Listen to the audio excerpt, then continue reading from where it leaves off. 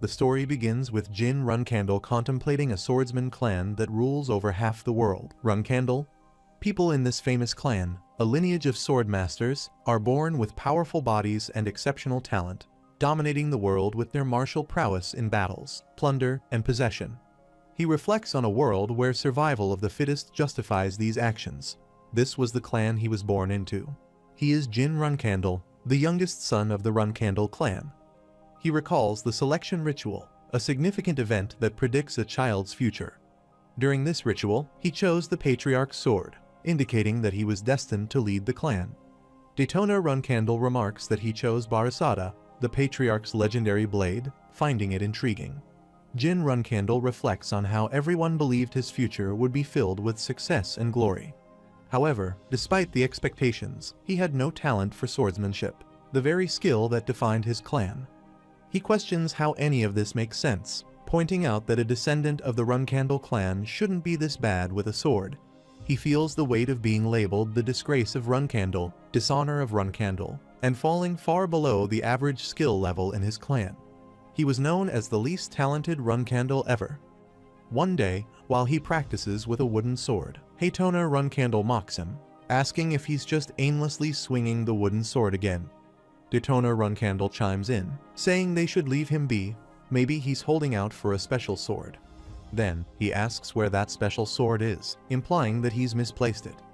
Daytona continues to taunt, asking if he's given up on his special sword, Barasada, and resorts to swinging a mere wooden sword. Daytona Runkandle demands an answer and kicks him, asking if he's ignoring them. Jin Runkandle stumbles backwards, cursing under his breath, and notices his sword nearby. He quickly moves to grab it. He asks why he even bothers to swing that thing when it's clearly pointless, and then places his foot on Jin Runkandle's hand.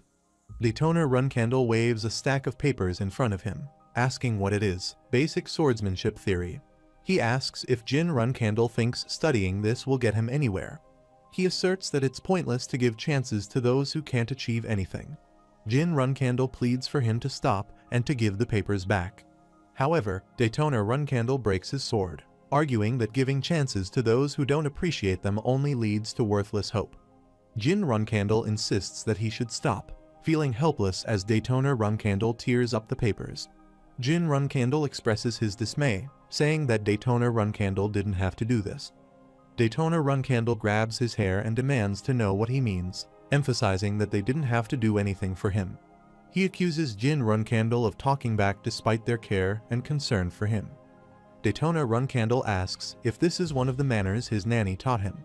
He retorts that Gilly has nothing to do with it despite seeing him still fighting back. Daytona comments that they might need to give him a proper lesson in manners as his older brothers. Jin Runkandle reflects on the torment from his older brothers and his own lack of talent, yet he believes it doesn't matter. He thought that with enough hard work, he could earn his family's recognition and become a respected member of the Runkandles. He was genuinely convinced of this. He announces that from this moment onward, Jin Runkandle is expelled from the clan. After some time, Jin Runkandle stands outside a door, kneels down, and says that because his hard work is commendable, they won't kill him. He recalls that when he was 23, he was expelled from the clan and became a wanderer without a clear destination. Around that time, he met his master, which is when he discovered his own talent.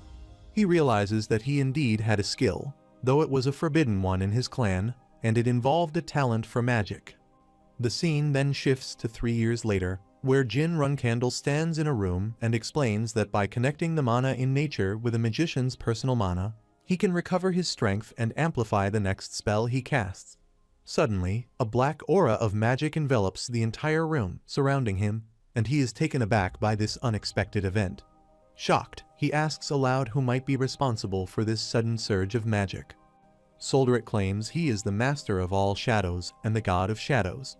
He proposes a contract to Jin Runkandle, suggesting that if Jin agrees, he will gain not only spiritual power, but also the ability to nullify all curses.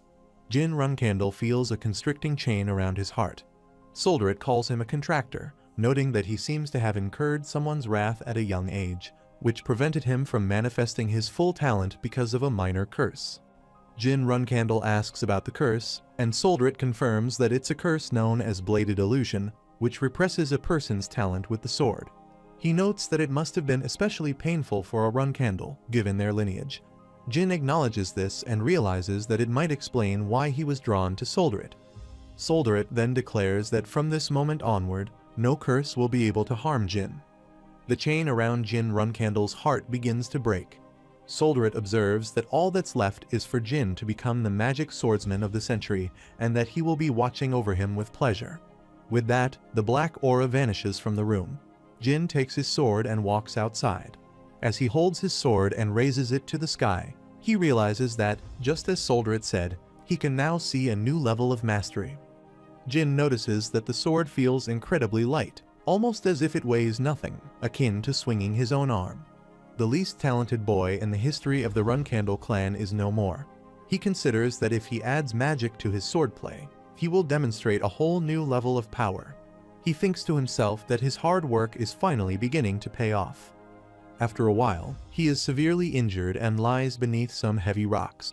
He asks whether he just heard something, a scream perhaps.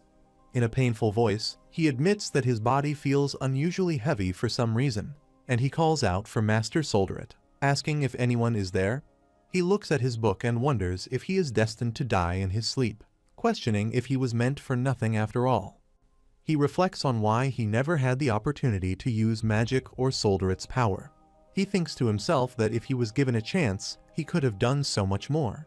He asks for another opportunity, hoping that he might yet have a chance to prove himself. The scene shifts to Jin Runkandle's childhood, where he sits on the ground, looking around and observing people from his clan. He wonders what is happening and is certain that he is dead. Gilly notices him and wishes him good luck. Jin wonders why she is there and notices a sword in front of him, recognizing it as Barasada. Surprised, he realizes that it's the selection ritual, and he has been transported back to when he was just a 1-year-old baby. Reflecting on his past life, he remembers grabbing this sword by chance. A man approaches and asks if that is the Patriarch's sword, mentioning that the youngest young master had grabbed it.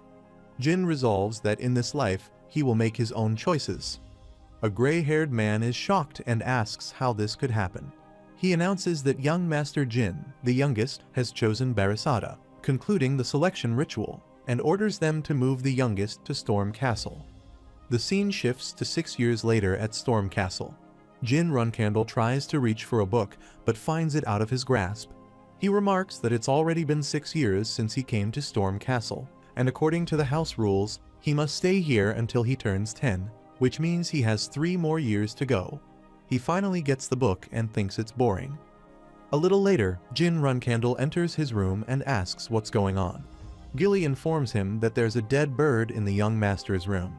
Jin immediately suspects the only people who would do something like this inside Storm Castle. Daytona Runkandle walks in and mockingly remarks on how pitiful the scene is, pointing out that a servant girl discovered the dead bird first, deeming it a waste. Haytona Runkandle joins in, sarcastically saying that they brought it themselves to show Jin and asking whether he is so moved by his brother's gift that he's about to cry. Jin covers the dead bird with a cloth, thinking about his brothers. He knows that they become notorious as murderers after becoming flag bearers. Even though they're not yet 9 years old, they killed an innocent bird just to mess with him. Haytona, taunting Jin, tells him not to actually cry, calling it ugly. Jin Runkandle, however, remains silent, not reacting to his insults. He questions whether they can't hear him and wonders if they're implying that he doesn't have to pay attention to them because he's chosen the fate of the Patriarch. He wonders why someone like that would walk around empty-handed without Barasada. Jin Runkandle tries to speak up, but he is interrupted. The other person asks what Jin said, claiming he can't hear him because it's too quiet, and moves to attack him. Jin Runkandle grabs his hand and tells him to be quiet, ordering him to shut up. He then delivers a punch to the chin. As Haytona Runkandle tries to say something, Jin punches him again, declaring that he has been holding back until now, but not anymore. He strikes Daytona Runkandle once more, warning him that from now on, it would be best if he stayed out of sight.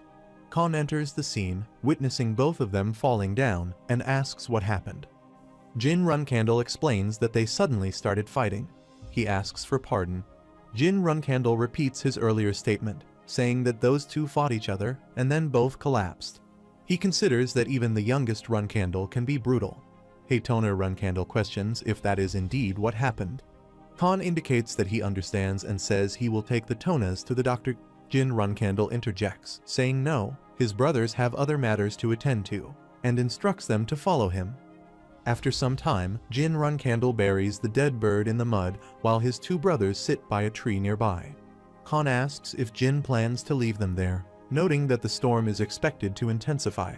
Jin explains that his brothers need to grasp the gravity of what they've done. Khan acknowledges his response, saying he will respect Jin's decision and begins to follow him. As Khan walks behind Jin, he senses something different in the air. It's not just aura, it's likely mana. He sees magic emanating from Jin Runcandle's hands and realizes that this incident was not merely a simple fight among brothers. Understanding the seriousness of the situation, he decides to report it to the Patriarch. He spots a servant, calls out to him, and instructs him to bring a horse. After a while, Khan stands near the horse, and Jin Runcandle watches him through the window. Jin realizes that, as he suspected, Khan is going to report to his father. He reflects that although Khan is their guardian knight, he also serves as their overseer. If Khan saw the magic around Jin's hands, there's no way he would just let it go without reporting it. Jin looks at the mana surrounding his hands and recognizes it as spiritual power, the power derived from the contract between him and Solderit. He understands that this contract is valid in this life, too, confirming his earlier suspicions. As he contemplates this, Solderit appears behind him and places a hand on his shoulder. He realizes that with the curse immunity granted by Solderit to his contractor, he has overcome the curse of bladed illusion in this life. Now, the dunce of the Runcandle clan is gone, and his life from here on will be entirely different from his previous one. He knows the only thing left is to meet his father. Meanwhile, Khan kneels in front of the Patriarch and reports everything that has happened. He mentions the youngest child confronting the Tona brothers and advises assembling the knights, suggesting that the Patriarch should meet with the youngest himself. Shortly after, Joshua Runcandle informs him that they have gathered the 7 most elite knights out of the 200 at their disposal. Lord Patriarch acknowledges and declares they will head to Storm Castle. Meanwhile, Mary Runcandle, the 7th successor of the Runcandle clan, sits in a tree and asks Brother Dippus if he knows anything. She adds that she asked Big Sister Luna, but she didn't seem to know much either. She mentions that she had been busy knocking out magicians before this. Dippus Runcandle, the 4th successor, comments that the Tona twins are expected to arrive at Storm Castle next year, so it's unlikely the reason for the visit, suggesting that their father might be planning to see their little brother. Mary asks why he would do that. Dippus explains that their little brother chose the Patriarch's sword during the selection ritual. Mary acknowledges this, but questions whether it's really necessary for their father to visit just because their little brother chose the Patriarch's sword.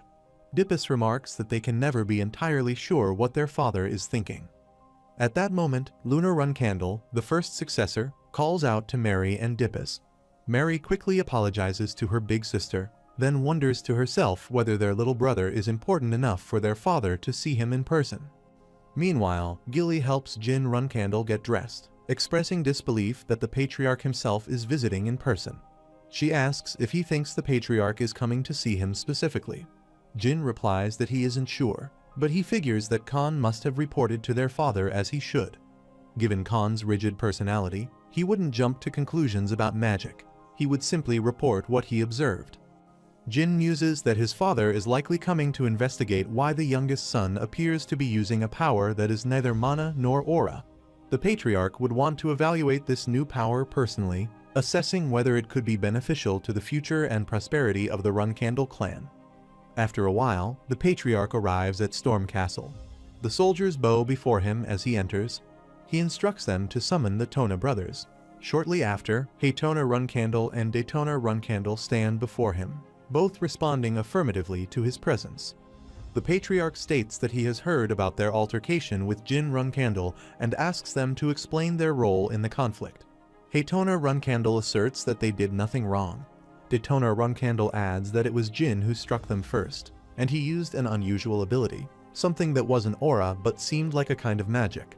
Both brothers stress that magic is forbidden in their clan. Mary Runcandle agrees, pointing out that if Jin used magic, They should interrogate him before he has a chance to conceal anything. The patriarch stands up and declares that this kind of behavior won't be tolerated in the Runkandle clan. He instructs them to remember that they will not survive in the clan if they act this way. He then orders them to bring Jin in. Jin Runkandle enters the room and observes his father, Siron Runkandle, the strongest yet coldest man he's ever known. His father is the most powerful being of this era, a Genesis Knight who has reached the level of a demigod. Siron was once a normal man, but after attaining demigod status, he lost all the emotions that made him human, becoming a being with a singular obsession, the prosperity of the Runkandle clan. To a father like that, someone without any talent for swordsmanship, like Jin, was essentially invisible. But Jin believes things are different now. In this life, no one will ever be able to ignore him. He stands before the patriarch and bows, saying he pays his respects to the patriarch. He asks why Jin addresses him as the patriarch and not as his father. Jin Runkandle explains that with his brothers, sisters, and the guardian knights present, over 100 people from the clan have gathered. So he assumed this was an official visit from the patriarch and addressed him accordingly. The patriarch considers his explanation and says it's satisfactory. Jin Runkandle thanks him. The patriarch clarifies that he came to the castle for a different reason, so for now, Jin should address him as his father.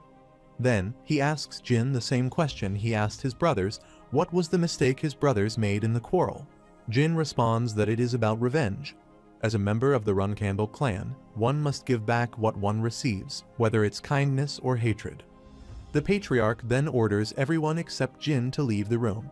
A long-haired girl asks if the young master passed the patriarch's test and questions what they are supposed to be doing. She reminds them that the patriarch gave an order. Knight Khan confirms that they must obey his wish, and everyone starts to leave. Mary Runkandle thinks to herself that one-on-one with their father suggests their little brother might be more capable than he appears. The patriarch states that he has sent everyone else away to ask Jin something in private.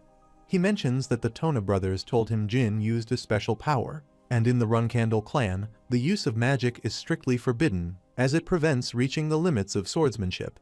He asks Jin what kind of power he possesses, warning that if it's magic, there will be severe consequences. Jin Runkandle knows his father won't let this slide now that he's aware of his unique power, Solderit's power. Jin explains that he doesn't know exactly what this power is. It's neither aura nor magic, and he's uncertain how to classify it. He demonstrates his magical power and asks if the patriarch might want to give it a name. Solderit then reveals that this power is the same as the one wielded by the first patriarch. The patriarch reflects on the power Jin has displayed, recognizing it as the spirit of Barasada. It confirms for him that this child might truly be destined to become the patriarch. He calls his father as he observes his confusion. He clarifies that this power is linked to Solderit, the god of shadows. Jin Runkandle asks about the god of shadows, and the patriarch explains that Solderit made a contract with the first patriarch of the Runkandles, Sir Temur. Solderit has been connected to the Runkandles since the house's founding, but after Sir Temur's death, Solderit hasn't been seen by the clan. He admits he doesn't know why, but it seems Solderit has returned to the Runkandles through Jin. Jin asks if Solderit, the god of shadows, is stronger than the patriarch himself. The patriarch acknowledges that he has never dueled with a god and, therefore, cannot say for certain. Jin muses that this response from the most powerful man is both honest and fitting. It speaks to the sheer mystery and uncertainty surrounding gods. He places a hand on Jin's head and remarks that it is a good question, noting that his seemingly innocent question has opened up a deeper topic for discussion. He thinks he made the right choice by visiting Jin today. He then asks Jin how he plans to use the spirit of Barasada. Jin Runkandle replies that he wants to use it for his clan. The patriarch laughs at this and dismisses it as a rather amusing lie. He points out that Jin has beaten up his older brothers and left them out in the storm, questioning how he could claim to use his power for the clan. He instructs Jin to answer honestly in front of his father. Jin realizes that the patriarch isn't easily fooled and admits that he wants to use this power for himself. He nods in approval, saying he likes that response, and then prepares to leave, mentioning that he will be watching Jin closely from now on. After he exits the room, Jin Runkandle feels relieved and says it's over. He admits that it would have been enough to gain the right to use the spirit freely, But his father is now also interested in watching his progress, which went better than he expected. Recalling his past life, he acknowledges that he will indeed live a completely different life this time. After a while, Mary Runcandle comes to him holding a box and tells him to take it. Jin Runcandle asks what it is. She hands the box to Gilly, saying it's a special gift from his sister, meant only for him. She instructs him to boil it, eat it well, and get stronger quickly, winking as she says it. Jin wonders why he's the one receiving such special treatment. After a while, Jin Runcandle opens the box and is shocked to find a phoenix heart inside. He exclaims that it is indeed a phoenix heart and wonders why Mary would give such a rare and powerful item to a mere 7-year-old. He thinks to himself that Mary Runcandle, the 7th flag bearer of the Runcandle clan and a 6-star knight, is also known as Stormwind Mary and has a secret nickname, the Madwoman of the Southern region. Jin realizes that it's typical of his battle-hungry and somewhat insane sister to give him such a valuable item. By helping him grow stronger, she wants him to become a formidable opponent she can eventually fight. He understands that consuming a phoenix heart at a young age could increase fire tolerance and accelerate growth. He also realizes that the phoenix heart is used by 6-star magicians to safely summon phoenixes, and he wonders if, in this life, he might eventually be able to summon a real phoenix with his own hands. Gilly enters the room carrying food and asks if he has been waiting long. Jin Runcandle thanks her. She places the food on the table and mentions that Lady Mary gave him a really good gift before she left, suggesting he eat it while it's warm. Haytona Runcandle and Daytona Runcandle enter the room. Jin asks if they already have business with him.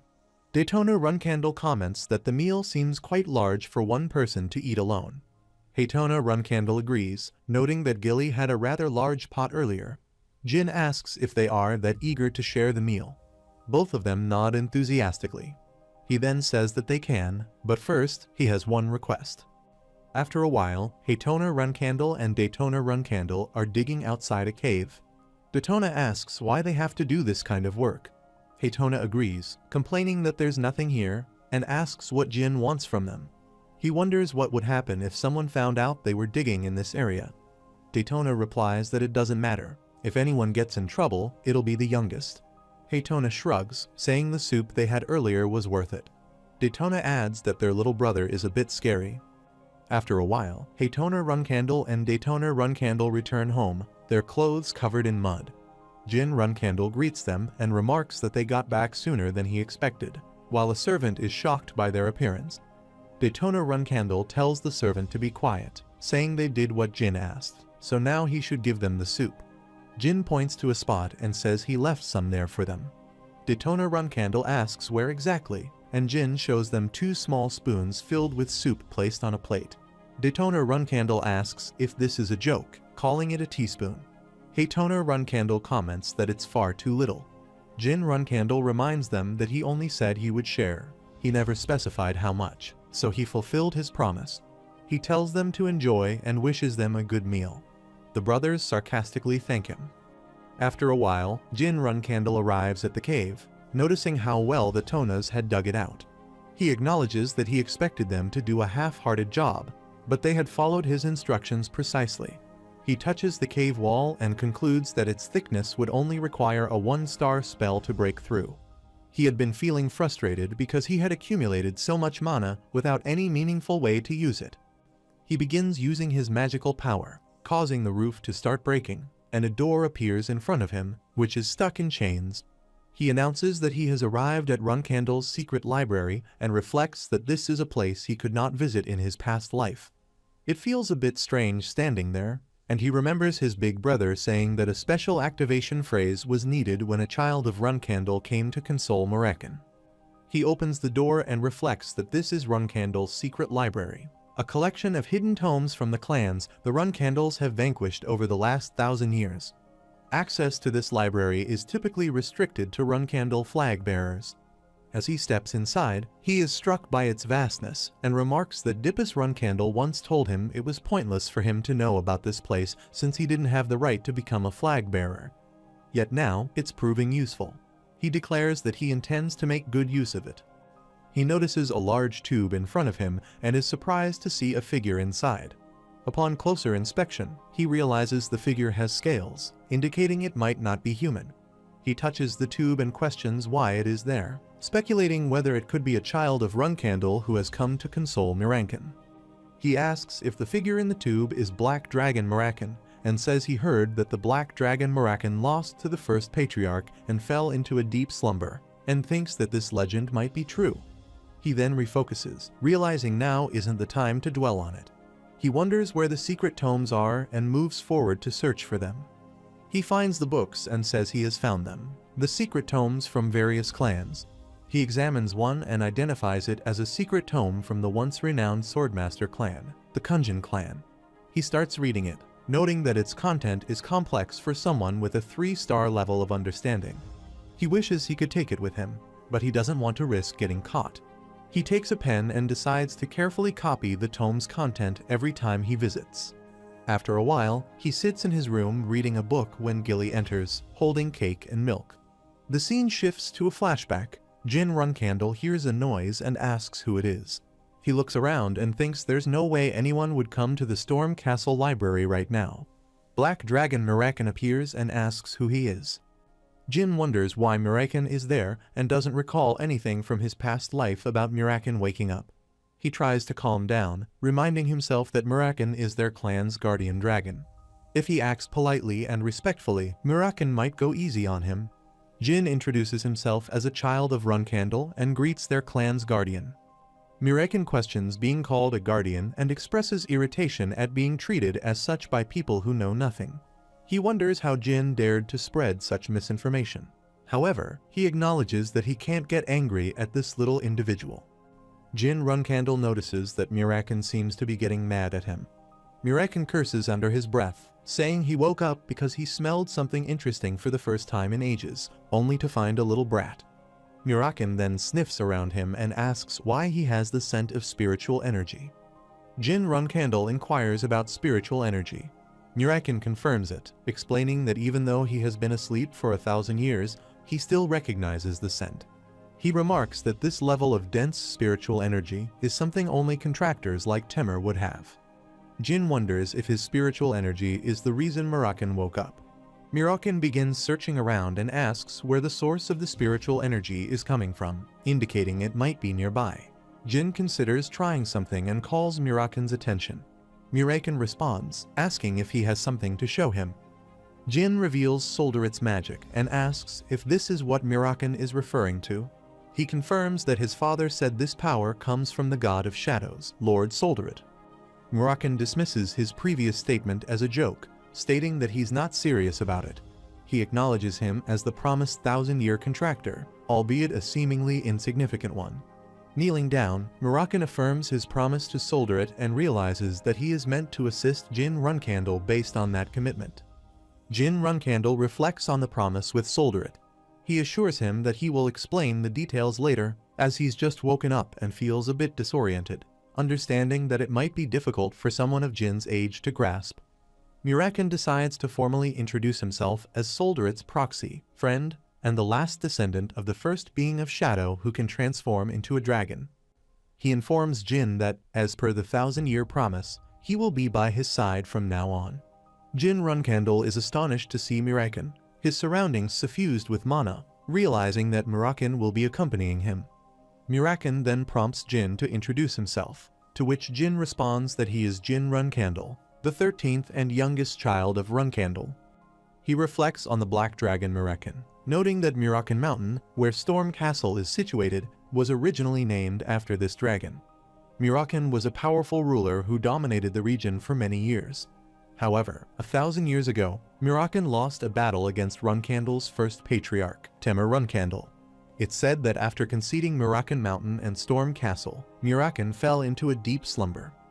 Jin Runkandel realizes that Miraken is not an enemy, but rather the guardian dragon and friend of the first patriarch. He considers that the contractor of a god is typically accompanied by a guardian dragon. Yet the details about Solderit's dragon have always remained a mystery. It all makes sense, though, if Miraken's long slumber is the reason for the lack of information. The scene shifts to the present. Jin Runkandel returns to the secret tomes and wonders if, now that Miraken is awake, he gets to have a guardian dragon. He announces he's back, and Muraken responds that he is also back. Jin realizes that he will be spending more time with Muraken, and should ask him any questions he has in advance. It's been months since Muraken woke up, and Jin has been visiting the secret library regularly. While Muraken is eating cake, Jin asks why he fought with Temur, the first patriarch. Muraken retorts that it was 1,000 years ago. How could he expect him to remember the details? Jin has discovered one thing about Muraken. He has a crazy obsession with strawberry pies.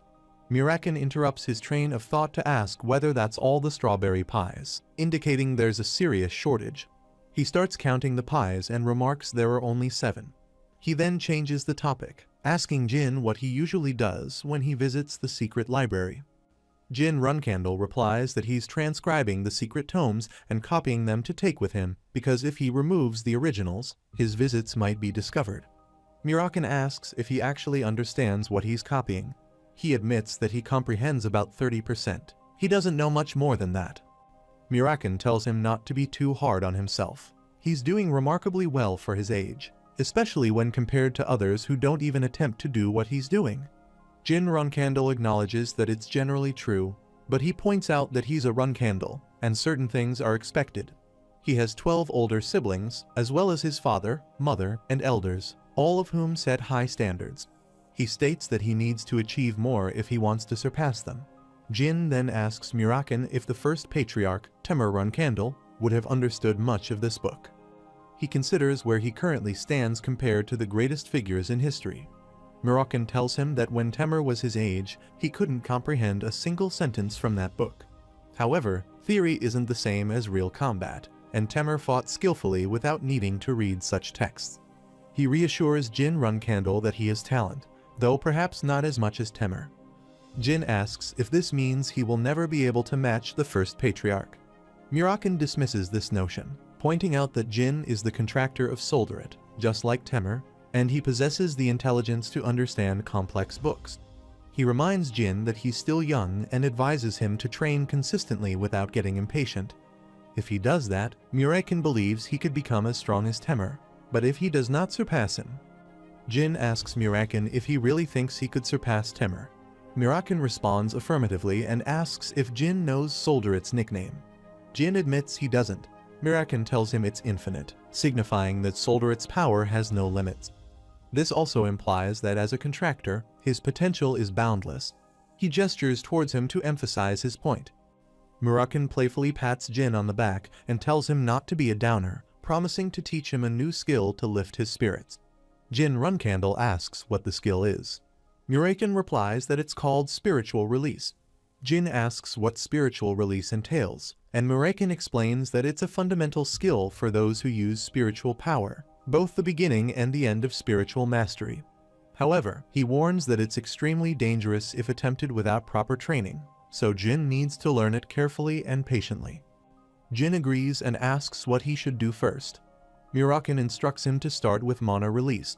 Jin questions why he needs to learn mana release, considering he's done it hundreds of times in his past life. Muraken clarifies that spiritual release involves both mana release and mana transfer. To excel at spiritual release, he must master these two components. Muraken adds that they will be training on these skills for the next 2 or 3 months to ensure Jin's safety and success. Jin Runcandle thinks that 2 to 3 years is a long time. Muraken explains that he can't teach advanced skills if Jin doesn't even understand the basics. Jin then demonstrates his magic and asks if he can learn spiritual release now. Muraken is surprised and asks how Jin managed to do that. Jin responds that he's been able to do it before. Muraken is astonished and asks if he can also perform mana transfer, noting that only the brightest of geniuses can achieve that level of skill. If he can do it, he might truly be talented. Muraken decides to show Jin what spiritual release looks like, and Jin enthusiastically agrees. Muraken explains that spiritual power is derived from shadows, and every shadow in the world is born from Solduret's will. As he speaks, shadows begin to appear in the room. Muraken says that Solduret is the master of all shadows, and as Solduret's sole contractor, Jin has access to this power. Jin is taken aback by the emerging shadows. Muraken then transforms into a large shadow, demonstrating spiritual release, and asks Jin how he feels about this. He tells him that this is what spiritual release is like. Meanwhile, Luna Runcandle slays a dragon, and a servant reports that this area has been cleared. The mission will be complete if they clear 5 more areas. She acknowledges and instructs the servant to let the knights rest. She estimates that 4 more months should be enough to complete the mission. She then asks, almost casually, what 9-year-old children usually like. The scene shifts to half a year after meeting Mirakan. The Tona twins have turned 10 years old and are preparing to leave the Storm Castle. Daytona Runcandle stands near the carriage and announces their departure. Daytona Runcandle bids farewell, saying they'll see him later. Jin Runcandle responds with a simple okay, bye. After a while, Gilly arrives, holding a cake, and wishes Jin Runcandle a happy 9th birthday. He expresses his gratitude, thanking everyone. He then asks if he could share the cake with everyone, to which Gilly agrees. Knight Khan interrupts suddenly, addressing Jin Runcandle as the young master and apologizing for the interruption. Jin Runcandle inquires about the reason for the interruption. He informs Jin that Lady Luna is visiting. Jin reflects that Luna Runcandle is the first flag bearer of the Runcandle clan, a 9-star knight, and the eldest among the 13 siblings. Known as the White Whale, Luna is the most powerful of the Runcandle siblings, yet she renounced any ambition to become the next patriarch. She stepped away from the clan's ruthless succession battles and chose to live independently. Because of her solitary approach, she has never shown much interest in her siblings, to the point where she feels more like a stranger than family. This created a considerable distance between her and the rest of the family. Jin considers the reason for Luna's sudden visit to Storm Castle. He wonders if something significant happened within the clan, or if she discovered that he had been accessing the secret library. He stands before Luna, who comments that he has grown a lot. He remarks that if she had given him some advance notice, he would have worn something more appropriate for her visit.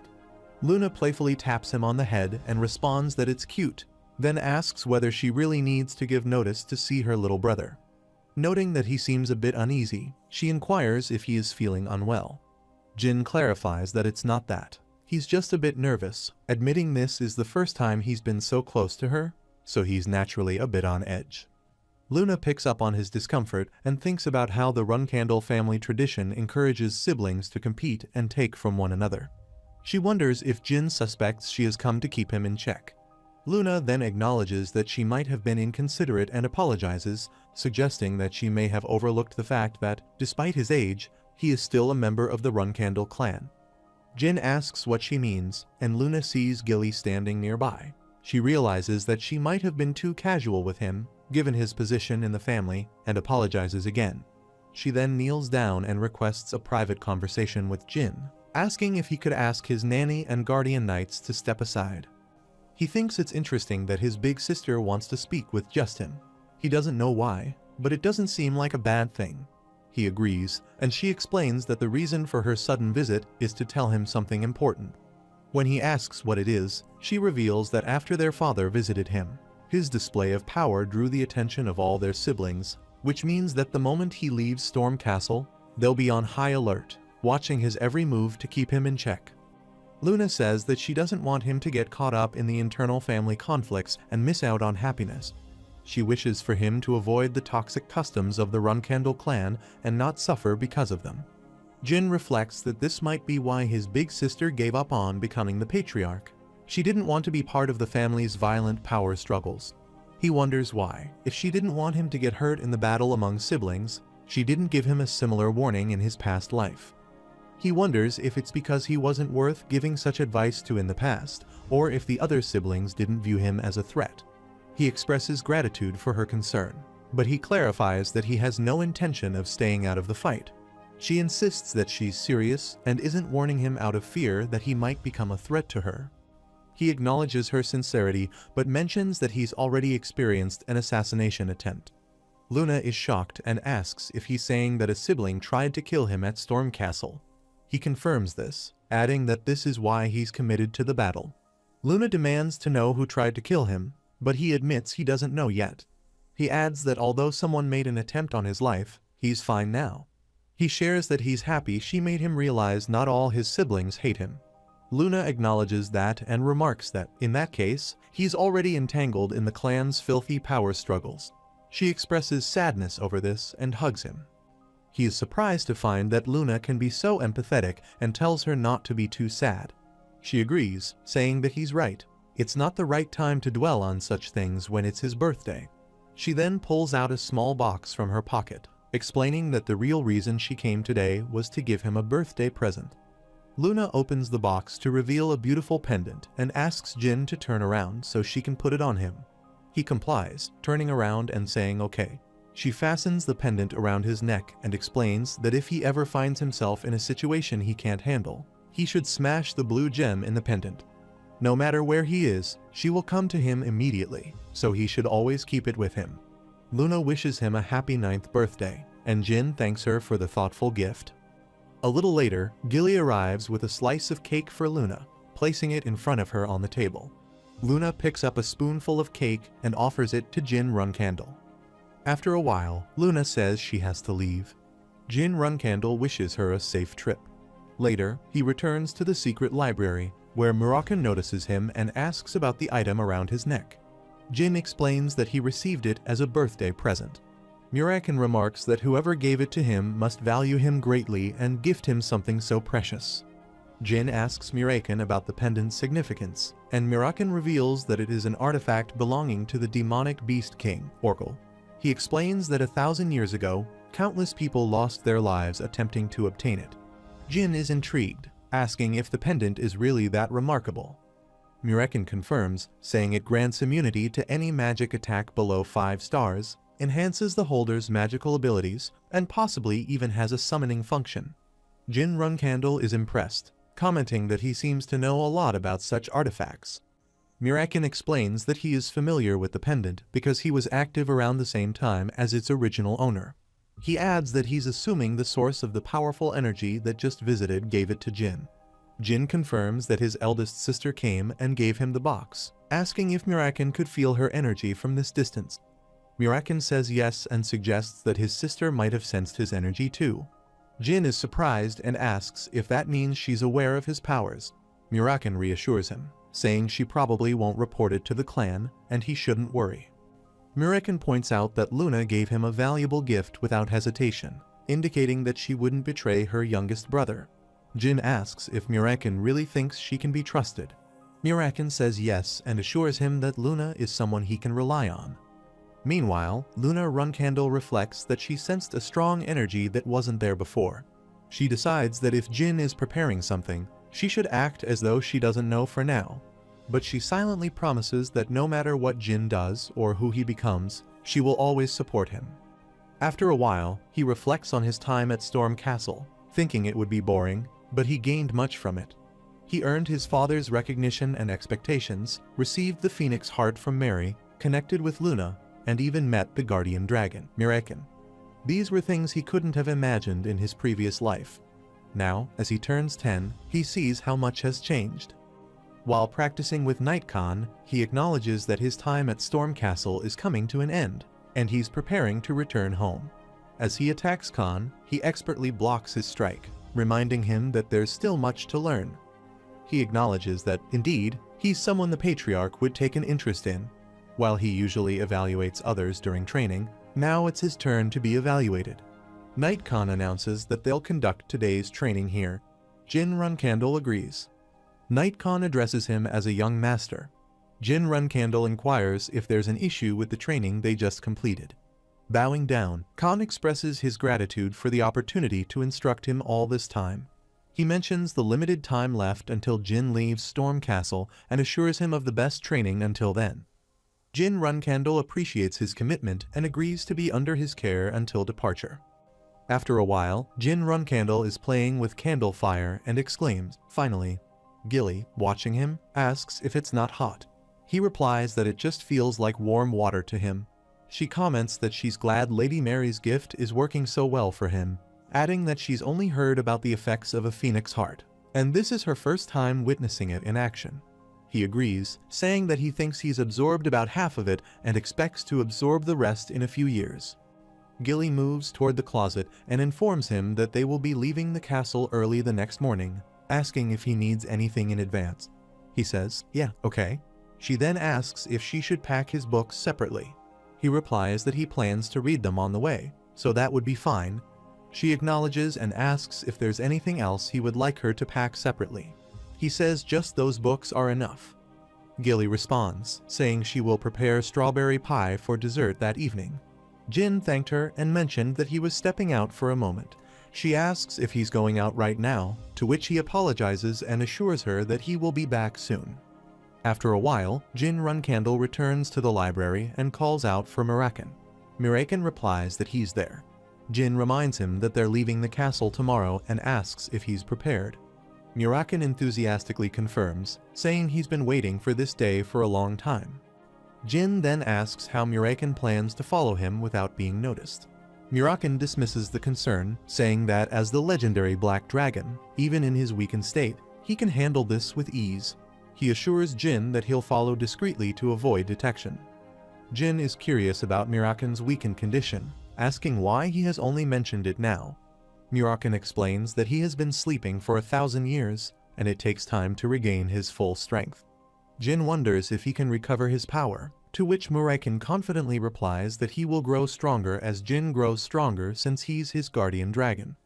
Mirakin encourages Jin to hurry up and become as strong as Temur, the first patriarch. Jin Runkandle recalls that the Runkandles were originally a family of magic swordsmen. He remembers hearing it from Solderit in his previous life. The Runkandle family was initially known for their mastery of both magic and swordsmanship. The first patriarch was considered the strongest magic swordsman of all time, but this is a fact that almost no one knows today. Mirakin explains that the reason the Runkandles banned magic and imposed strict rules about focusing solely on the blade was because of a humiliating covenant from 1,000 years ago. He mentions that people might still praise him for being the family's guardian, but they would likely be quite uncomfortable if he actually made a public appearance. 1,000 years ago, however, people would have been overjoyed at the sight of him and would have been in awe of the fact that he was associated with the most respected figure in the world. Jin Runkandle wonders if the Runkandles would really react that way.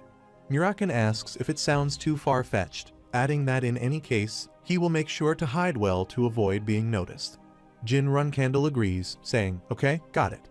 Mirakin then points out that if someone comes to check his usual spot and it's empty, they might get suspicious. Jin asks how he plans to handle that. Mirakin explains that he can use draconic magic to create a duplicate of himself in his usual resting place. Jin Runkandle questions what would happen if the duplicate is discovered. Mirakin reminds him that he's the Shadow Dragon and that creating duplicates is so simple he could do it in his sleep, so there's no need to worry. However, he emphasizes that since he's not yet at full strength, maintaining the duplicate for an extended period will be challenging. He'll do his best to keep it going, but it will get easier as Jin gets older and he regains his strength.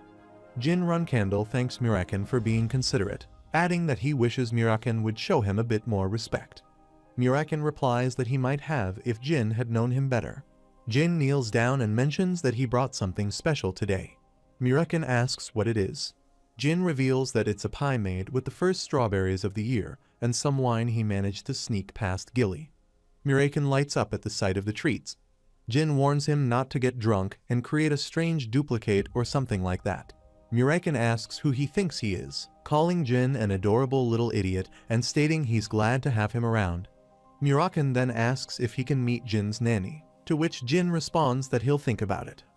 After a while, Gilly holds Jin's hand and warns him that when he gets back home, he can't expect the same carefree and uneventful life he had at Storm Castle. She explains that, yes, he was busy with training here, but things will be much more challenging and hectic at home, and she won't be able to cook pies for him whenever he wants anymore. Jin tells her not to worry, that he's aware of what's ahead, and that he'll work hard when he gets back home. Gilly nods, saying she will also do her best to support him. Just then, Guardian Knights Jerome and Holtz arrive, announcing that they are at his service and will escort him until he reaches the Garden of Swords. Jin acknowledges and says he's in their care, then signals them to get going. As they leave, Jin thinks to himself that on October 30th, in the year 1790, he finally left Storm Castle and headed to the Runkandle's main house, the Garden of Swords. After a while, Jin Runkandle sits in the carriage with Gilly. She looks out the window and remarks that the snow seems to be piling up quickly. If it continues, they might need to wait it out in a nearby village, as heavy snowfall could prevent them from using the transfer gate. Jin acknowledges with a simple okay. Suddenly, the carriage begins to lose balance. Guardian Holtz announces that they're under attack and asks them to stay inside the carriage. Gilly hugs Jin, reassuring him that everything will be fine. She reminds him that Jerome and Holtz are 7-star Guardian Knights, and he also has her by his side. Gilly mentions that she spotted about 20 warriors and magicians outside, and there's a possibility that there are archers among them. However, she doesn't believe there's anyone above 7 stars, as Jerome and Holtz are already engaged in battle. Jin insists that they need to leave the carriage immediately. Gilly is surprised and asks what he's talking about. Jin explains that a Guardian Knight of Runcandle would never leave a child of the Runcandle clan unattended. One of the 2 knights must always remain by his side. This either means they're imposters or traitors. Gilly quickly agrees. Jin adds that there might be a hidden device in the carriage, suggesting they need to get out as quickly as possible. Gilly understands and declares that from this moment, as a servant of Runcandle, she will protect him. She takes out sharp blades from her sleeves and warns him that she might have to be a bit rough. She grabs him, leaps from the carriage, and starts running, promising to accept punishment for the incident once they reach the clan's main house. Jin tells her that this isn't the time to worry about punishment, urging her to move toward where the 2 knights are fighting, saying that he has something to check. Gilly asks what he needs to check. Jin Runcandle reasons that if the attackers were targeting him, the best time to strike would have been as soon as he left the carriage, yet there's an unusual calm. He wonders if the attackers might be their allies, suggesting they should proceed with caution. Gilly acknowledges his point, agreeing that something feels off. Meanwhile, the vice captain of the 3rd Corps of the Black King mercenaries instructs his group to find Jin Runcandle and orders the 3rd group to block the left side. Jin Runcandle spots them and realizes that his suspicions are correct. Gilly notes the leaf emblem and the black beast emblem, identifying them as belonging to the Yuta clan, a magic clan from Middle, and the Black King mercenaries. Members of the Yuta clan notice them and announce that Gilly McCrallen and Jin Runcandle have been located, confirming that Jin is alive. They instruct their group to prioritize the protection of Jin Runcandle. The vice captain approaches Gilly and Jin, stating that he is with the Black King mercenaries and that they were sent to rescue Jin upon request from the Runcandle clan. He denounces those who tried to harm the young master, vowing to ensure his safety. Jin Runcandle realizes that it wasn't a betrayal. The attackers must have been imposters. Real 7-star knights wouldn't struggle against the ambushers like this. Gilly demands to know who they are and orders them to reveal their affiliation and objective. Jerome, one of the imposters, dismisses her question, sarcastically asking if she'd expect them to tell the truth to a Runcandle dog. Gilly turns to Jin Runcandle and asks what they should do. He instructs her to kill one of the imposters, then cut off the arms of the other and bring him to him. Gilly follows his orders, killing Jerome and cutting off both arms of Holtz, then dragging him by the hair toward Jin. Jin remarks that his opponents underestimated him. He mentions that becoming a Runcandle nanny requires one to be at least a 7-star martial artist, indicating that if someone wanted to assassinate a Runcandle child, they should have sent at least 3 or 4 8-star knights. Holtz sneers, telling Jin Runcandle not to make him laugh. He claims this is just a warning, and that the era of the Runcandle clan is coming to an end. Jin counters, saying that he actually prefers it that way, hoping for the era of Jin Runcandle instead. Holtz shouts, "Glory to the great Zipfels." Jin Runcandle ponders about the Zipfels, recalling that they're a clan of magicians who rule the other half of the world. Unlike the Runcandles, who pursue the pinnacle of swordsmanship, the Zipfels aim for the peak of magic. 1,000 years ago, when the first patriarch of Runcandle died, the Zipfels imposed a humiliating covenant on the Runcandles that banned the use of magic. As a result, the Runcandle clan had all their magical abilities sealed. To the Runcandles, the Zipfels were a literal 1,000-year-old enemy, Jin Runcandle reflects. He deduces that the audacious attack must have been carried out by a follower of the Zipfels. He tells Gilly to dispose of Holtz, noting that he's not worth questioning. Gilly acknowledges with a simple understanding. Holtz hurls insults, calling Jin an arrogant idiot and demanding that he be killed already.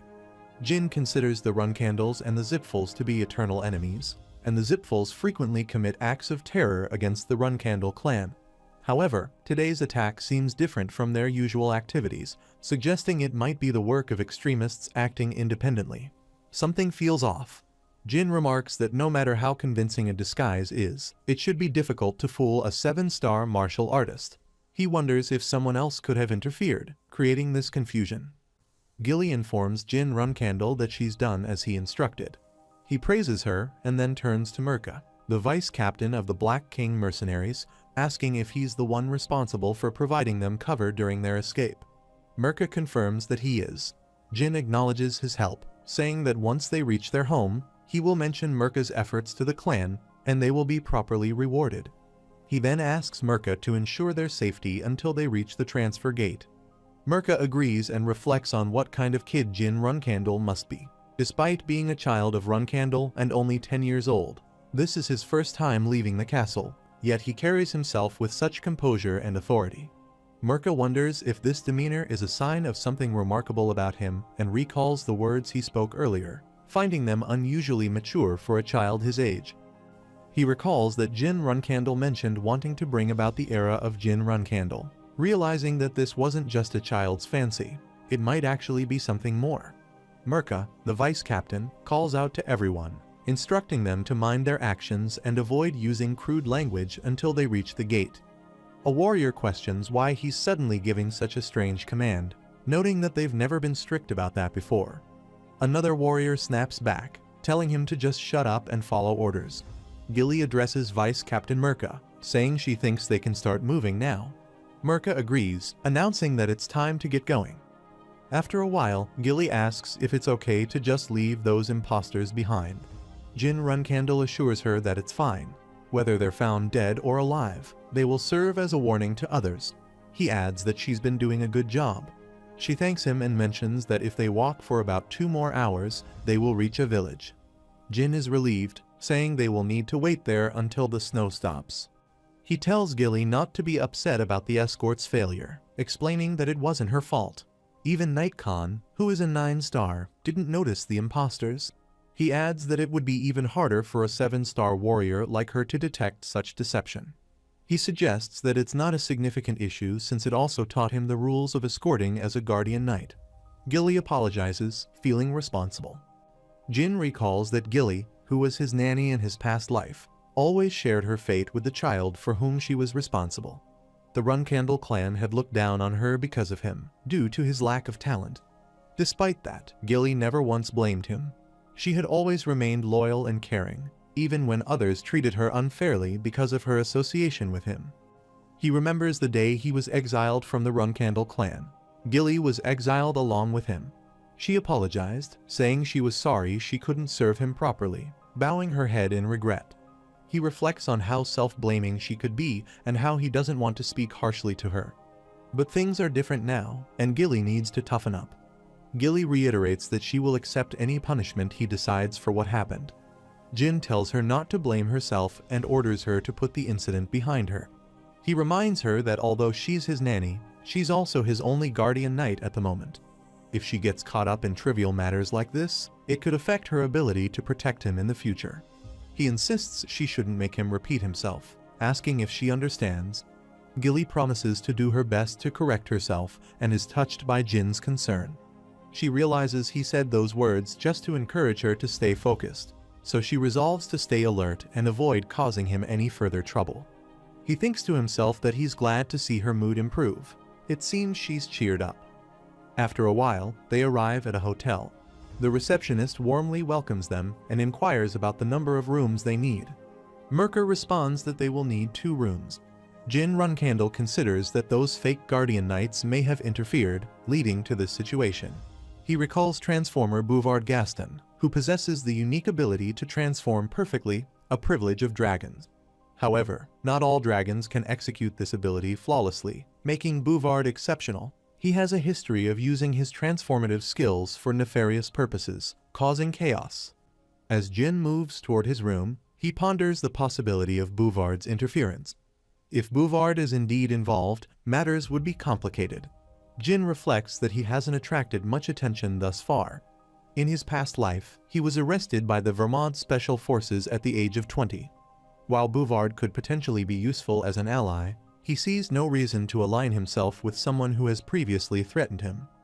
Jin Runcandle considers that before Bouvard gets into bigger trouble, he should check if anything has changed from his past life. Gilly says she'll be outside if he needs her, then leaves him to sleep. Later, Jin Runcandle is woken by a noise while sleeping. He complains about the commotion and is annoyed at being disturbed. He wakes up and thinks that despite all the training he did at Stormcastle, it's still too much for a 10-year-old body. He wonders about the source of the noise. He looks toward the window and is shocked to see a cat. He exclaims, asking if that's really Mirakan. He recalls that Mirakan mentioned he would conceal himself and follow Jin without being noticed. It suddenly makes sense that Mirakan has transformed into a cat to stay undercover. The cat lets out a loud meow. Jin quickly apologizes, saying he didn't mean to startle him and that he wasn't expecting this kind of transformation. He then opens the window to let Mirakan in. The cat jumps inside and transforms back into Mirakan. Jin Runcandle comments that he expected Mirakan to blend in as a horseman or a servant. Mirakan responds that if he did that, the clan's knights would have noticed him immediately, so turning into a cat was the safer option. Just then, Mirakan's foot gets caught in a floorboard, causing him to fall forward and hit his face on the window. Gilly rushes in, having heard the commotion, and asks if everything is all right. She sees Mirakan and immediately grabs him by the neck, threatening to tear him into pieces if he doesn't explain who he is and what he's doing there. Jin tries to calm her down, saying, "Wait, Gilly." Mirakan seems unfazed, focusing on his love for strawberry pie and acknowledging that they've finally met. Gilly asks what he's talking about with the pie reference. Jin realizes they're in trouble. Jin Runcandle introduces Mirakan, stating that he is the Runcandle's guardian, the Black Dragon Mirakan. Mirakan, however, seems more interested in Gilly, calling her his precious strawberry pie. Gilly, realizing she was disrespectful to a guardian, quickly bows and apologizes, asking for forgiveness. Mirakan, in a light-hearted tone, assures her there's no need to worry, saying he gladly forgives his strawberry pie. Gilly, confused, asks why he calls her that. Mirakan enthusiastically explains it's because she makes those wonderful, perfect strawberry pies. Gilly turns to Jin and asks if Mirakan is the reason he's been requesting pies every day. Mirakan invites her to sit down so he can explain further. They all sit down, and Gilly remarks that much has happened without her knowing. Jin Runcandle apologizes for keeping things from her, saying he's sorry for tricking her all this time. She reassures him, expressing that she's overjoyed to learn about his exceptional talent, his contract with Solderit, and his connection with a dragon. It makes her proud as his nanny. Jin then cautions her that she's now involved in keeping Mirakan's awakening a secret, reminding her that the clan can't know about it. He asks if she understands. She acknowledges and assures him she'll be careful. Mirakan chimes in, telling her not to be too nervous and calling her strawberry pie. She thanks him for his concern and asks if the loud noise earlier was from his transformation undoing. Mirakan admits that it was because he tripped. Gilly turns to Jin and asks if they can really trust him. He responds with a shrug, saying, "Well, probably." At the Middle Kingdom transfer gate, Gilly thanks the Black King mercenaries for their assistance. She assures them that the compensation for this job will be paid by the Runcandle clan at a later date. Mirka, the vice captain, thanks her in return, mentioning that it was a good experience for them and that they look forward to seeing the future of young Runcandle. Mirka has a question, asking Gilly why someone with her exceptional skills left the McCrallan clan to become a nanny for Jin Runcandle. She replies that there's no significant reason worth mentioning. Mirka nods, apologizing for his rudeness. Gilly assures him it's okay and bids him farewell before heading off. After a while, they enter the transfer gate, and a gatekeeper greets them, saying, "Welcome to the Middle Transfer Gate." He asks for their identification. Gilly shows him a badge and requests that they be sent to Carlon at the Hoffister Alliance. The gatekeeper, surprised, asks if she's a servant of the Runcandle clan. After confirming her identity, he gestures and says, "It's an honor to meet you. Please, this way." He leads them to a special seating area and explains that if they wait there for 2 hours, the transfer will be complete, allowing them to arrive at their destination in the blink of an eye. He wishes them a comfortable journey. They sit down on a sofa. Gilly expresses concern about how Jin Runcandle will manage to keep Lord Mirakin's existence and other matters a secret from the rest of the clan. Jin asks if she's referring to magic. Gilly confirms, saying that's the one thing no one in the Runcandle clan would tolerate. Jin reassures her, saying he will be careful to hide it. Just then, Baradin Zipful arrives with his guardians. Jin sees him and recognizes the golden dragon emblem as the mark of the Zipfuls, thinking he looks familiar. He wonders why he has to encounter such troublesome people in Huffister. He notices Mirakin, who is in his cat form, and Baradin approaches, calling him a good boy and inviting him to come closer. Mirakin reacts by scratching Baradin's hand, causing his guardians to get angry and call Mirakin a vermin. Baradin dismisses their anger, saying it's just the behavior of an animal and that he likely provoked the cat by picking a fight. He also notes that it would be unwise to draw a sword in front of a Runcandle, given the potential repercussions. He sees them and assumes that the older boy tried to provoke him out of curiosity, but since there's no noticeable reaction, he concludes that the youngest son of Runcandle has a calm and composed demeanor. He introduces himself as Baradin Zipful and extends his hand, offering a formal apology for his earlier rudeness. Jin Runcandle recognizes Baradin Zipful as a genius magician and a strong contender for the future leadership of the Zipful family. Baradin has gained admiration among young magicians due to his extraordinary skills and noble character. To Jin, he had always seemed like a distant figure when he was merely an ordinary magician. The fact that they are meeting as children feels unexpected to him. He acknowledges that he, too, was curious to know what kind of person Baradin was, and he's relieved to find that Baradin isn't just another fool. Baradin Zipful, somewhat surprised, asks what gave him the impression. He remarks that if they had drawn their swords due to his joke, he would have had to wander around Huffister without escorts, and he might have ended up losing at least 2 fingers. Baradin Zipful responds by saying that it's a pretty scary joke, then asks if Jin Runcandle thinks he's joking. Baradin Zipful suggests that if Jin ever meets another Zipful and encounters a similar situation, he should avoid rashly cutting off their fingers or doing anything drastic. It would only escalate tensions between their respective clans.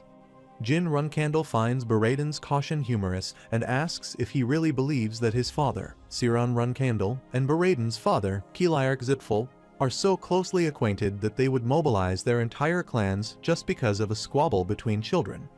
Baradin acknowledges that even if someone lost a finger, it would probably just end with a few gold coins as compensation.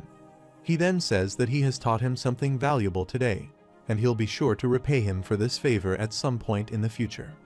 Jin Runcandle states that he will pay another day. For now, he will pay. He expresses his agreement, saying okay, gladly. Jin Runcandle instructs him to remain quiet and not disturb his rest until the transfer gate activates. He reflects that in a few years, the person before him could become quite a formidable individual. If not for their respective clans, he would have considered asking him to be friends. However, considering their affiliations, he contemplates that he could potentially be his eternal rival solely because he is a Runcandle. Jin Runcandle observes the behavior of the other person, noting their demeanor even after he almost lost his fingers. He concludes that if there is something wrong with the Zipfuls, none of them are sane. The system announces that teleportation will soon commence, cautioning passengers that pain and faintness might occur due to the ripple from teleportation. They begin to pass through the transportation gates, while Baradin Zipful remarks that he had a good time and suggests meeting again. Jin Runcandle dismisses the idea, saying they should never meet again. After a while, Jin Runcandle steps out of the carriage. Petro stands before him, introducing himself as the second-in-command butler. He tells Jin that they have been expecting him and welcomes him to the main clan house of the Runcandles, known as the Garden of Swords. He reflects on the Garden of Swords, noting that only those who have achieved something significant for the prosperity of the Runcandle clan are granted the honor of placing their sword in this sacred garden. It symbolizes the aspirations and pride of every Runcandle. He recalls a time when he also aspired to place his sword there upon his death. In his previous life, he was weak, devoid of talent, unable to lead, and lacked cunning. He wonders why he ever believed that hard work alone would be enough. Now, in this life, he is determined to make it worthwhile to live in this dismal place. As he enters, everyone stands to welcome him. Rosa Runcandle, known as the Black Panther and the Lady of the House, greets him with a long time no see.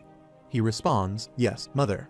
The Lord Patriarch notices Mirakin in his cat form and asks if he picked him up from the streets. Jin replies that he adopted him. The Lord Patriarch comments on the use of adopted rather than picked up and commends Jin's boldness, saying that a Runcandle should always exhibit such confidence when acquiring something. Rosa Runcandle approaches the cat and asks for its name. Jin responds that it's Nabai Runcandle. Dipus Runcandle is taken aback and questions the appropriateness of giving the Runcandle name to a cat, reminding everyone that while Jin is still young, this seems wrong. He asks how anyone could bestow the family's name on an ordinary animal. Joshua Runcandle turns to Gilly, questioning Jin's upbringing. As she allows him to name a simple cat in this manner, Gilly apologizes for the incident. The Lord Patriarch intervenes, asking everyone to calm down, then inquires why Jin gave the Runcandle name to the cat. Jin explains that he did it to underscore his sense of responsibility. Although the cat might seem insignificant, it is the first living being he has adopted, and he believes that by giving it the Runcandle name, he underscores the seriousness of that responsibility. The Lord Patriarch remarks that it's interesting and asks Jin if he truly understands the significance of the Runcandle name.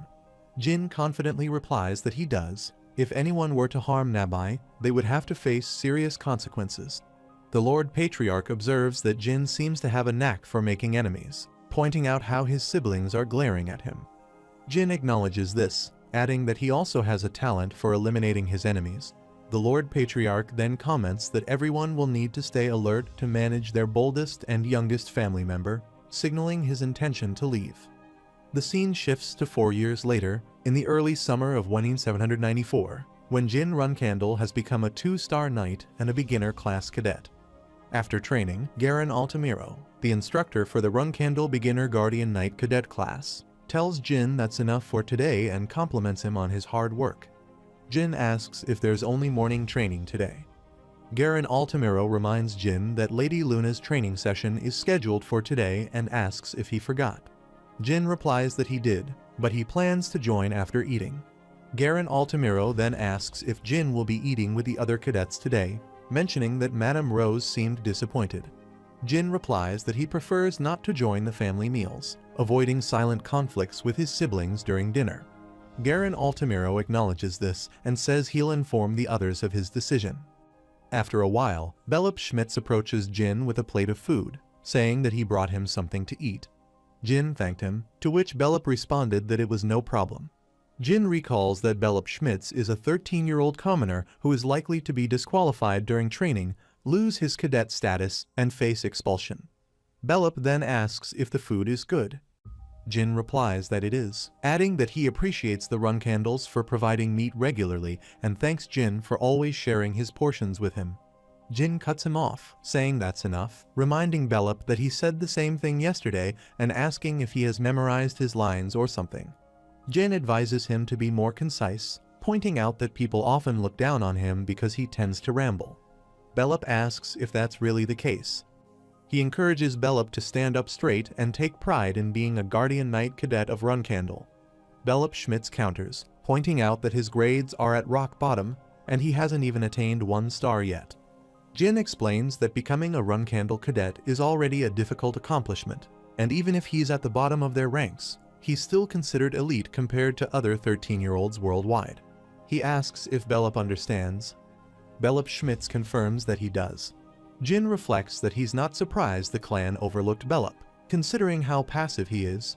He wonders how Belop ended up joining the Heron clan, a different Swordmaster clan, and became a loyal member of the Vermont Empire, following a ruthless path. Jin recalls being shocked upon learning that Belop had joined the Imperial Guard and was saddened by the news of his eventual suicide, realizing that leaving Belop as he is could lead to such a tragic end. He tells Belop that he has no appetite and suggests he take his portion instead. Jin then resolves to keep an eye on Belop to ensure he isn't disqualified or expelled, thinking that one unfortunate life is enough. Later, while walking down a hallway, Jin reflects on his progress. His spiritual energy release is at 2 star, his mana has reached 4 star, and his swordsmanship is at 2 star. Everything is progressing well, and he believes he can achieve 3-star swordsmanship within 2 years at this rate. After a while, Lunar Runcandle stands before Jin, holding a training sword. She informs him that today's training will resemble yesterday's, but he must approach it differently each day. Jin nods and says he understands. She instructs him to use his mind's eye, emphasizing the importance of observing with his inner vision. Jin contemplates how he'll navigate through this unfamiliar training, realizing that he'll have to find his own way through a process he has never encountered before. She instructs him to see with the eye of the mind, emphasizing that mastering the mind's eye is crucial for those who live by the sword, and tells him to keep his eyes closed. Jin ponders this, recognizing that the mind's eye is a stage of enlightenment usually achieved by knights of 7 stars or higher, yet Luna is teaching him this technique while he's only a 2-star knight. Furthermore, the typical mind's eye involves manipulating aura, but big sister Luna doesn't use aura in her training, leaving him puzzled. He reassures himself, reminding himself that he trusts Luna, confident that she has a specific reason for her approach. He resolves to focus on the training and trusts that he will eventually understand its purpose. He believes there will come a day when everything will make sense. After a while, she tells him he's done great today and that he can leave now. He thanks her and departs. She reflects on how well he performed, noting that he always surpasses her expectations. His focus and posture are remarkable, especially for a 2-star knight. With his potential, he should achieve even more in a few years and continue to grow. She sees a promising future for her little brother. After a while, Garen Altamiro announces that he has arrived, addressing Jin Runcandle as a young master. He notices that everyone appears tense and explains that they can't help it. He elaborates that the practice sparring session today counts as a significant portion of their overall score, and a high score could be a fast track to becoming a Guardian Knight. This is why everyone is anxious. Additionally, today is crucial for Jin himself. Garen shares that Madame Rose said if Jin can defeat all of the top 10 cadets today, he can advance to the intermediate training class early next year. Jin Runcandle is surprised but pleased to hear this and comments that it's good news. He notices Belop Schmitz and wonders if he's feeling stressed again. Jin decides it's not a huge issue since he will ensure that Belop isn't exiled, but he also thinks a bit more confidence wouldn't hurt. Garen Altamiro calls for everyone's attention, announcing that today's sparring will be held in 3 rounds, with different partners each time. He also states that the top 10 combatants will face young Master Jin in one-on-one matches. The group agrees and begins training. Jin Runcandle observes them and thinks they're not bad, recognizing that they earned their positions as cadets through merit. Garen Altamiro instructs everyone to return to their places except for the 10 people he has chosen. They comply, and he tells Jin to get ready. Jin acknowledges the instruction and takes up his sword. Jin's first opponent is a girl, whom he swiftly defeats. He recalls that the record for this sparring session is 8 wins, but he's aiming to beat all 10, and he needs to be careful about his strongest opponent to achieve that. Garen Altamiro announces that Mesa Milcano is next and tells her to get ready. Mesa Milcano respectfully greets Jin, saying she'll be in his care, while he thinks about her reputation as an elite cadet who will complete all training and become a Guardian Knight immediately afterwards. Mesa Milcano expresses her desire to defeat Jin in their match today. Jin Runcandle considers the sparring match with Mesa Milcano to be the most crucial part of this test and comments that he's looking forward to it. As she moves to attack, he blocks her sword strike and thinks that she's grown stronger since their last encounter. Still, he believes he can defeat her. The real challenge, however, is that he has to fight 8 more opponents after this bout. Mesa attacks again and wonders why Jin is only using basic moves, unlike his usual varied tactics.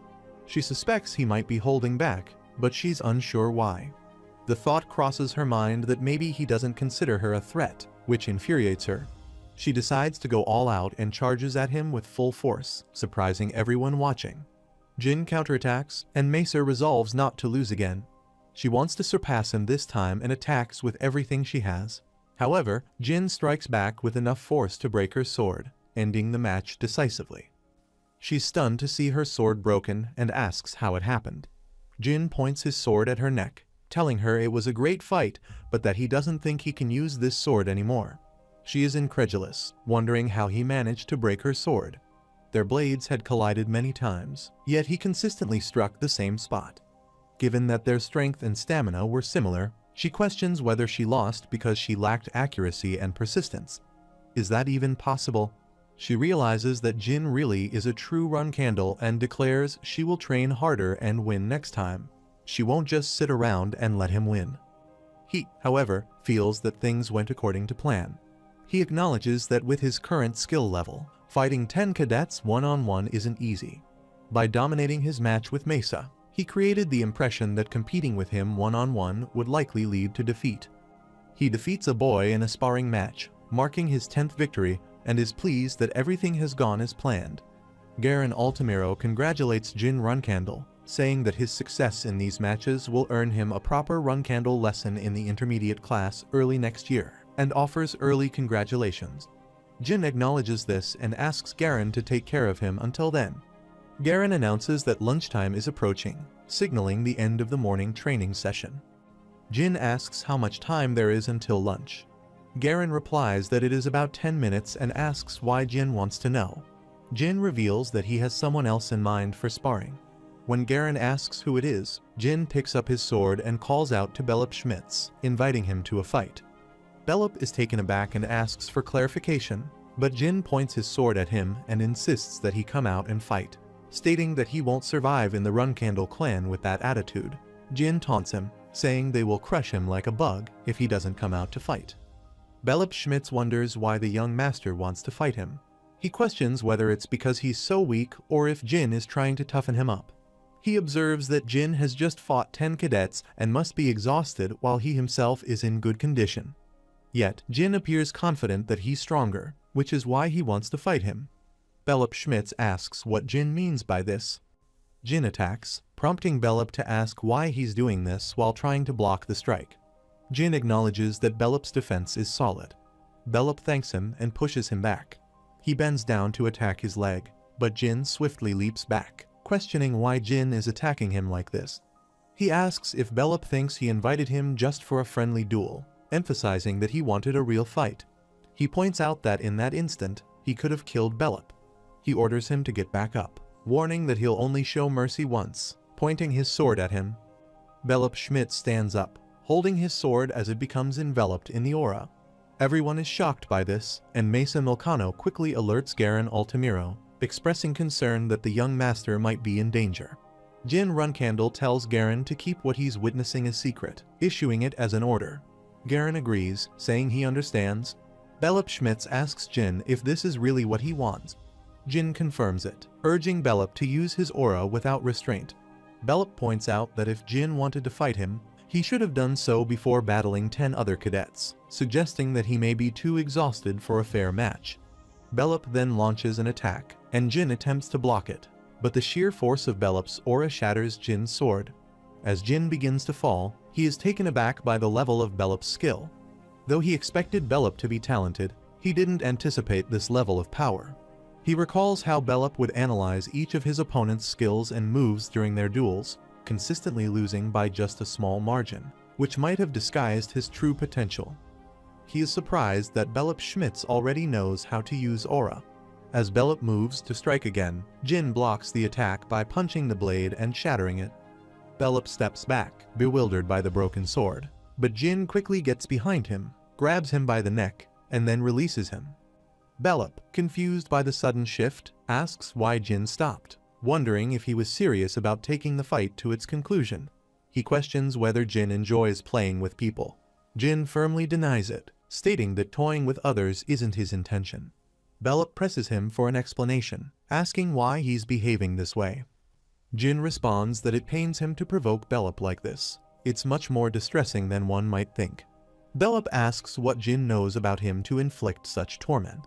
Jin sits beside Belop, admitting that he doesn't know him well, but he understands one thing: true consideration comes from a place of strength, and even though Jin may be physically stronger, Belop has shown a level of kindness and gentleness that he admires.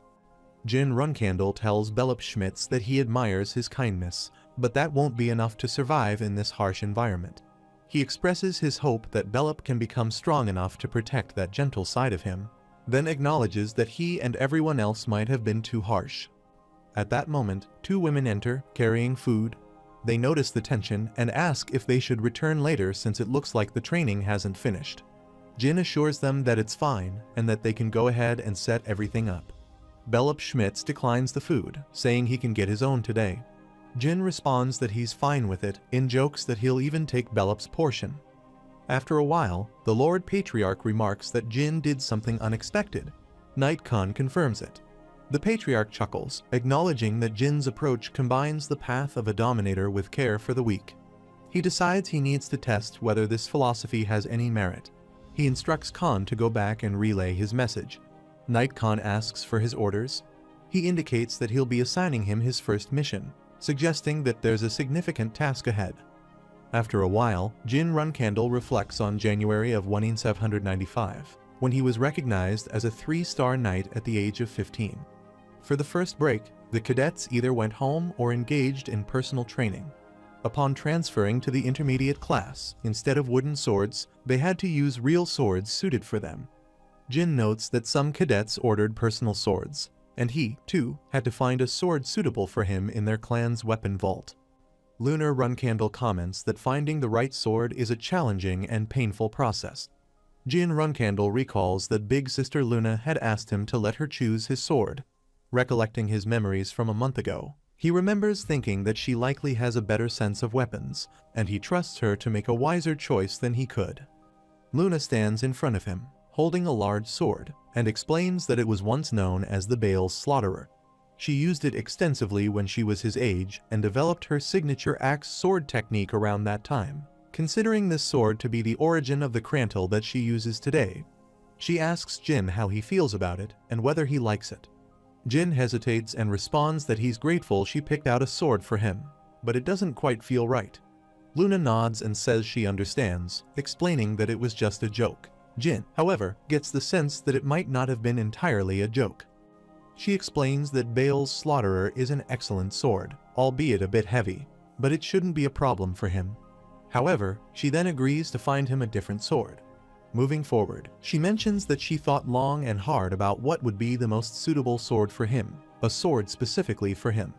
She selects another sword and reveals that since he chose Barasada during the selection ritual, she thought this sword would be the best match. Jin Runkandle sees the sword and recognizes it as the brother's sword to Barasada, the legendary sword used by the first Patriarch.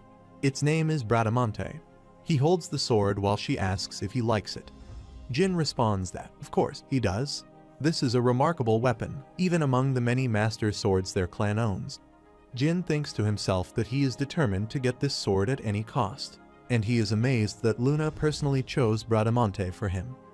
Jin Runkandle reflects that both Bradamante and Barasada are swords designed to work best with spiritual energy. If he had chosen Bradamante himself, he likely would have faced strong opposition from his siblings. He acknowledges that Bradamante is a sword many of his older brothers and sisters desire, so for Luna to pick it for him is an extraordinary favor, and he's not sure how he could possibly repay her. Luna reassures him that there's no need for repayment, but she expresses sadness at sensing his unease around her. Jin denies feeling uneasy and assures her it's not the case. Luna persists, saying she's already sad, and he'll need to comfort his big sister's troubled heart. Perplexed, Jin asks what she means. Luna instructs him to close his eyes as they prepare to continue training. Jin complies. She asks if he knows what she's about to say, and he confirms that he does. Luna then announces that she'll teach him one more thing. Jin inquires about what it is. She places a hand on his shoulder and tells him that, among siblings who are busy trying to undermine each other, he also has siblings who love him unconditionally. She urges him to remember this and not make his big sister sad again. He acknowledges this, apologizing for any misunderstanding. Luna reveals that even before he was born, she felt lonely among their kin, and she's doing this to ensure he won't experience the same loneliness. She hopes he understands her intentions. He confirms that he does. Luna nods and suggests they continue their training. She encourages her dear little brother to see with his mind's eye. After a while, Jin Runkandle shows his sword to Muraken and asks for his opinion. Muraken, lying down and reading a book, tells him to put it back, saying he still lacks control over his spiritual energy. Jin, confused, asks for clarification. Muraken explains that to properly wield Bradamante, he needs at least 3-star spiritual energy, but he's still a 2-star idiot. Muraken adds that Jin can barely imitate awakening the sword. Jin protests, stating that he feels he's close to achieving 3-star spiritual energy and should be able to use Bradamante properly soon. Muraken snaps back, warning Jin against his overconfident attitude, reminding him that Barasada and Bradamante are not swords to be used carelessly. Grabbing Jin's head, Muraken emphasizes that 3-star spiritual energy is just the bare minimum, and that he should use the sword as a regular weapon until he reaches 5-star spiritual energy. He demands that Jin understand this. Jin moves his hand dismissively, suggesting that he's not that patient.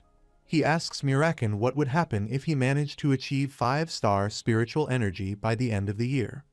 Muraken tells Jin Runcandle that even someone who won a kid's spiritual energy contest and survived on nothing but spiritual energy could never achieve 5-star spiritual energy by the end of the year. He emphasizes that his warning comes from a place of concern, urging Jin to stop saying things so absurd that even a dog would laugh at them. He advises Jin not to be stubborn if he understands the risks. Jin snatches Muraken's book and asks him to explain the comment about the kid. Muraken orders him to put the book down. At that moment, Gilly enters the room. Jin asks if something's wrong and if anything has happened. Gilly informs him that Instructor Garen is looking for him. Typically, the instructor would come in person, but this time, he requested Jin to meet him because he needed to explain a plan with the help of maps.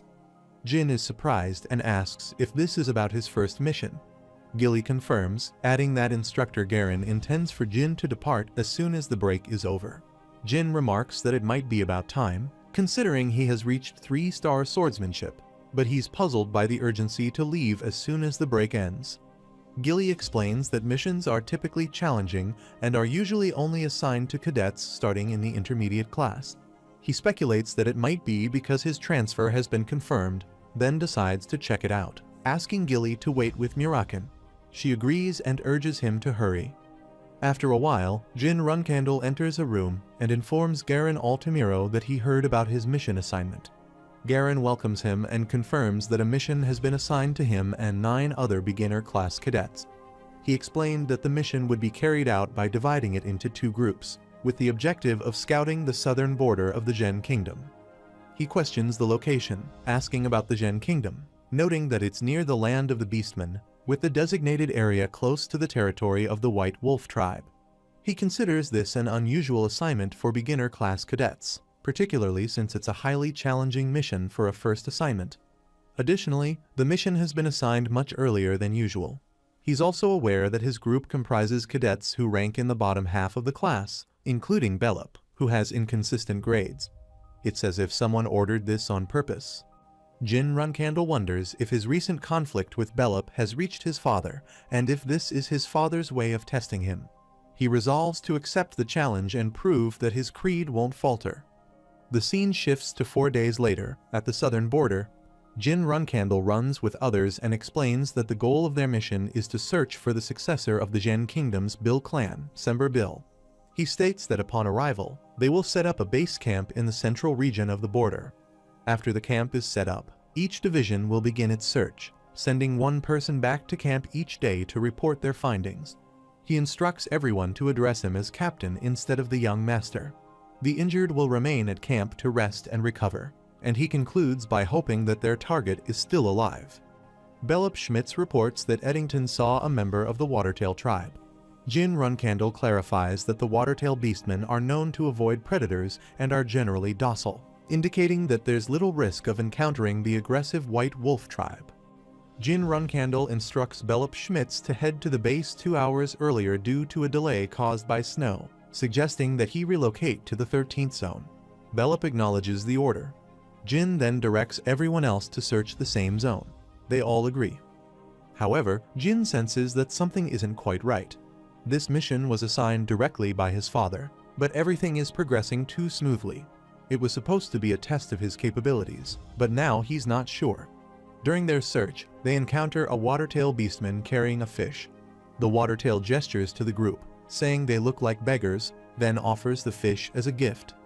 Jin thanks the Watertail, assuring them that he'll return the favor. He realizes that going beyond the 13th zone would enter the land of the Beastmen, which is risky for beginner-class cadets. He knows they wouldn't stand a chance against more aggressive tribes like the White Wolf. Jin resolves to take it easy and focus on completing the mission without unnecessary risks. He decides to finish searching the rest of the area over the next 4 days, maintaining caution to avoid complications. At that moment, Belop Schmitz arrives, calling out to Jin Runcandle. He asks what's going on, and Belop reports that the 2nd Division has been ambushed. He orders everyone to get ready to move out, and then asks about the situation. Belop explains that the 2nd Division fled and scattered, and one of the escapees made it back to the base camp to report what had happened.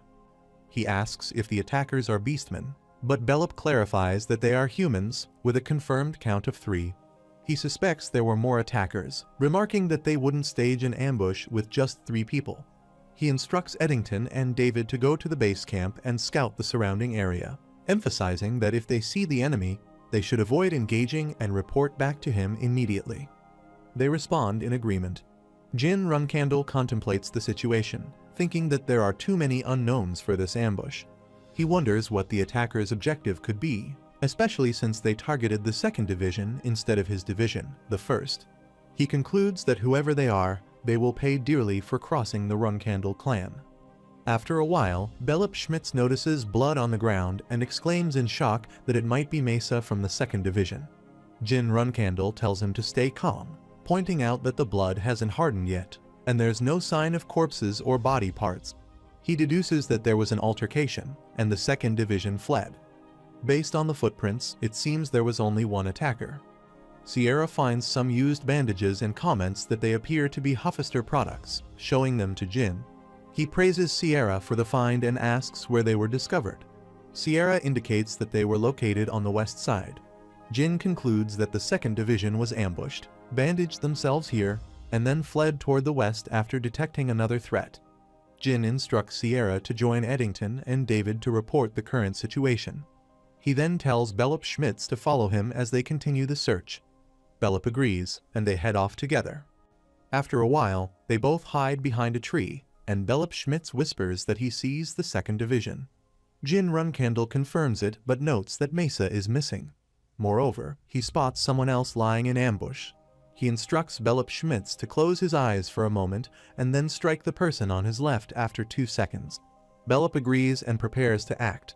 Jin Runcandle recalls what Murakin told him about the properties of spirit energy.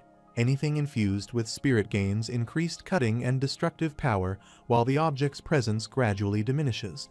Belop Schmitz moves to attack the masked ambusher, who reacts by blocking the strike and demanding to know what's happening.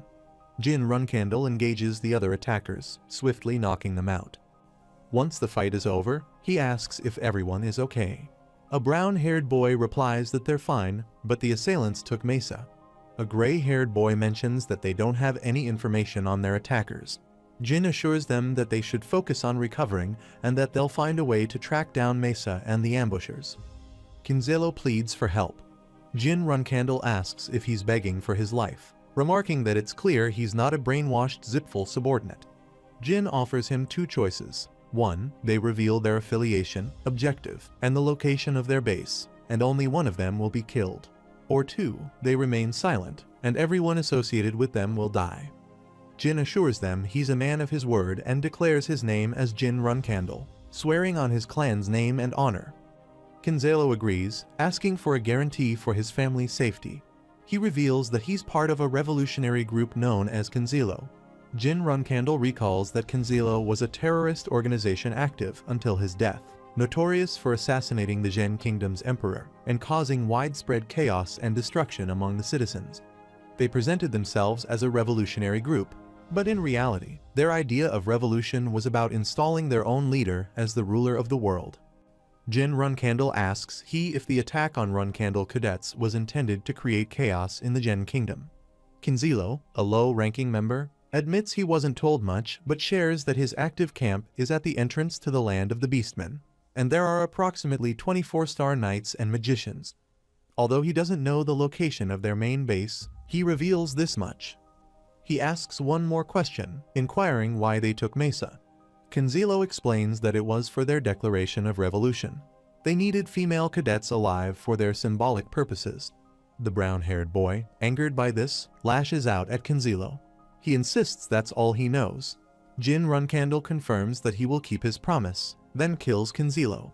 He then asks how long it's been since Mesa was kidnapped. Belop Schmitz estimates that it's been nearly an hour. Jin Runcandle says they might still be at the entrance to the land of the Beastmen, instructing everyone to recover and then request help from the main clan house. The brown-haired boy asks if he plans to go alone, pointing out that the ambushers are all at least 4-star knights and that there could be as many as 20 of them. Scott agrees, emphasizing that handling them all by himself is impossible, and that cadets often face fatal dangers during missions. He urges him not to take the risk. Jin Runcandle acknowledges the dangers but insists that in a situation where a cadet has been taken captive, he, as a son of the Runcandle clan, cannot stand by and do nothing. He asserts that he's much stronger than they realize and warns that any further defiance will be considered disobedience.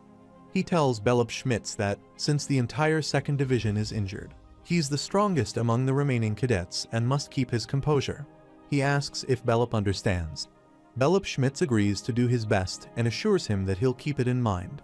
He then quickly sets off, hoping he's not too late. He assesses that his enemies are approximately 24-star martial artists, while he is at a level of 3-star swordsmanship, 4-star mana control, and 3-star spiritual energy release. Although he is advancing quickly, he knows that confronting them all at once is not practical, so rescuing Mesa becomes his primary goal. He decides to fight as little as possible and focus on finding Mesa. He places his hand on the ground and activates his seismic sense, then dual casts the Wind Pursuit spell. As he sprints across the terrain, he deduces that the captors are headed towards the plains and are not far ahead. Suddenly, arrows whiz past him, prompting him to dodge swiftly. Mills shouts, identifying him as a Runcandle cadet and ordering his capture. Jin Runcandle draws his sword, enveloping it with a magical aura, and retaliates against his attackers. An elderly man, watching the scene, questions why a Runcandle would use magic. Mills curses and then orders his comrades to kill Jin Runcandle instead of capturing him.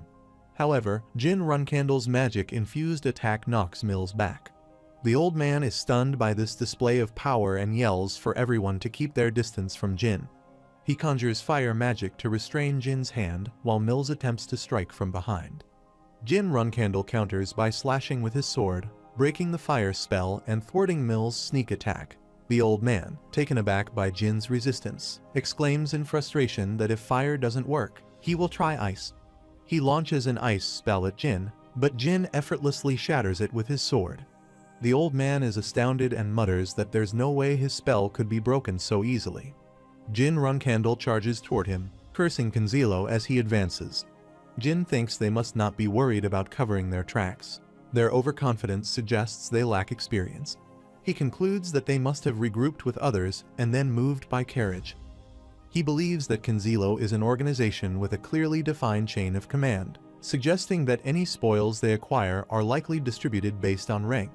Since the lower-ranking members wouldn't dare take spoils reserved for their superiors, this might be his best opportunity to rescue Mesa while she's still unharmed. Looking at the map, he realizes they're approaching the land of the Beastmen, indicating that their base could be nearby. This means he has to create a distraction to open a way to rescue Mesa. He casts a fire spell to ignite the forest, reasoning that the commotion will draw their attention and give him a chance to act.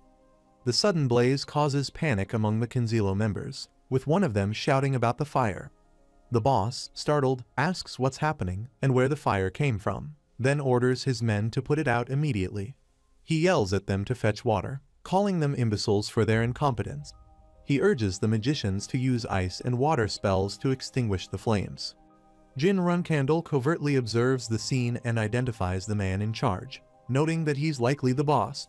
A young boy exclaims that the fire won't go out. He asks if anyone really believes that a fire would spontaneously ignite in this weather. Someone must have started it, and they should be nearby. He orders his men to find the culprit, move quickly, and call in the magicians for assistance. Jin Runcandle sees this as his chance to infiltrate. He knocks out a magician and sneaks into the house, noting that it feels a bit eerie inside. He begins searching for Mesa, spotting a trapdoor in the floor that likely leads to a basement. Descending into the basement, he finds Mesa Milcano bound with ropes. She looks at him in surprise and asks why he's there, warning that it's dangerous. He reassures her not to worry about him and asks if she can walk while cutting the ropes that bind her. She says she can walk, but isn't sure she can run. He assures her that's okay and that he'll support her for now. Suddenly, they hear noises from above. Jin asks what that sound could be, and Mesa asks if he can make her a promise. He commands her to stop talking, but she insists that if things become truly dangerous, he must leave her behind. He shouldn't risk himself here. Giving her support to walk, he acknowledges the danger and suggests they leave immediately. She agrees. Emerging from the building, he surveys the widespread destruction, recognizing it as the work of beastmen, clearly members of a combative tribe. Spotting a wolf named Quasito Truca, he identifies it as from the White Wolf tribe. Mesa Milano moves to attack Quasito Truca, urging him to flee while she holds the wolf off. However, Quasito Truca retaliates, knocking her unconscious. He calls them vermin, declaring them unworthy of survival if they can't even extinguish a fire properly. Jin Runcandle demands to know if Quasito Truca is responsible for the destruction. Confirming his identity as the son of Siron Runcandle, Jin Runcandle, he challenges Quasito Truca to reveal his name as a member of the Beastmana tribe. Quasito Truca acknowledges his lineage, identifying him as Runcandle's offspring. A few days before the mission at Runcandle's main clan house, Jin Runcandle observes his sword, which is covered with aura. Muraken approaches him, calling him an idiot, and asks if he wants to die. He reminds Jin that he's not at a high enough level, so awakening the sword rashly could lead to spiritual energy congestion. To avoid this fate, he warns him not to try to awaken the sword again. He asks if he understands. Jin Runcandle acknowledges with an okay. The scene shifts to the present. Jin Runcandle is preparing to attack, announcing that today will be the day he captures his most prized prey. Quasito Truca introduces himself, stating that his name is Quasito Truca, a warrior from the Truca tribe. He reflects on the White Wolf tribe, known for their combat skills and bloodlust. The average fighting prowess of an adult from the White Wolf tribe is equivalent to a 6-star warrior. He also notes that the White Wolf tribe is infamous for their animosity toward the Runcandles. This hatred stems from the fact that the first patriarch of the Runcandles killed the great White Wolf Javier, whom the tribe worshipped as a god. Quasito Truca acknowledges that escaping from this situation with Mesa would be nearly impossible. Quasito Truca declares that he will offer Mesa to Javier's altar today to console the wolf god's soul. He then challenges Jin Runcandle to choose between fighting honorably or being torn to pieces while fleeing like a coward. Jin Runcandle responds that he will fight honorably. Quasito Truca acknowledges Jin Runcandle's willingness to fight honorably and readies his large axe to attack. However, Jin Runcandle manages to block the strike, noting to himself that it's not surprising for the White Wolf tribe to possess such immense strength, given how difficult it is to parry even a single attack from them. Quasito Truca attempts another attack, but Jin remains confident, knowing he has a few hidden tricks that his opponent is unaware of. He reflects on the tools at his disposal, his elder sister's pendant, magic, and spiritual energy. He concludes that using the pendant, a powerful artifact, wouldn't be appropriate for a relatively minor confrontation like this. Moreover, he believes that if he can't overcome a challenge of this magnitude without resorting to the pendant, he wouldn't be worthy of rising to a higher position. He also dismisses the idea of using magic, recognizing that his current 4-star level spells wouldn't be sufficient to penetrate a white wolf's tough hide. Additionally, he understands that if the Runcandle clan sends someone to investigate the Kenzilo incident, the presence of magic might be detected by the Guardian Knight, complicating matters further. He considers the consequences of violating the clan's forbidden rule, realizing he only has one option left. Utilizing spiritual energy, he launches a counterattack, intending to awaken the sword. Quasito Truca observes his movements and comments on the quality of his sword, noting that despite its incongruence with the black sword symbol, it appears to be more resilient than expected. He reminisces about the sensation of awakening the sword on that fateful night. Quasito Truca declares the end of the battle, stating that with his white sword, he will offer him as a sacrifice at Javier's altar. He focuses on the task at hand and prepares to strike. Quasito Truca expresses confusion and is unable to perceive what is happening. Jin explains that until recently, he, too, was unaware of why his clan's emblem depicted a black sword, then proceeds to wound him with his sword. Enraged, Quasito Truca demands an explanation for his actions. He acknowledges it as a good match and shouts toward the sky. He berates himself as a useless idiot and questions his plans with such feeble skills. He asserts that he is oblivious to reality, a disgrace to the clan, and laments sharing the same mother with him. Quasito Truca reminds him of their previous conversation, warning that when a child lacking in spiritual energy like him awakens the sword, there will be consequences and questions if he intends to perish from spiritual energy congestion at this moment. He urges himself to focus, emphasizing that losing concentration will lead to his demise, as he has already been instructed on what needs to be done. Sitting down to meditate, he contemplates releasing spiritual energy. However, he struggles to release it properly due to being ensnared by the surrounding spiritual energy. Determined, he resolves to try again without allowing himself to become entangled. He tries to stay calm, telling himself to go through it one more time. He questions whether he managed to come out of it unscathed, noticing that the pain vanished suddenly, which makes him a bit uneasy. His body feels the same as usual, but it seems overly saturated with spiritual energy. Still, he shouldn't have any trouble moving, so he decides to head back to meet Mesa. He hears a noise and asks who's there. Sember Bill emerges from behind a rock, pleading for his life. Jin Runcandle asks if he's a surviving member of Kinzilo. Sember Bill quickly denies it, explaining that his name is Sember Bill, from the Bill clan in the Jan Kingdom. He recognizes him and mentions that he was asked to find him. Sember Bill is relieved and thanks him, saying he's glad to meet a Runcandle. He reflects on how he'd almost forgotten about this encounter due to the chaos with the Kinzilo group.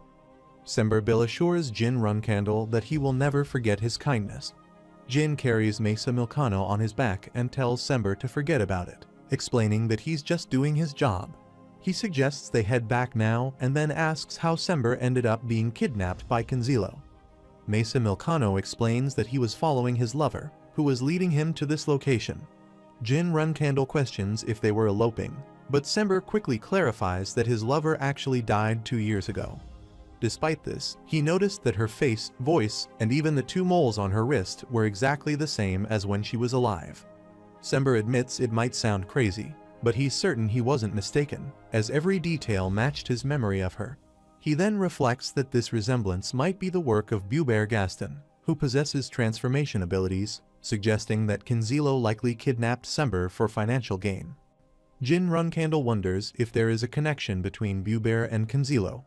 This is the second time he has encountered Bubert since he left Storm Castle at the age of 10, and something about the situation feels off. Jin decides he needs to meet Bubert to understand what kind of person he is. Fortunately, Bubert's atelier is located in the capital of the Carano Principality, giving him an opportunity to visit while he is in the intermediate training class. Sember Bill thanks him for listening to his story so intently. Jin acknowledges him and says that reinforcements from the main family should arrive soon, urging Sember to head back. Sember Bill asks if he called the Guardian Knights for his protection. Jin explains that he didn't. The Guardian Knights are here because of Mesa. Sember Bill says he will never forget their meeting today, and he gives a simple response. Sember then offers to help Jin whenever he needs it. He agrees and says he'll keep that in mind. After a while, Gilly congratulates Jin Runcandle on successfully completing his first mission, saying she is very impressed. Jin responds with a simple thanks. Gilly then mentions that he must be tired and that she's prepared a bath for him. Jin praises her, acknowledging her usual efficiency. Mirakin suddenly calls out to him. He jokingly asks if he is well behaved while he is away, playfully moving his hand toward Mirakin's head. Mirakin bites his hand, causing him to throw it against the wall in surprise. Gilly quickly intervenes, asking him not to throw animals. However, she also notes that Mirakin is a dragon, so it's not really an issue. He asks why Mirakin bit him. Mirakin angrily questions whether Jin has lost his mind. He reminds him that he warned him against using shadow energy release, emphasizing that it could be dangerous. He asks how many times he has to say that using shadow energy in such a way could destroy him, pointing out that his warnings were for his own good. Jin tries to defend himself, asking Mirakin to listen to his explanation, but Mirakin transforms into his human form, grabbing Jin and saying there's nothing to listen to. Mirakin asks what could possibly be more important than the life of Solderit's only contractor. Gilly intervenes, reminding him that the young master has just returned. Mirakin then realizes he forgot the strawberry pie and claims that it's a serious problem, to which he responds by acknowledging the issue. Mirakin grows more serious, pointing out that he had to watch his pupil get kidnapped right before his eyes. He questions if he was just supposed to forget about it, emphasizing that anything could have happened to him. Mirakin points to the pendant Jin wears and insists that it's not just for decoration, but something with serious power that should not be used carelessly. Jin acknowledges the risk, but explains that it would be a waste, considering the kinds of formidable enemies he might encounter. Mirakin questions what Jin means by waste.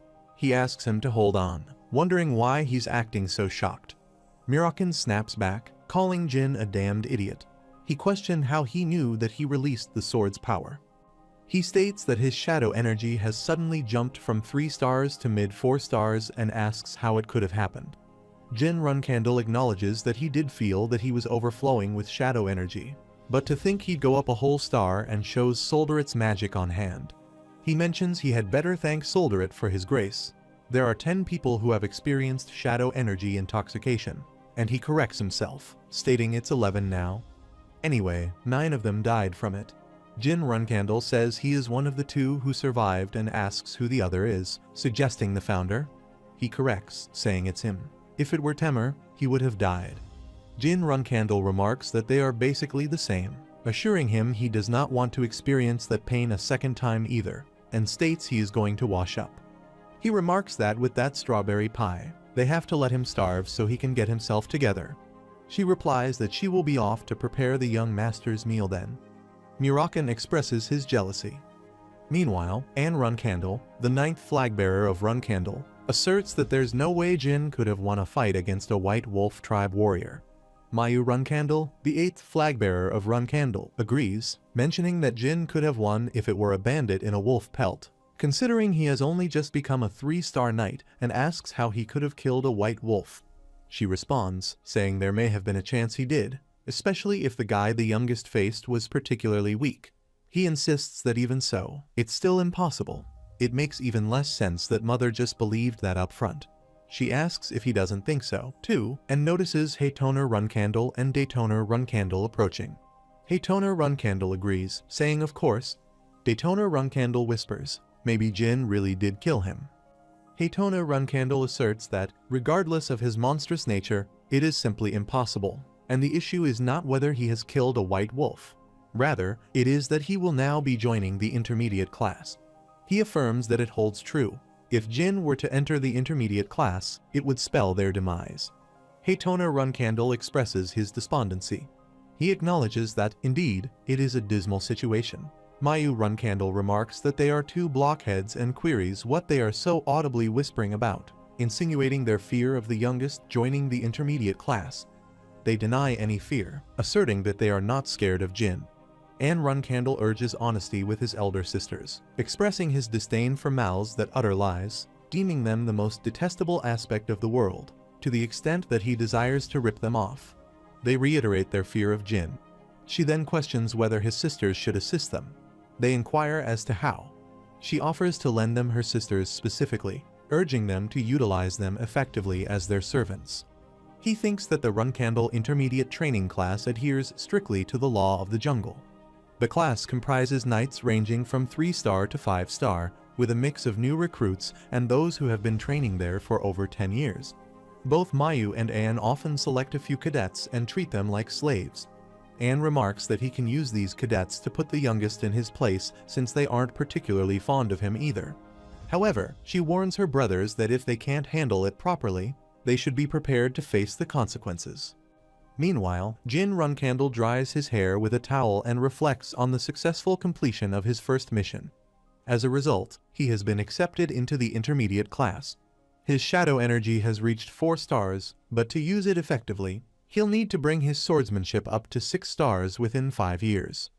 He understands that achieving the 6-star level means he's a remarkable swordsman, while reaching 7-star denotes a master. Yet, he knows that this level of proficiency is only considered exceptional among ordinary people. If someone reaches 8 stars or beyond, they are seen as an anomaly. Out of the 2 billion people on the continent, fewer than 100 have achieved 9 or 10 stars, and there is only one person who has surpassed that. He thinks about the demigod, the celestial knight. In this life, he aims to become a celestial knight, but then corrects himself, he will surpass that. He sits on the sofa and remarks that he will soon face new challenges after enrolling in the intermediate class, especially with the Tona brothers already there.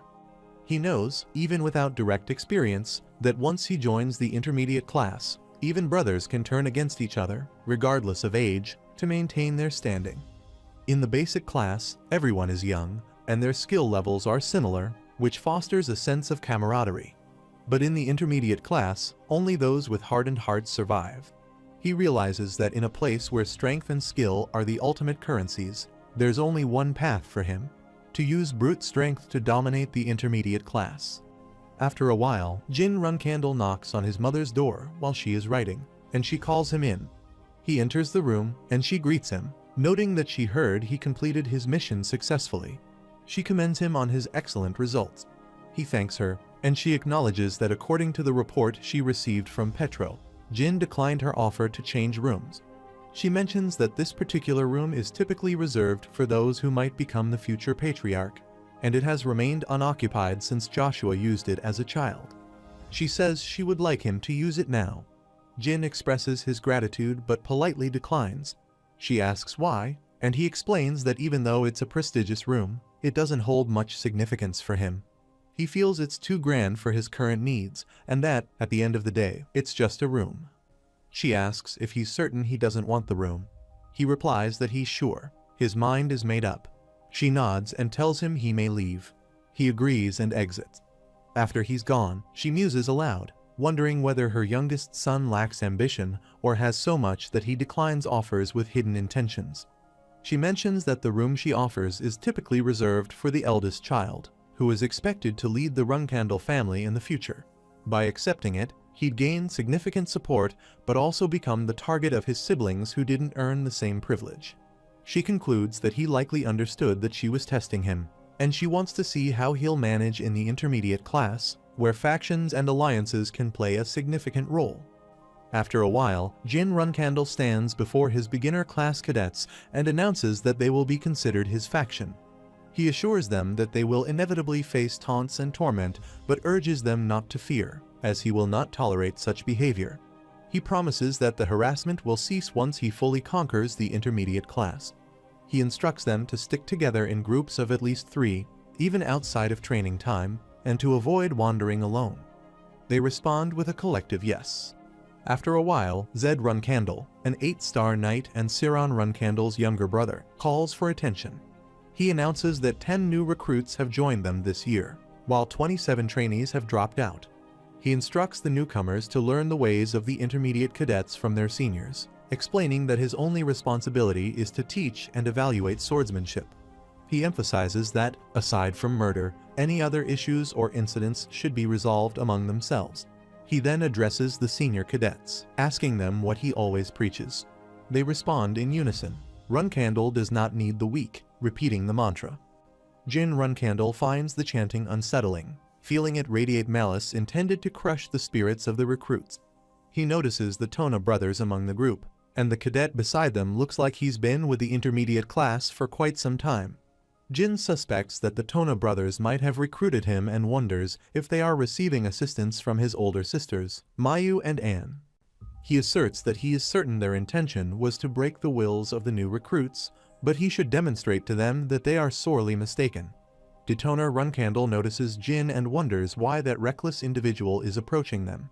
However, Detona encourages himself, realizing that from today onward, they have the support of their older sisters, Mayu and Anne. Jin Runcandle positions himself in front of Kajin Romolo, draws his sword, and swiftly cuts his opponent's arm, leaving them shocked.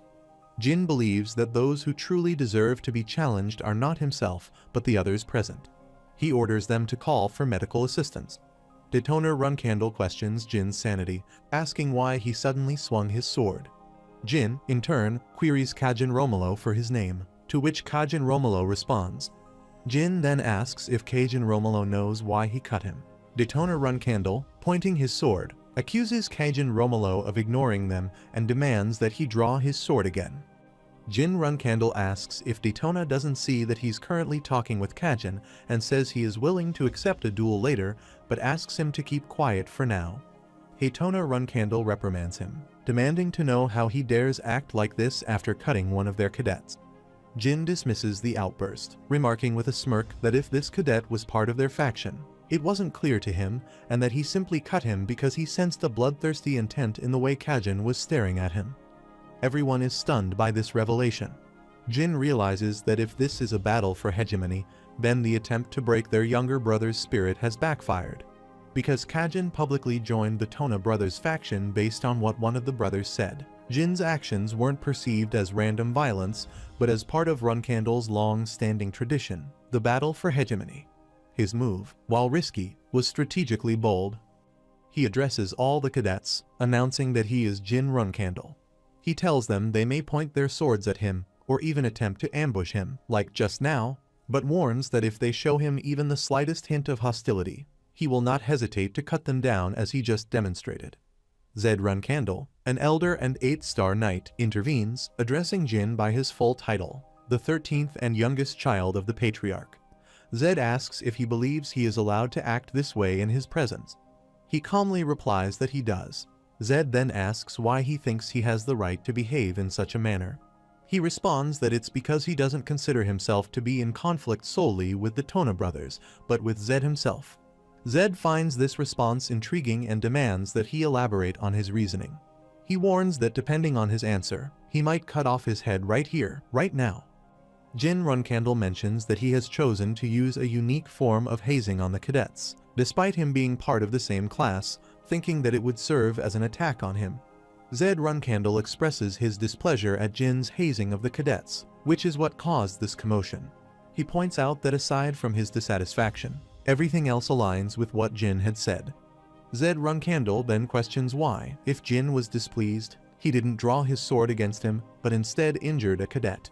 Jin explains that he can't defeat Zed yet, adding that if he thought he could win, he wouldn't have gone after Kajin or his other brothers, but Zed himself.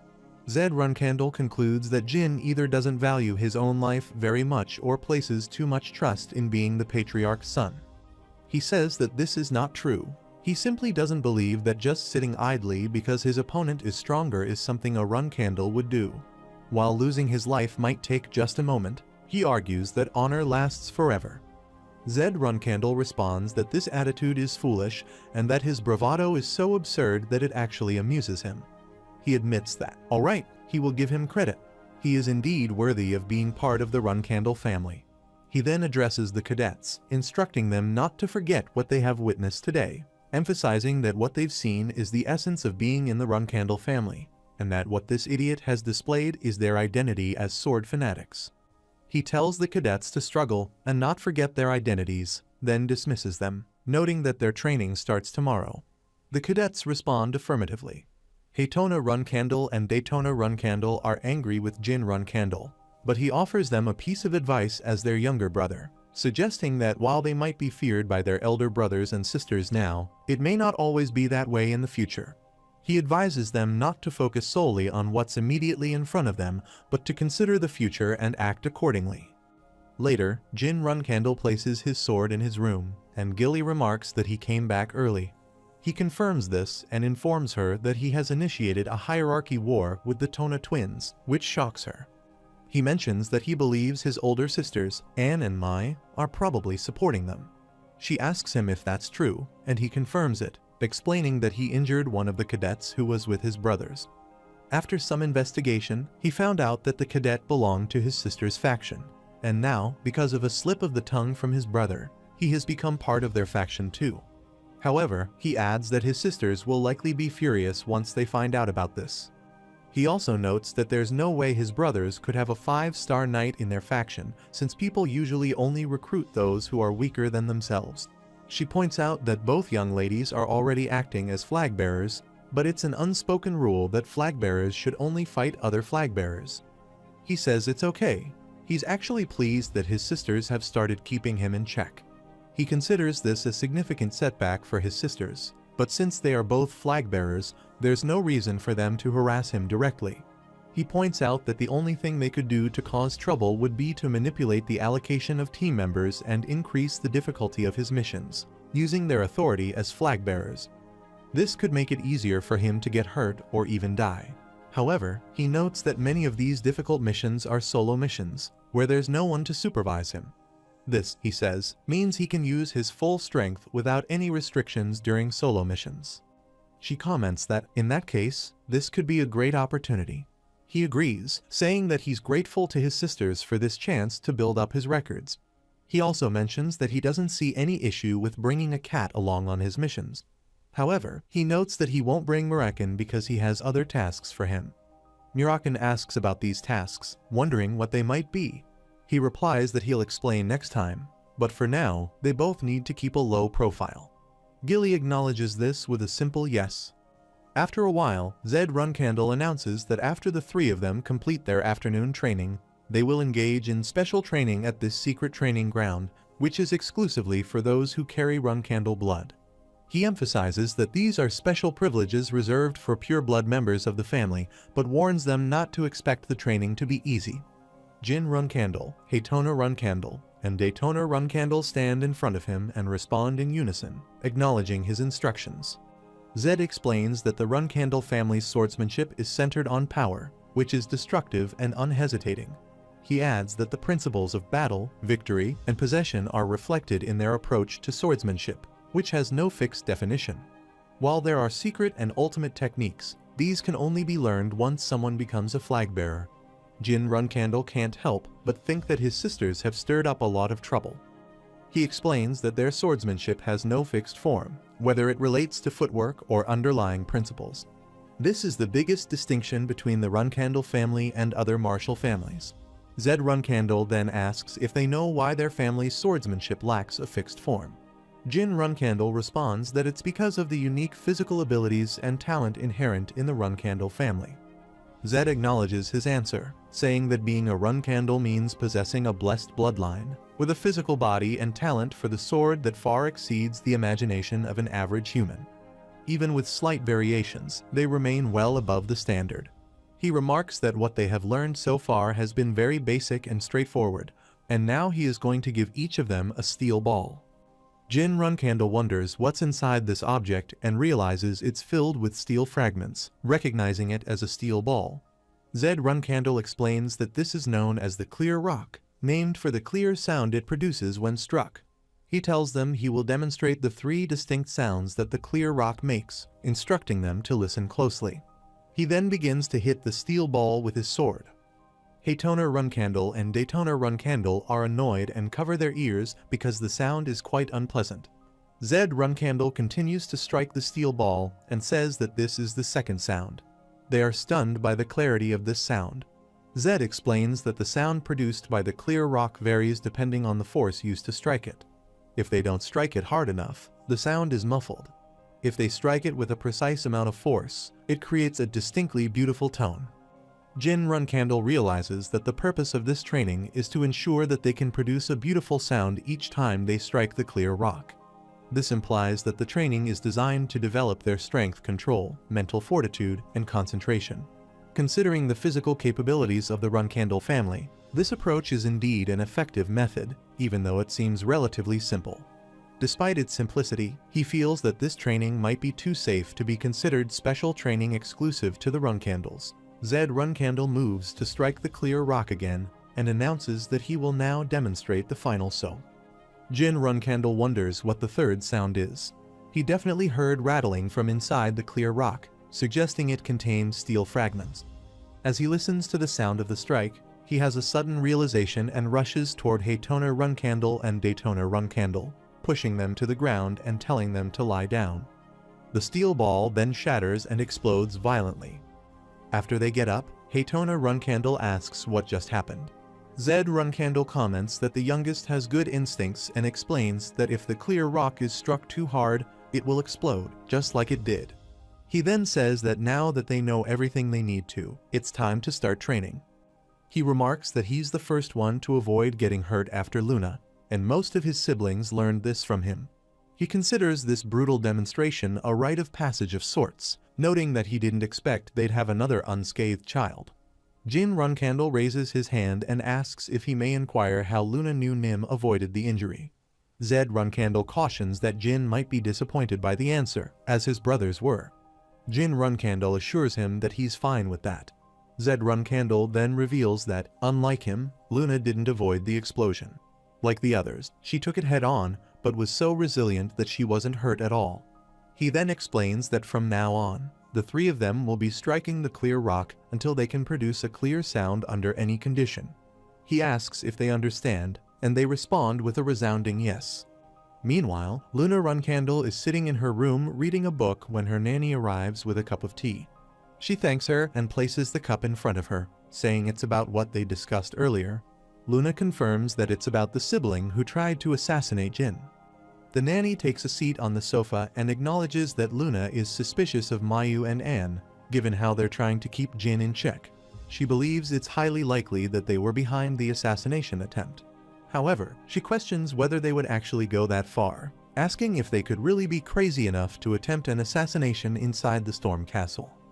Luna explains that targeting someone within the Storm Castle as part of the Succession Wars is strictly prohibited.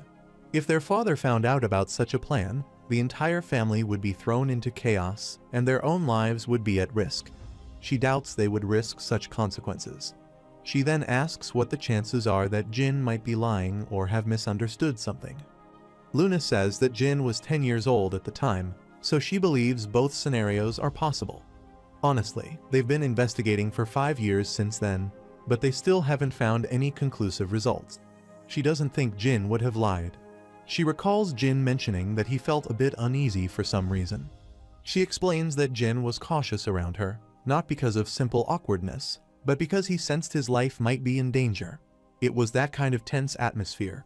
She asks if they should investigate young ladies Mayu and Anne. Luna agrees, asking her to proceed with the investigation. She admits that she's becoming increasingly anxious about not having found anything so far. It feels ominous. Luna says she feels anxious and is worried that her siblings will hurt her again. She mentions that she's well past her 30th birthday and wonders if she's worrying too much. However, she also mentions that she's curious about how Jin is doing. Nanny asks if she's referring to Zed Nim's training, and Luna confirms that it's true.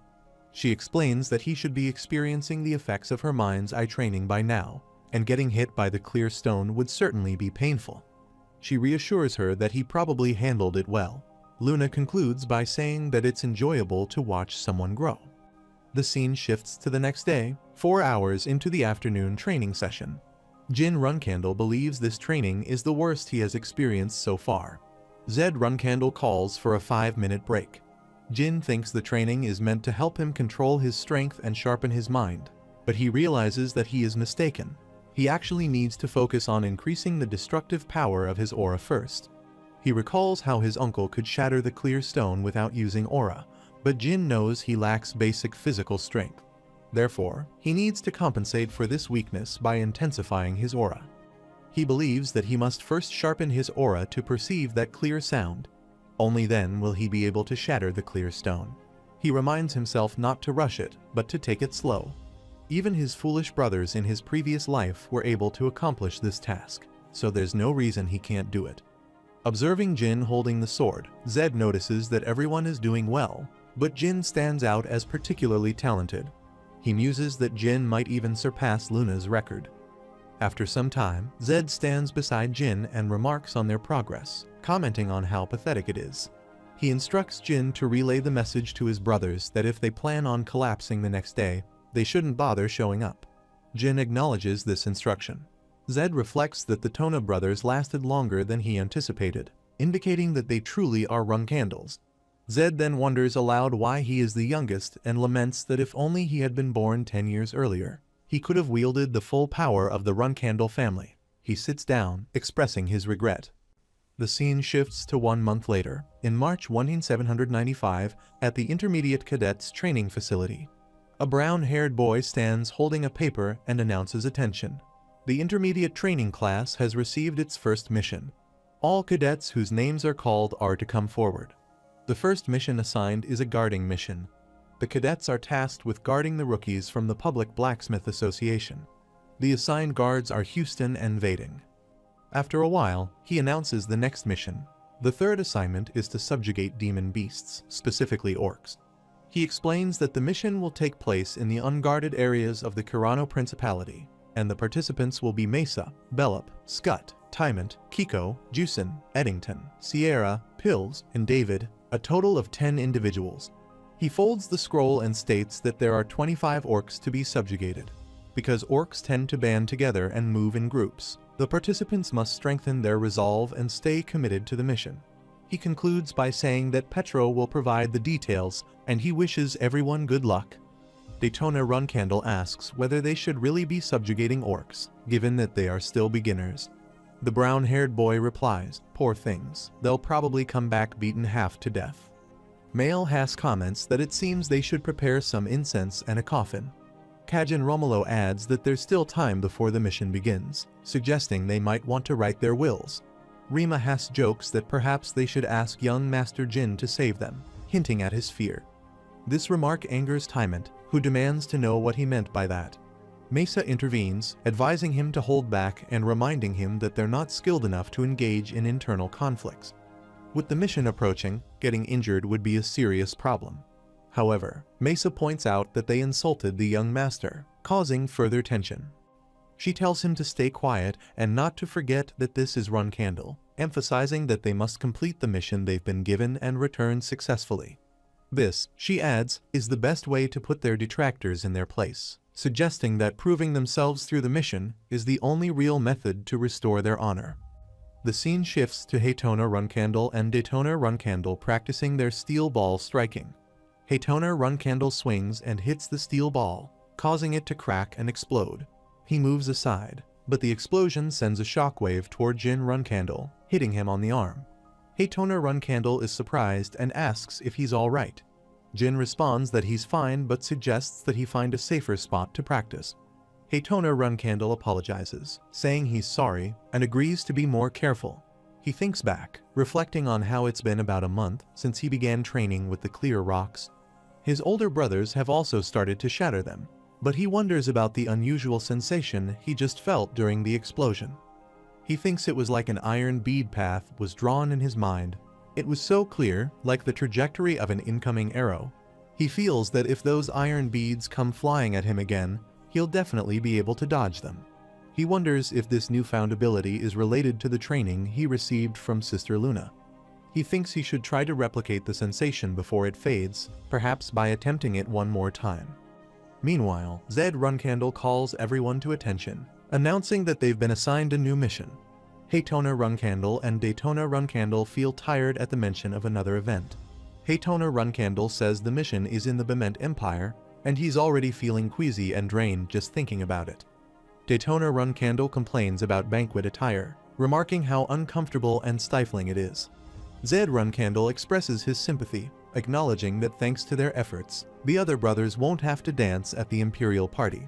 However, he reminds them that even if the mission involves attending an event, they should not sigh with dissatisfaction. He warns them that if they show him that attitude one more time, they will wish they were dead instead. Haytona Runcandle and Daytona Runcandle apologize. Jin Runcandle reflects that Sister Mayu and Anne are also harsh for punishing their uninformed brothers by sending them to a social event in the Bement Empire. Zed Runcandle acknowledges that it's a significant event that would be difficult to decline, even for members of the Runcandle family. He mentions that there will be other powerful individuals attending, offering them an opportunity to observe and learn from them. They agree. Zed then singles out him and assigns him a specific task. He confirms his acknowledgement. He explains that his task is a VIP assassination, targeting Toletis, the master of the Ice Palace's toy and, essentially, one of her many lovers. He mentions that he is familiar with the Ice Palace and its master. Jin Runcandle acknowledges and thinks that the Ice Palace refers to the enormous tower in the middle of the Western Sea on the continent. The master of the Ice Palace refers to the tower's owner, Talaris Indorma, who is the current 51st master of the Ice Palace. She is nicknamed the Spider of the Abyss and is notoriously ruthless toward those who harm her lovers. Zed Runcandle explains that the Ice Palace is an independent force beyond the influence of the Runcandle and Zippel families. He emphasizes that they should understand the strength of both the Ice Palace and its master. He informs them that the target's name is Alcaro Chenderer. Currently, he is under the protection of the Ice Palace and is residing in Mammoth's lawless zone. Haytona Runcandle and Daytona Runcandle are taken aback upon hearing this and exclaim, "Mammoth?" Daytona Runcandle quietly comments that if it's in Mammoth, they will have to deal with the Guardian Knights. Jin turns to Zed and says that he has a question. Haytona Runcandle quietly wonders if this isn't too much, even if Jin is skilled. Jin Runcandle explains that the clients are the Chenderer family and asks if it is true that they requested to have their own child killed. Zed Runcandle confirms it, saying that the Chenderer family seems to have exhausted all options to bring him back.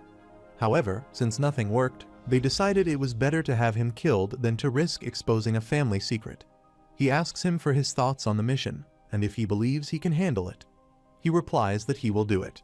Zed is surprised at Jin's straightforwardness and comments that he was prepared to say something to the guards if he found the mission unreasonable, given the danger posed by the Ice Palace and Mammoth's chaotic environment. However, since Jin accepted without hesitation, he says he likes his decisiveness and instructs that the three of them will depart in 2 days. Haytona Runcandle then asks if Jin is really going to Mammoth, still taken aback by the danger involved. He asserts that since he already expressed his willingness to go, there's no reason to deter him. Until the mission, afternoon training is cancelled to ensure their personal training doesn't interfere with the mission. They all agree. Haytona Runcandle calls out to Jin. He asks what's up. Haytona Runcandle suggests that if needed, Jin should reveal his identity as a Runcandle. Daytona Runcandle agrees, stating that if Jin does so, no one will dare to trouble him. Jin Runcandle expresses surprise at their concern for him, asking when they started caring. He clarifies that they're saying this to prevent his death, as they're going to push him hard. Jin Runcandle advises them to make a firm decision until his return, then strikes his sword against the clear rock, startling both of them. He questions whether they prefer their older sister over him. Zed Runcandle instructs Haytona Runcandle and Daytona Runcandle to heed his words and prepare themselves.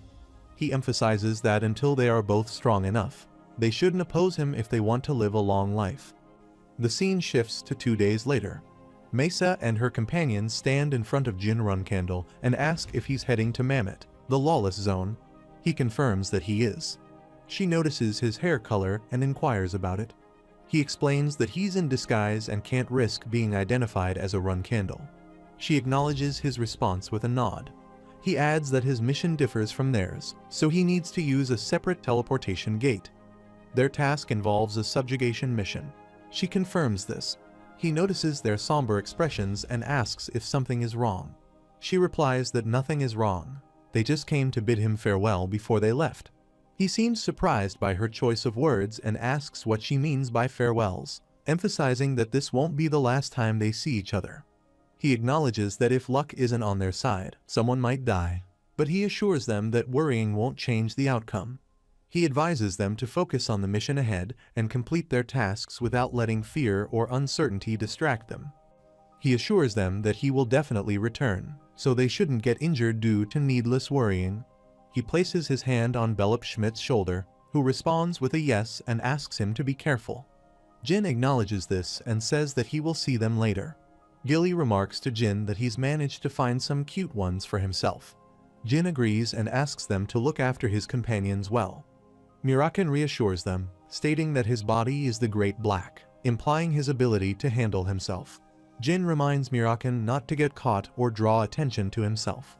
Muraken curses under his breath, expressing frustration at Jin's perceived recklessness and urging him to be careful. Jin reiterates that he trusts Muraken's disguise and confirms that he's leaving. Gilly notes that Muraken won't be around either, so it will be quiet for a while. Jin suggests they think of this as a vacation, promising to bring back a souvenir when he returns. However, she expresses concern about his mission to assassinate the Ice Palace Master's lover, noting the danger of Mammoth despite Jin's status as a high-ranking cadet. The scene shifts to the Mammoth Lawless Zone, a place where the most notorious criminals gather. Thonk arrives and announces his presence, asking why no one is greeting him. One person points him out, asking if it's not Thonk, wondering if he's on the run again. Thonk confirms it with a laugh, stating that he's back. Jin Runcandle observes that this sanctuary for outlaws is said to be so filled with the energy of ruthless criminals that not even weeds grow there. As he enters the area, everyone turns to look at him. A man in a green outfit comments that they might have a new guy in town. Jin tosses a coin and requests a glass of cold water and a simple bite to eat. A man with a mustache catches the coin and remarks on Jin's boldness. Thonk approaches Jin and questions whether he's acting a bit too confidently for a newcomer, asking if he's a renegade X9-star knight or something. He questions whether Jin Runcandle is new to Mammoth and asks if he doesn't think he should learn their rules. He instructs him to quietly get on his knees and start licking his toes. In response, Jin Runcandle draws a knife, stabs the man in the neck, and asks how long he's supposed to wait. Everyone is stunned by this unexpected violence. A bald man laughs and comments that the victim actually died. Another person remarks that they figured it would happen sooner or later. Jin Runcandle reflects on his master's warning about Mammoth, noting that it's full of truly insane individuals. To be accepted by these outlaws, he would need to prove his skills and courage, just as his master had advised. He thinks about how much his master has helped him in both his past life and this one, hoping that one day he will be able to repay her. The man with the mustache offers him some food and assures him that it's not poisoned. Jin Runcandle replies that poison is forbidden in this town. At least, he knows that much. He acknowledges that he seems pretty informed for a young kid and asks if he has family in Mammoth. Jin Runcandle responds that it's none of his business. He asks what he is after. Drugs, perhaps? He mentions having some top-quality stuff that's been selling well recently, then inquires if he is searching for someone. Jin Runcandle clarifies that he's looking for someone, specifically someone by the name of Hister. He says there's no one by that name in Mammoth. He's sure of it. Jin Runcandle nods and asks if he can suggest a place to stay for the night, preferably one that's not infested with bugs. He tells him there's one place that fits the bill, an inn called Moonlit Well on the west side of the city. He adds that it's where the Mammoth elite often stay, so he won't need to create a scene there as he did here. At the Moonlit Well Inn in West Mammoth, Jin Runcandle walks through the lobby, contemplating his target, Alcaro Tzendler. He reflects that Alcaro is the spoiled son of a count who has lived a sheltered life without experiencing hardship. He is obsessed with pleasure and fun, relying solely on his lineage and good looks.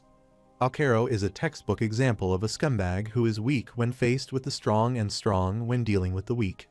Jin considers why someone like Alcaro would be staying in a dangerous city like Mammoth. It is likely because he seeks the attention of the master of the Ice Palace, who is currently preoccupied with a new lover. Given Alcaro's character, this is the only inn he would likely stay at. Additionally, the man earlier mentioned a new drug circulating in Mammoth, suggesting that Alcaro might be drugged up in his room. He reasons that since Alcaro is one of the masters of the Ice Palace's lovers, he will have bodyguards. Before making his move, Jin decides to assess the situation in the lobby.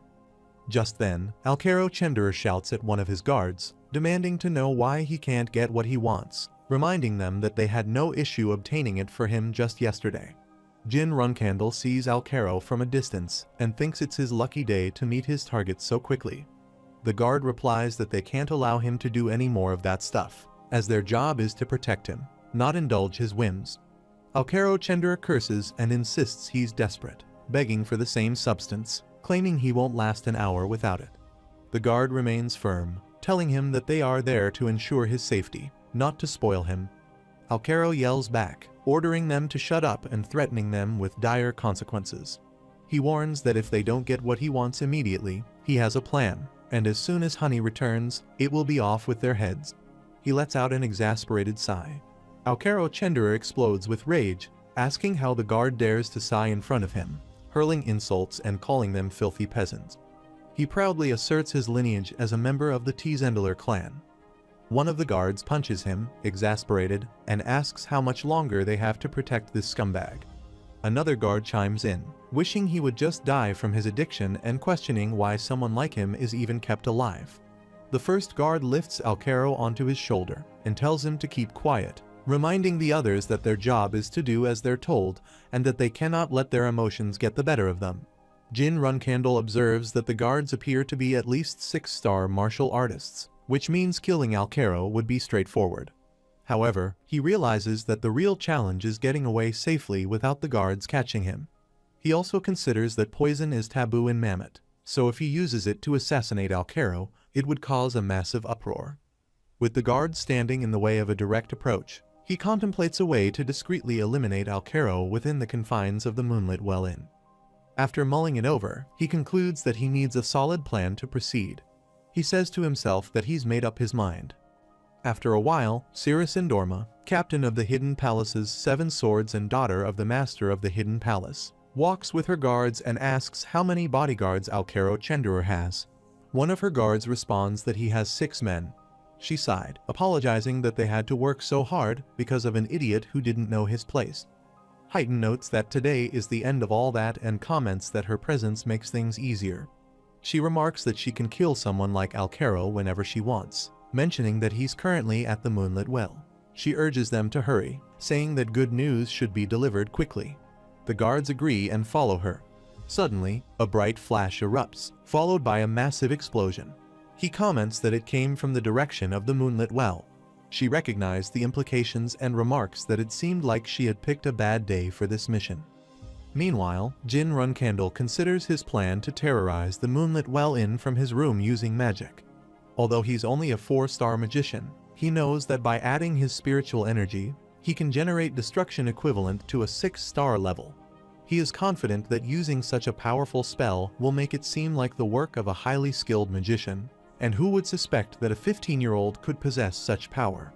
He notes that even Beraden Zipful, who is widely regarded as a prodigy, has just reached the 6-star magician level. Additionally, the unique nature of spiritual energy ensures that there will be no detectable trace of its use, making it almost impossible for anyone to suspect him of the attack. He decides to make it appear as if the assault came from outside the inn and considers summoning lightning as the appropriate spell for this task. He begins to channel his spiritual energy, uttering the incantation for summoning lightning, and comments to himself that this plan is indeed quite audacious. As he invokes the magic, a bright flash erupts, and the force of the summoned lightning starts to cause massive explosions throughout the inn, creating chaos and confusion. Meanwhile, Cirrus Endorma observes the light from the explosions and comments that she might have chosen the wrong day to visit. Heighten remarks that it seems someone inside the Moonlit Well has angered a high-level magician. Cirrus acknowledges the possibility, but suggests that it could also be an attack against the Hidden Palace.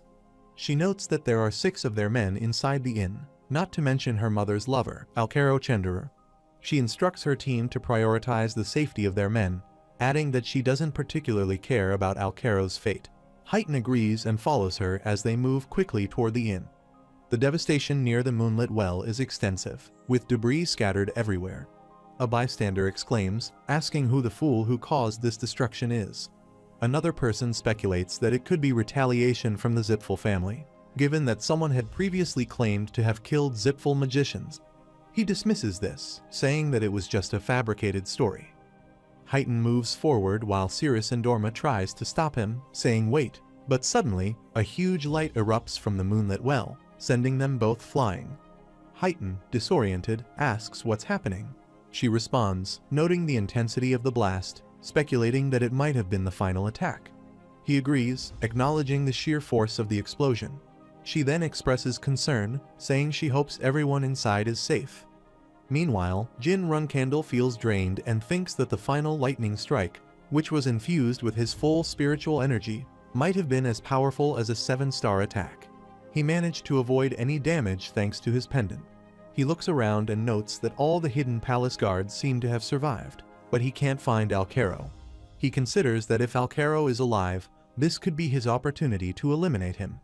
Cirrus Endorma notices Jin and remarks that it's unusual to see someone her age in Mammoth. She asks if he's okay, realizing that he must have been caught up in the explosion. She quickly urges him to get up and leave the area for safety. Heighten reports that their men are over there, slightly injured but all alive. She is relieved and instructs him to call them outside. She adds that if they're still guarding Alkero, they should just kill him. He acknowledges this and relays her orders. She comments that all the magical attacks had a similar signature, indicating that a single person was responsible for the chaos. She instructs her team to capture the magician if they find them. He responds affirmatively. Jin Runcandle reflects that based on their conversation, Cirrus Indorma seems to have come to deal with Alcaro, implying his fate is sealed. He decides there's no need for him to check on Alcaro anymore. However, he considers the problem of what to do next. He realizes it would be troublesome if Cirrus remembered his face, so he resolves to conceal it as much as possible and escape amidst the chaos. A guard approaches and delivers the news that Alcaro died in the magic attack, admitting they failed as bodyguards. Cirrus reacts with apparent relief, remarking that it's good news. She explains that she came to relieve them of their duty, commending their efforts in looking after Alcaro for so long.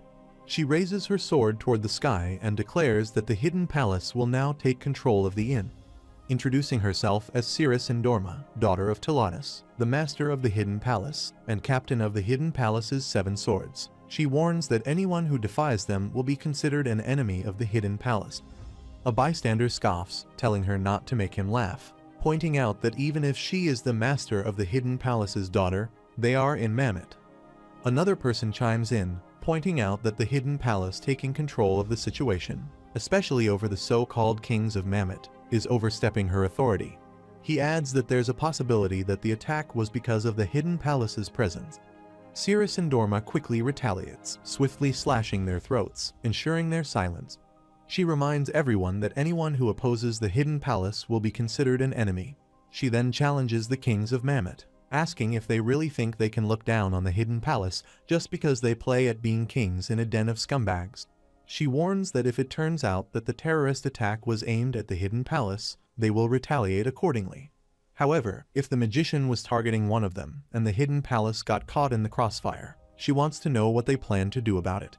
Cirrus concludes that this is more than enough reason for the Hidden Palace to take control of the inn. One of the men concedes, saying they will comply, agreeing to find and eliminate the magician responsible for the attack. Cirrus replies that she expected as much, instructing them to search among the survivors for the magician who caused the explosion. He checks and reports that none of the survivors are magicians. She says she's not surprised. It's possible that one of those scumbags provoked a magician by causing chaos somewhere. She orders them to stop resisting her authority pointlessly. She then turns to Jin Runcandle, asking why he's so slow and whether he didn't hear her when she told him to get out. He explained that he was a bit scared and that his leg was injured.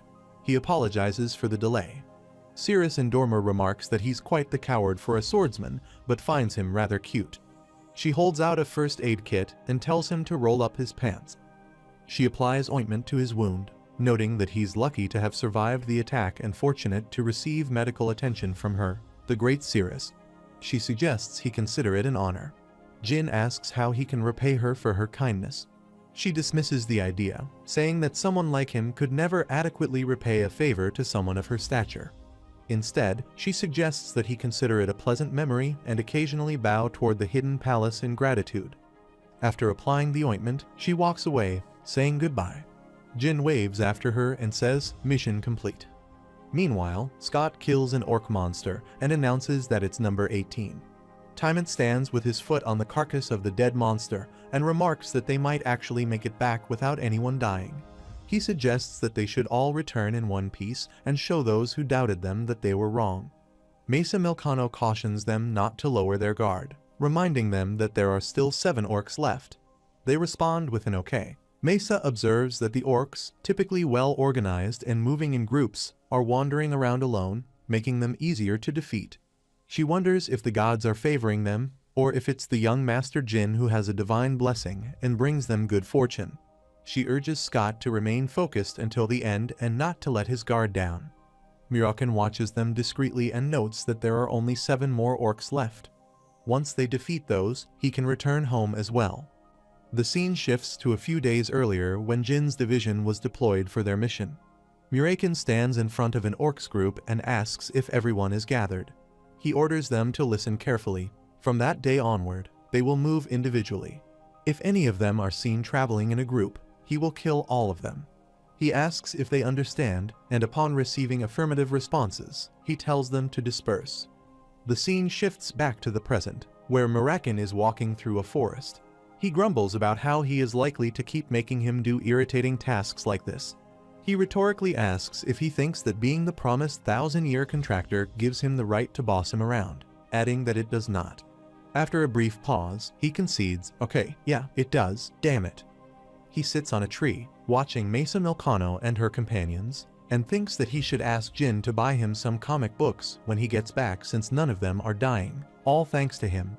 Suddenly, he senses something unusual and wonders what's causing this presence.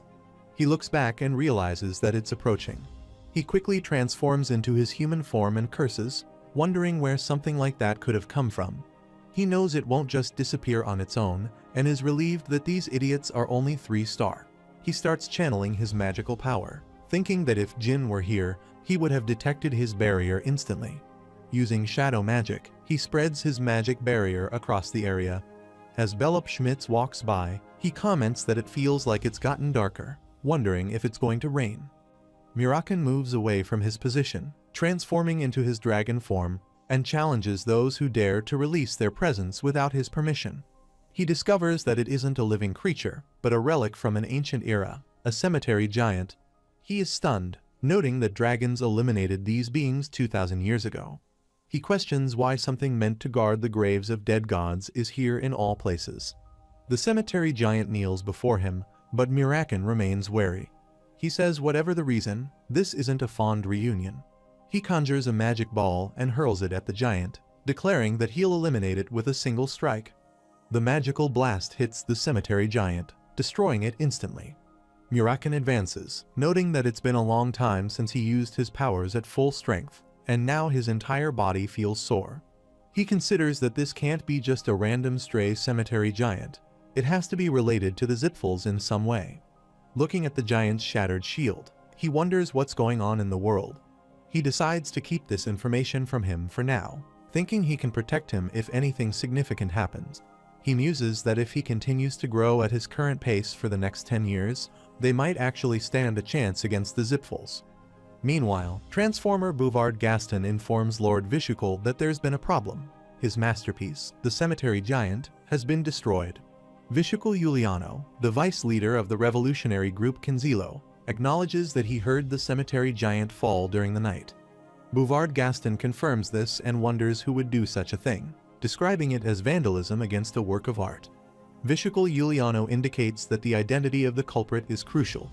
He reveals that the one who defeated the cemetery giant was a dragon, specifically the Dragon of Shadows, and he personally inspected the scene. Bouvard Gaston reacts with disbelief, asking if this means the dragon is aware of their grand plans. Vishukul Giuliano cautions that it's not entirely clear yet, but he considers it a warning. He advises him to keep a close watch on the area for now and promises to send some useful men to support him. He also mentions that they should arrange a meeting with the Zipfels in the near future. The scene shifts to Zed Runcandle standing in front of all the cadets.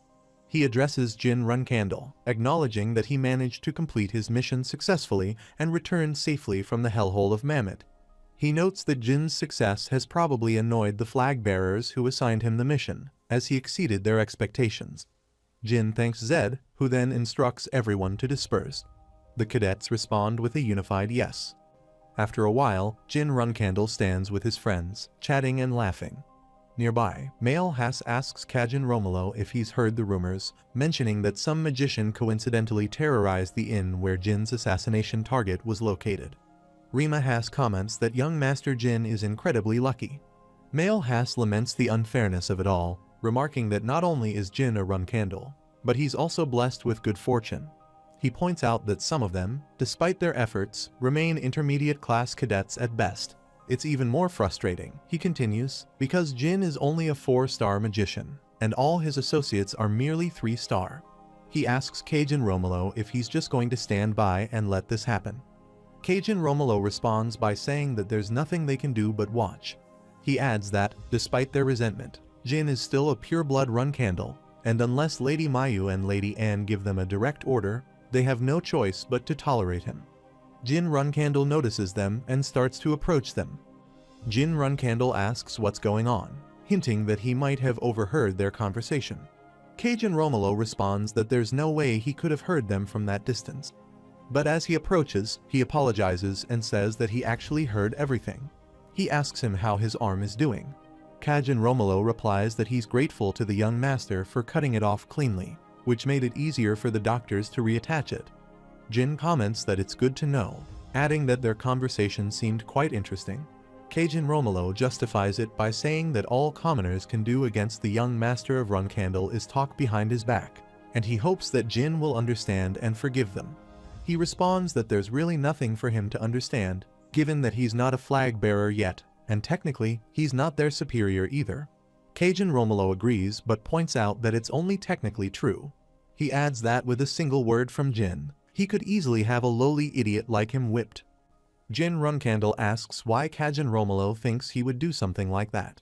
Kajin Romolo replies that he's been quite disrespectful, suggesting that it's definitely an eyesore.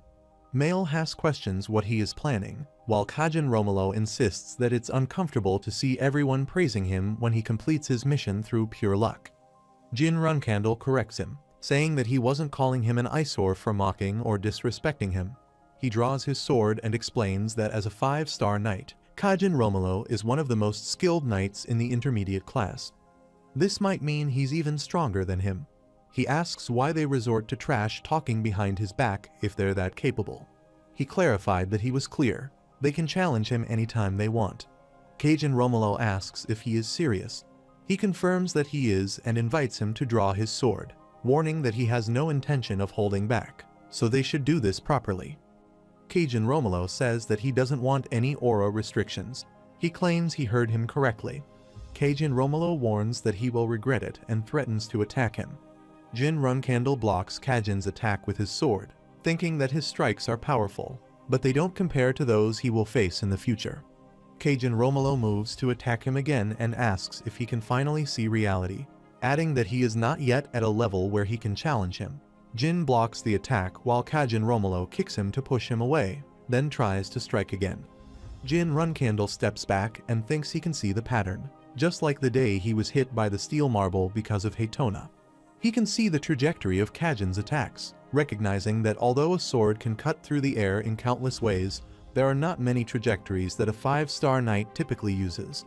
He blocks another attack and realizes that if his opponent is driven by rage, the fight could end quickly. Determined, he plans to finish the duel in 3 moves. He says he has read all his attacks. He can't beat him. Kajin Romolo retorts that he's talking nonsense and moves to strike. Jin Runkandle blocks the attack, thinking that first, Kajin will slash left, then he will perform an erratic upward swing, and finally, for his ultimate move, he will use an aura strike that is unblockable for a 4-star aura user.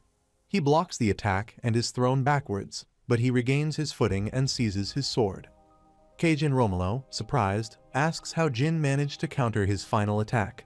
Jin Runkandle calmly responds that he thought it would take a few years, at the very least, for him to achieve a 5-star aura level.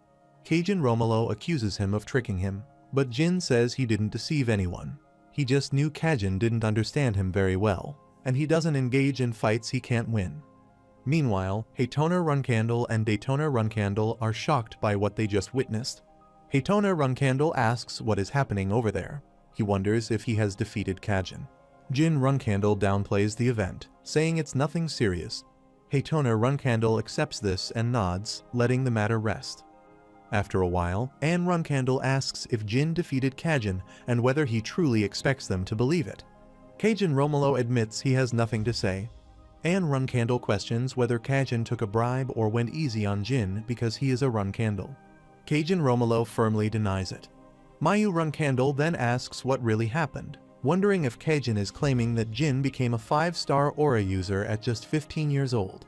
Kajin responds that everyone on the training ground saw it. It wasn't just him. Jin's aura definitely resembled that of a 5-star user. Mayu Runkandle dismisses him, saying it's his own fault for having higher expectations and orders him to leave. Anne Runkandle comments that this means Jin is fully baring his fangs at them. Mayu Runkandle adds that it's not just them. Jin has bared his fangs at the entire clan.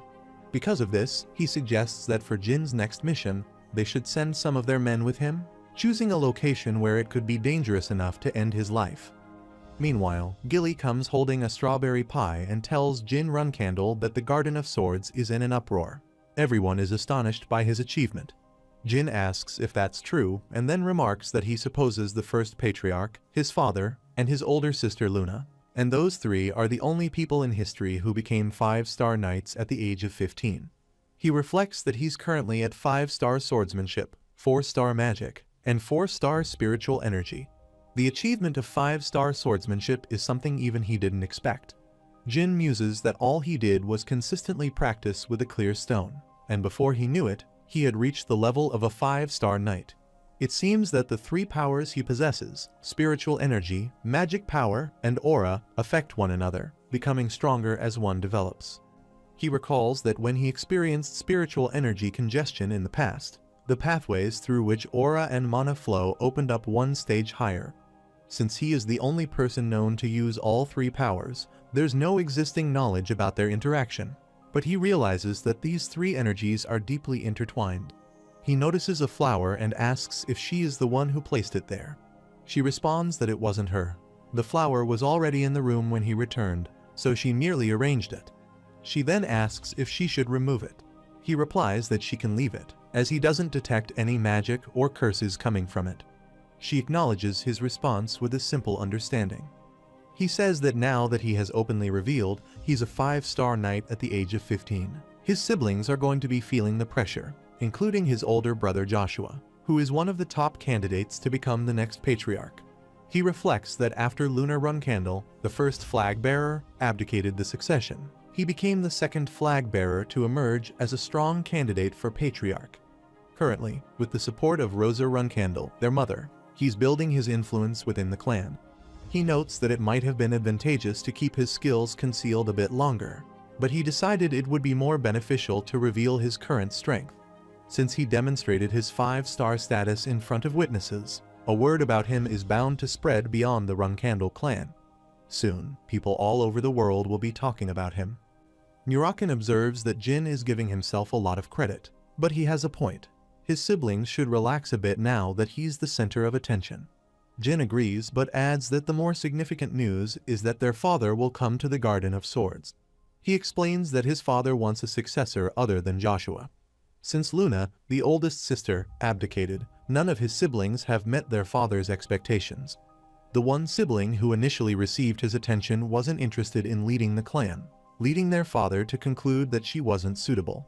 After that, Joshua began to position himself as the likely next patriarch, with Dippus, Lunsha, and Mary seen as secondary successor candidates.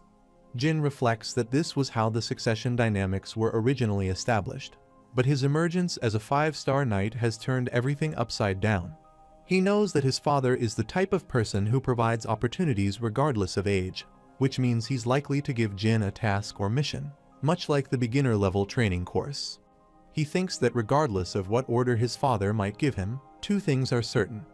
The first is that it will be a trial designed to test if he can overcome the age gap between him and his older siblings, who are already in the running for succession.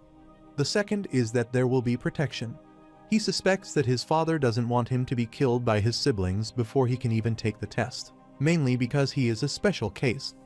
Gilly mentions that once news about him spreads, clans and organizations from all over the world will request to meet him.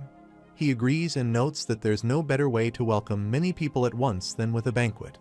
He instructs Gilly to prepare for a banquet as soon as his father arrives. He also asks her to keep a close eye on Murakan. If he shapeshifts into a human and mingles with the crowd, things could get out of control quickly. Murakan is surprised by this and asks if Jin thinks he's a child, adding that he knows better than to cause trouble. He acknowledges the warning with a simple understanding. Murakan then asks for some strawberry pie. The scene shifts to a few days later. Gilly informs Jin Runcandle that the butlers are overwhelmed with work and handling all the official correspondence. She spoke to Petro, who mentioned that even the Vermont imperial family had sent a letter.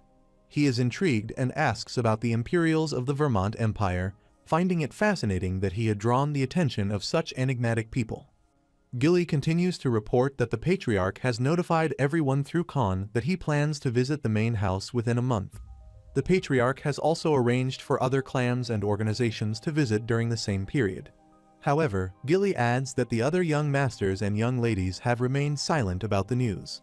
Jin observes that if they were to try to oppose him while he is in the spotlight, it would imply that they fear or dislike him, and that would be bad for their public image. Gilly agrees, saying he's right. Suddenly, Petro arrives, calling out to the young master, and announces that Jin has been assigned a new mission. However, the mission's location is at the Kalo ruins. After a while, Rosa Runcandle asks how they can call themselves flag-bearers when they conduct business in such a manner, sending Jin into Zipful territory without a second thought. All her children stand silently in front of her, not daring to speak, while she vents her anger. Jin Runcandle then enters the room. Rosa asks if he has arrived, and he confirms that he has. She asks if he knows that his next mission's destination is supposed to be the Kallen ruins. He says yes, he's aware. She then announces that the mission is cancelled. There's no reason for him to go to Kallen anymore. Anne and Mayu are visibly shocked by this declaration. Rosa Runcandle tells them to be quiet, calling them wenches and pointing out that they seem to be solely focused on plotting to kill him. Mayu Runcandle asks if it's so strange that they would want him dead. Anne Runcandle agrees, adding that she doesn't understand why Rosa is shielding him. Rosa's anger flares as she demands to know what they just said. She warns them that if they haven't lost their minds, they should stop running their mouths. Up until now, their father has encouraged their siblings to fight while the rest remained silent. Rosa Runcandle asks if the reason behind their clan's focus on competition isn't because they all grew up with constant pressure from one another. She adds that she's had to deal with difficult assignments even in the intermediate class because of their siblings. Rosa acknowledges that competition is necessary, but there should be no limits on how it's pursued. She then asks if any of them managed to reach 5-star status at the age of 15. Anne and Mayu interrupt, asking what she means by that. She clarifies that he is different from them. If they had reached the same level as him at his age, she might have protected them as well. However, based on their current behavior as flag-bearers, she doesn't regret her decision to cancel his mission and withdraw her support from them. She states that Anne and Mayu are not worthy of her protection. As for Lunsha, Ran, and Vigo, who are part of the same generation of flag-bearers, they share responsibility for the chaos caused by Anne and Mayu.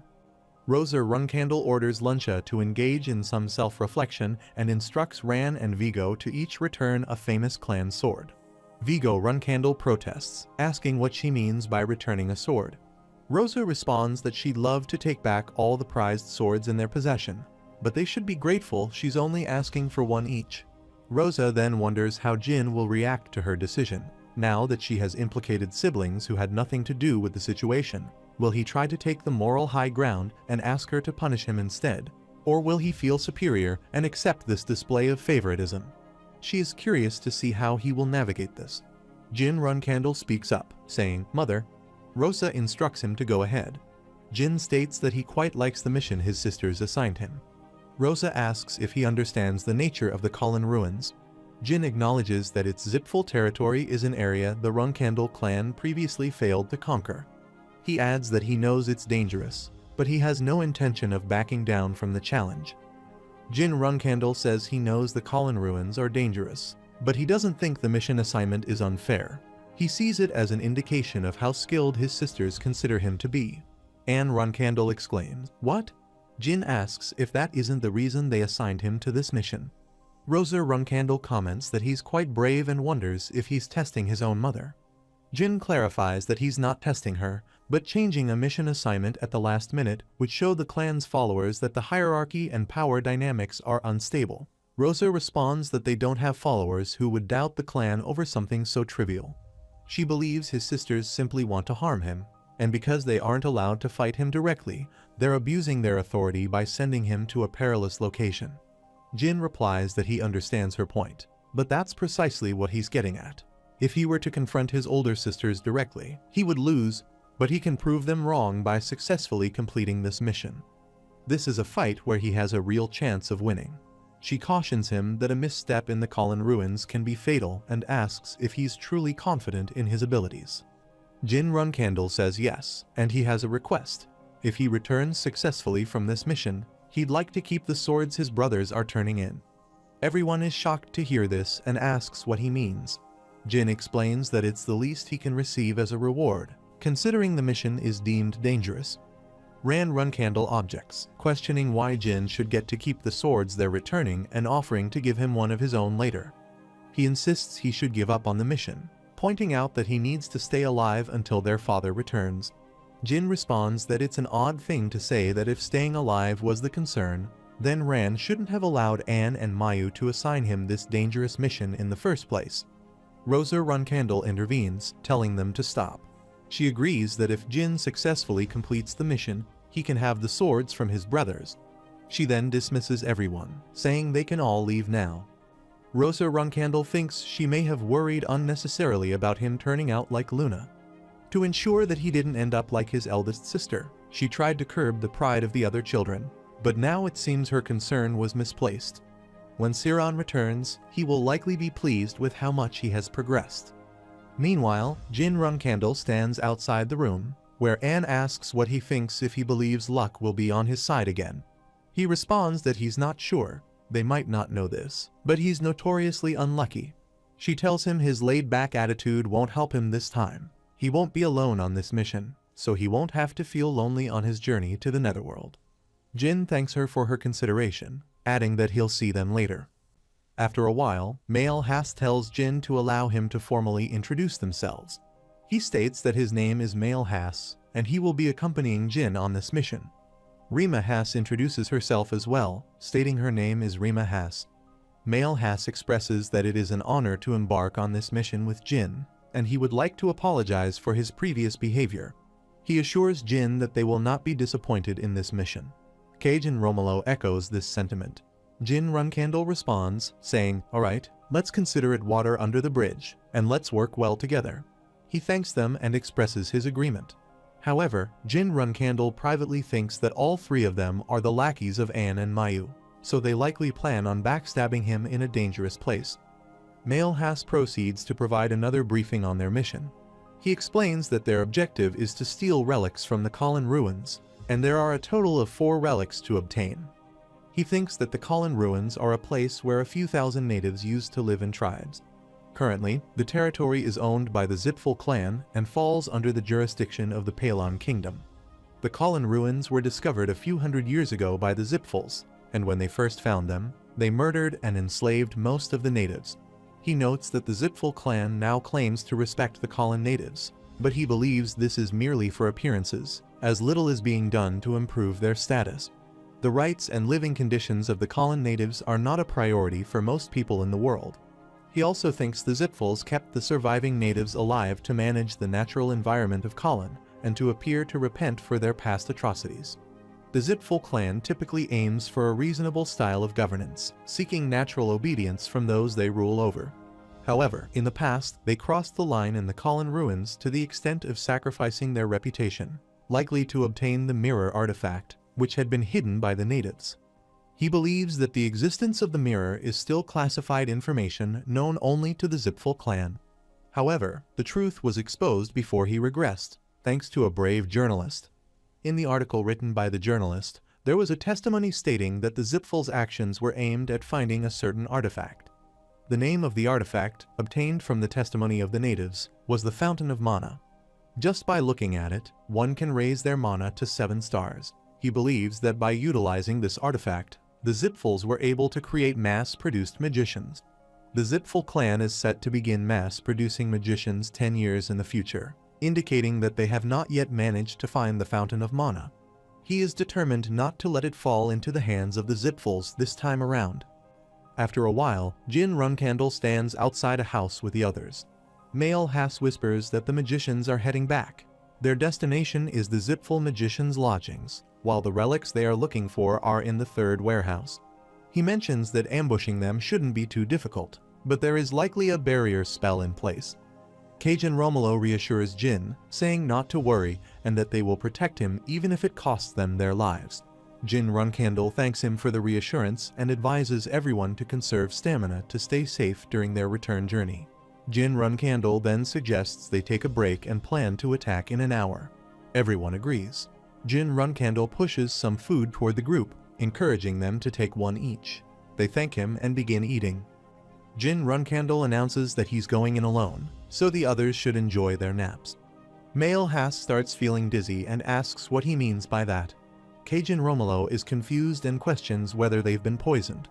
Jin Runkandle reassures them, saying it's just a sleep-inducing medicine. He replies with a firm no when he asks again. Jin Runcandle then asks him if he wants to make it obvious that he came here to kill him. As the others fall asleep, he remarks that they would have raised less suspicion if they had behaved like their usual annoying selves. He proceeds forward, muttering that it's only natural for a dog to follow its master's orders. After a while, some guards stand outside a door, gossiping about the quality of the wine. Suddenly, Jin Runcandle attacks one of the guards, knocking him out. The other guard raises his spear and asks who he is. Jin quickly steps back and then attacks him, knocking him out as well. He observes that there were only 2 guards and concludes that there don't seem to be any others outside. Jin sees the lock on the door and notes that it's a simple lock without any alert magic. He reasons that the Zipful family probably doesn't consider this area to be particularly important since they occasionally allow ordinary people to visit the 3rd warehouse. He opens the door, enters the room, and thinks that it's time to take a look inside. Inside, he notices a circle on the floor and realizes it's a magic circle of blood and detection. It's widely known as a security measure that distinguishes purebloods and specific bloodlines, but it actually differentiates between humans and demonic beasts. Additionally, it can identify humans who have been infected by certain epidemics.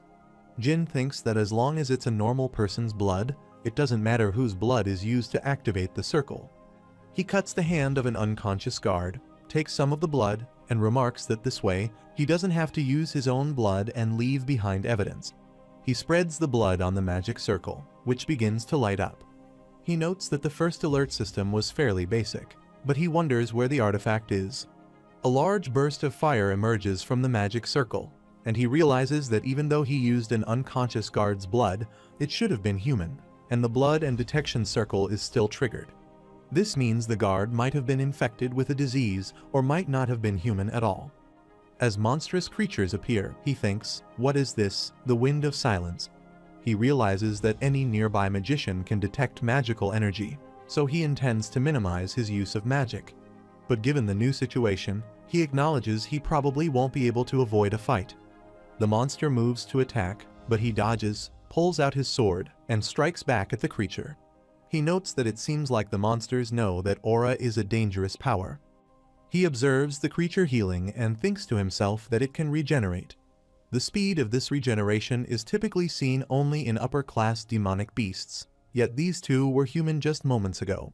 He considers that they are in Zipful territory, an area frequented by numerous magicians, where the natives are oppressed, and these strange monsters are potentially living golems. He realizes that creating living golems is a severe crime, and if the Zipful family is using the Kallen ruins as a lab for experiments involving forbidden magic, it raises serious concerns. He attacks the monsters again, noting that living golems possess the strength and speed of low-level 4-star automatons, but their movements are less refined than a 4-star knight with proper training. Despite their strength, he finds them relatively easy to fight. He recalls that golems, even with significant damage, generally don't stop moving. However, they become inactive once their core is destroyed, typically located in the head, heart, or abdomen. While forbidden living golems might seem different, this core-based vulnerability still applies. If he can locate and destroy the core, the fight will be over. He moves to attack the creature's head, slicing it in half, but he notices that its strength and speed haven't diminished. In fact, it has become even more aggressive. Realizing that if the core isn't in its head, there's only one other likely location, he strikes at the creature again. The monster throws a clear rock toward him, hitting his sword, which explodes. It snarls, asking why he would do such a thing to a fellow human. Jin Runcandle steps forward and stabs his sword into the monster's chest, and the creature explodes in a burst of intense light. He thinks that the magical energy was on the brink of being released. That was a close call. As the monster collapses, it begs to be killed, and Jin grants its request. He says, "Very well, then." He moves forward, pondering the fate of these people, knowing that no one would willingly choose to become a living golem. This is especially true because, once transformed, the person becomes a mere consumable with no future or freedom ahead of him. He knows now is not the time to get angry. An unexpected event occurred, and he discovered a terrible secret about the Zipfuls. He's also suspicious that his sisters might have known about it when they assigned him this mission. However, that doesn't mean his mission has suddenly disappeared. He thinks that even if he exposes this fact to the world, the Zipfuls would simply deny it. The crime of creating living golems is so severe that even being suspected of it could lead to an imperial investigation. He picks up a stone from the floor and thinks that first, he must secure the evidence and then continue with his mission. Despite this, he's aware that the Zipfuls have enough power to secretly influence the investigation, so it could be difficult to see justice served. Regardless, this is a problem he cannot solve right now. He notices that there hasn't been any significant movement among the magicians, indicating that most of them only know this place as a regular warehouse. He reasons that they wouldn't guard this place so loudly if they knew the guards were living golems, which suggests that not everyone at the Colin Ruins is involved with forbidden magic. He observes that the security magic on the slates is relatively simple, but the one on the bowl is much more complex. He notices the bowl is covered with aura and remarks that, normally, breaking protection spells would require significant effort. However, with 2 living golems now dead, no matter what he does here, the Zipfuls will be forced to cover it up quietly. He begins to use his magical abilities, focusing on the fire and water spells. He explains that he's going to collect some heat to take with him while retrieving the bowl. As he casts the flame explosion spell, a burst of fire erupts around him, creating a chaotic spectacle. Meanwhile, Luna Runcandle slaps Anne and Mayu and asks what they're thinking about sending Jin to Zipful territory. She questions if they've lost their minds.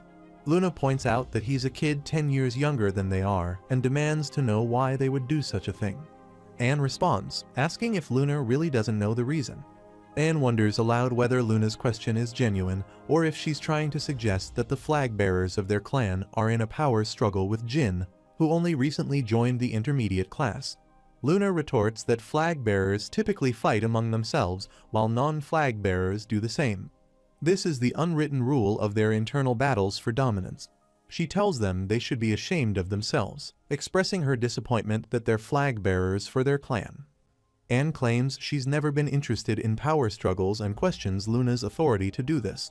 She says Luna wouldn't be talking like this if they had succeeded in setting up Jin. Anne asks her to clarify what she's implying. Luna reveals that Jin successfully completed his mission at the Colin Ruins, noting that their mother should be receiving the report about now. She says this should make it clear why she feels ashamed of them, pointing out that their interference ultimately only helped his reputation. Luna suggests there might never have been a case in the Runcandle family's history where flag bearers were humiliated while trying to control the youngest member. She tells them to leave. They respond with compliance, acknowledging her orders. Luna adds that, from what she's observed, Jin isn't particularly forgiving, so they had better be cautious going forward. She insists that she's saying this out of genuine concern, emphasizing that, despite the complications, Anne and Mayu are still her little siblings. After a while, Luna Runcandle sits in her room as her nanny enters, carrying a tray. Her nanny comments that she expected Luna to punish her younger sisters as soon as she returned and admits she thought Luna might be going through another adolescent phase. Luna retorts, asking about an adolescent phase at her age. She points out that her teenage years were pretty extravagant. She expresses concern for the young ladies, noting that young Master Jin is not the type to forget this. Luna agrees, suggesting that Anne and Mayu wouldn't stand a chance against Jin. She goes on to say that in 5 years, they likely wouldn't be able to defeat him even in an official duel. She wonders if this implies they only have 5 years left to live. Luna responds, "Don't say something so awful," and asks if she has looked into what she asked about earlier. She confirms that she's referring to the sibling who attempted to assassinate Jin and agrees that it certainly wasn't Anne and Mayu, as they were in the intermediate class at the time, so there's nothing to investigate there. Luna Runcandle acknowledges that she's right and adds that it's also unlikely to be Mary Yona or the Tona twins. She lists the remaining suspects as young Master Joshua, young Master Dippus, young Master Ran, young Master Vigo, and young Lady Luncia. Luna points out that, aside from young Master Ran and Vigo, the others can't be easily investigated. Luna takes a sip of tea and notes that the other 3 have a solid background, making it more challenging to investigate them. She suggests it would be best to observe for now, as digging deeper without solid evidence could only lead to trouble. She concludes that it was a wise decision to hold off on further investigation. Although there may have been an assassination attempt, young Master Jin has grown up healthy. Luna reassures her that there's no need to worry too much. Meanwhile, Jin Runkandle returns to his room and greets Gilly and Mirakan, announcing his arrival.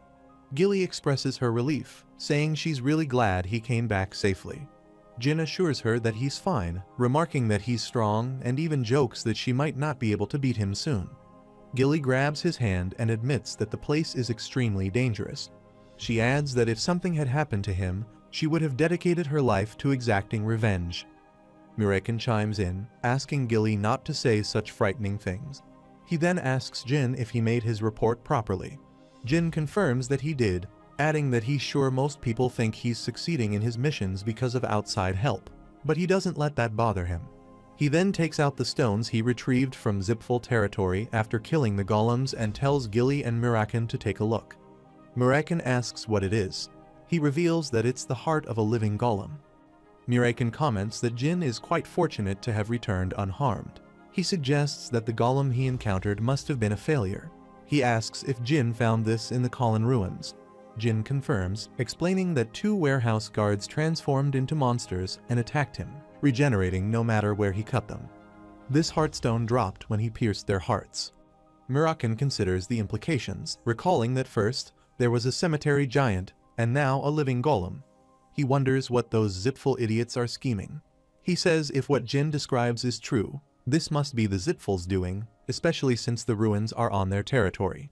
Jin Runkandle agrees, suggesting they make some time soon to return to Kholin and confront the Zipfuls directly about what's happening. He admits that he's a bit reluctant to go back because of the living golems, but he's confident it'll be much safer with Mirakan at his side. If he's lucky, he might even use this opportunity to find the Fountain of Mana. Regardless of the chaos they might cause, the Zipfuls would likely try to cover it up. He agrees, saying he'll find a way to make time for it.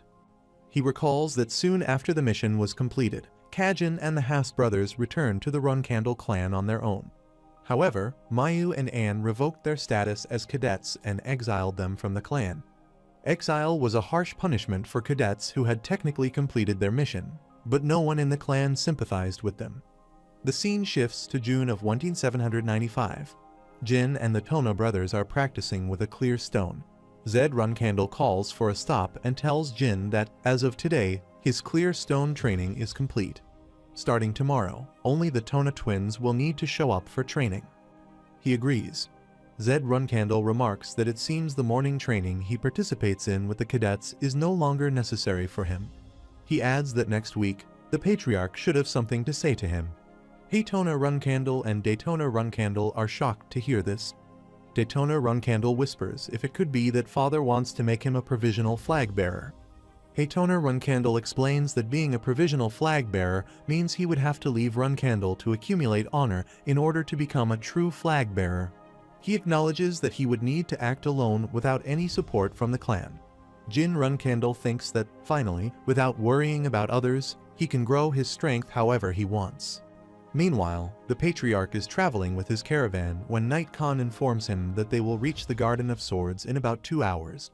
The Patriarch remarks that his son, who was born in his later years, keeps interrupting his training. He was planning to stay secluded in the Black Sea for 10 years, but this disruption kept happening. He asks how many times it's been now. Knight Khan observes that even when Jin was at Storm Castle, he felt that the young master was exceptional, but he didn't realize to what extent. He admits that what Jin has accomplished at the Garden of Swords truly surprised him. He mentions Jin's fierce fighting spirit, pointing out that, despite his youth, the boy's eyes held deep regret when he first saw him at Storm Castle, even though Jin tried to hide it. He recalls that Jin provoked his siblings as soon as he arrived at the Garden of Swords. He's convinced no one taught Jin this behavior, but the youngest Runkandle instinctively understood the rule of crushing and breaking his opponents. He recalls Jin Runkandle and mentions that he seems to have a talent for killing his enemies. He comments that others recognize this and try to suppress him, but despite being thrown into perilous situations by his siblings, he survived and came back each time. Now, he's a 5-star warrior. Knight Khan admits that he's less interested in Jin's missions at Mammoth and the Kholin ruins and more intrigued by the first mission he gave him. He points out that he fought one-on-one with a White Wolf tribesman and won. He says he expected him to use his subordinates as shields to defeat the tribesman, but to everyone's surprise, he managed it on his own. By doing so, he upheld the weight of his beliefs, which he'd declared from the start. Night Khan asks if he really believes that he defeated the White Wolf tribesmen by himself. The Patriarch says that he does, though he adds that, strictly speaking, Jin didn't do it entirely on his own. He concludes that Jin is an interesting kid, remarking that he'll need to ask him about that when they meet again. After a while, he arrives at the palace, and the guards salute him. Rosa Runcandle stands at the entrance and tells him they've been waiting. He acknowledges her, saying she's done well. She replied that he had prepared everything himself, so she didn't have to do much. He comments that if these grown children were doing fine on their own, he wouldn't have needed to leave the Black Sea, and the guests they'll be receiving today would be overly focused on him. He asks if this doesn't complicate things for their children. Rosa agrees, inviting him inside, saying she's prepared the food he likes.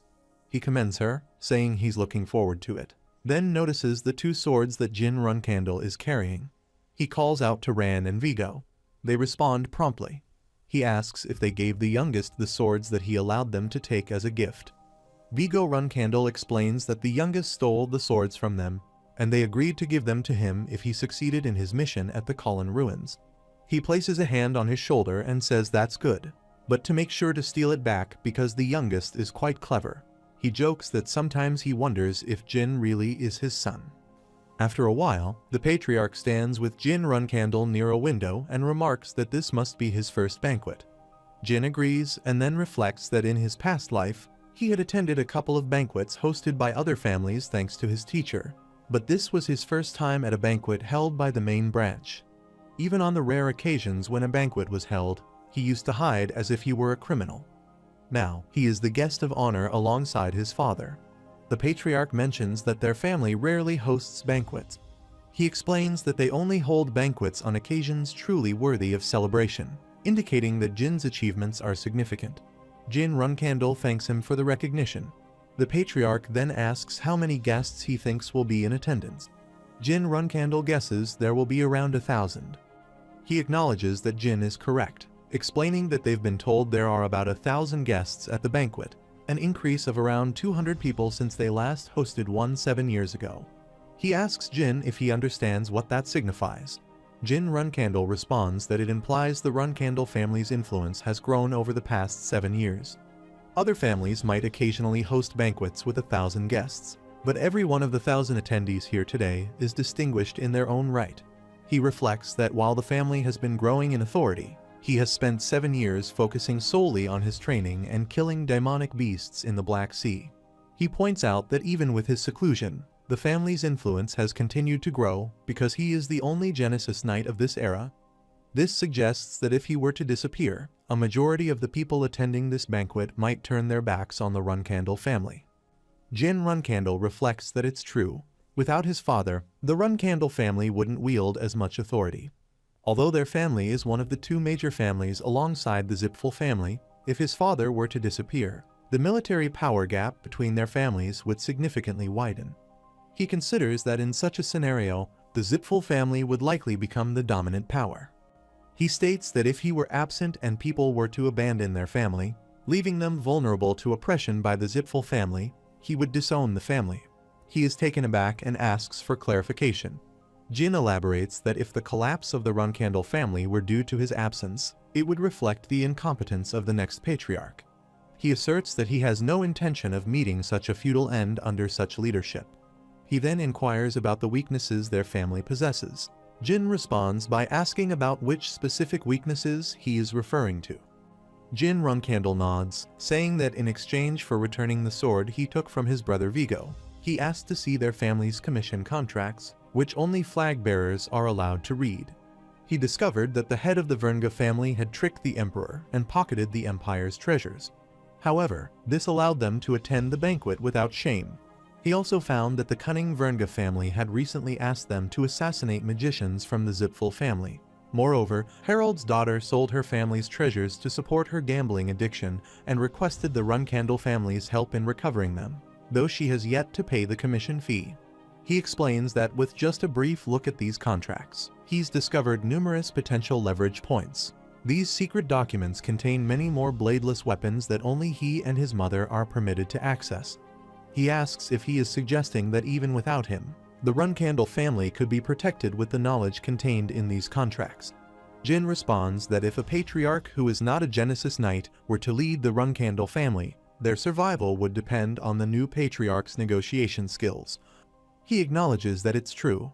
However, they aren't the only ones with such weaknesses. The Zipfel family has just as many.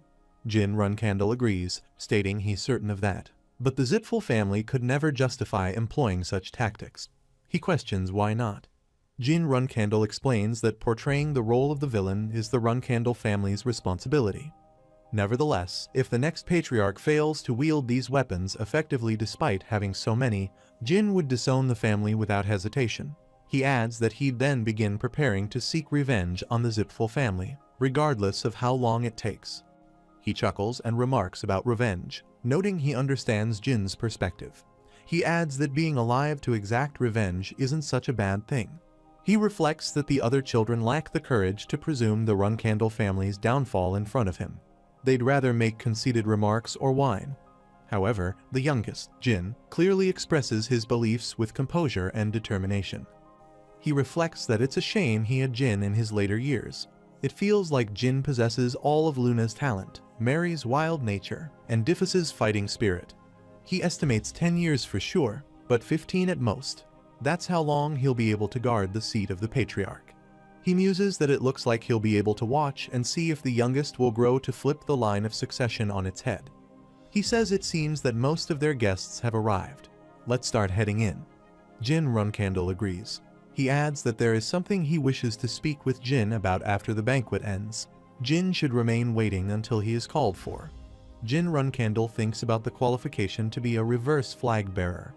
It seems he will have to leave the family temporarily after the banquet ends, and the 4 days the banquet will last will feel quite long.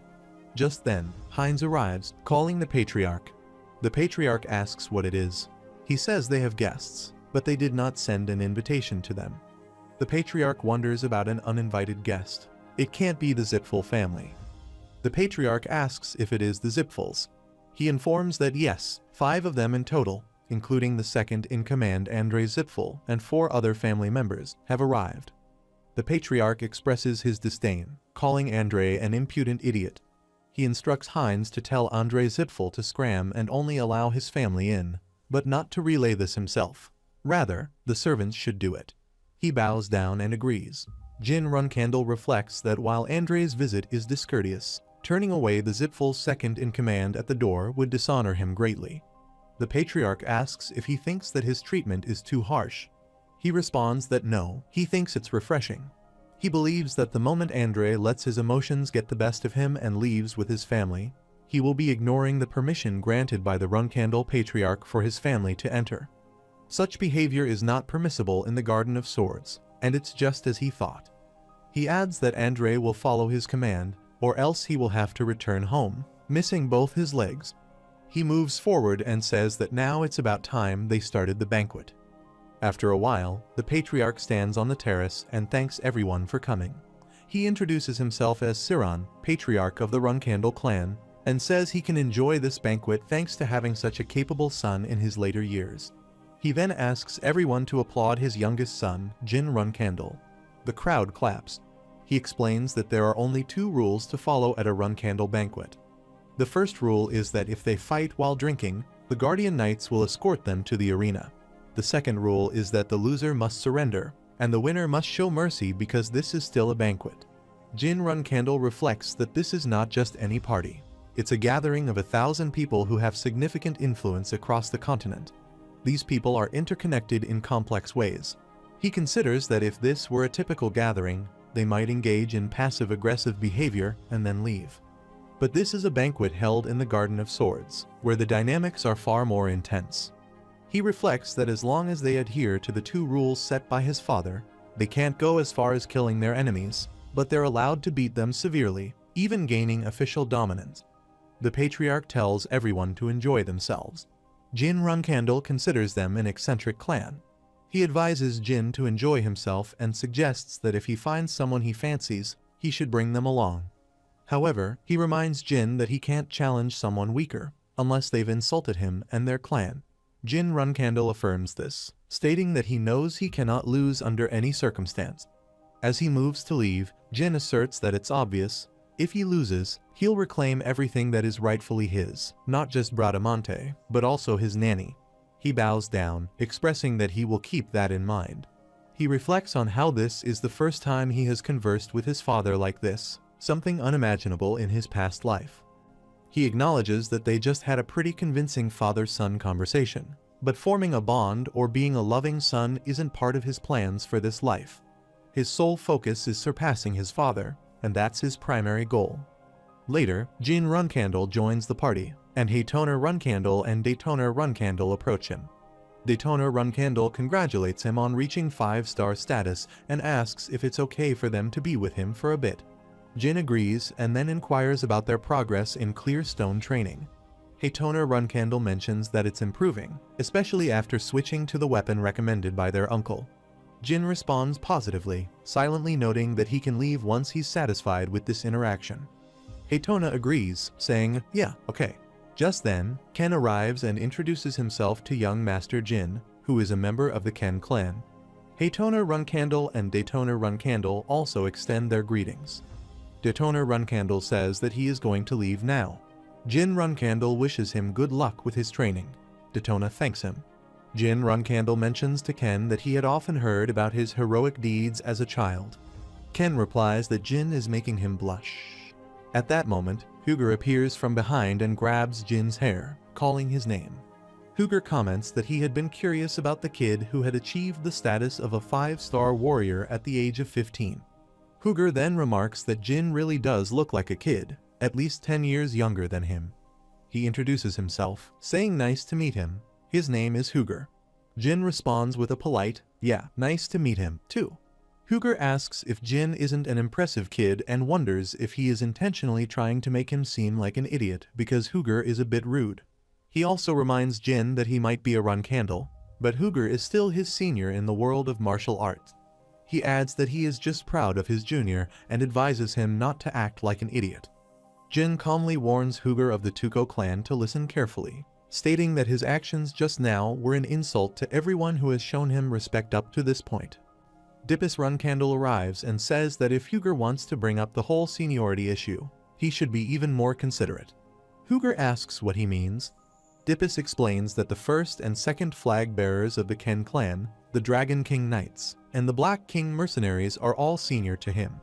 He points out that Huger should have noticed how those seniors treated him with respect, and he should have accepted his mistake and apologized to them. Dippus adds that since he gave Huger a warning, he'll let this one slide. Ken intervenes, reminding Huger that his life was just saved by young Master Jin, suggesting that he should follow Jin's advice.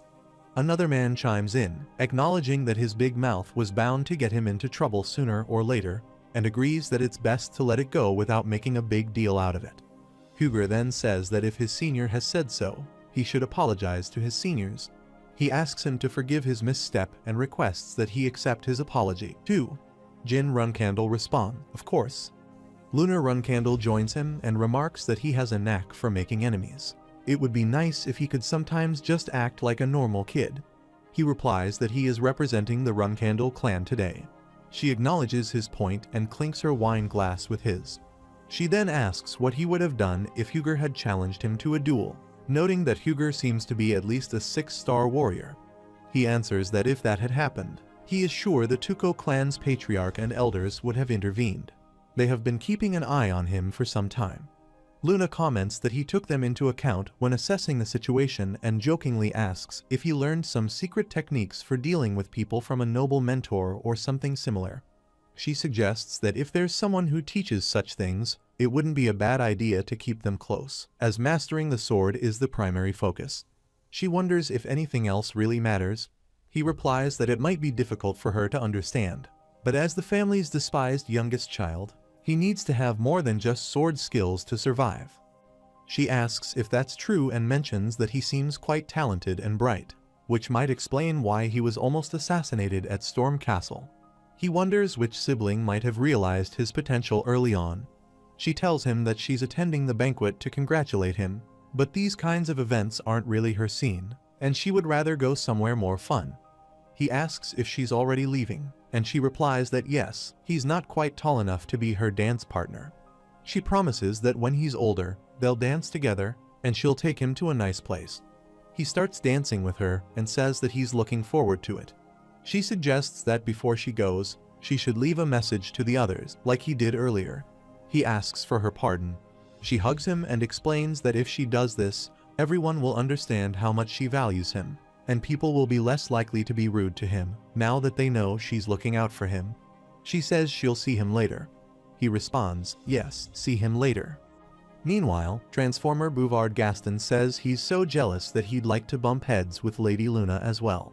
He says he has to write a poem for Lady Luna today and that he'll be singing that poem all night. Vishucal Giuliano tells him to shut up.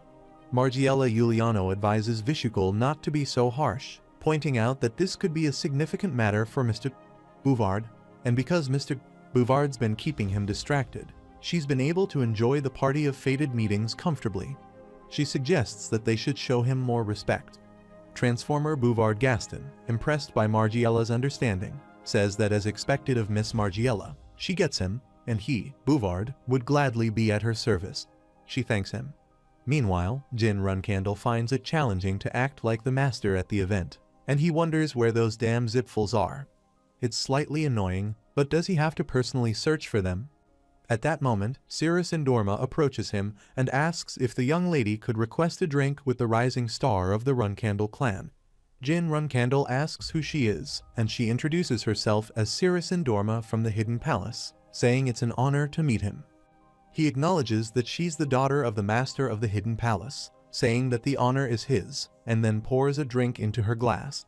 She points out that he's 15, which is the same age as her, and asks how he managed to achieve such martial prowess at this age, expressing her envy over the Runcandle family's blessed physique. He responds that he also considers it a blessing, but adds that the Hidden Palace is a blessed lineage as well. He can't even imagine how much the master of the Hidden Palace values her. She confirms that her father values her greatly, mentioning that, unlike someone who's not the only child, she's her father's only daughter. She then asks if her comment came across as rude. Jin Runcandle assures her it wasn't, noting that it's well known he's the youngest son with many brothers. He admits he's actually envious of her, explaining that having a lot of siblings can be quite exhausting. He finds it odd that she hasn't mentioned Mamet yet, even though he's sure she recognized him. It's hard to believe she didn't, despite him having some ashes on his face. She then says she has a question to ask him. He nods and tells her to go ahead. She asks about his injured leg. He replies that it's fine now, thanks to someone wonderful who personally applied medicine for him. He admits he doesn't even know how to repay the favor. She comments that he's more shameless than she expected, and then asks why he was at the Moonlit Well in Mamet. She adds that she thinks she's owed an explanation. He asks why she believes she deserves one. She explains that her subordinates failed to catch the magic terrorist, which seriously hurt her pride. It made her wonder whether the young man she let go might actually have been the culprit. He responds by questioning the notion of magic, pointing out that he's a Runcandle, and asks if he really looks like a suspect. He points out that she should be familiar with his clan. She replies that she doesn't think he is the suspect, but it would raise concerns if he were on a mission for the Runcandle clan and had hired a magician because he couldn't handle it on his own. She adds that among the people who were at the inn, the only ones who could have been a target for the Runcandle clan were members of the Hidden Palace, and as the captain of the Hidden Palace's 7 swords, she can't overlook such matters. He realizes that she's mistakenly assuming he was targeting someone from the Hidden Palace, and while she's not entirely incorrect, given that he injured some of them while attempting to kill Alcaro, he doesn't see how this could be used as evidence against him. He then asks if everything she mentioned isn't just speculation. She asks if he's going to deny it until the end, then declares that if that's his stance, she has her own plan. She threatens to drag him to the arena, beat the crap out of him, and spit on his detestable face. She challenges him to a duel. He responds that his father warned him not to fight against someone who appears weaker than him. But if she's so eager to fight, he has no choice but to accept. Later, Jin Runcandle arrives at the battleground, where a soldier asks if he has come to a duel. He confirms that he has, then tells the soldier that everyone else can leave. Only the medics should remain, and he wants 2 decent swords. He replies that he understands and that they will seal off the arena until the duel is over. Jin Runcandle assumes that after midnight, battle enthusiasts and curious onlookers will begin to gather, and because Cirrus Endorma is the daughter of the Hidden Palace, it would be too cruel to defeat her in front of everyone. Cirrus suggests they make a promise before starting the duel. He asks what kind of promise. She proposes that if she wins, he must tell her everything that happened in Mammoth that day without any lies. He agrees, and in return, if he wins, she must agree that they never met on that day. She remarks that he must have something to hide, then invites him to come at her. He moves to attack, but she counters with a swift strike of her sword. He quickly realizes that this is a special ability unique to the Endorma lineage, the Myriad Ice Blades. He didn't expect her to use her secret technique so early in the duel. He also remarks, woe is him, that as the youngest, he hasn't yet learned his clan's secret techniques, wondering what he's supposed to do now. She dismisses his complaint and says that's not her problem, then attacks him. They both engage in combat. She observes that he really is a 5-star warrior. Initially, it seemed like he was barely managing to block her attacks, but as their fight progressed, his true skills became more apparent. However, she believes the 1-star difference can be easily overcome by performing the third form of Myriad Ice Blades. She concludes that since she's weaker and has less stamina, she can't let the fight drag on. When he attempts to counterattack after reading her patterns, she plans to switch tactics and end the duel quickly. He acknowledges that although Cirrus Endorma is a 4-star knight and can wield the Myriad Ice Blades, her attack and defense will be inferior to his. Realizing that she's planning a decisive strike to shift the momentum, he guesses that she'll use her secret technique, but he can't gauge how powerful the Myriad Ice Blades will be. He thinks that in situations like this, he might have to use his own secret technique, one of the many he studied at Storm Castle. Among all the secret techniques he acquired, this one is the most potent. She attacks him, declaring that it's over. She uses the third form of Myriad Ice Blades to strike at him. He blocks her attack with his sword, noticing that the ice shards contain a condensed aura, and he smirks.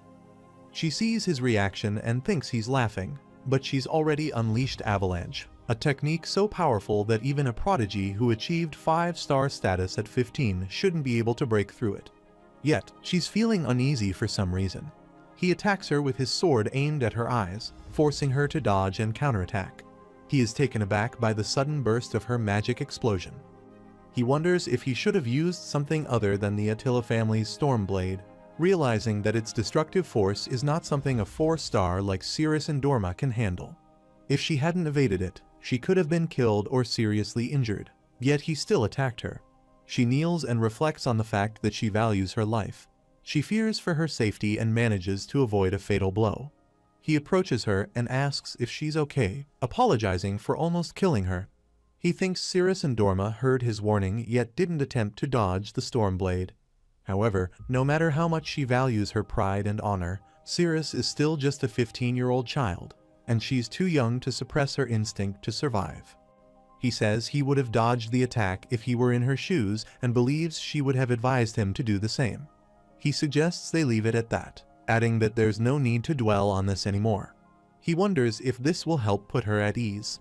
She then takes out a small medicine box, noting that he has a scratch on his face. She offers to repay him for saving her life by applying some ointment to his cut. He asks if she's not underestimating the value of her life, given that she's the only heir to the Ice Palace. She replies that this is a life she once pleaded for, so she's determined to cherish it again and assures him not to worry about her. As she prepares to leave, she says that they should consider today as the first time they've met, and that she'll see him tomorrow. The scene shifts to the following day. Jin Runcandle is drinking wine and notes that there are fewer people around than there were yesterday. He muses that people will be able to watch duels starting today, so he wonders if this means the real party is about to begin. With the smaller crowd, he hopes he'll be able to meet those Zitful folks. He reflects that all the guests from the Zitful family are between 15 and 20 years old, just like him, so it's a perfect opportunity to see how his skills in magic compare to theirs. He considers asking them a few questions about Colin, but realizes that might not be the best idea right now. He figures that once he becomes a reserve flag bearer, he'll have more free time to investigate these things. He thinks he could explore Colin with Muraken's help. Mirakan's expertise should make it easy to locate the Fountain of Mana, which would prevent those Zipful idiots from producing mass-manufactured magicians. This time, he's determined to stay ahead of them. He considers that he'll be able to prevent such an appalling thing from happening this time. He notices Mirakan sitting aside in cat form. Margiela Ivliano plays with him and asks why there's a cat at a Runcandle banquet and where his owner is. She holds his pendant and reads the inscription, discovering his name is Butterfly. Jin Runcandle confirms that it's Butterfly Runcandle, and Margiela wonders if Jin gave him that name. Baradin Zipful approaches and exclaims that it's that cat, indicating that he knew he'd be able to find Jin if he followed the cat. He declares that they finally meet and expresses disbelief that Jin could forget him. Jin Runcandle asks who he is, prompting Baradin to express surprise that he would say that right as they meet and question how he could have forgotten him. He says he's been thinking of Jin every day and offers a hint to jog his memory, suggesting he guess a name that starts with the letter B. Margiela Ivliano finds him odd and invites Mirakan to leave with her. Baradin Zipful asks if Jin remembers him now, to which Jin Runcandle replies, nope. He gets frustrated and tries again, reminding him that they first met at the Middle Kingdom teleportation gate. Jin Runcandle still says he doesn't remember. He is exasperated, grabs him by the shoulder, and admits that his memory isn't as sharp as he thought it would be. He then urges him to listen carefully and remember this time, stating that his name is Baradin Zipful. Jin Runcandle tells Baradin Zipful that if he's so insistent on pretending they don't know each other, it's because he doesn't want to reveal their connection. He asks why Baradin can't understand that and just stops bothering him, even grabbing his hand to emphasize his point. Baradin Zipful, seemingly unaware of the message, asks if he remembers him now. Jin wonders how this dense fool could possibly become a 9-star magician by the age of 30 and be named the next patriarch of the Zipful family. Baradin continues, saying that he had been searching for Jin all over the place yesterday and even spent the past 2 hours looking for him without finding a single clue. Jin responds that although the banquet hall might be large, it's still just one banquet hall. How did he manage to wander around for 2 hours? He explains that if he had been allowed to use magic, he could have found Jin much faster, but this is Runcandle territory, where the use of magic is forbidden. He wonders if Baradin Zipful was lying or simply terrible with directions, but he figures it's probably the latter. Baradin then says he's glad to see Jin and asks if it has really been 5 years since they last met. He also comments that he can't believe Jin is already a 5-star warrior, noting that he always knew Jin would achieve great things. Baradin adds that he hasn't been idle either. He's already a 6-star magician, a whole level above Jin's swordsmanship. Jin Runcandle finds it hard to believe that the so-called greatest prodigy of the Zipful family, Baradin, is only a 6-star magician at the age of 18. If he were in Baradin's position, he thinks he would have already reached the 7th star by now. He also wonders if Baradin is lying about his rank for some reason. Baradin Zipful notices Jin's skeptical expression and responds by saying that this expression must be the result of his intense effort in searching for him. He tells Jin he's eagerly awaiting the day when they'll be able to duel, so he urges Jin to work hard and catch up. Jin Runcandle believes he's not concealing his rank. Regardless, if it's true that Baradin Zipful could only reach the level of 6 stars at the age of 18, then after Celiac Zipful, the current patriarch of the Zipful family, Baradin is the next closest to mastering magic. This offers a good opportunity to objectively evaluate his potential. Jin mentions that he's said this before, but he urges Baradin to keep his mouth shut and save his breath. Baradin Zipful claims that he's just echoing his father's words. He believes that anyone in his position would say the same thing and questions why the Zipful family attended the banquet without an invitation. Bouvard Gaston discreetly observes their conversation. Baradin reveals that he came because of him. He had been pestering his uncle, André, about the need to meet him. He thinks it's absurd that even as the vice-patriarch, his uncle would rush into enemy territory just to satisfy a child's tantrum. Baradin Zipful mentions that he and his group happened to be vacationing in the Hufester region when he heard about the banquet, and he thought it must be destiny. Jin Runcandle questions whether that's the whole story, and Baradin confirms it is. Jin then tells him to be grateful that this is a banquet, stay quiet, and leave when it's over.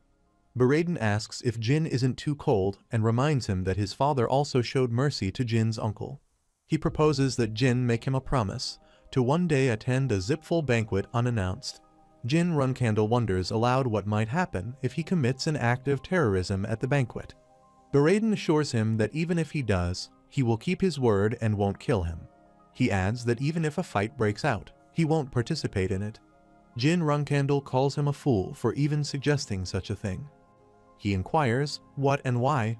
Jin Runcandle explains that it's because an unpleasant individual has been casting furtive glances at him for some time now.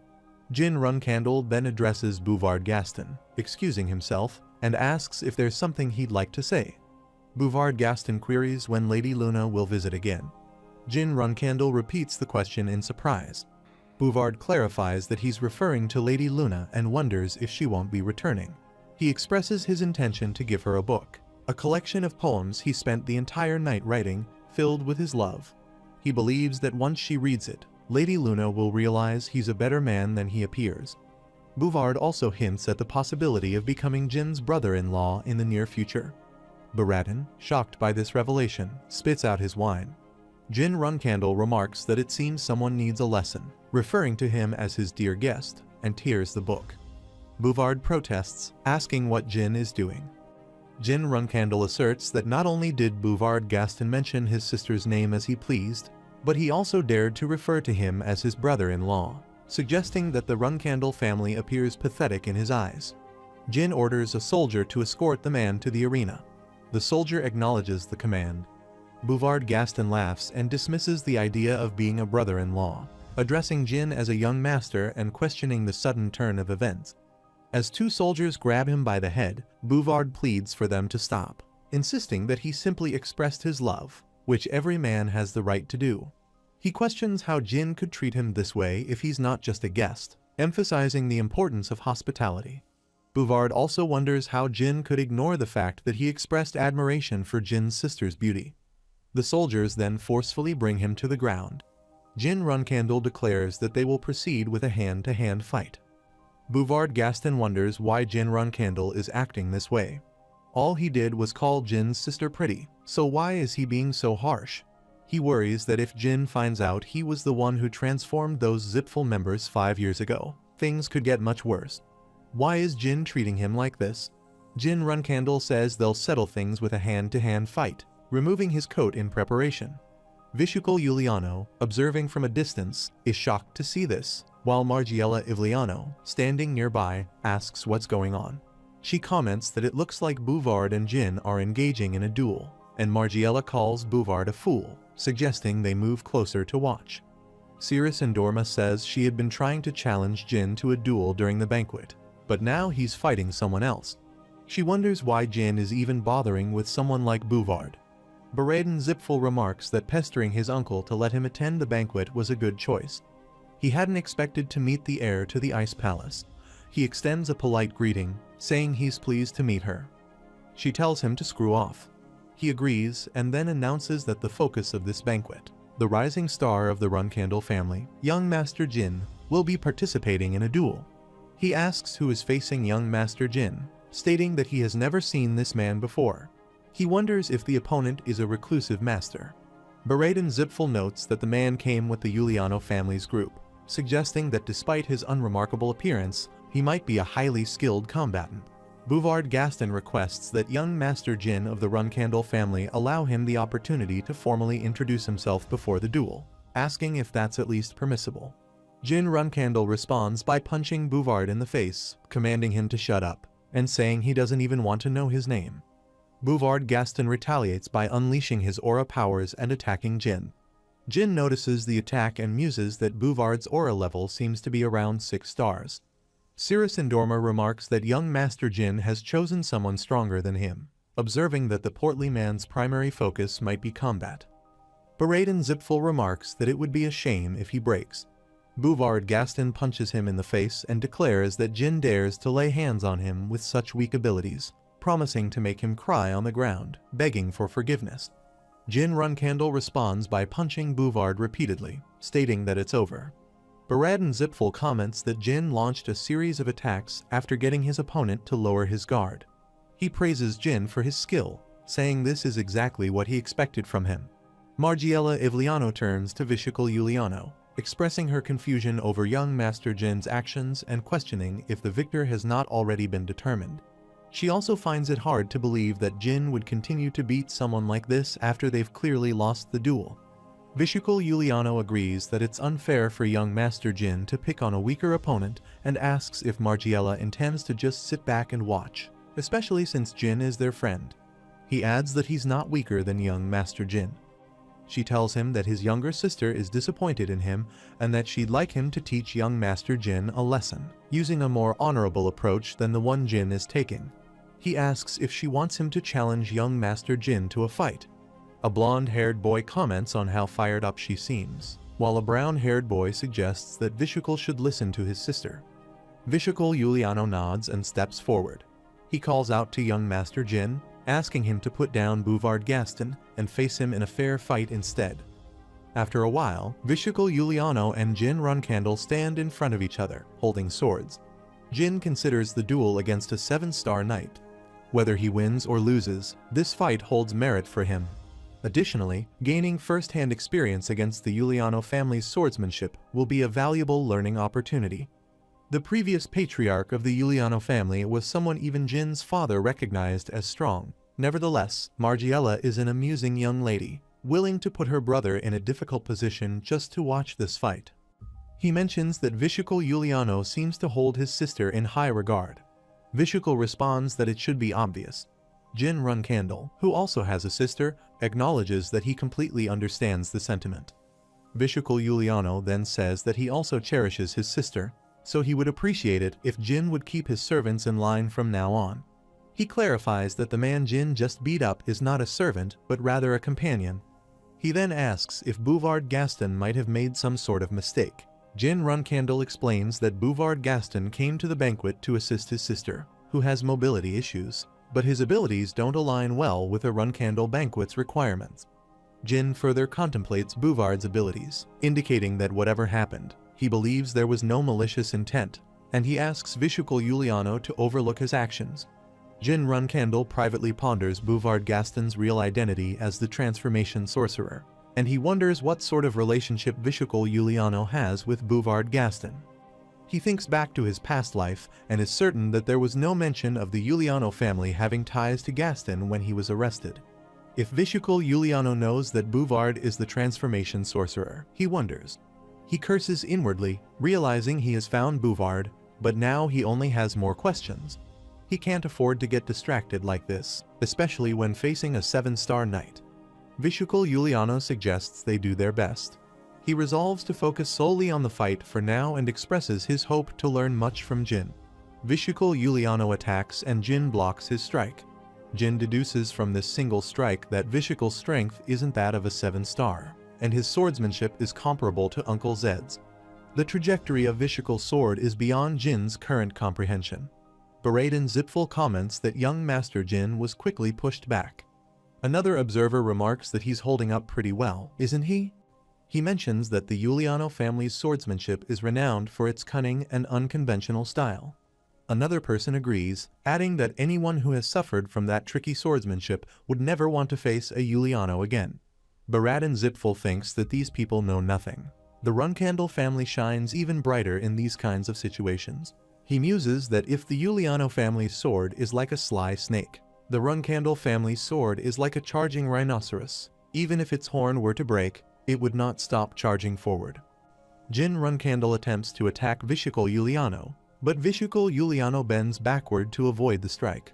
Jin Runcandle realizes that Vishukul Yuliano is likely holding back, but he acknowledges that he's still managing to hold his own against someone of Vishukul's caliber, even though Jin himself is only at 5 stars.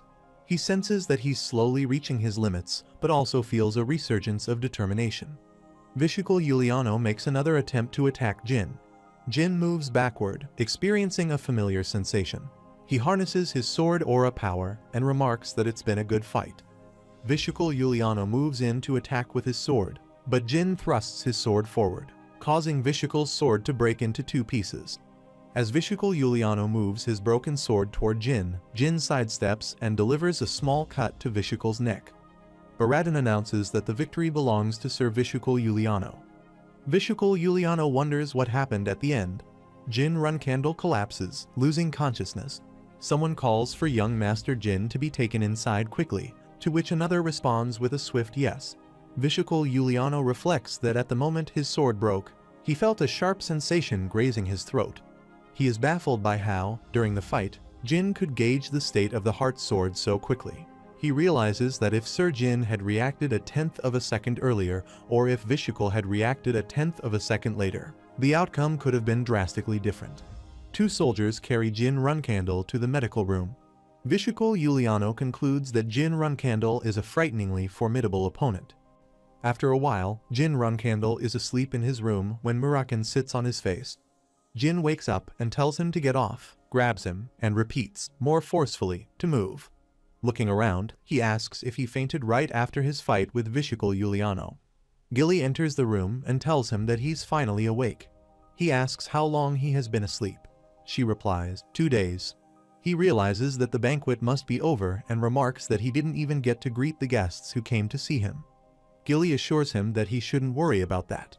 For the past 2 days, the fight between him and Vishacal Yuliano has been the talk of the event, gaining plenty of attention. She explains that it's because Jin revealed the heart sword at the end of the fight. Elsewhere, a man comments that Vishacal Yuliano could have been stabbed during the duel. Another person remarks that it's astounding for a 5-star swordsman to reach the level of the heart sword. Someone else adds that this sets high expectations for Jin's future. Meanwhile, Gilly continues to reassure Jin, pointing out that the fact he was able to reach the heart sword in a duel against an 8-star knight is impressive in itself. Jin Runcandle thinks that his heart sword isn't perfect yet, but it serves its purpose. The guidance from his sister, Luna, is finally paying off, even though he couldn't grasp the training at first. He recalls Lunar Runcandle's advice to never open his eyes during practice. He realizes that this approach, despite being confusing initially, helped him in a way he hadn't anticipated. Although the heart sword only seems to activate in extreme situations, he's not worried. It's still remarkable that he managed to hold his own against an 8-star knight, even if it wasn't entirely graceful. He reflects on all the positive outcomes from the banquet. He was able to confirm Baradin's status as a Zipful, form a sort of friendship with the heir of the Ice Palace, and discover the connection between Bouvard Gaston and Vishacal Yuliano. Jin thinks that while there might be many explanations behind the transformation crime, it's not something he needs to solve immediately. He should gather more information first before drawing any conclusions. Gilly places some flowers in a pot on the table in front of Jin Runcandle. He asks about the flowers. She tells him that Cirrus from the Ice Palace left them for him. Muraken jokes about whether Cirrus has taken a liking to young Master Jin. Gilly clarifies that, in Ice Palace tradition, the flowers symbolize an unending battle, not romantic affection. Jin Runcandle remarks that it seems like Cirrus wants to challenge him again. Muraken comments that it's still significant to receive flowers from a girl, even if they represent a request for a duel, and asks Gilly if she agrees. She responds by saying that the Patriarch has ordered Jin to meet with him as soon as he awakens. Jin asks if his father really did so. Gilly nods, suggesting that it's time for Jin to prove his worth. Jin agrees, realizing that he might need to leave the family for a while. After a while, Jin Runcandle finds himself in a dark room, asking where his father is. He sees him and hears his father say that he's right here. His father notes that it's been a while since one of his children came to visit him in such casual clothing, suggesting that Jin is preparing to live elsewhere.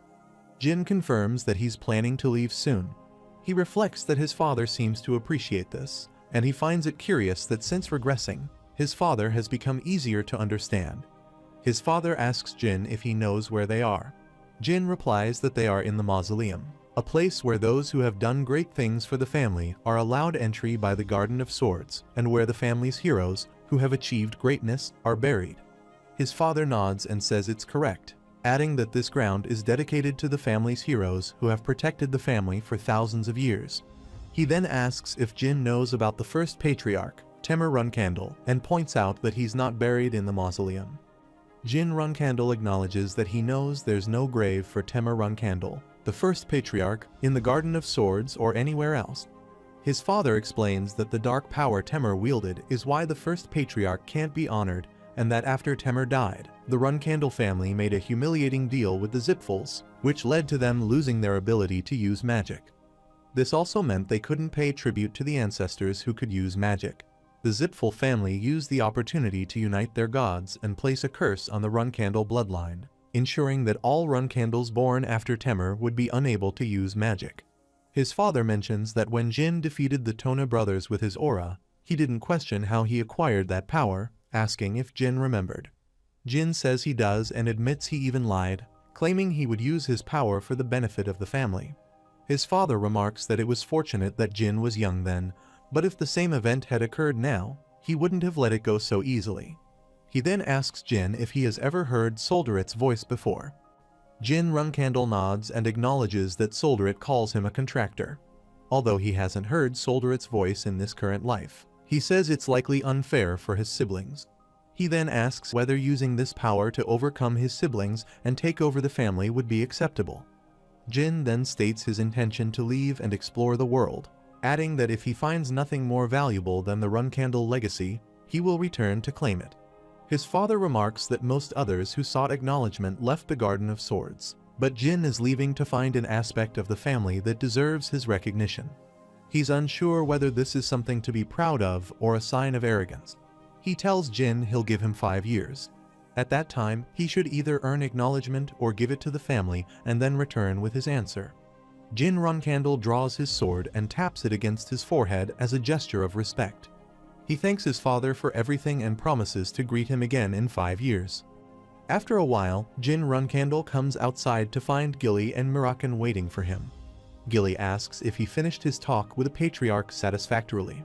He responds that he did, and now all that's left is to depart. He notices she's holding his luggage. Gilly clarifies that the bag is hers and mentions that it's designed to block his aura, preventing him from using it. He nods, saying he's heard about this from the senior nannies.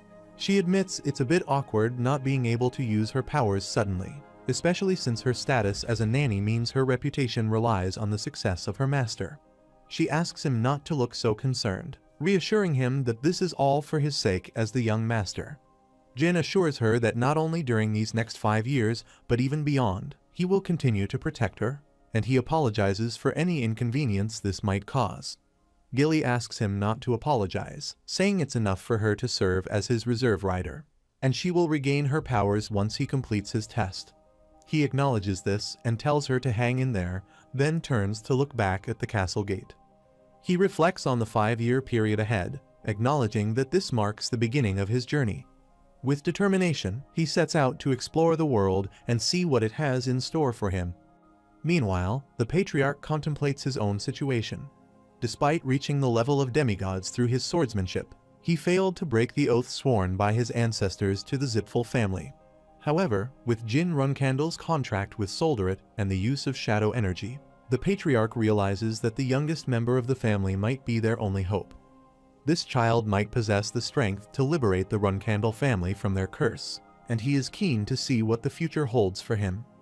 Meanwhile, Jin Runkandel is in a forest, using magic to create light by igniting his hand. Gilly asks if he is sure it is alright to leave without saying goodbye to anyone, mentioning that the cadets in his faction and young Lady Luna might be disappointed by his abrupt departure. He tells her not to worry. Luna is quite free-spirited, and while it's unfortunate to leave the cadets behind, it's not like he's heading to his death. He explains that if he'd told them about his departure, they might have saluted him with their swords held high as he left. She acknowledges that possibility, adding that they might have gone even further to show their support. Then she asks where he plans to go now, mentioning that she's heard most of the other flag bearers chose Mammoth as their first destination because taking down villains is the quickest way to gain fame. He considers the concept of fame and reflects that Runkandel's reserve flag bearers must build their reputation from scratch in the outside world to be recognized as full-fledged flag bearers. Additionally, they can't expect any support from the family while they're on this journey. He considers Sister Mary as an example, who defeated numerous formidable individuals in the southern regions of the continent, earning the title Madwoman of the South, or Windfury Mary, before becoming a flag bearer. Reflecting on his siblings, he notes that apart from her, all his other siblings returned within 6 months to 2 years. However, their father has given him a total of 5 years, and there's only one reason for that. His goal is to discover all there is to know about shadow energy and then return. He announces that they will be heading to the Arkan Kingdom. She clarifies if he means the nation affiliated with the Lutero Magic Federation, wondering why he would head there since it's not Zipful territory. Jin Runcandle explains that when he went to the Kallen ruins on a mission, he heard about a significant number of unregistered magicians causing trouble in the area. It seems they are teaming up with martial artists and causing quite a bit of trouble for the people of Arkan. She agrees that it's a good idea, mentioning that she quite enjoyed dealing with bad guys when she served as a soldier on active duty. He feels his excitement growing.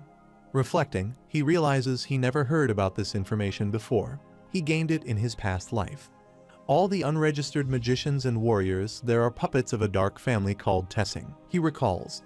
He knows that what he's really after are the underground auctions those guys hold. He expects to find plenty of items whose true value is unknown at those auctions, including a few grimoires that he'll need to buy, as well as a ring.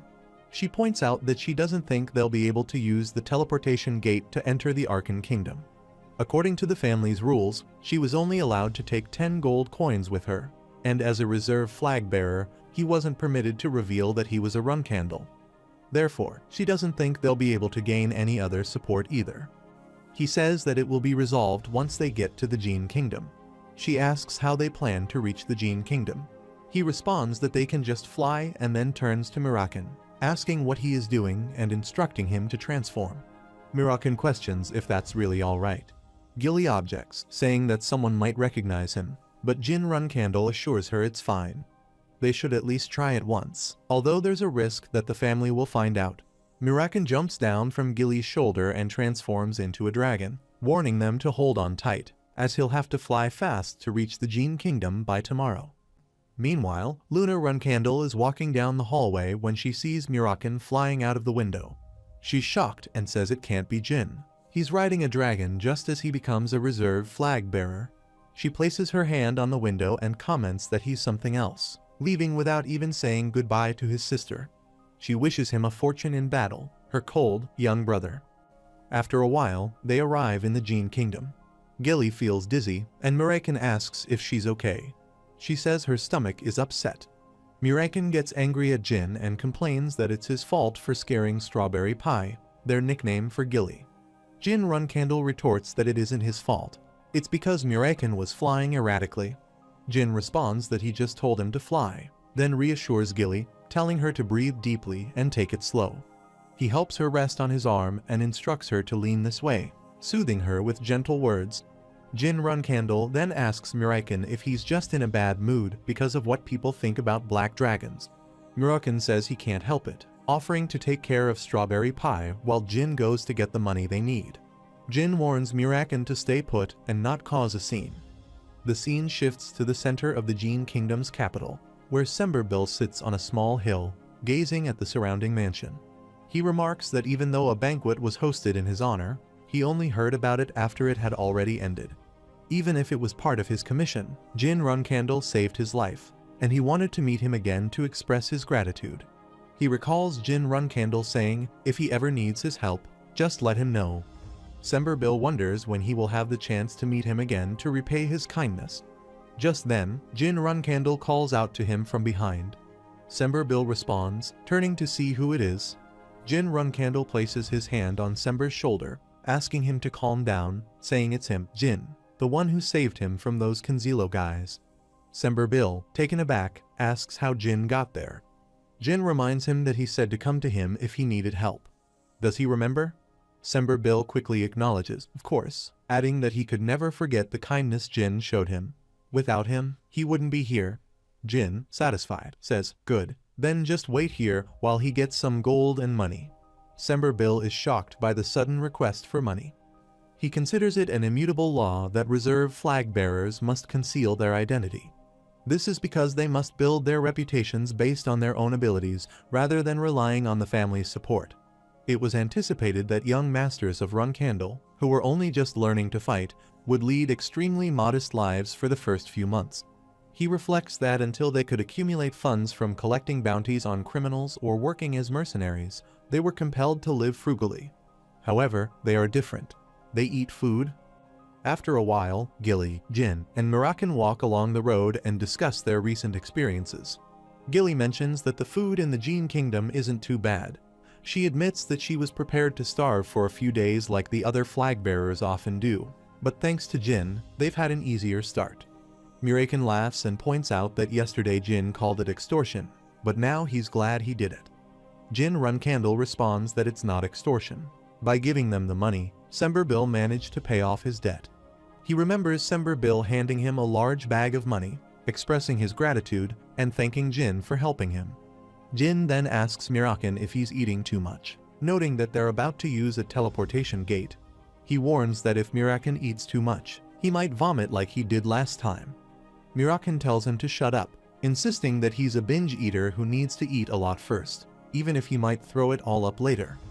He points out that if it weren't for Mirakin, he would have had to starve for the next few days and asks what he means by binge eater. Mirakin retorts that if Jin doesn't want to see him vomit, he can just ride him instead. It's Jin who wants to use the teleportation gate. Gilly agrees, saying that if it's just motion sickness, they can deal with it. Jin Runcandle says Gilly's motion sickness isn't the issue. The real problem is that their destination, the Arkan Kingdom, is part of the Lutero Magic Federation, which is controlled by the Zipfel family.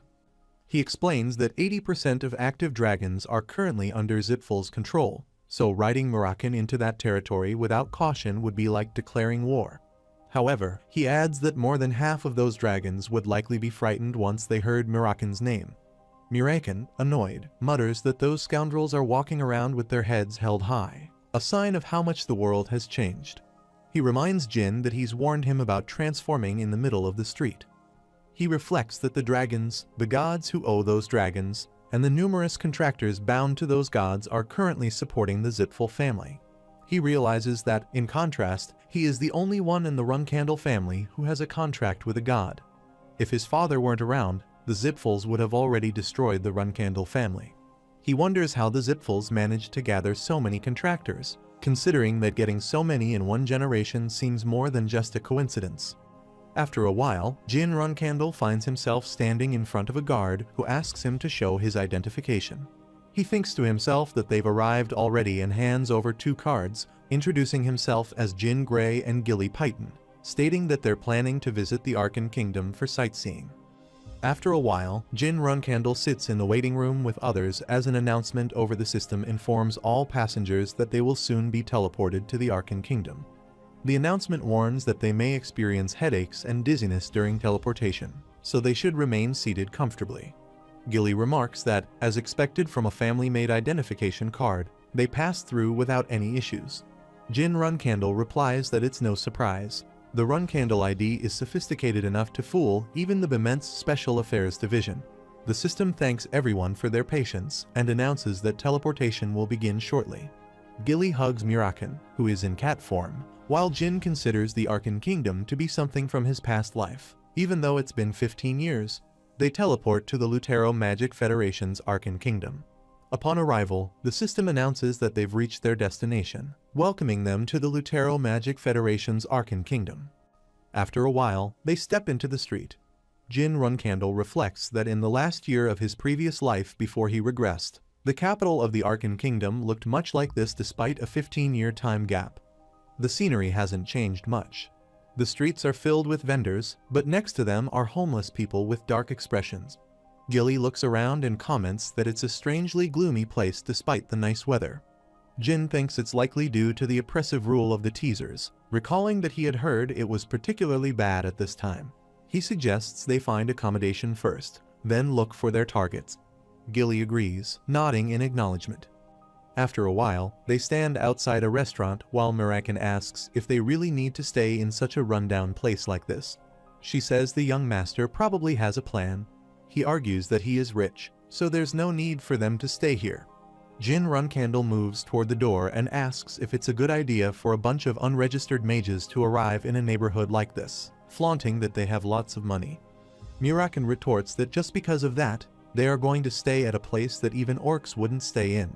Jin tells him to shut up, and they enter the restaurant, where they see Jet asleep on the table. Jin calls him and asks if he is the owner of this inn. Jet wakes up and greets them, seeing a gigolo, a novice swordsman, and the pretty lady next to him, who seems like a maid. He offers them juice and says, "Welcome to Jet's Inn." They have plenty of vacant rooms, and this is their inn's special orange juice. Please, have a glass and choose whichever room he likes.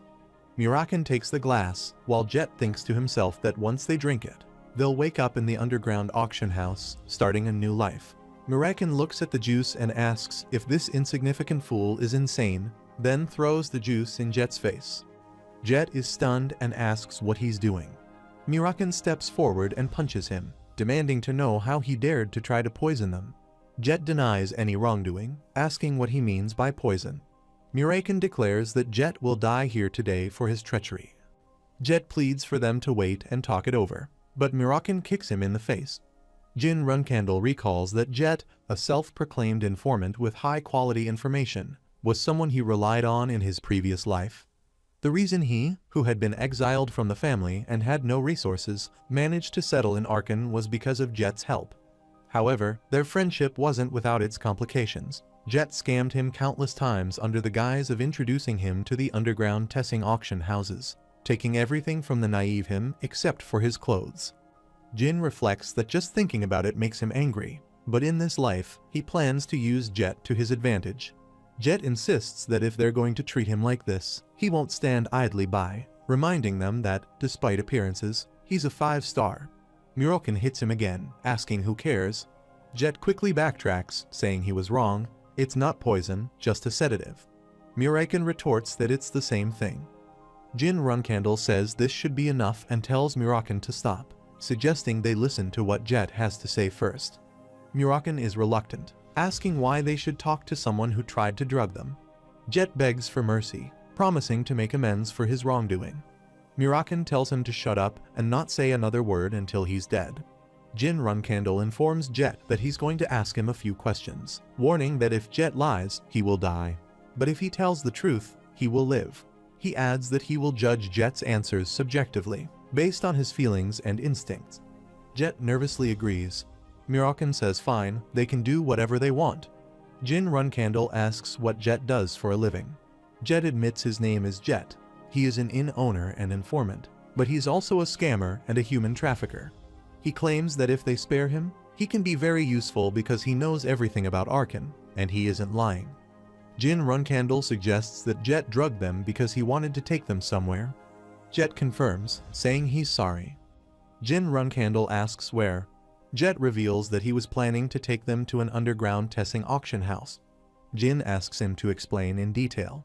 Jet elaborates that Tessing is a dark organization that operates auction houses, dealing with slaves, illicit drugs, stolen goods, and even artifacts, basically everything.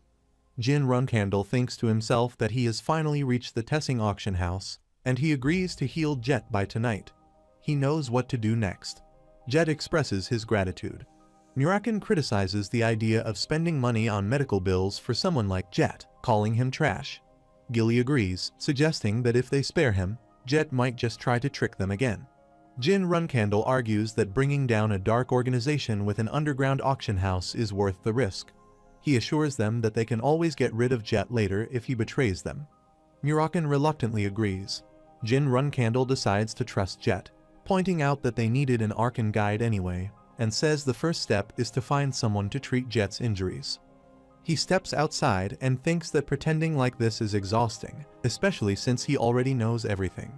He doesn't plan on revealing to anyone that he's a regressor, so he has no choice but to keep acting this way. After a while, a gray-haired man tells him to rest as much as possible until his bones heal, offering his services again if needed. Jin reflects that the man is part of the Lutero Magic Federation, and is surprised that someone they found on the street turned out to be such a skilled healer. Jet looks at his reflection in the mirror and notices his missing tooth. He curses, thinking these people are crazy. They hit him, then heal him. He's left wondering who on earth they are. An heir to a large martial arts family. Someone from Bement's Special Affairs Division. Either way, he knows that if he betrays them, there'll be nothing left of him. Jin Runcandle says, "Alright, let's get going," and indicates that they need to head to the underground auction houses.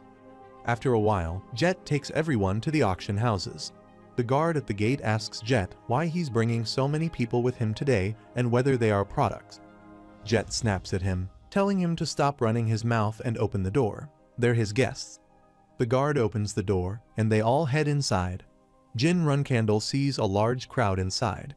Mirakin comments that it's amusing to have an orchestra playing in a place operated by gangsters, noting how surprisingly quiet it is. Jet hands them face masks, explaining that even though it's known to the public that Salka is the boss of Tessing, the real boss is someone else. He advises them to wear the masks if they plan on attending the auction, as it's better to cover their faces.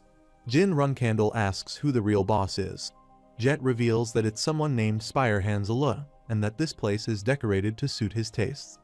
Jet says that Alu does this to hide that he's an uneducated gangster. Jin Runcandle encourages him to continue talking. Jet admits that Alua is different from the usual small fry.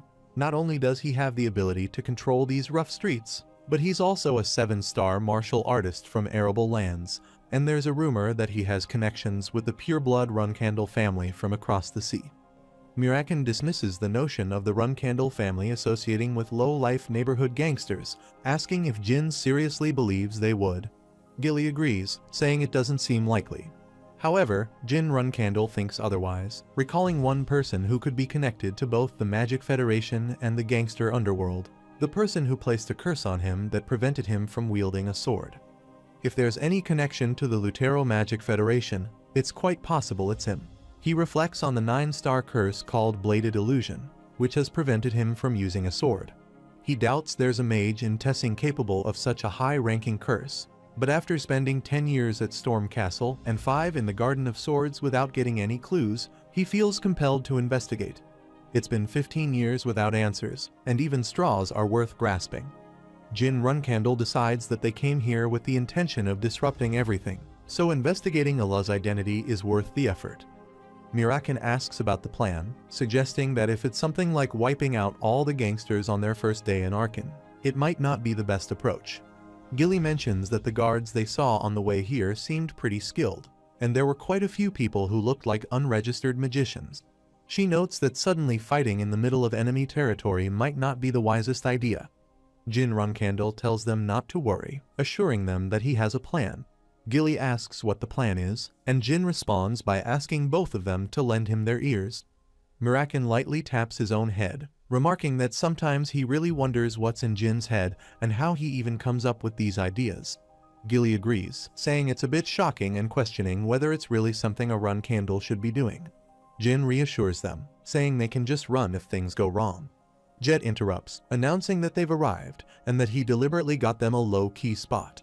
He pulls back the curtain and says, "Welcome to Tessing's underground auction."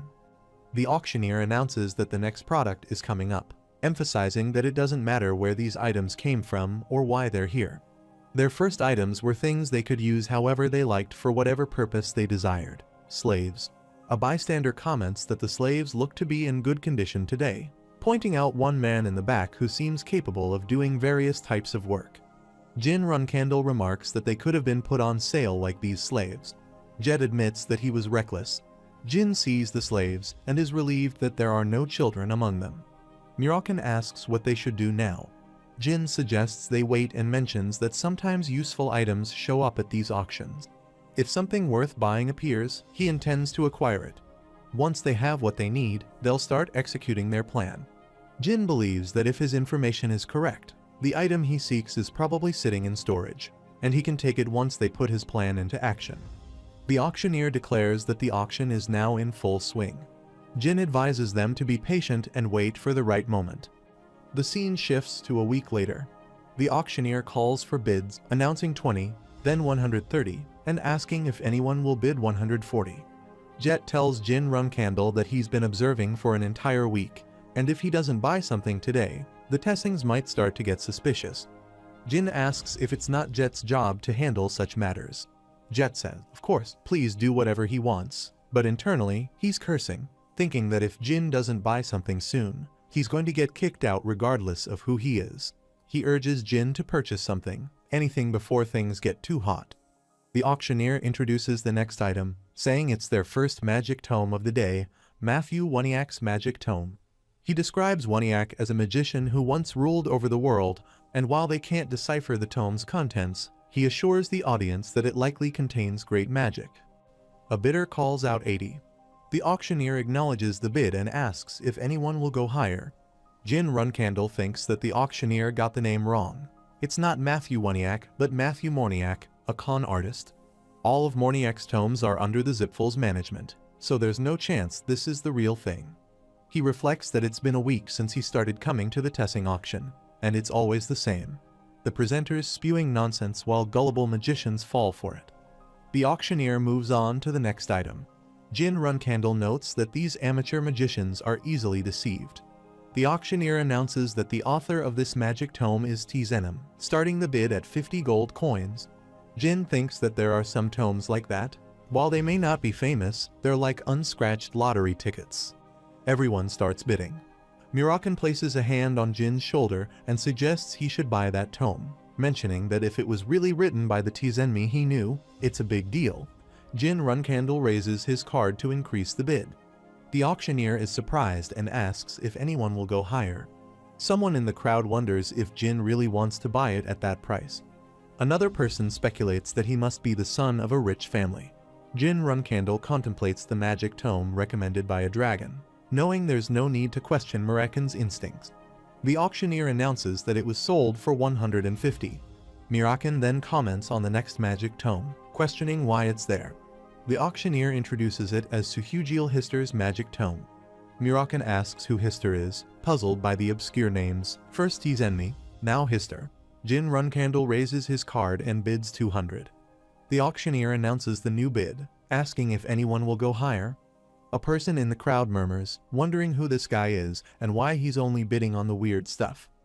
Murakan asks why Jin Runcandle started his bid with 200. Jin replies that he thought it would be a good idea to buy one more item, hoping to find something interesting, especially since his former master belonged to the Hister clan. He believes he heard that the Hister clan had collapsed hundreds of years ago, so he was surprised to find a trace of it at the auction. The auctioneer then declares the item sold for 200. Jin considers giving it as a gift if he ever meets his master again and comments, "Okay, that should do, let's get going." Murakan notices some books and exclaims jackpot. This really is the Tzenmi he was thinking of. He then asks, "But what's with this thing?" There's a strange, complicated encryption. Jin replies that, naturally, only he and his master can decode it. Jet, relieved that Jin finally made a purchase, comments that it would have been bad if Jin had left without buying anything today. Jin calls for Jet, and when he responds, Jin says that they need to meet Spider-Hand Alu. He asks why, but that's not possible, even if he's his customer. Jin Runcandle then says to relay the message to Alu, telling him that Beredin Zipful wants to see him in person. He moves quickly and thinks to himself that he's not from the Vermont Special Forces, but rather a pure-blooded Zipful. Opening the door, he muses that if he can get on the good side of the Zipfuls, he can leave this dump and make it big. He then instructs the messenger to inform Alu to come out, as Beredin Zipful is waiting for him. Several guards block his way, with one particularly large guard stepping forward to ask if he really is Beredin Zipful. He tells him to follow him, as the boss wants to see him. However, Jin swiftly punches the guard in the face. He demands to know if he's joking. Jin then uses fire magic, questioning whether the man he's just attacked is Alu. The guard, now disoriented, clarifies that he's not Alu, but that Mr. Alu, the boss, had ordered him to escort Jin to a meeting along with two others. Just then, there's a sudden, massive explosion. Jin Runcandle, angered by the deceit, realizes that he has revealed his name. Yet Alu sends his underlings instead of meeting him personally. He raises his voice, saying, "Let him be clear, tell him to come out and face him himself, and he better crawl on all fours to get to him." After a moment, Alu bows before Jin Runcandle, confessing that he is Allah, the caretaker of Tessing, and he fails to recognize the one who resides in the heavens above. He begs for forgiveness. Jet thinks that if anyone else had claimed to be Beredin Zipful, he would have laughed it off, but Jin is different. His aura exudes a unique energy, and the flame ball he used earlier was at least 5-star mana. Jet realizes that anyone capable of wielding such high-level mana at that age could only be a Zipful. The narrative then shifts to a week earlier. Jin Runcandle announces that he's going to pretend to be Beredin Zipful. Murakan responds with disbelief, asking what he means by that. Gilly comments that even if Alu recognizes someone acquainted with the Zipful family, it would likely be an elderly servant. He explains that this ambiguity means that there's no way to prove he's not Beredin. Gilly ponders the implications, thinking it's not just a matter of whether Jin gets exposed or not. If the Runcandle family, or worse, the Patriarch finds out about this impersonation in the future, the consequences could be severe. The scene shifts to the present. Jin Runcandle instructs Alu to get up, which he does, replying affirmatively. Alu presents 2 books to Jin, asking him to examine them and inquire what he thinks they are. Alu quickly admits that they are magic texts, apologizing for having obtained them without Zipful's authorization. He explains that the 2 texts are highly prized by his family, and then asks how much money Jin has made from activities like this. Allah offers an excuse, stating that he's primarily a martial artist and didn't grasp the true worth of the magic texts, which caused Jin inconvenience. He promises to do his best to retrieve them, pleading for another chance. Jin dismisses him abruptly, telling him to shut up and bring him the account book along with the customer list, emphasizing that his family will start their investigation tomorrow. Jin thinks that this will be the end for Tessing. Despite their attempts to make a name in the Arkan Kingdom, they are merely a small gang compared to the Zipful family. He recognizes that if anything in the investigation leads to Zipful's displeasure, it could spell the end for Tessing. After a while, they sit in a room and examine papers and books, while Alu stands in front of them, stating that this is all that was at the auction. Jin Runcandle asks if there is more.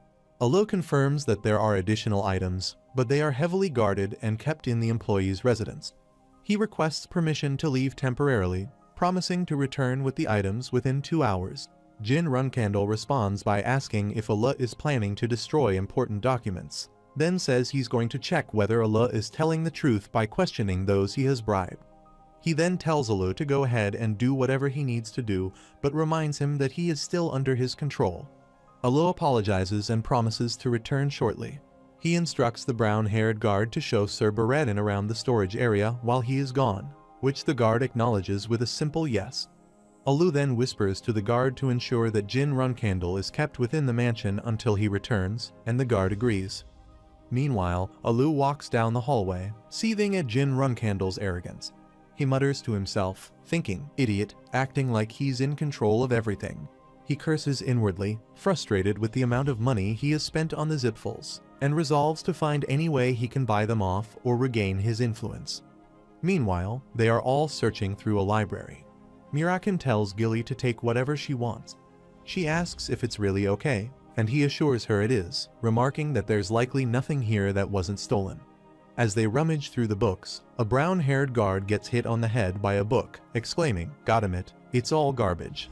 Mirakan then mentions that Alu will probably realize Jin Runcandle is a fake by the time he gets back and asks Jin what his plan is. Jin Runcandle responds with a shrug, saying they are just grabbing what they like for free and will leave before Alu returns. He opens a box and finds a ring, thinking to himself, "Got it." Gilly, still a bit shaken by their audacious behavior, asks if they plan to keep doing reckless things like this. Jin Runcandle says he'll take her question as a compliment. Just then, Jet arrives with some papers, announcing that he has found the account records for the slaves as requested, complete with birthplaces and ages. Jin Runcandle praises him, saying, "Good job," and declares that they're done here, signaling everyone to leave. The brown-haired guard stops Jin Runcandle, explaining that the boss will bring the accounting books soon, so they should remain in the mansion until then. In response, Jin Runcandle attacks the guard and knocks him out. Jet applauds, remarking that Jin isn't just skilled in magic, but can also fight. However, he can't understand why Jin is assaulting Alu's subordinates. Jin Runcandle asks if Jet has a family. Jet confirms that he has a son. Jin Runcandle instructs him to take his son and flee, ideally to the Bement Empire. Jet is taken aback by this. Jin Runcandle advises him to hand over the accounting books and present himself as a whistleblower. That's the only way he can ensure his safety. Jet refuses, insisting that he will stay by Jin's side to the end. He thinks to himself that he's worked too hard for this opportunity to let it slip away. Jet begs Jin to allow him to serve alongside him in his great endeavors for the rest of his life, hoping for a chance to succeed. Jin Runcandle, with a hint of regret, reveals that he's not actually Baradin Zipful. This revelation shocks him. The scene shifts to 2 hours later. Alu returns, reporting that he heard from the Zipful hotline that Baradin Zipful has long silver hair. He then notices his guard knocked out on the floor. A different guard approaches Alu, addressing him as the boss. Alu tells him to speak. The guard explains that they took the information about the slaves and other customers, then fled, declaring that testing is finished. Alu orders them to chase after the intruders, but the guard apologizes, indicating that they have already escaped. Alu grabs the guard's face with his large hand, then hurls him across the room, shouting that they must take all the remaining men to track down those frauds. He vows to skin them with his own hands. Meanwhile, Mirakin sits near the fire with the others and inquires if there's a reason Jin Runcandle has been lingering around. Jin Runcandle responds that he doesn't believe there's anything to be gained from worrying about Alu. Rather, they need to ascertain if he's connected to the Runcandles.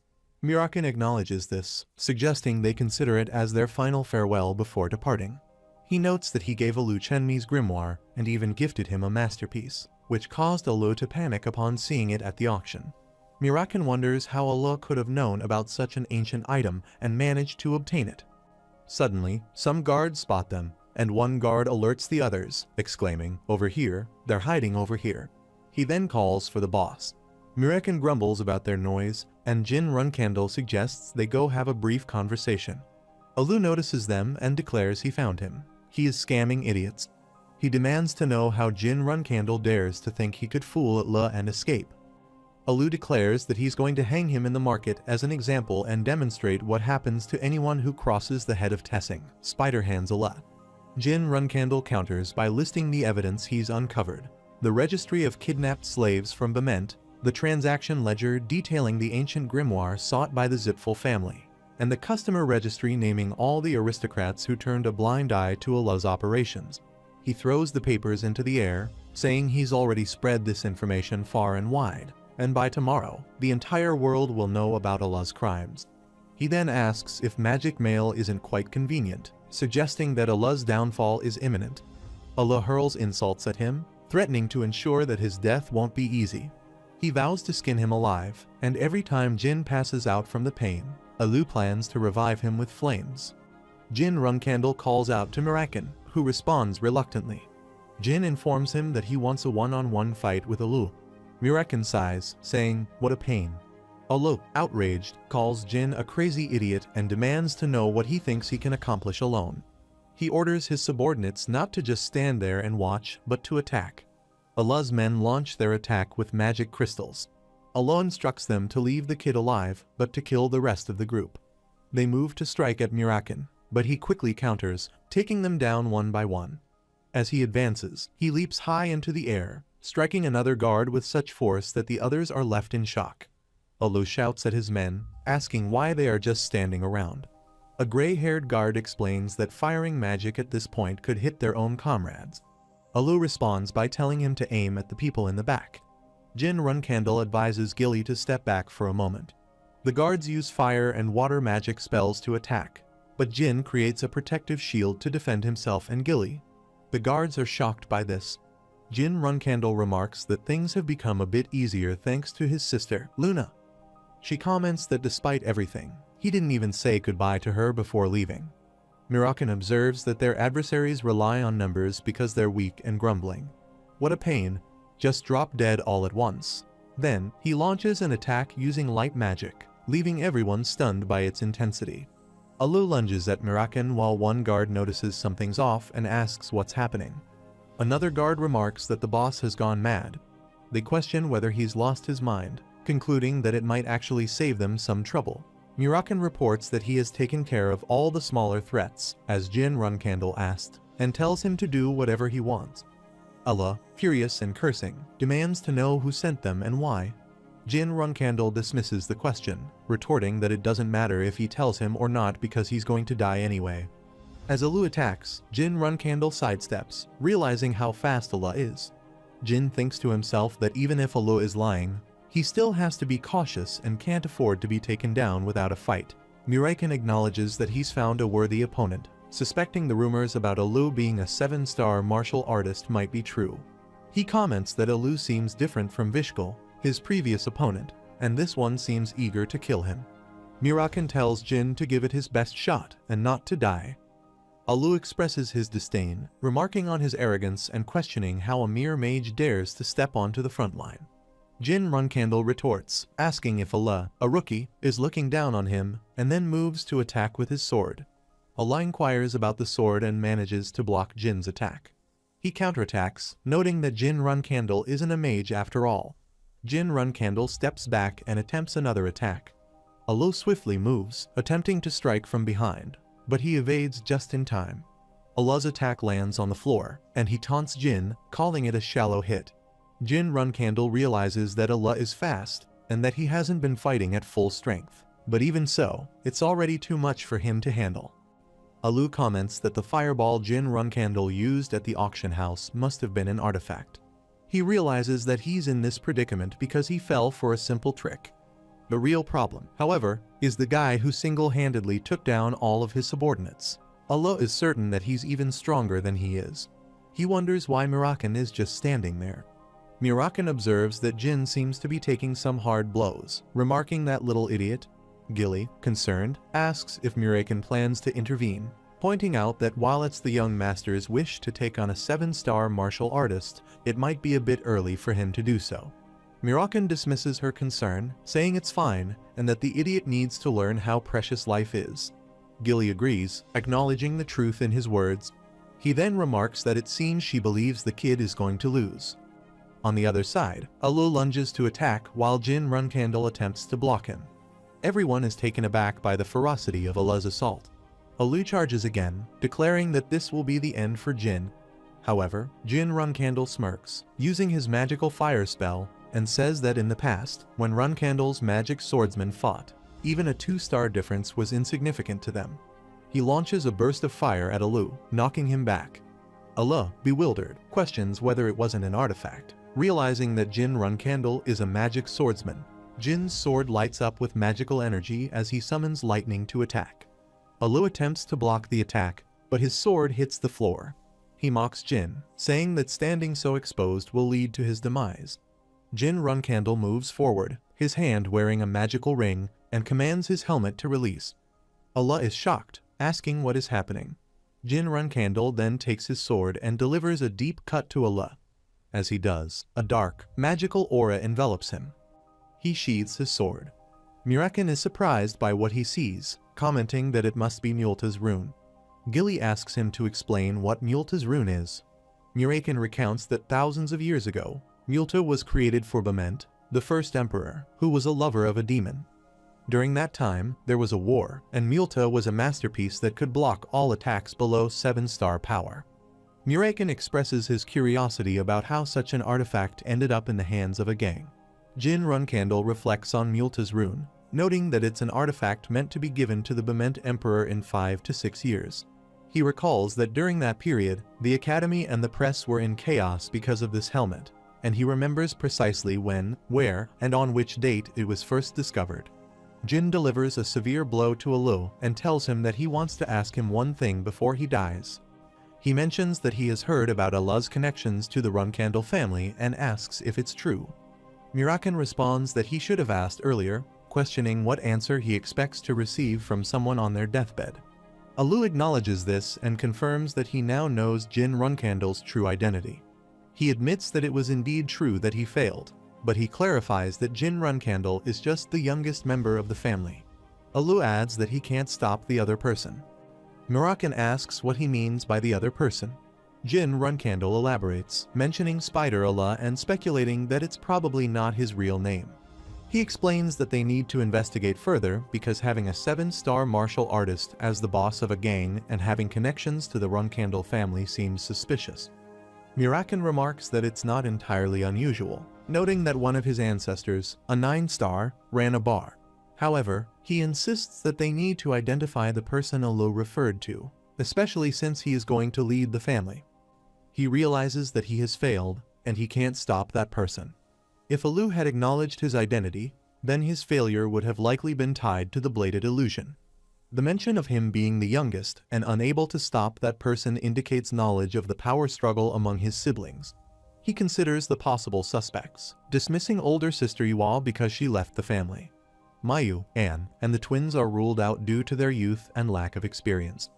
The others aren't clever or ambitious enough to engage in such underhanded schemes. He then narrows down the likely candidate, someone who is acutely aware of rank and who began manipulating events as soon as they recognized his talent. Joshua Runcandle, the next heir. Jin concludes that no one else holds as much influence as Joshua, whether he's jumping to conclusions or not. He intends to uncover the truth soon. The scene shifts to the next morning. A little boy with black hair stands on the street, holding some newspapers, and shouts that Tessing has been eliminated after a joint investigation between the Zipfel family and the Ment. The evil gang that terrorized the innocent was taken down in just one day. Jin Runcandle reads the headline and remarks that it seems like Jet did a good job. He observes that while Jet might have faced harassment from the Zipfel family and Bement, it's a small price to pay compared to saving his own life. Mirakin comments that the criminals deserved even more suffering, but he's glad the Zipfel family and Bement are taking the credit. It means Jin will get the benefits. Jin Runcandle agrees, listing the gains: a valuable ring, skilled mages, a 7-star knight, and even a victory in a real battle. Just then, Gilly arrives, addressing Jin Runcandle as Young's master. She reminds him that being a 7-star knight doesn't automatically guarantee competence, and he shouldn't become careless just because he defeated Alu. She suggests it would be wise to be more cautious in the future. Jin Runcandle agrees, acknowledging that they have nothing on someone like Gilly, who is the real deal. He assures her he will be more careful from now on. Jin Runcandle expresses gratitude to Jet, noting that thanks to him, no one will suspect their whereabouts. He suggests they relax and head to their next destination. Mirakin inquires about their next destination, to which Jin Runcandle responds that Tikkun is an independent city. Gilly remarks that Tikkun is known for its 7 colors. Mirakin asks about the significance of the 7 colors. Jin Runcandle hands some coins to an old man nearby. Gilly explains that Tikkun houses a large information center, which, alongside the Runcandle, Zipfel, and Bement organizations, is one of the most reliable sources of information. Mirakin then realizes that Jin Runcandle intends to gather information on potential adversaries, similar to how he utilized Jet, and asks if that sounds like a plan. Jin Runcandle acknowledges it as one possibility. After a while, a person announces that they are all aboard, and they embark on a boat. Jin Runcandle reflects that moving forward, he needs to prioritize his memories from before his regression while with Gilly and Mirakin, ensuring they serve a proper purpose. Additionally, he considers the matters related to Vishikal Yuliano, Buber, Kinzello, and Allah's past connections to Runcandle. He realizes there are many things, such as the Kulin ruins and taboo magic, that he needs to investigate further. For this purpose, he determines that the 7 colors in Tikkun are the most suitable place. After a while, Mirakin mentions that he has discovered what the magic, or whatever it was, left behind by Chenmi actually is. He believes it's light magic.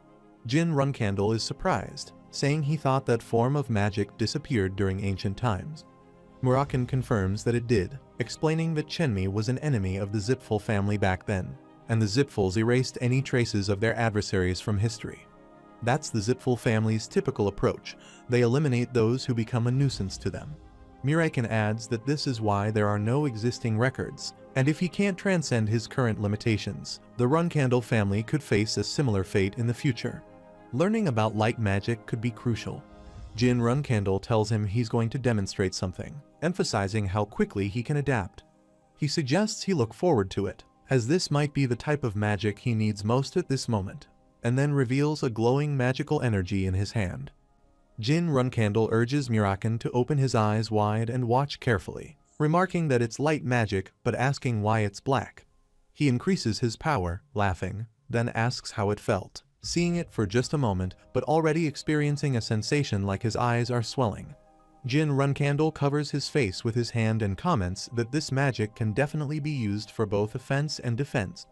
He notes that it's called Flashbang, one of Chenmi's most prized spells, and he's thrilled to have obtained it. In contrast, he mentions a certain Hister mage. He interrupts, questioning why he is bringing up this mage all of a sudden. He pulls out a book, explaining that it's encoded in a way that even frustrates him, and he's unsure of its contents. He wonders if it will be useful. Jin Runcandle suggests leaving it aside for now. He agrees, stating that one day, he'll find a skilled decipherer to tackle it. The scene shifts to a week later, in Tikkun, the independent city. Gilly is delighted as she explores the city, remarking how pretty it is. Jin Runkandle reflects on the unique characteristics of this location. A city on a small island in the southern part of the central continent, unaffiliated with either the Runkandle family or the Zipfel family. Although the population is relatively low, it's a popular tourist spot, with ocean views visible from almost any point in the city. Gilly comments that the entire city seems vibrant and asks if they should find a place to stay while Mirakan jumps off her shoulder. Jin agrees, suggesting they head toward the city's center to look for accommodation. Mirakan transforms into his human form and complains that he won't choose another lousy place this time. Jin Runkandle scolds him, saying that he's told him repeatedly not to transform in the middle of the city. Mirakan retorts that humans don't really pay much attention. However, Julia notices him transforming and points excitedly, exclaiming that a cat has just turned into a person. She then shouts to others, announcing that a black cat turned into a black-haired man, asking how he did it. The group is taken aback by her reaction. She then yells, "Teach her." After a while, Jin Runkandle tells Julia that she saw it wrong, asking how a cat could possibly turn into a human. Julia, eating ice cream, insists it's not her, but her friend Yuri who saw it, and she's sure a black cat turned into that man. She asks why he's lying. He responds that he's not lying and that he's not a Mr. Julia argues that he is lying and that he is, in fact, a Mr. Jin, trying to defuse the situation, reminds her that he bought her ice cream and asks if she could pretend she saw nothing. She refuses, saying she won't lie. Gilly, standing with Mirakan, asks what they should do. She mentions that they thought Julia was lost, so they decided to take her to the garrison, but if rumors spread there, they might attract the Zipfel family's attention. Mirakan dismisses the worry, saying nobody will believe what a child says. Gilly retorts that if Mirakan had listened to the young master, none of this would have happened in the first place. After a while, Julia points to a building and says it's the information center, mentioning that she doesn't like the garrison. Gilly inquires about what's wrong. Julia explains that she doesn't like it because they always harass her mom and bother her. Gilly expresses concern, suggesting that maybe it's a place that uses violence and exploits the common folk. Jin Runkandle considers that the child's mother could be a criminal for all they know and suggests they go inside and check first. A guard notices Julia and asks if she isn't Julia, then instructs someone to bring the leader as Little Miss Julia is here. Jin Runkandle politely asks if the guard knows the child. The guard chuckles and confirms he knows her all too well, as she's their leader's daughter. Jin Runkandle asks about the leader's daughter, and Julia spots her mother, Alicia Badger. Jin reflects on the leader of the center, wondering if that's really the only role she plays. Meanwhile, Julia runs toward her mother, Alicia Badger, and hugs her. Alicia gently reprimands her, reminding her not to wander too far. Julia responds by saying that her mom doesn't play with her enough. Alicia apologizes, promising to play with her a lot after she finishes her work. Julia asks if she really meant it, pointing out that Alicia had been busy before and hadn't kept her promise. Alicia assures her she will, emphasizing that she can't just leave because of her work. Alicia Badger then notices Jin Runkandle and his companions, commenting that most people in this city know Julia, suggesting that Jin should be more cautious. She apologizes for her delayed introduction, extending her hand and introducing herself as the leader of Tikken's garrison. Jin shakes her hand, introducing himself as Jin Gray and explaining that he's just visiting Tikken as a tourist. She remarks that if he's a tourist, she should give him something in return and asks if there's anything he might need. He asks if she can recommend a place to stay. Julia whispers something in her ear, and Alicia Badger pulls out a pen, calling for some paper. A guard quickly brings her some paper, and she writes something down before handing it to Jin Runkandle. Alicia explains that it's a letter of recommendation with the garrison leader's seal, ensuring that wherever he goes, if he shows this, he will be treated well. She thanks him once again for finding her daughter. Jin responds that they should be the ones thanking her, and then says they'll be on their way. As they turn to leave, Alicia Badger asks Julia if a cat really turned into a human. Julia confirms it, but adds that the others don't want to talk about it, so she pretends not to know. Alicia praises her, saying she did a good job, and remarks that everyone has secrets. She reflects on the transformation, noting that it's something only a dragon can do. Meanwhile, Gilly sits on the bed and remarks that the service is excellent, noting that he's only experienced this kind of treatment when he was at Hewfester. Mirakin, lying on his own bed, comments on how soft it is, adding that this is what a proper lodge should feel like. Gilly acknowledges the benefit of the letter of recommendation, saying that things are going smoothly in Tikkun, and remarks that they've had great luck since they arrived. She then mentioned that she'd been thinking about the ice cream Julia had eaten earlier, asking if she could have some as well since it's a popular treat in Tikkun. Jin Runcandle wonders why she's asking him for permission, telling her to go ahead and order it. She leaves the room, responding that she'll be back soon. Mirakin comments that it's been a while since they lived in such comfort, remarking that it feels like they're on vacation. He then asks Jin how he plans to meet the 7 colors. Mirakin points out that the 7 colors won't be easy to meet. Jin Runcandle responds that he has a plan, explaining that the 7 colors is the most reputable information center in Tikkun, and at its core is a figure known as the Noble Sword, Kashmir. He reflects that Kashmir is a renowned swordsman, widely known and respected, who was even recommended to teach beginner swordsmanship to the Runcandle family. However, that's the extent of what most people know about him. Jin recalls that in 10 years, Kashmir will reveal himself as the Emperor of Bement and will leverage the information gathered by the 7 colors. He thinks that Kashmir will acquire ruling power from Bement, the Zipfel family, and the Runcandle family, gaining the support needed to establish Tikkun as an independent kingdom with him as its first king. He considers Kashmir Alfrion to be a meticulous person, not just skilled in swordsmanship but also adept at concealing himself for an extended period. He speculates that he might become someone who can support him.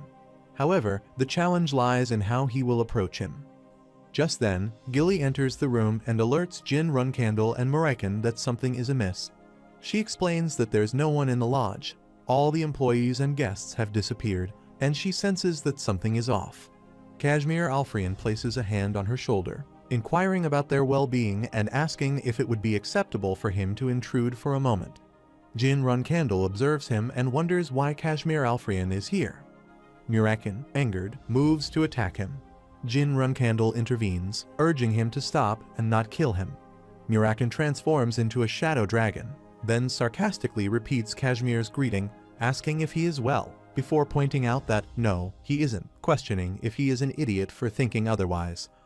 Jin Runcandle wonders why the noble sword Kashmir is here all of a sudden. Kashmir shouldn't have any business in Arkan, especially since they just arrived in Tikkun and haven't caused any trouble. Jin then realizes that Kashmir isn't alone. 3, 4, no, even more guards are with him. He thinks that at this rate, they might get overwhelmed and tells Mirakin to calm down, as the space is too small, and fighting here could injure Gilly. Mirakin transforms back into his human form and questions Kashmir if he even knows who he is. Kashmir asks what he's talking about. Mirakin reiterates the question, asking if he knows who he is, then mutters that he is an idiot while embracing Gilly. He also expresses his frustration, asking why his language is so informal and if he disrespects everyone just because he has a sword at his waist and drags around his underlings. Jin Runcandle reflects that, for once, Mirakin restrained himself. Kashmir Alfrion clarifies, saying that's not what he meant. Mirakin responds angrily, asking what he did mean, and accuses Kashmir of barging in uninvited, demanding answers. He repeats his question, asking if he knows who he is. Kashmir admits he doesn't know. Mirakin then retorts, wondering why he speaks so informally, as if he's above everyone else, just because he has a sword and a group of followers. Jin Runcandle intervenes, telling Mirakin to stop, saying that's enough. He asks Mirakin to calm down and put away his sword, then politely addresses him, asking if he's Sir Noble Sword Kashmir. Jin Runcandle adds that he's heard a lot about his reputation and knows him well. Kashmir seems puzzled and asks how Jin Runcandle knows his name and who he is. Jin Runcandle formally introduces himself, revealing his real name. Mirakin and Gilly are taken aback by this sudden disclosure. Jin suggests that they continue their conversation in a different location, offering to answer any of his questions. After a while, Kashmir Alfrion sits in front of Jin Runcandle, with Gilly and Mirakin standing behind Jin. Jin Runcandle thanks Kashmir for dismissing his soldiers, remarking that it suggests a level of trust. Kashmir contemplates that he brought the soldiers after receiving a report about a dragon sighting, but that it turned out to be a misjudgment. Instead, it was Mirakin who was visibly furious, and he was sure that the intense pressure felt was not from any ordinary human but from the dragon himself. He realizes that if he hadn't intervened, everyone in the room might have died. He also recognizes Gilly McLaurin, thinking he met her before his fall from grace in the Bement Palace. He recalls her military prowess during training drills, but now he can't detect any trace of her aura.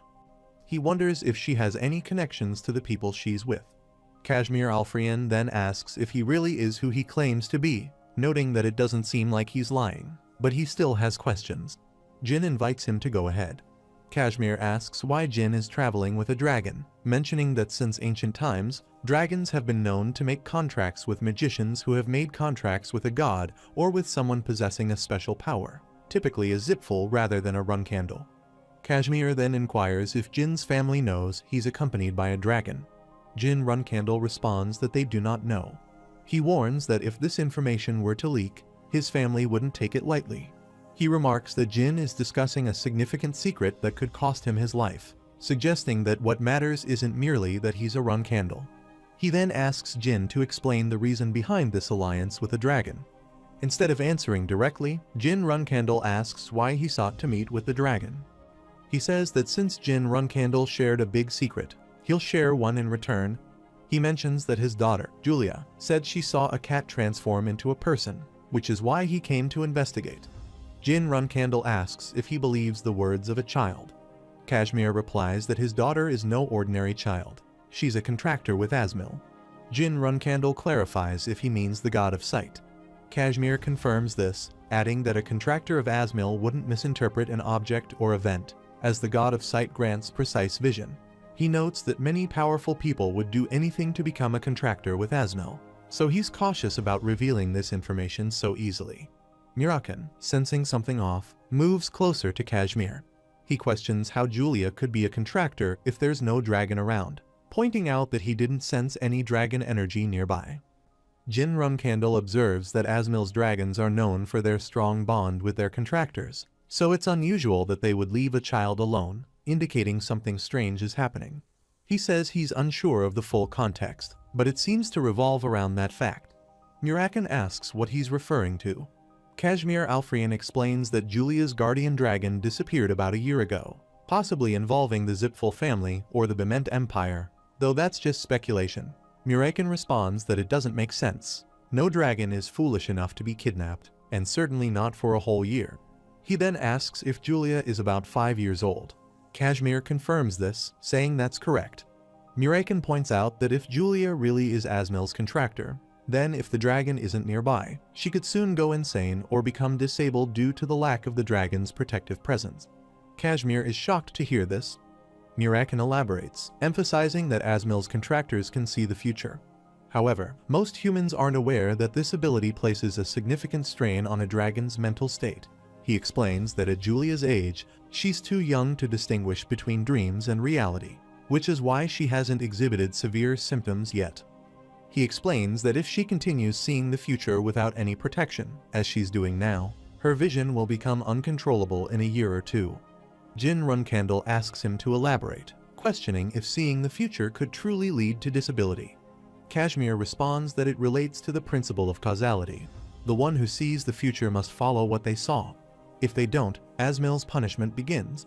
If someone sees the future and tries to alter it, especially in matters of life and death, they risk severe consequences. He adds that contractors who defy the principle of causality are eventually destroyed. Kashmir states that his daughter has lived in a different reality from them due to her ability, and based on Jin's reaction, it seems he's starting to understand the gravity of the situation. Kashmir concludes that he must find her guardian dragon as quickly as possible to ensure her safety, and there's no other option. Kashmir Alfrian kneels down, addressing Murakan as a mighty dragon. He explains that although the manager didn't mention it, he's the leader of the information center, the Seven Colors, and he's confident in his abilities. However, for a year, he has been unable to find his daughter's guardian dragon. Murakan, hearing this, remarks that he's now certain that meeting Julia upon their arrival in Tikkun wasn't just a coincidence.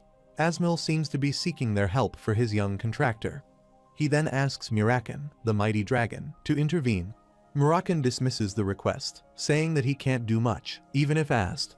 He points to Jin Runcandle, suggesting that the decision rests with him. Jin Runcandle approaches Kashmir Alfrian, asking him to stand up.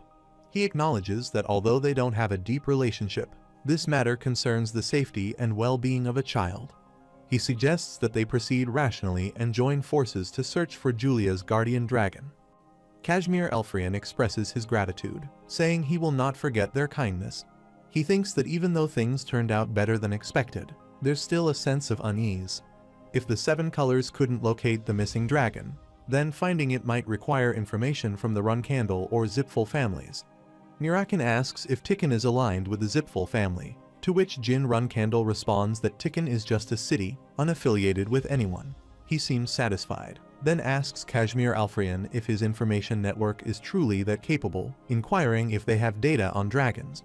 Kashmir confirms they do, explaining that they know which continent each dragon inhabits. Mirakin is pleased and asks for all the information on dragons in the Bement Empire. Jin Runcandle quickly advises against revealing this information, but Mirakin dismisses him, stating that this approach is like a last resort. Traditionally, he adds, dragons are believed to know everything. Meanwhile, Inia approaches Miss Quickhantle, who is holding a newspaper, and asks her to look at it. Miss Quickhantle inquires if she has arrived. Inia responds that it's news about Sir Jin again and asks if he isn't truly amazing. She remarks that he's the same age as them but is already a 5-star. Inia expresses surprise and asks if she could also become like him. She confirms, saying that as a god's contractor, she can also achieve such heights. Inia questions if that's really true. She reassures her, stating that compared to the child of a family with a guardian who is a black-haired guy, she, as the contractor of Ulta, the god of time, holds much more potential. She then instructs Inia to go home and not come out until she returns. Inia asks if something has happened. She responds, saying not really, it's just that something dark has appeared. After a while, Jin Runcandle is flying while sitting on Mirakin, who has transformed into his dragon form. Mirakin warns him that soon, very soon, he'll release his presence, and the dragons residing in Bement will come crawling out on their own. He advises Jin to hide well to avoid being seen. Jin Runcandle covers his face and acknowledges the advice, saying he's ready. Mirakin says they're starting now, and then they begin descending rapidly. The scene shifts to a flashback, where Kashmir Alfrian hands Mirakin some papers, saying, "Here it is, the list of dragons active within the Bement regions, as he requested." Mirakin reviews the papers and remarks, "So they are hiding here." He starts to say something but then changes his mind, dismissing it with a casual, "Never mind, it should be fine." Jin Runcandle asks if there's any problem, but Mirakin assures him there's none. He mentions that dealing with dragons can be risky, but suggests they move on, saying they have a long way to go. As they start to leave, Kashmir Alfrian calls out to Mirakin, addressing him as a great dragon and asking him to wait. Mirakin tells him to drop the formality, saying he's not a cult leader, and asks him to just use his name. Kashmir responds, "Sir Mirakin," thanking him and bowing, then humbly requesting that Mirakin take care of things so that he can save his beloved daughter. He tells Kashmir Alfrian that before he leaves, there are 2 important details to keep in mind. First, until the dragon returns, he needs to keep his daughter physically active throughout the day. By exhausting her energy, Asmil's influence will naturally weaken. He instructs him to play with her from the moment she wakes up, whether it's running around or doing anything else that makes her tired, ensuring she falls asleep easily. Kashmir acknowledges the advice and promises to keep his daughter engaged and exhausted. He then asks about the second detail. Mirakin mentions ice candies, suggesting Kashmir bring some over since they didn't get a chance to try any because of him. Gilly remarks that he really is a gentleman. Mirakin laughs, pointing out that she had mentioned wanting to get some ice candies earlier. Gilly clarifies that she didn't mean that. She was referring to how Mirakin tactfully provided additional information to calm him. Mirakin responds that he doesn't really care about the emotions of that kind of creature. The scene shifts to the present. Jin Runcandle reflects that while Mirakin often pretends not to care about others, he's actually quite thoughtful, a trait of their black dragon. Mirakin interrupts his thoughts, announcing that it's coming, pointing to a dragon approaching from the opposite direction. He identifies the newcomers as Rabis and Until, remarking that they were the ones he beat up the most. Mirakin tells Jin to put on his helmet. Jin Runcandle comments on how much he must have gone around beating them up for them to show up so quickly upon sensing his presence. He nonchalantly explains that anyone who enters his territory gets a beating. That's just how it was back in the day. Jin Runcandle asks if he doesn't feel a sense of pride about it. Rubus calls out to Mirakin, asking why he's here. Mirakin responds by addressing Rubus as the Earth Dragon and Untiel, declaring that he's awoken from a long slumber for a task that requires their assistance. Untiel, seemingly apprehensive, says that the great ruler of the Tall Mountains and close friend of soldiers doesn't know the details of his current situation, but this isn't the ideal time. Please avoid this area. Rubus urges Mirakin to leave quickly, pointing out that a young contractor is still in this region and that Untiel doesn't wish for any conflict on the coast of Bement. Mirakin, undeterred, asks if they're daring to order him to retreat, declaring that there's nowhere under the heavens that Mirakin must avoid. Untiel seems exasperated, suggesting that Mirakin should just flee, explaining that everything's in chaos due to the disruptive presence he's been spreading. Mirakin asks what Rubus is talking about. Rubus explains that Quickhantle is flying over and planning to kill him. Mirakin confirms if he means the silver dragon Quickhantle, then asks what his relationship is with the guardian dragon of the time god Ulta. Mirakin reveals that Quickhantle is his ex. Rubus pleads with Mirakin, saying he's begging him, and asks if he can leave, emphasizing that their contractor is still just a child and could get hurt if caught in the crossfire. Untiel warns that the other dragons don't know he has awakened yet, and if he doesn't leave now, he's going to spread the news. Mirakin tells Jin Runcandle to hold on tight, then charges toward Rubus and Untiel, striking them with enough force to send them flying. Rubus, panicking, suggests they flee and curse Mirakin. Jin Runcandle asks what on earth Mirakin is doing. Mirakin tells him to stay focused, as more are coming, and he lunges to attack again while the other dragons counterattack. He realizes that even if his opponents are underestimated, their ultimate skills are above 8-star level, and he's firing those repeatedly. Miss Quickhantle arrives, cursing at Mirakin, saying he should have died right then and there, and demands to know what he was thinking, showing up here with that audacious look on his face. Jin Runcandle asks if they really have to fight against that monster. Mirakin indicates that it looks like they do. He asks how long he dated her. Mirakin replies, 500 years, adding that it's about 5 years in human terms. Then he tells Jin to stab her with Bradamante whenever he gets the chance. He hesitates, noting that she's still his ex, and asks if stabbing her isn't too harsh. Mirakin dismisses his concern, pointing out that he never sticks around with those who lack class. He advises that if things get bad, Jin should pour all his power into one strike, saying that it would take that much just to land a hit on her. Miss Quickhantle transforms into her dragon form, declaring that it's too late to run, and that she's going to bury him at sea. Mirakin urges Quickhantle to wait and calm down, acknowledging that she despises him but pointing out that they have more important matters to attend to before settling any personal issues. Instead of listening, she launches a magical spell at him, but he dodges and begins to retreat. Quickhantle chases after him, attacking with increased ferocity, even attempting to bite him. Mirakin questions why she's so agitated as they start clashing with each other. She throws another magical spell at him, exclaiming in frustration, "For the love, what the hell, at this range?" Mirakin quickly spreads his black shadow aura to obscure her view, hoping to buy some time. Jin Runcandle observes the chaotic scene and remarks that it's fortunate he tagged along. Otherwise, if Mirakin had been caught by the Silver Dragon, they wouldn't have even heard about it. Mirakin assures Jin Runcandle that he won't die, adding that no matter how strong Quickhantle is, she can't enter this space. He acknowledges that creating an opening to calm her down won't be easy, suggesting they find a way to pacify her through conversation. However, she disperses the shadow and mocks him, saying that if he thought his shadow liberation would work, he's sadly mistaken. Mirakin is surprised and asks how she did that. She scolds him, pointing out that he doesn't realize how much weaker he has become.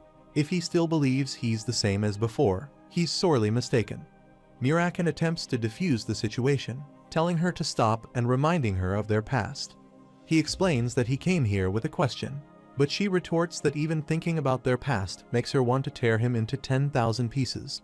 She attacks, but Mirakin bites her and asks her to calm down, wondering if she's reacting this way just because they broke up. She retorts that just breaking up isn't the only reason he's getting his ass beat, then punches him in the face. Mirakin signals Jin Runcandle to act. He jumps into action, ready to attack Quickhantle. She is taken aback, exclaiming, "What, a human?" She realizes that her outer hide is hard to pierce, even with Muraken's teeth. This suggests that it will be difficult for Jin Runcandle to cause any significant damage with a single strike. However, he sees a small gap and notices remnants of Muraken's Shadow Kai around the area. Using the power of Shadow Kai liberation, he strikes with his sword, piercing through and stabbing her. She screams in pain as he cuts her arm and wings. Muraken commends him, saying he has used up all his power, but still, good job. Jin Runcandle feels exhausted and wonders if he has just become a dragon slayer out of nowhere. He acknowledges his comment, saying, "Alright, now let's hope she's calmed down a little." Jin Runcandle asks if that was the end of the battle. Muraken responds that it's far from over. Most regular dragons would die from such a blow, but she is different. Dragons that control time are not easily defeated. Jin Runcandle, concerned, asks if they might end up missing before they even find the missing dragon.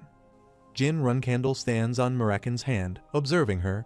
He asks if she's rewinding time.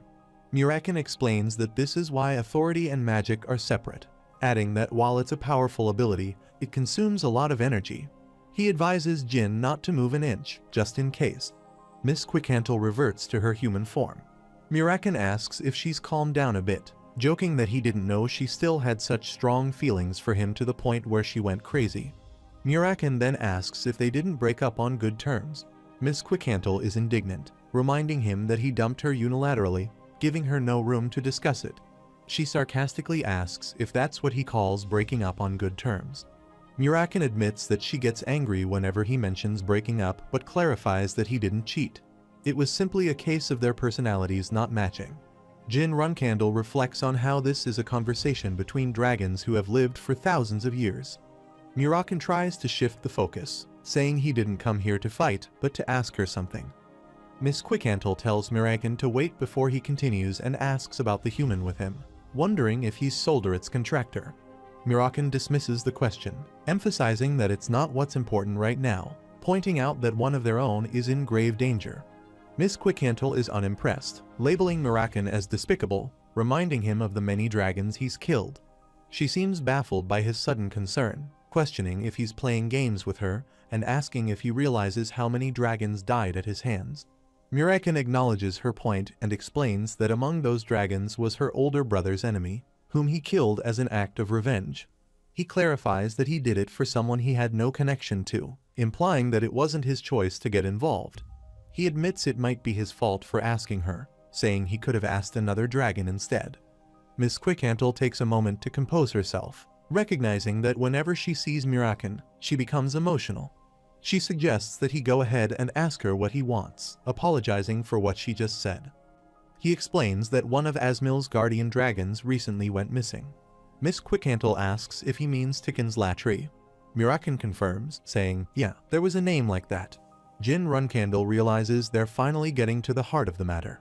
She remarks that it's strange because Latri was taken by Violetta not long ago. Jin Runcandle recalls that Violetta is a wind dragon, one of Melzier, the god of wind's dependence, and the guardian dragon of the Zipfel family's vice head, Andre. He begins to suspect that this could be connected to the Zipfel family. She states that the Zipfels mentioned they would teach Latri the dragon language magic, suggesting that they might need to relocate to avoid any traps. She proposes that they backtrack a little to bypass any danger and enter Bement safely. She offers to guide them to her place. A while later, in a forest on the outskirts of Bement's capital, Jin Runcandle introduces himself to Miss Quickhantle, explaining that he's Solderit's contractor. She acknowledges that she already knows he's Temer's descendant and identifies him as the youngest son, Jin Runcandle. Muraken is surprised, asking how she knows. Miss Quickhantle responds that it's obvious because he's giving off the same energy as Temer and mentions that the three of them used to spend a lot of time together 1,000 years ago, adding that she just guessed he was the youngest based on the guardian dragon's reaction. She takes a sip of tea, suggesting they get to the main topic. She explains that Violetta took Latri about a year ago. Muraken confirms that they lured Latri in by promising to teach dragon language magic, remarking that this doesn't sound good. She acknowledges that while it might be true, the current contractor of Asmil is too young to control the authority. She asks if it would be dangerous if the guardian dragon isn't by their side. Muraken agrees, saying Violetta should understand that as well. She says it makes sense and questions if there's a hidden motive behind this. Mirakin picks up on her phrasing, asking if she knows something based on her comment, as expected. She explains that when Violetta took Latri, she visited Bement and mentioned introducing Latri to her. However, she seemed fixated on her contractor, asking for an opportunity to meet without a clear reason. She admits that her temper might have prompted her to react aggressively, but she refrained because her contractor's identity had already been revealed. Given that many in Bement's upper class have close ties with the Zipfel family, acting on her temper would have put her contractor in danger. Jin Runcandle remarks that it's odd how her contractor's identity was revealed while Asmil's contractor hasn't been disclosed. He suggests it's suspicious how they discovered this information and approached Latri. Mirakin agrees, noting that it's peculiar, and questions whether contractor detection magic was developed while he was asleep. She insists it's impossible. No one can detect a contractor's identity until they personally manifest their authority. Even if such magic existed, she questions how it would benefit those who possess it. Jin Runcandle outlines two potential benefits the Zipfel family could gain. First, they can minimize risks and eliminate contractors outside their domain. Second, by killing the contractor, the Zipfel family might secure a chance to make a contract with the god. He reflects that it's not merely a chance to make a contract. They likely have a specific method. In his past life, the contractor for Olta, the god of time, was officially introduced at the stone statue. He recalls that 10 years from now, the contractor was a pure-blooded Zipfel, leading him to believe that if they kill a contractor, they can then form a contract with that god. This realization leads him to suspect that Julia's guardian dragon was kidnapped for this reason, as he hadn't heard about the Princess of Tikkun in his past life. She points out that there are various assumptions regarding Solderit's contractor, indicating that it's hard to accept that the Zipfels would need another. She questions why they would target other contractors if they already have so many, suggesting that Jin Runcandle might be overly suspicious because they're his enemy. He accuses her of telling lies even though she doesn't believe him, stating that while he's unsure how it is for dragons, human greed knows no bounds. Even if they reach the peak, they're never satisfied and always crave more. He reminds her that the Zipfel family has held power for thousands of years, so it's not unusual for them to do whatever it takes to maintain it. She acknowledges that the Zipfel leadership is indeed up to something, questioning why he's pretending not to know and wondering if he's afraid of them. Mirakin interjects, asking for calm and pointing out that everyone is aware of the Zipfel's greed, and while he dislikes admitting it, their skill is undeniable. He emphasizes that caution is never a bad thing and suggests she leave Bement. She laughs, remarking that he's changed significantly, as it's rare to see him reading the room. She agrees to have her contractor flee first, then offers to help. Mirakin is surprised, asking her what she means. She explains that she needs to confront Violetta to find out the truth, pointing out that if what they say is accurate, the Zipfels are likely looking for an opportunity to strike. She mentions that if she calls, they will probably come running. Miss Quickhantle moves to leave but places a hand on Jin Runcandle's shoulder. She remarks that she feels a sense of duty toward Temur, and seeing one of his descendants reminds her of the old days. She says that even his cockiness resembles him. She then adds that she's going to call Violetta. Just then, Enya arrives, announcing her return. She sees the others and asks who they are. Miss Quickhantle scolds her for coming outside, but then corrects herself, saying this is actually better. She introduces Enya as the contractor of Olta, the god of time, and introduces Jin Runcandle as the contractor Mirakin is protecting. Enya is taken aback and excitedly asks if it's really Jin Runcandle if young Master Jin is standing right in front of her. Jin Runcandle, surprised by the reaction, asks what's going on. Miss Quickhantle covers her face with her hand, explaining that she forgot to mention that Enya has a little bit of a fantasy about him. Enya enthusiastically asks Jin Runcandle for an autograph. Miss Quickhantle asks Enya to maintain her dignity as a contractor. Enya, realizing her mistake, bows an apology, explaining that she lost her composure upon seeing Jin Runcandle in person, after only having seen him in newspapers. She then introduces herself, admitting that she's a commoner but attends the academy on a scholarship. Jin Runcandle recalls hearing that Olta places great importance on the contractor's bloodline, wondering if Enya's talents are so exceptional that her status as a commoner didn't matter. He reassures her that there's nothing to be sorry about, acknowledging that he's unsure how to react to her enthusiastic welcome.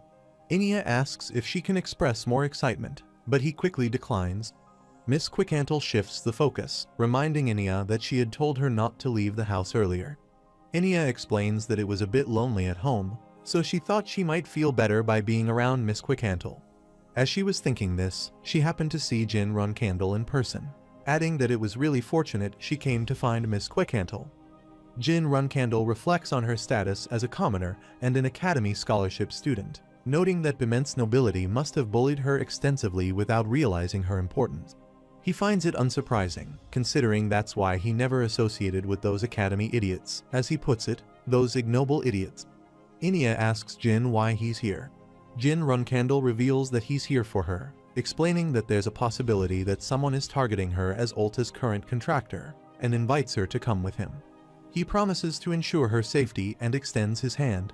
Inia, astonished, asks if he means to take her with him and becomes visibly excited. She exclaims that her prayers to the great Ulta are finally rewarded, expressing her devotion. Miss Quickhantle intervenes, telling her that's enough. Inia, however, remains eager, stating that she's ready to go, chanting, "All hail Ulta, all hail the god of time." Miss Quickhantle abruptly knocks her unconscious, remarking that she was worried Inia might not want to go, but clearly, her concern was unfounded. Seeing how enthusiastic she became after Jin's invitation, it seems like she'd follow him even into the Runcandle's underground prison. Jin Runcandle is confused, questioning her mention of an underground prison, stating that their clan doesn't have anything like that. Miss Quickhantle responds that there's no need to act like he doesn't know, adding that there's even a dragon there. Both Jin and Muraken are taken aback, asking what she means, with Muraken collapsing onto the sofa, unconscious. Miss Quickhantle observes his condition, noting that he couldn't even stay awake for a minute. Miss Quickhantle explains that her offer to help Jin isn't just because of her loyalty to Temer or concern for Inia's safety. The primary reason is because of the exhausted dragon who just fell over. She says Muraken hasn't yet realized how weak he's become, and she had withheld her criticism, but it's clear he's no longer strong enough to confront Violetta. If they need to fight Violetta, she offers to step in. Jin Runcandle asks if Violetta is really that strong. Miss Quickhantle confirms that while Violetta is indeed powerful, the issue is Muraken's weakened state. She mentions that her attack at sea, which would have been laughable to Muraken 1,000 years ago, had a significant impact. Considering his current condition, she suggests that they need a place to stay until Violetta arrives, offering her a place as a refuge. He asks if he could request that favor. Miss Quickhantle says he can, as long as he doesn't object, but cautions that he'll need to convince Muraken, who's bound to complain about staying at his ex's house. Jin Runcandle reflects on the silver dragon Quickhantle, realizing she's more thoughtful than he initially believed. He agrees to the arrangement, acknowledging that he'll need to handle Muraken's reaction. Miss Quickhantle says, "Okay, then it's about time." Jin asks what she means. She explains that in about 10 seconds, Inia will wake up, suggesting he carefully choose his words to explain the current situation to her. Jin is surprised, wondering how Inia could wake up so quickly after being knocked out, noting that even a trained martial artist wouldn't recover so rapidly. Just then, Inia awakens, calling out to Sir Jin. Miss Quickhantle remarks that there's a realm beyond logic or reasoning, indicating that Inia's recovery might be part of it, then leaves the explanation to him. After a while, Inia sits across from Jin Runcandle and asks him to confirm that there's a faction targeting the contractor of Tikkun and that their next target might be her. She then says she believes it because it comes from Sir Jin, remarking that the idea of schemes, adventures involving dragons, and Sir Jin himself sounds somewhat romantic. Jin Runcandle acknowledges her perspective, agreeing that she could see it that way. Inia comments that it's always better to be optimistic and adds that, in any case, she'll need to prepare to move to Tikkun with her family. Inia asks when she should leave. Jin Runcandle suggests the sooner, the better. She responds that she can get ready by tomorrow, mentioning that her family consists of her 7-year-old brother and an old dog named Poofy. Jin says that's manageable, urging her to start packing immediately. Miss Quickhantle advises her to go home and make preparations today, adding that she should leave before it gets too late. As she starts to leave, she says she'll see him tomorrow. Miss Quickhantle mentions that she'll need to make an excuse to the academy, suggesting that she is sick to avoid drawing suspicion. Jin agrees, noting that if they claim she's dropping out, it might provoke further inquiries. Miss Quickhantle concludes that now they just need to focus on dealing with Violetta. Just then, a man wearing a cap calls from outside the room, asking if anyone's inside and mentioning that he's come to ask for some firewood. Miss Quickhantle finds this odd, pointing out that there's plenty of wood around, wondering why someone would come to ask for firewood. Jin Runcandle tells her to wait, asking if she really thinks they've come just for firewood. He then suggests that dragons might not all have such a laid-back attitude. He advises her that the person outside is likely from the Men's Special Forces, then covers his face with a mask. Miss Quickhantle is taken aback, questioning why they would send special forces. Jin explains that it's probably because of Miss Enya, who has likely been monitoring this location, and now they're trying to identify the outsiders that Miss Quickhantle brought over. Jin Runcandle asks about the surveillance, wondering if they have the audacity to keep tabs on him. Miss Quickhantle opens the door, and the cap-wearing man says she's inside. She quickly grabs him by the neck, demanding he state clearly if he's with the Bement Special Forces. He protests, insisting he's not involved in anything like that. She asks who sent him if he's not with the Special Forces. Raz enters the room, explaining that he sent the man and asks Miss Quickhantle to release her grip, warning her that if she kills him, the Special Forces will come rushing in. She lets go, acknowledging that Raz is the boss, and declares that if she must kill someone, it might as well be him. She lunges toward Raz, ready to strike, saying that killing him might be the only thing that can calm her rage. Raz remains calm, asking if that would be enough to settle her anger. Miss Quickhantle wonders if she can blow off some steam, noting that Raz took a hit head-on and seems unaffected, indicating he's not just an ordinary member of Bement's Special Affairs Division. She observes his red mask, which is exclusive to the group leaders within Bement's Special Affairs Division, and the fact that he's a curved sword user. The combination of these traits leads her to conclude that he must be the Emperor's right-hand man, the leader of Group 3 in Bement's Special Affairs Division, codenamed Raz. He's also recognized as a skilled swordsman among the Runcandles. Jin Runcandle considers that Raz is undoubtedly powerful, estimating that he's at least at an 8-star level based on the strength of his energy. He's glad he covered his face with Multa's rune.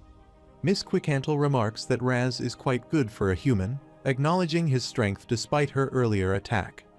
Raz apologizes if he offended Miss Quickhantle, explaining that they had no choice but to confirm the identity of her guests who smuggled themselves into Bement.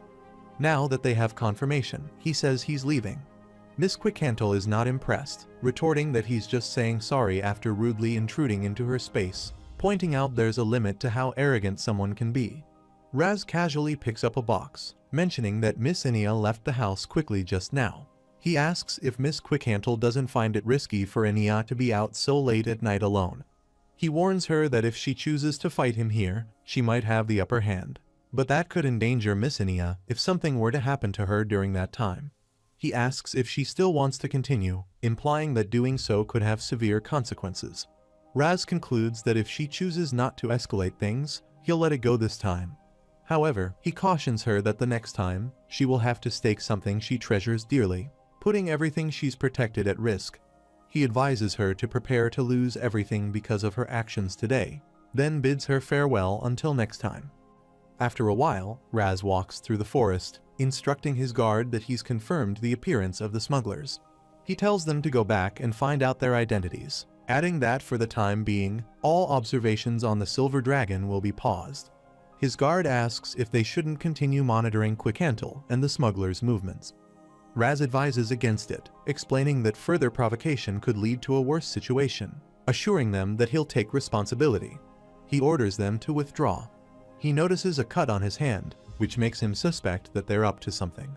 He cautions that everyone will be in danger, ordering a halt to close-range surveillance until there's any unusual activity. His guard acknowledges the command, saying he understands. Meanwhile, Miss Quickhantle slams her fist on the table, cursing at herself for leaving Enya in this wretched town. She acknowledges that if Jin Runcandle and Murakan hadn't arrived, she can only imagine what could have happened. Jin Runcandle suggests they should be grateful they managed to prevent a worse outcome, and proposes making Miss Enya's safety their top priority. Miss Quickhantle agrees, saying they need to make their move the following day. The scene shifts to the next morning, where Jin Runcandle and Miss Quickhandle are standing on a mountaintop, watching ships departing from the coast. Jin remarks that he's relieved to have found a merchant ship heading to Tikkun and reassures her that he paid the captain a significant amount, ensuring Enia's safe passage. He adds that Muraken is acting as her escort, so she doesn't need to worry. Miss Quickhandle retorts that Muraken's involvement concerns her. She prepares to leave, mentioning that she's going to contact Violetta right away, indicating that Jin Runcandle will be able to meet with her once Muraken returns. The scene shifts to a week later. Muraken is standing in front of a house when Jin Runcandle approaches and praises him for his work. Muraken comments that Quickhandle is a lot more bitter than he expected. Jin asks why he's bringing this up out of nowhere. Muraken reveals that this house was built when he and Quickhandle were together in the past, adding that he understands why she's letting them stay here. Jin asks if his cold heart is warming up. Muraken dismisses the idea, saying that reviving old feelings is difficult. However, Muraken reflects that the memories from 1,000 years ago, in a house just like this, remind him of the good times he had with Temur and Quickhandle. He acknowledges that despite everything they did back then, it was always fun. He feels a pang of sadness after recalling those memories. Jin Runcandle notices and asks if something's wrong. Muraken dismisses it, saying it's nothing, that his head just suddenly hurt. Miss Quickhandle appears and mockingly says how pitiful he is, asking if he's already exhausted from a bit of flying. Muraken snaps back, telling her to be quiet, insisting that no matter how weak he's become, he won't get tired from something so trivial. Jin Runcandle urges him to get it together. She informs them that Violetta's response came in, and the meeting is scheduled for tomorrow night on a deserted island off the southern coast of Bement. Jin Runcandle asks what her plan is when she meets Violetta. Miss Quickhandle clarifies that she'll ask about Asmil's guardian dragon, Latri, and if he acts clueless, she'll resort to force. Jin Runcandle finds her approach refreshing, appreciating her straightforwardness. Muraken says that's not bad, but if it were his situation, he'd avoid getting into something tedious like this. He then realizes that since Miss Quickhandle doesn't have Enia with her, she can do whatever she wants, though he quickly changes his mind, saying, "No, don't do anything rash, Muraken." Miss Quickhandle dismisses him, saying she plans to fight alone, implying she doesn't need his help. Muraken retorts that, no matter how weak he's become, he doesn't need sympathy from his ex. She insists that it's not sympathy. This is about Enia, and the other side is serious about dragon honor. Miss Quickhandle adds that this means he is definitely coming alone, asking if Muraken really believes she would lose to someone like that, suggesting he just relax. She privately considers that, in reality, they probably won't be coming alone. If they indeed kidnapped Latri and are planning something suspicious with the contract, they will likely arrive fully prepared. She transforms into her dragon form and flies away from the area. After a while, Andre Zippel says that it's an honor to meet the Silver Dragon of Time, Quickhandle, and that he's pleased to make her acquaintance. Violetta acknowledges the presence of the Winged Dragon, the vice head of Zipfel and Melzier's contractor. He introduces himself as Andre Zippel. Miss Quickhandle points out to Violetta that he said he would come by himself. He responds by saying that when he received her letter, he was with Andre, and because Andre was also interested in the story about Ulta's contractor, he decided to bring him along. He hopes that she understands and doesn't mind. She says she has been quite rude recently. He responds by suggesting that if she's ready to get to the main topic of discussion, they should proceed, as he has something important to talk about regarding Ulta's contract. She inquires about Latri's current location. He chuckles and says that he realizes he's been misled. Of course, that's what she's been thinking about this whole time. She insists that he answer her question, reminding him that he took Latri away 1 year ago, and since then, Asmil's contractor hasn't been able to find his guardian dragon. He says he's unsure what answer will satisfy her, but he assures her that Latri is doing fine. She retorts, asking how he dares to joke with her. He says he doesn't understand what relationship she has with Asmil's contractor, but it's not advisable for her to get involved in Zipfel's matters. She retorts that he's truly lost his mind. Kidnapping a young dragon who doesn't understand the ways of the world is a grave crime. Jin Runcandle and Muraken hide behind some rocks as Muraken curses at Violetta. Jin Runcandle comments on how arrogant he is. Violetta states that he realizes this argument will lead nowhere and conjures a windstorm. He proposes that they make a deal. If she hands over the contract, he will spare her life. She scoffs at his audacity, calling him nothing more than an old lizard. He responds by attacking her, declaring that if that's her attitude, then she should prepare to die. She transforms into a dragon and swiftly moves back, countering with her own offer. If he returns Latri to her immediately, she'll ensure his demise is painless. Andrei Zippel laughs as he observes that she has brushed off Violeta's attacks quite effortlessly, and then he begins gathering his mana in a magical staff. He remarks that it's the first time in a long while that he can give it his all and attack with full manpower. Jin Runcandle notices this and realizes that he's witnessing a 9-star mage's mana for the first time since his rebirth. He recalls that although Andrei Zippel was rejected by the Runcandle family, he is a member of the affluent Zippel family, so he wonders what Andrei's true level of power might be. Andrei Zippel calls out to his allies, saying it's time to regroup. The silver dragons of time are ready. She recognizes the danger and tries to dodge it, but she finds herself unable to move and realizes she can't fly. Andrei Zippel declares that it seems the wind has turned against her, pointing out that all the wind on this island belongs to him. He asserts that he is the king of Meljair, the god of wind, and that no one can fly without his permission, emphasizing that she has never been a match for him. Violeta also hurls a spell at her. She dismisses their efforts, mocking them by asking if that's the best they can do. He tells her that she isn't good enough and that he will show her how it's truly done. She underestimated him if she thought he could only control the wind. He unleashes a raging thunder spell, shouting for her to die. Jin Runcandle urges Mirakin to help her, but Mirakin refuses, saying not yet. He explains that while it's true that Quickhantle became complacent, those fools are also overconfident. As the spell strikes, Quickhantle uses her power, and Jin Runcandle senses that time has stopped. She redirects Andrei Zippel's attack, sending it in a different direction. Andrei Zippel is shocked, exclaiming that the power to control time, even to halt magic, is something he hasn't seen in ages. Quickhantle vows to rip his obnoxious mouth apart. Andrei Zippel remarks that she got incredibly angry after just one spell and orders him to launch the next attack. However, Violeta doesn't move. Andrei Zippel demands that Violeta hurry up and act, but Violeta finds his body paralyzed, realizing that this must be the effect of time manipulation. Quickhantle seizes the opportunity to attack, grabbing Andrei Zippel's tail and throwing him across the area. He crashes into a pile of rocks and screams in pain. Andrei Zippel calls Violeta when he roars and asks how he dares to go against him. He says to go ahead and keep rambling, and he is an insignificant lowly lizard, so he orders Silver Dragon to stop. Silver Dragon responds, "Shut up and just watch. It'll be his turn next," and thinks they have taken care of Violeta.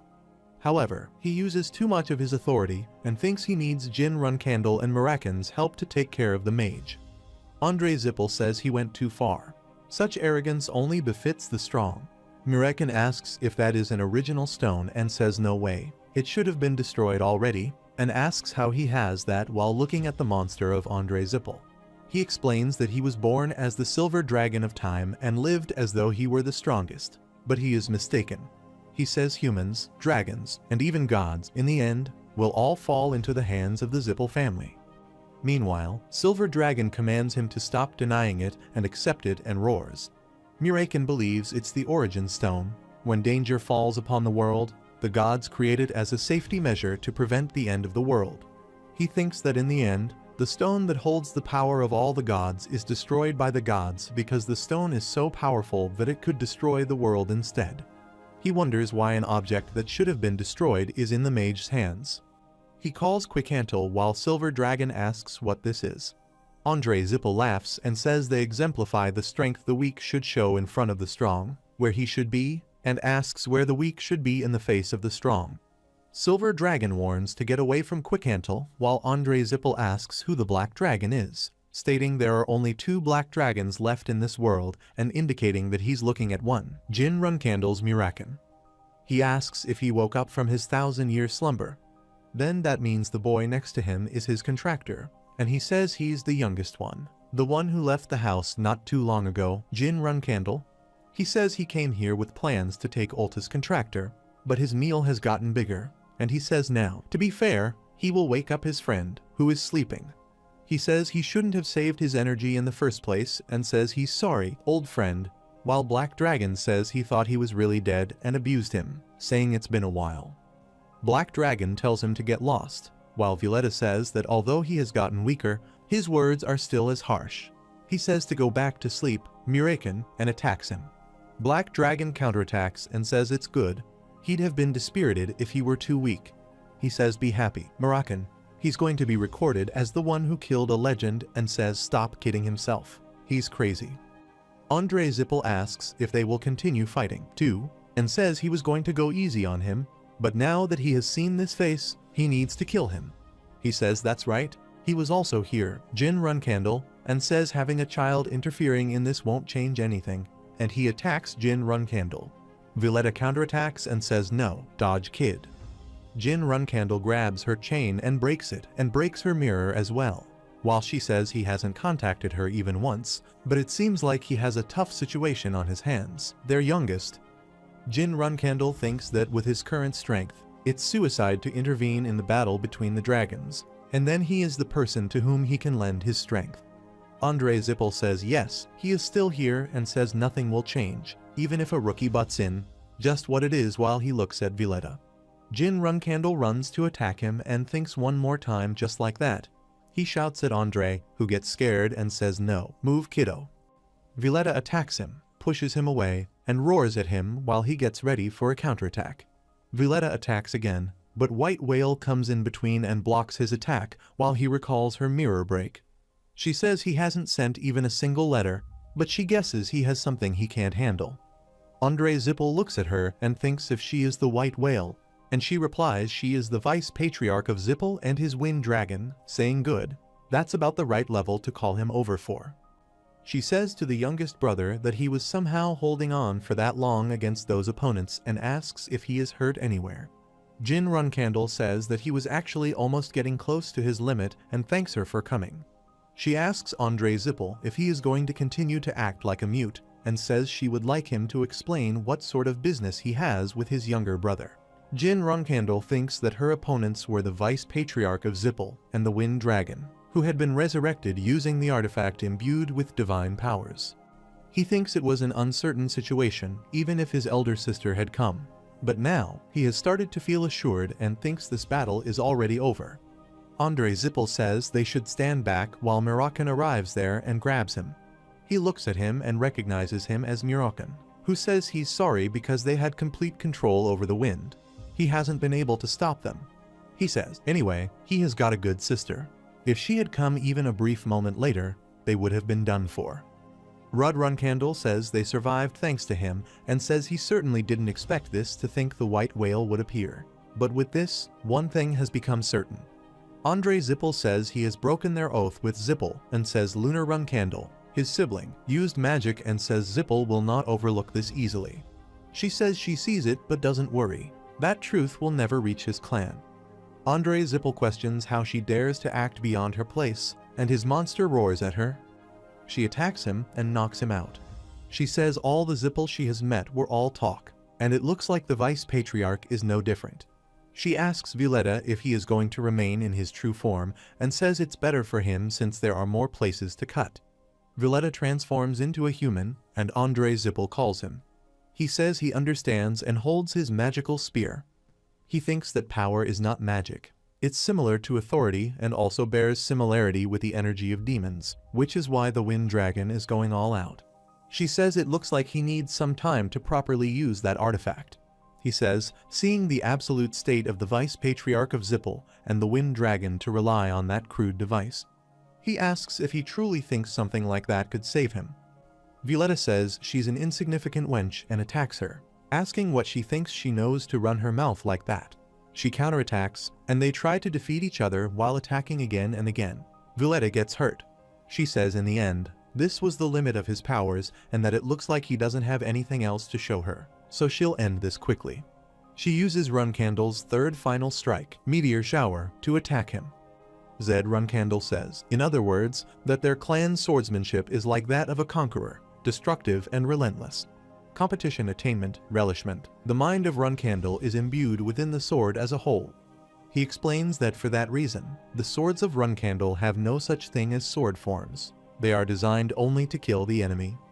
He mentions the existence of a secret move and a final move, while Jin Runcandle thinks about the third final move, Meteor Shower, considering it blindingly beautiful and despairingly strong when White Whale attacks Villetta. Villetta asks Andre Zippel if he is alright, and he tells her to come to her senses. Andre Zippel questions if this makes any sense, mentioning that she's not displaying the authority of a god through a contract or using an ancient artifact. He wonders how something like this could be possible with the strength of a mere human. Meanwhile, Villetta says he just needs to survive. If he can survive, there's still a chance to win with the magical Godstone. They'll be able to turn this situation around. He says even if he dies protecting him, he'd just have to bring him back to life with that. He thinks, right, it's not over yet. So long as he has this magical Godstone, he won't die. So long as he has this, he's a god. She says she still has much more to go until she reaches her father's sword while she stands near the broken wing of Villetta. She thinks this much should be good study material, and it'll provoke him as well. He thinks that if she doesn't reach her father's sword, even in the end, the youngest will learn this while a monster appears behind her. She says now this is hurting her pride a bit, and she'll get a bit annoyed if he acts this persistently in front of her brother, and she attacks the monster. Jin Runcandle asks what that is, and Muraken says it's for certain now that Zippel has created a source stone using contractors. He asks what Muraken means by a source stone, and Muraken replies it's like a weapon created for gods to keep each other in check. Thankfully, it looks shoddy at the moment. However, that doesn't change the fact that it's dangerous. Black Dragon says they'll escape this place and tells Muraken to wait. Jin Runcandle suggests they should fight together, as he can't leave an opponent that dangerous to his Nunam alone. Black Dragon disagrees, saying his sister can fully handle that level on her own, and right now they are getting in the way, so let's fall back. He thinks about forming the contract with a Soddard, and he returns and meets Muraken. He started out with luck and abilities incomparable to others, yet what even he is now. He thinks he has to fall back without even making proper resistance, and at this rate, it'll be the exact same as that time. He thinks not again. He can't feel the powerlessness again. He thinks he must become even stronger and knows he is intrepid, but he's showing this kind of fighting spirit after seeing that. He thinks he's so proud that he wants to bite him to death. He thinks, yes, that's enough. He does not let the fighting spirit burning on his talent go out. If he doesn't, he will become the best and thinks until then, this Muraken will watch over his back.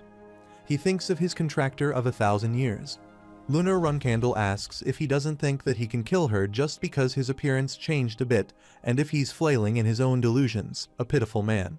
He attacks her, but she blocks his attack and says right now, there are 12 gods locked inside her.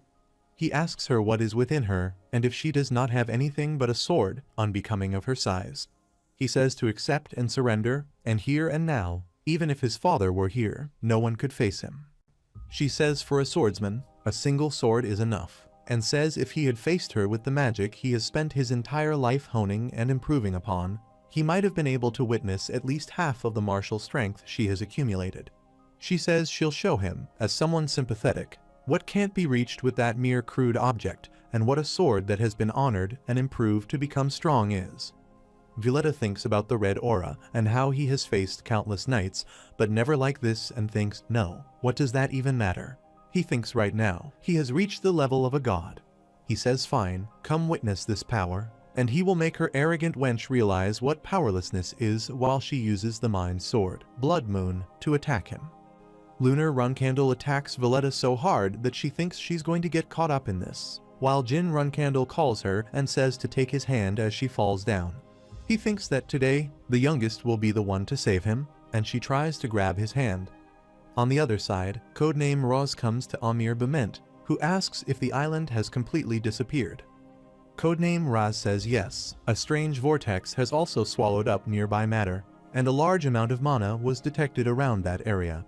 Although humans also had a part to play in it, what's certain is that it was the Silver Dragon and the Wind Dragon's magic power. Amir Bement asks what he means by Wind Dragon, and he replies that the division suspected that it was Villetta from the Zippel family, and before the incident, it was reported that Villetta had crossed the border. He says it seems like the Wind Dragon has died and asks about the human mana. Did he find out who it was? He says it seems to be the contractors. Amir Bement asks what he means by seems to be contractors, and he replies that they are contractors and their guardian dragons and an ominous energy. He says he thinks it has something to do with the thing that they are creating. Amir Bement asks what about Andre Zippel. He replies they are still looking into it. Amir Bement says recently, many things have been removed from the reports, and he asked if he has yet to determine who Quickantle's guests were. He replies he has no excuse. Amir Bement says well, there's no helping it. If he can't do it, then who can? He says to make sure he doesn't give away anything to the press. If he can't find Miss Inia by tonight, submit a missing person report. He walks away and says put more people from the Special Affairs Division into the Zippel territory. Make sure they are good, although they are on friendly terms. He says he's making it bigger than they should, and the fact that he's not very patient, and he thinks he knows that very well. Codename Raz replies he will fulfill his expectations, His Majesty the Emperor. After a while, two people sit in a room, and Sir Bishkal asks for pardon, mentioning that they used a devil stone. He says that's right. There was a large fight on the coast of Bement with the Silver and Wind Dragon, and as a result, an island disappeared. He says in place of the island, there is a vortex, so he's certain that a devil stone broke. Buvar Gaston interrupts, asking how they dare destroy his product like that, and he tells them not to use it so carelessly until it is complete. He chews food and throws food at his friend's mouth. He says he can't forgive them and suggests they go and argue with them right now, as those foolish mages don't know the value of that product. Sir Bishkal covers his face from food particles and thinks those stupid Zippel idiots made a mess of things, and thanks to them, he'll have to postpone killing this pig. Buvar Gaston says he knew it. Sir Bishkal's angry too, and he felt a murderous intent just now. Sir Bishkal says that because of this, the leader is extremely angry and wants to reconsider the alliance with the Zippel family. So, for now, ignore communications with them. On the other hand, Lunar Runcandle uses a magical ball to attack him. She says Andre Zippel died, while Kajun says he must have left with Violetta, and he even took the Devil's Stone. She says it must have been one of them.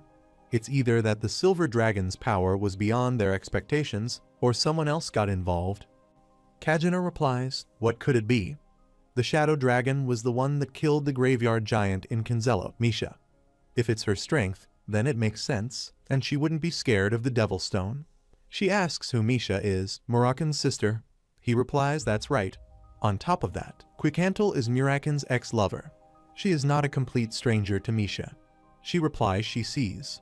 Then they know what he needs to do next, Kajuna. He asks if he wants him to go and find her and says that's impossible. If the black dragons want to hide, no one can find them. She laughs and says to stop being a baby. Anyway, it's a shame that they lost the Devil's Stone. He replies she's fine even though her younger brother died. She says, of course, she's sad. However, she knew this would happen, and he was so shocked to hear that he visited Chiron's banquet recently without telling her. Kajuna says she's lying. He should tell the maker of the Devil's Stone to make it again. If they don't have that, they can't take over the Runcandle family before Chiron dies, and it's the same for the Black Sea Kings. She says she doesn't think he's the only one who is annoyed by this, and he replies she should stop being a baby. If she wants to take over the world, she needs to do that much, or if she wants to become the god of this world, Keleric. After a while, Jin Runcandle knocks on the gate of Gilly's house, and she says yes, please wait a moment. She opens the door and asks who is there. He replies that they are back, Gilly, and asks if she could prepare them a meal. He says they couldn't eat anything while they were flying back and mentions that Lady Lunar Runcandle is also here. Murakan calls her strawberry pie. Murakan uses a hand fan to cool Gilly while she says the young master is being expelled.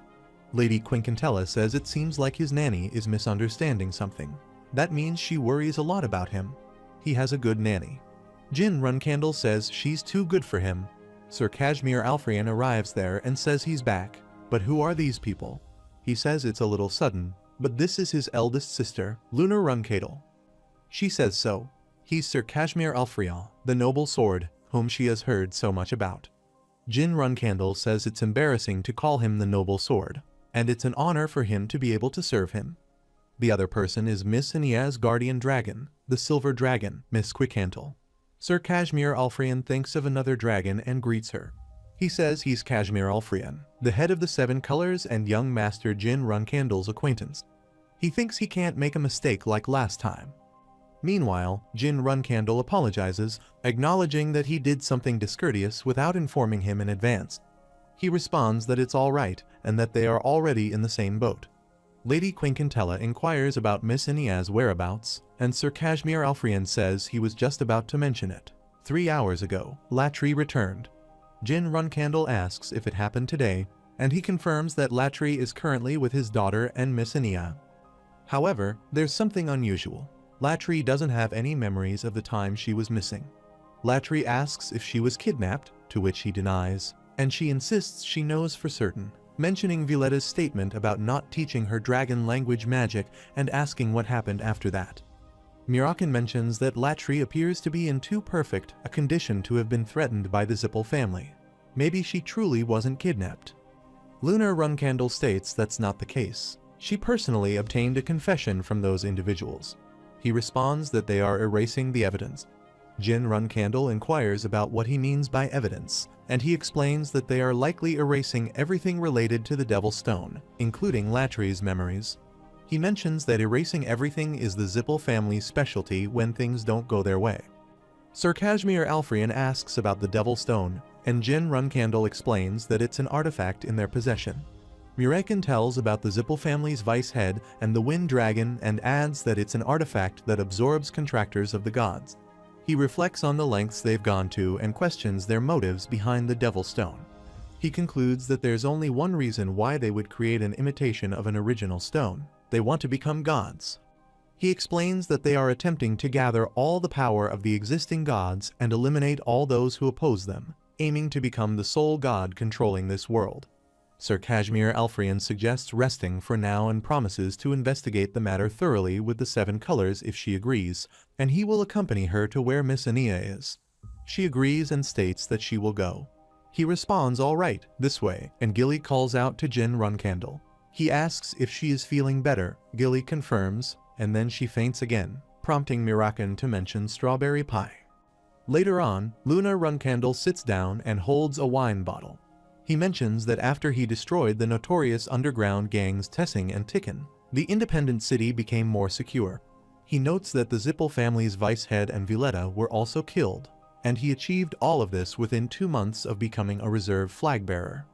She mentions that he even used magic without official acknowledgement, which could have resulted in his death if caught, and she finds it an incredible feat. Gilly admits that she thought everything was over when she caught them, but she now realizes that she already knew everything. She laughs and unintentionally scares her, reassuring her that she can overlook it once as long as they avoid the Patriarch. She explains that their father already knows about everything, from the Tessing incident to Andre Zippel's death, and soon he will also know about her involvement. Gilly expresses concern, stating that it could be really bad, and then Jin Runkandle arrives, saying not to worry as he has a plan. He explains that he plans to meet their father together with his eldest sister. Luna Runkandle asks if he had a plan all along, and he confirms that he did, intending to meet their father. She asks what he will say, and they both become shocked while Gilly asks who he is meeting. He mentions that when that time comes, he trusts that she'll stop him, noting that even her family is intimidated by her, showing how hard it must have been for Gilly.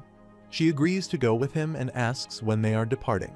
He plans on using the first teleportation gate tomorrow, and she responds that it's best to move as quickly as possible while Gilly tries to say something. Luna Runkandle suggests that since their family consists of people who are busy fighting each other, she should at least be a warm family member to him, becoming his shield. She expresses confidence that he would have thought of something. He affirms this, saying of course.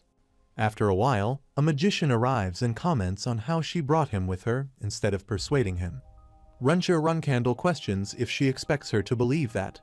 Luna Runkandle calls Jin Runkandle, who confirms, while she mentions that she should treat him well. She agrees, saying she should. One of Runkandle's brothers remarks about the crazy behavior and questions if he cares about anything, wondering why he returned and daringly seeks the Garden of Swords as an upcoming flag bearer. Haytona Runkandle attributes this situation to their eldest sister being lenient, while Runcher Runkandle accuses him of shirking the responsibility of being a reserve flag bearer. asserting that she knows he also thinks this is excessive, right, older sister? She reflects on how everyone seems prepared for this situation, wondering if their father knew. She expresses shock, asking if the youngest gave up his right to be a flag bearer. She notes that it seems like he got curious about what happens after death after reaching puberty. But she insists he can't do that and still needs to have a fight with her when he grows up. Meanwhile, she asks her sister why she brought him there, and Luna Runcandle says she didn't. He came on his own. She replies that she should have stopped him and not been thoughtless just because he is. Luna Runcandle expresses uncertainty about their father's whereabouts, prompting the question of why she's asking about him, leading him to think that at some point, Luna Runcandle found Runsher Runcandle difficult to handle. Runsher Runcandle asks if he came there to meet with their father. He confirms this, addressing his second eldest sister, while another boy laughs and remarks that he really wants to die, stating that he only survived due to luck and questioning if he thought highly of himself just because he was slightly better than the Tome siblings. Runsher Runcandle takes out her sword and holds it to Luna Runcandle's neck, blocking her way. She declares that from that moment on, the first flag bearer is to discard her weapon, stating that this is a strict order from the Patriarch. She reminds the reserve flag bearer that their father asked for him to come alone, and if Luna Runcandle doesn't comply, she won't go either. She emphasizes that this is her last chance, citing it as an order from the Patriarch, so she must discard her weapon. She warns that resistance will result in her being killed. Jin Runcandle assures his eldest sister not to worry as they all prepare for a confrontation. She then looks back at him. Jin Runcandle, speaking as a member of the Runcandle family and not just as his father's son, mentions that he has come to tell him something and assures him that nothing bad will happen. She responds, telling him to go ahead as he enters the castle. Jin Runcandle reflects on how his other siblings don't know their father very well, acknowledging that although it's against the rules for a reserve flag bearer to come home, he doesn't think their father cares about the rules. He believes that if he gives him a chance to explain, like he did last time, recalling when his father placed a hand on his head and said that was a good question, he will keep a close eye on him from now on. Jin Runcandle believes there won't be any problem as he reaches the study room door and knocks. Upon entering, his father remarks that it seems his expectations are too high, reminding him that he had given him 5 years and questioning why he has returned so soon. Jin Runcandle recalls hearing about how his father's sword energy completely obliterates his enemies.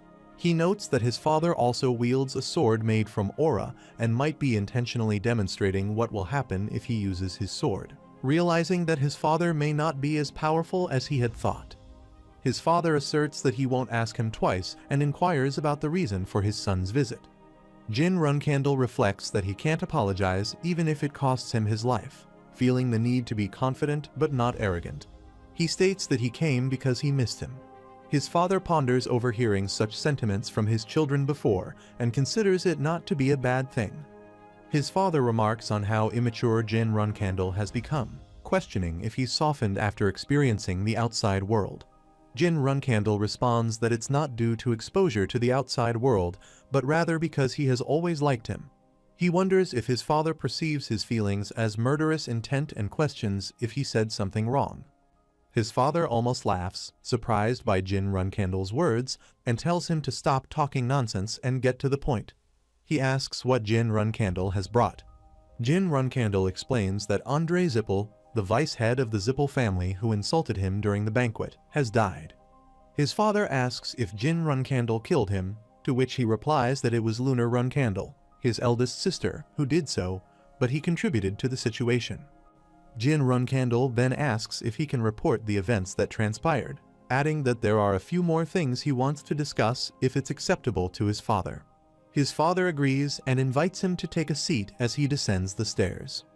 Jin Runcandle's father sits with him and mentions that Jin has done a lot of things from Arkan to Bement in a short time.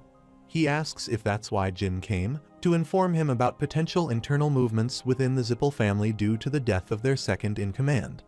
Jin responds that Andre Zippel wasn't the true second-in-command, acknowledging his eldest sister's strength, but pointing out that Andre, as the vice head of the only family capable of overpowering Runcandle, was lacking. His father agrees, noting that Andre Zippel was indeed just the vice head, not the second-in-command.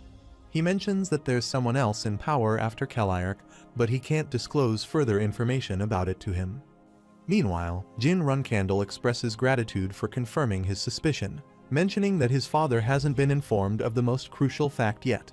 His father inquires about this fact, and Jin responds that they utilized a peculiar artifact.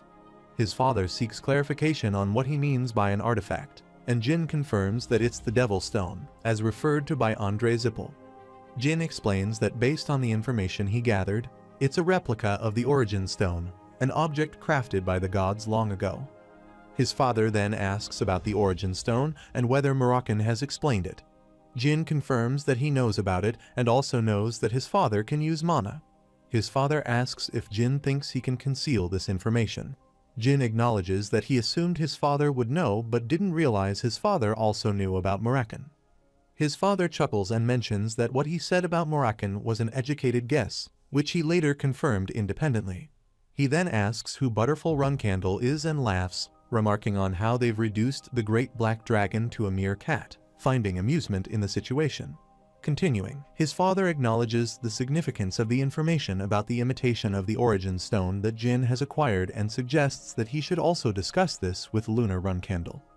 Jin considers the dangerous potential of that power, unsure how far the Zippel family has developed it, and wonders if the rulers of the Black Sea are aware of this. He thinks about visiting the Black Sea to find out more. His father indicates that while he will overlook Jin's violation of the rules this time, he expects something in return and asks him to share one thing he desires.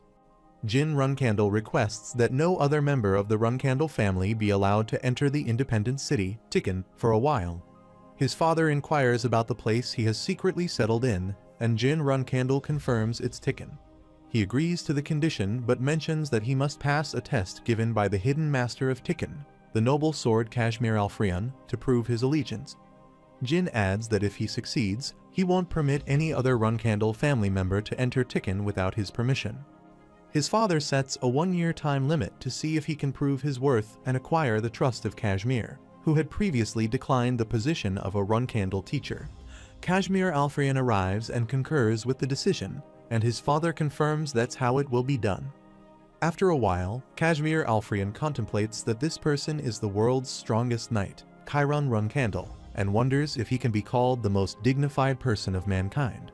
He feels indigestion just by looking at him. He acknowledges that Chiron Runcandle is a guest in Runcandle's mansion and sees no need to fear him. Chiron Runcandle acknowledges Kashmir Alfrion as the noble sword and bows in respect.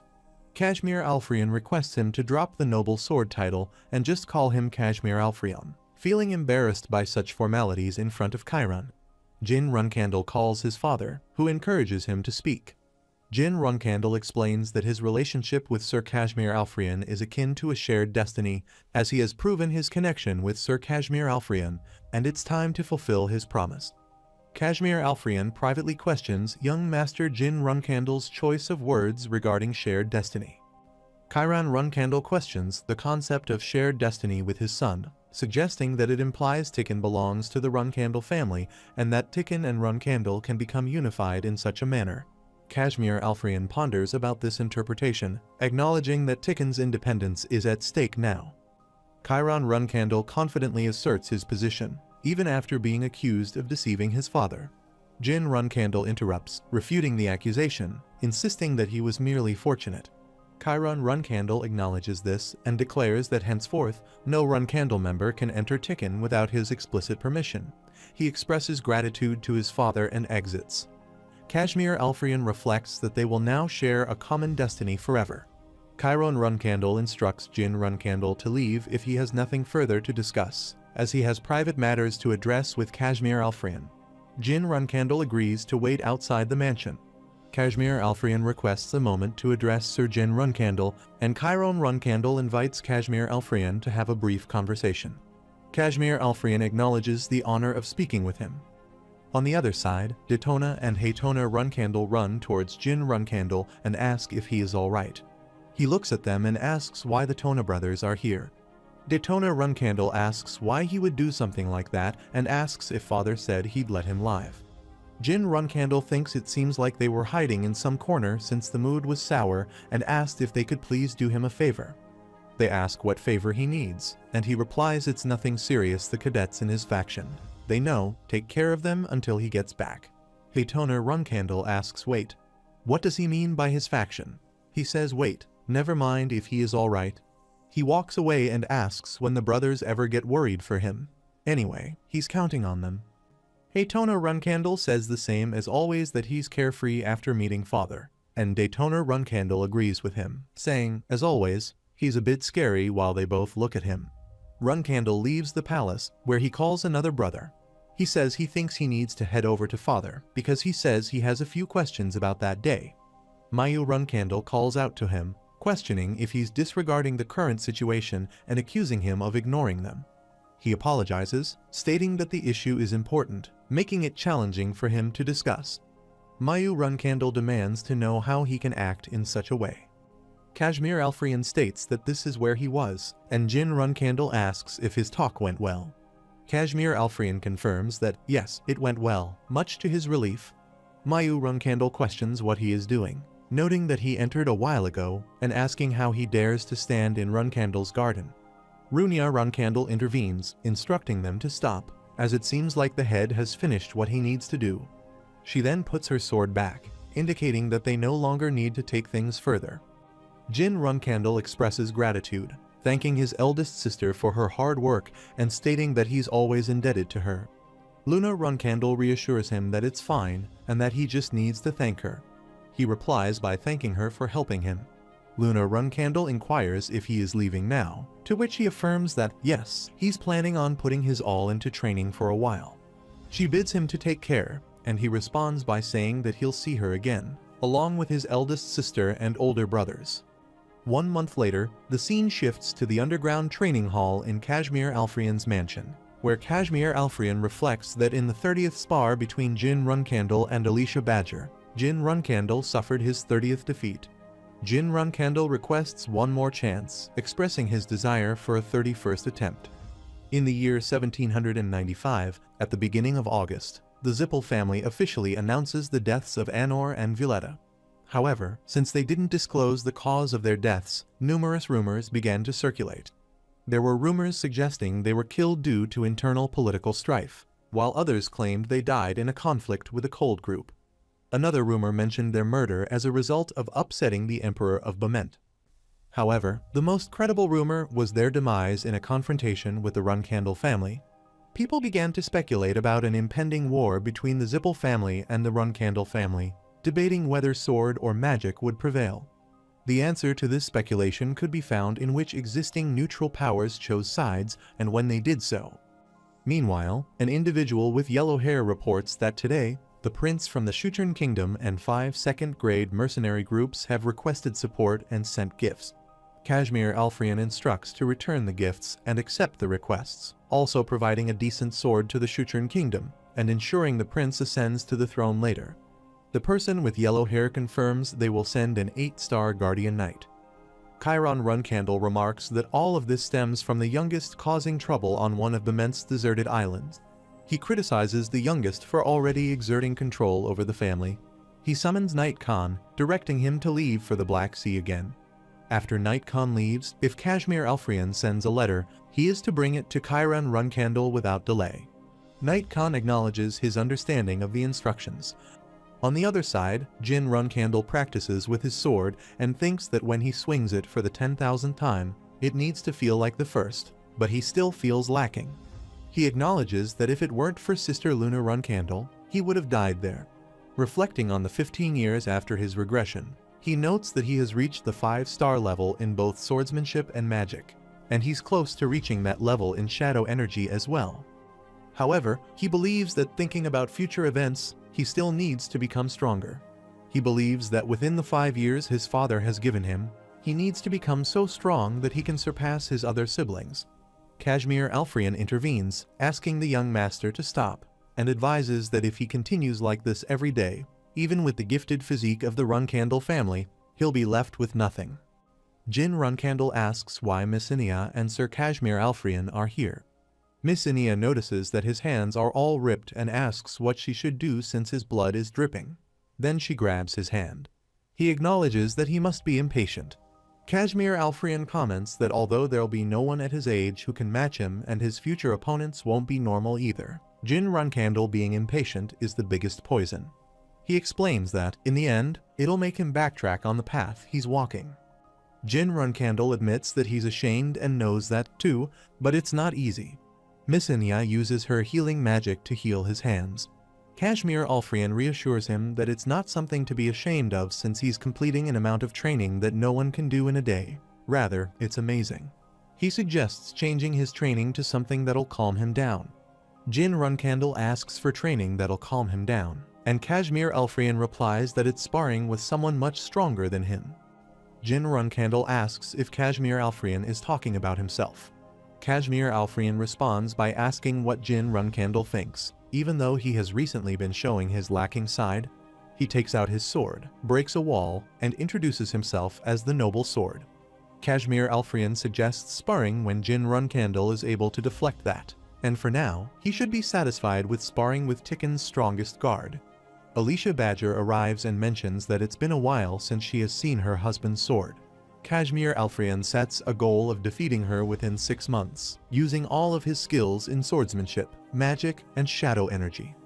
Julia asks her mother if she is going to fight with brother Jin Runcandle, to which her mother responds that they are not fighting but solidifying their friendship. Julia inquires about what that means and expresses her dislike for fighting.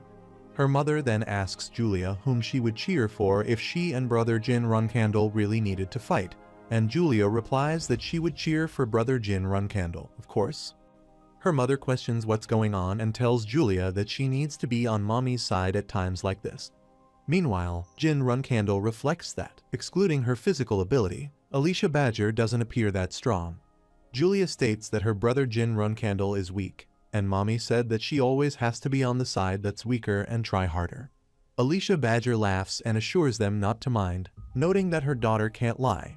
Jin Runcandle responds that it's fine.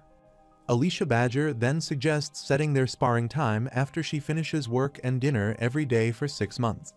Jin Runcandle questions what she means by every day and expresses concern that he's taking up too much of her time. Alicia Badger laughs again and reassures him not to worry since it'll go by quickly. 2 days later, the scene shifts to Jin Runcandle and Alicia Badger preparing for their fight. He considers whether she is a skilled fighter. She begins by stating that she has something to say before they start. She used to work for Bament's Special Affairs Division, and in this fight, she won't hold back, so he shouldn't be discouraged even if he loses. Jin Runcandle reflects on the 6-month training period, realizing there was a purpose behind it, and resolves not to be careless. As Alicia Badger rushes to punch him, Jin Runcandle almost smashes into a wall but manages to block her attack. He then transforms into his monstrous form, drawing his sword and launching an attack. But Alicia Badger evades it skillfully. He asks if she needs to call a medic, and she confirms and then punches him, sending him flying through the air. Alicia Badger expresses surprise that she managed to attack twice on the first day, noting that she didn't exert much force in her initial attack. She asks if Jin Runcandle was attempting to weaken the ground before their spar. Jin Runcandle confirms this, saying she realized his tactic toward the end. She inquires about the light during their fight, identifying it as the magic she had never seen before. Jin Runcandle explains it as an ancient spell called a flash veil, which he coated his sword with before they began. However, he acknowledges that such tricks may not be effective. Alicia Badger questions his use of the term tricks, suggesting they are more accurately termed strategies. She reflects that Jin Runcandle's ability to defeat stronger opponents is likely not solely due to luck. He reflects that the opportunity and change were created through detailed calculations and predictions, and he could appreciate it because he used it during a spar. However, if it had been an actual fight, he could vividly imagine the faces of his opponents. This is the first time he has suffered a complete loss in this life, despite using every tactic possible. He wonders if it's because she's from Bament's Special Affairs Division. To defeat her in 6 months, he'll have to go up against her consistently during that time. He finds this prospect exciting while Kashmir Alfrian writes down a letter. 1 month later, on the 22nd of September, 1795, in an unprotected area on the continent's east, known as the Black Sea, Knight Khan defeats a monster. He bows down in front of Chiron Runcandle and introduces himself as Guardian Knight Khan. He presents Kashmir Alfrian's letter, which arrived 10 days ago. Chiron Runcandle takes the letter, opens it, and begins reading it aloud. The letter expresses regret for not being able to adequately convey the writer's deep appreciation and gratitude. It mentions that it's currently night in Tikkun, describing the stars shining brightly in the dark velvet sky, as if they are singing praises of Sir Chiron's greatness. The letter is signed by Kashmir Alfrian, a humble swordsman. Chiron Runcandle comments that he had instructed Kashmir Alfrian to report about the youngest, indicating that he seems to be a very sensitive person. He decides to advise Kashmir Alfrian to be more concise when reporting about the youngest in the future. He mentions he has been keeping track of the youngest's progress on the isolated island and notes that the youngest has been consistently defeated by Kashmir Alfrian's wife recently. He describes how the number of hits increased from 3 in the first spar to 40 in the 30th, and the letter details the 40th spar, where the youngest withstood over 120 hits, showing a significant improvement. Knight Khan comments on the losses the youngest has faced and wonders if there's amusement in the youngest master's defeats. Chiron Runcandle explains that Kashmir Alfrian's wife is from Bement's Special Affairs 2nd Division, suggesting that it's not an opponent the young master can handle with mere good fortune, and he congratulates Knight Khan. He adds that in the 40th spar, the youngest withstood over 120 hits, indicating that the youngest has surpassed his limits. Chiron Runcandle expresses regret, stating that if the youngest were the firstborn, he would have handed over the family without hesitation, but it's unfortunate. Knight Khan asks why there was no mention of the heir and notes that this is the first time Chiron Runcandle has spoken personally about the heir. He reflects on the times he has observed but never heard specifics about someone, emphasizing that Joshua Runcandle's position is due to Lunar Runcandle stepping down, not a direct appointment by the Patriarch. Knight Khan believes Joshua is still too young and inexperienced for such a role. Chiron Runcandle acknowledges Joshua's exceptional growth, but points out that suitability alone doesn't guarantee confirmation. Knight Khan questions why Chiron says this, and Chiron responds that he isn't being callous. Rather, he's noting Joshua's gentle nature.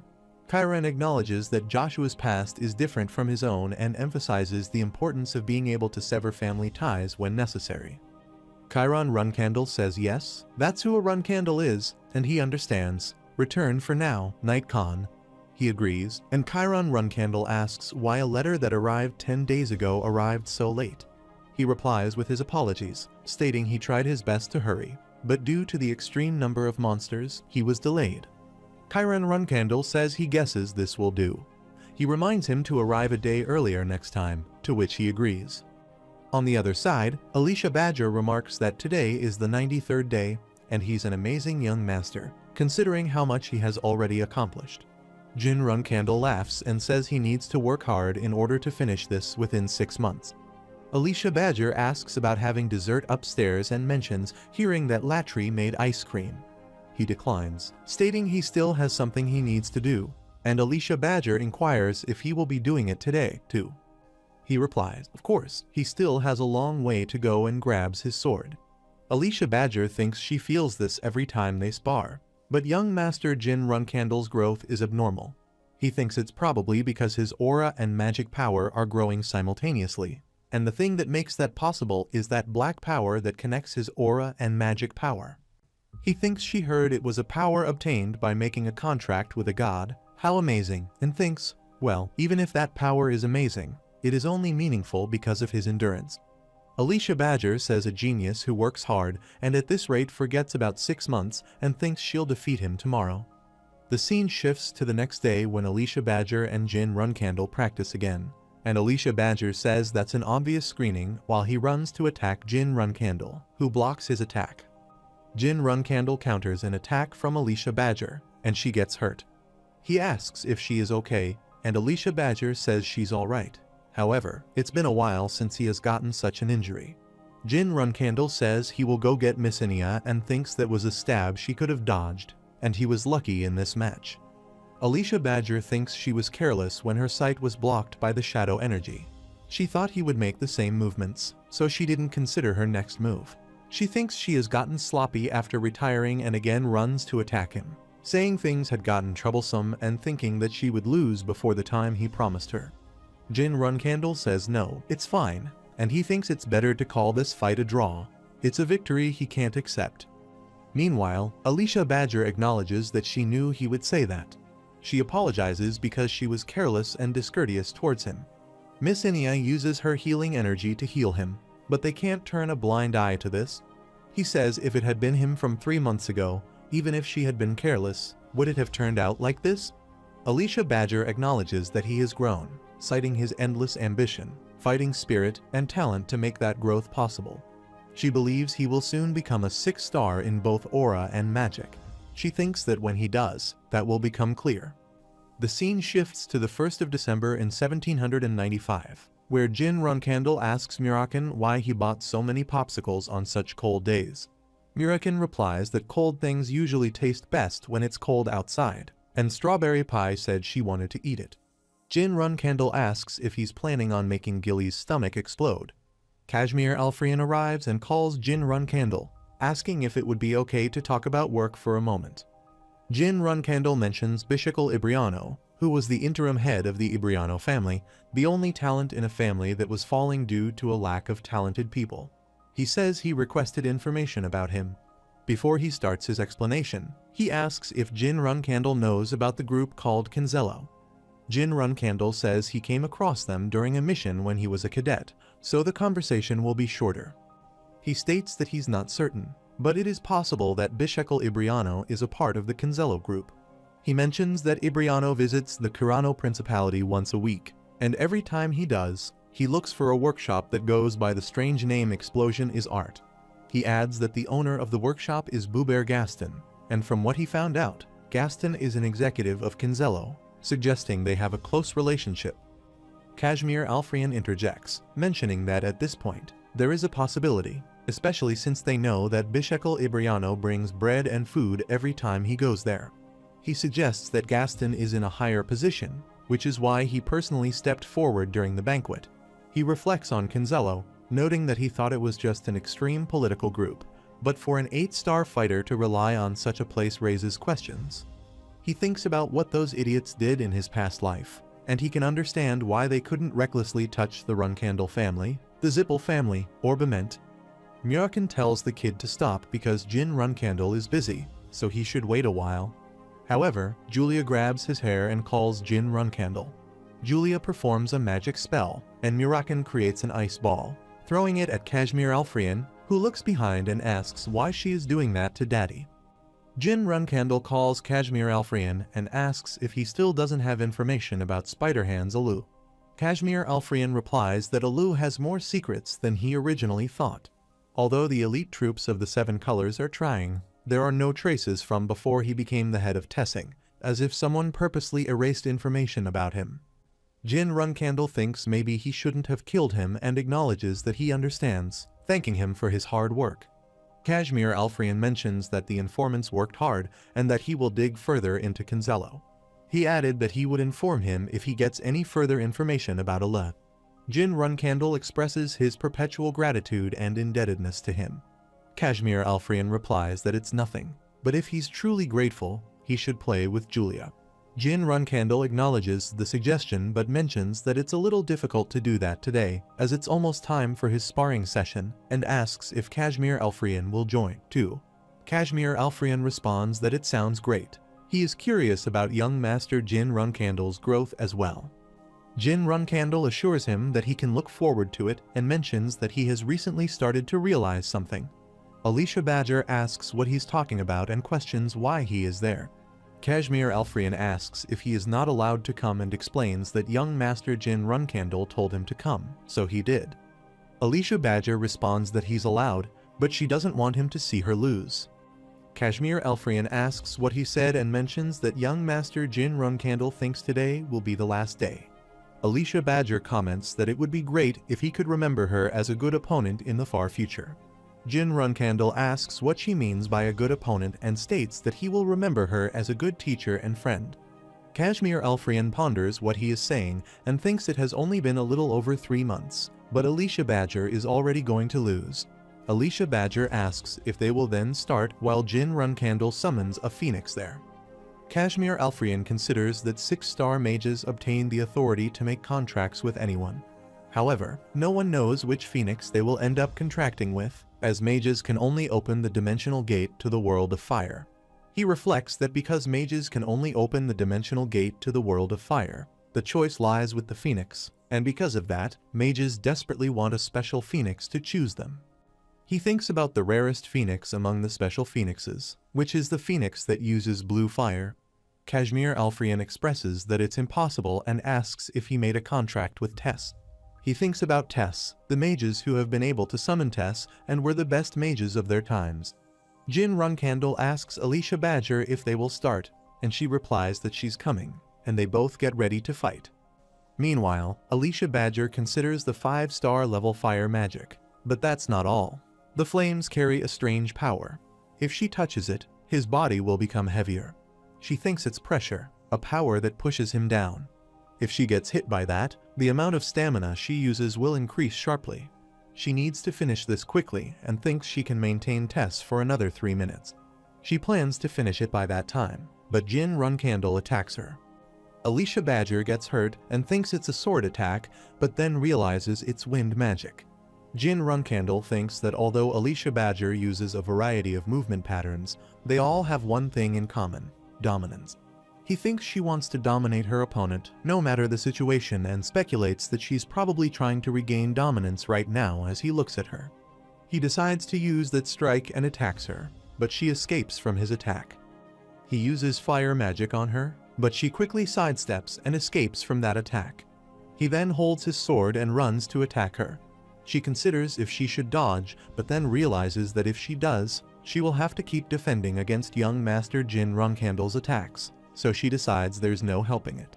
Alicia Badger asks if he's trying to show her that he's a magic swordsman, while Jin Runcandle uses his blue mana and attacks him. Alicia Badger exclaims that she finally got him and asks if he's not here, stating that there's no way he could escape her weapon pressure. She realizes he's behind her again as he punches her so hard that she vomits blood. She concedes the match, acknowledging young Master Jin Runcandle's win. Jin Runcandle tells Kashmir Alfrian to call for Miss Ania and asks him to repeat what he said about a microbe. Murakan confirms that, yes, young Master Jin Runcandle has defeated Alicia Badger in a match. He remarks that he knew Jin Runcandle would be surprised to defeat Alicia Badger, who was from Bement's Special Affairs Division, in just 3 months. Then he corrects himself, saying no, not that. Jin Runcandle summoned what? He grabs Kashmir Alfrian, who replies pardon, a phoenix.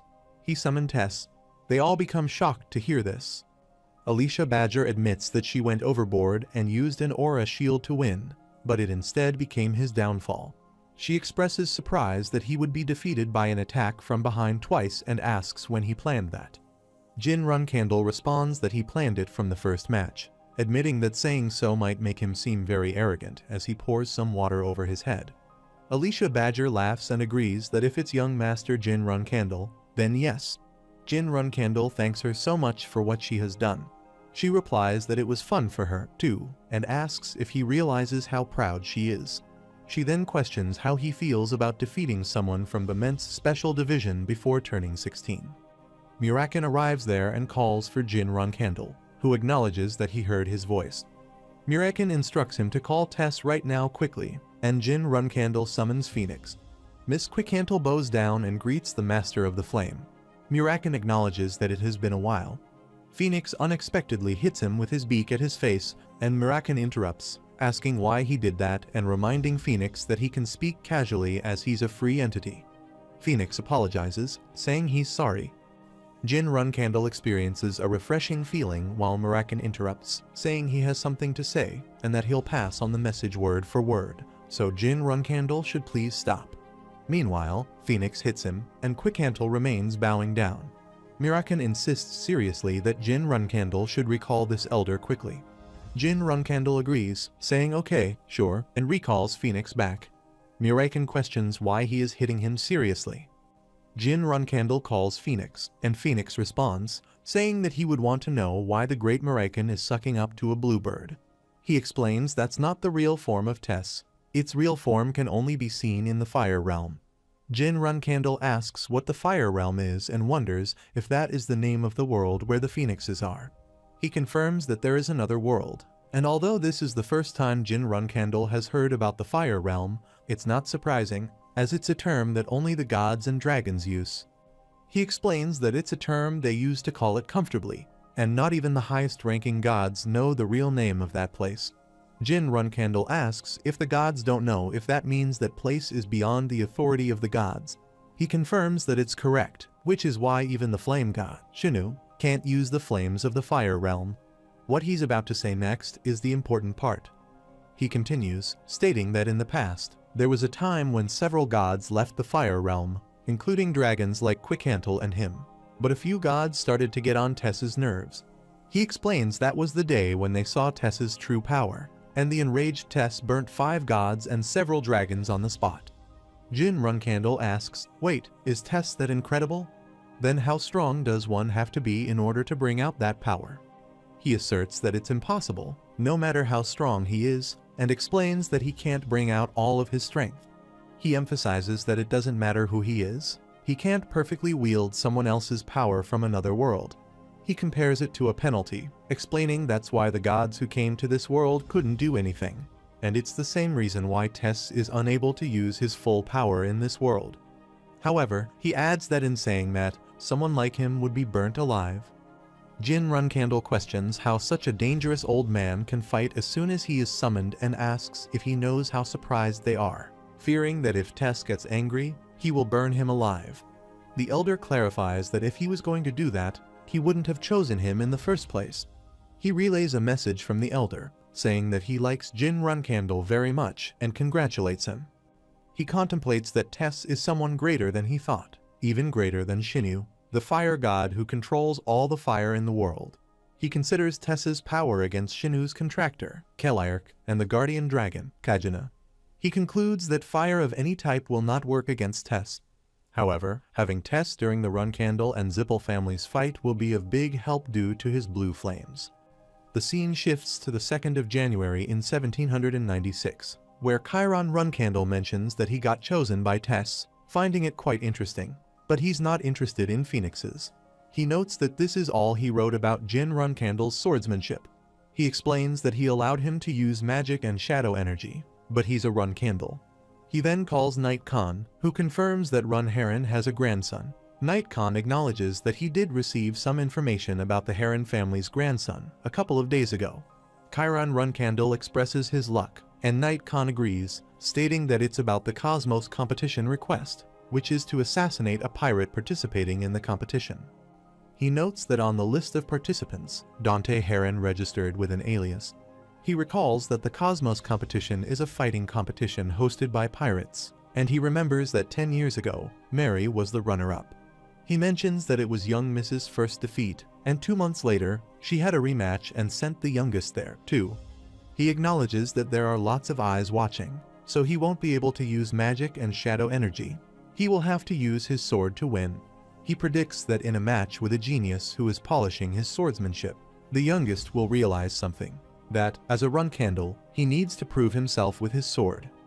After a while, Mirakan arrives and politely asks Jin Runcandle if he may take a look at a paper. Jin Runcandle inquires about the paper's content, and Mirakan explains that it's an application to enter the Cosmos competition. Jin Runcandle expresses surprise, questioning why he suddenly wants to enter a pirate playground.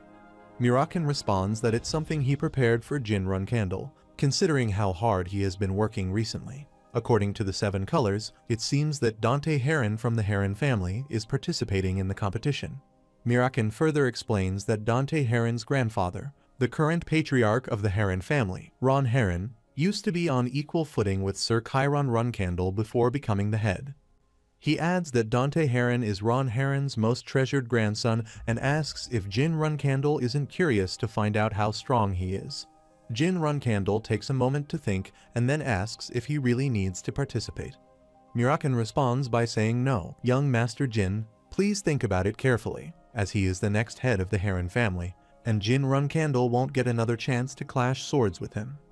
Jin Runcandle acknowledges that since Kashmir Alfrian is going so far as to say this, he has no choice but to participate.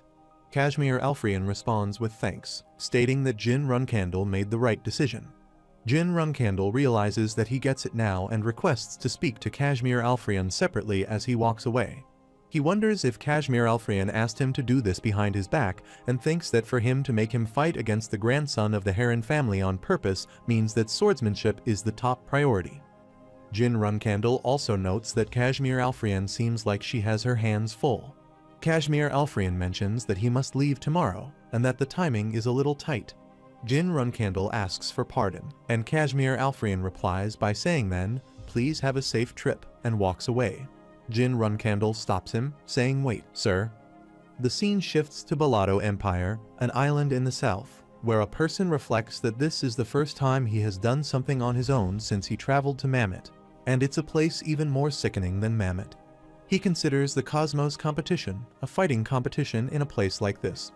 It's a competition where he can kill his opponent, and there are no restrictions on weapons. He can even assassinate or poison his opponent before the match. He wonders if the patriarch there is crazy, too, for allowing a grandchild of the great Heron family to participate in such a competition in such a place. He concludes that regardless of the reason, getting to compete against him once is a good thing, and he thinks it will be a valuable experience. He remarks that this place reeks as usual and declares, "All right, let's have some fun." Pirate King Cosmos asks who this person is, and Jin Runcandle responds that he has come to enter the competition. Pirate King Cosmos states that applications are closed and tells Jin Runcandle to get lost, even suggesting it would be better if he died on the way back. Jin Runcandle counters, saying he's sure he heard that applications were open until sunset today. Pirate King Cosmos dismisses this, saying he's not in the mood to take applications right now, and asks if Jin Runcandle does not understand. He tells Jin Runcandle that he's incredibly busy and to stop annoying him and get lost. He then questions what Jin Runcandle is doing and throws some coins at his face before punching him. He asks if this is enough and tells Jin Runcandle to put his name down. Pirate King Cosmos gets angry and shouts loudly, acknowledging that Jin Runcandle is intense, but he likes it. He agrees to put Jin Runcandle's name down and writes it on paper. Pirate King Cosmos then shows Jin Runcandle a paper, informing him that he's in Group 13. He tells Jin Runcandle to take it, as the people inside will kindly guide him and welcome him to the competition with romance and love. After a while, a person wearing a head cover takes the paper from Jin Runcandle and announces, "Group 13, Jin Gray," confidently suggesting that they pair him with someone decent.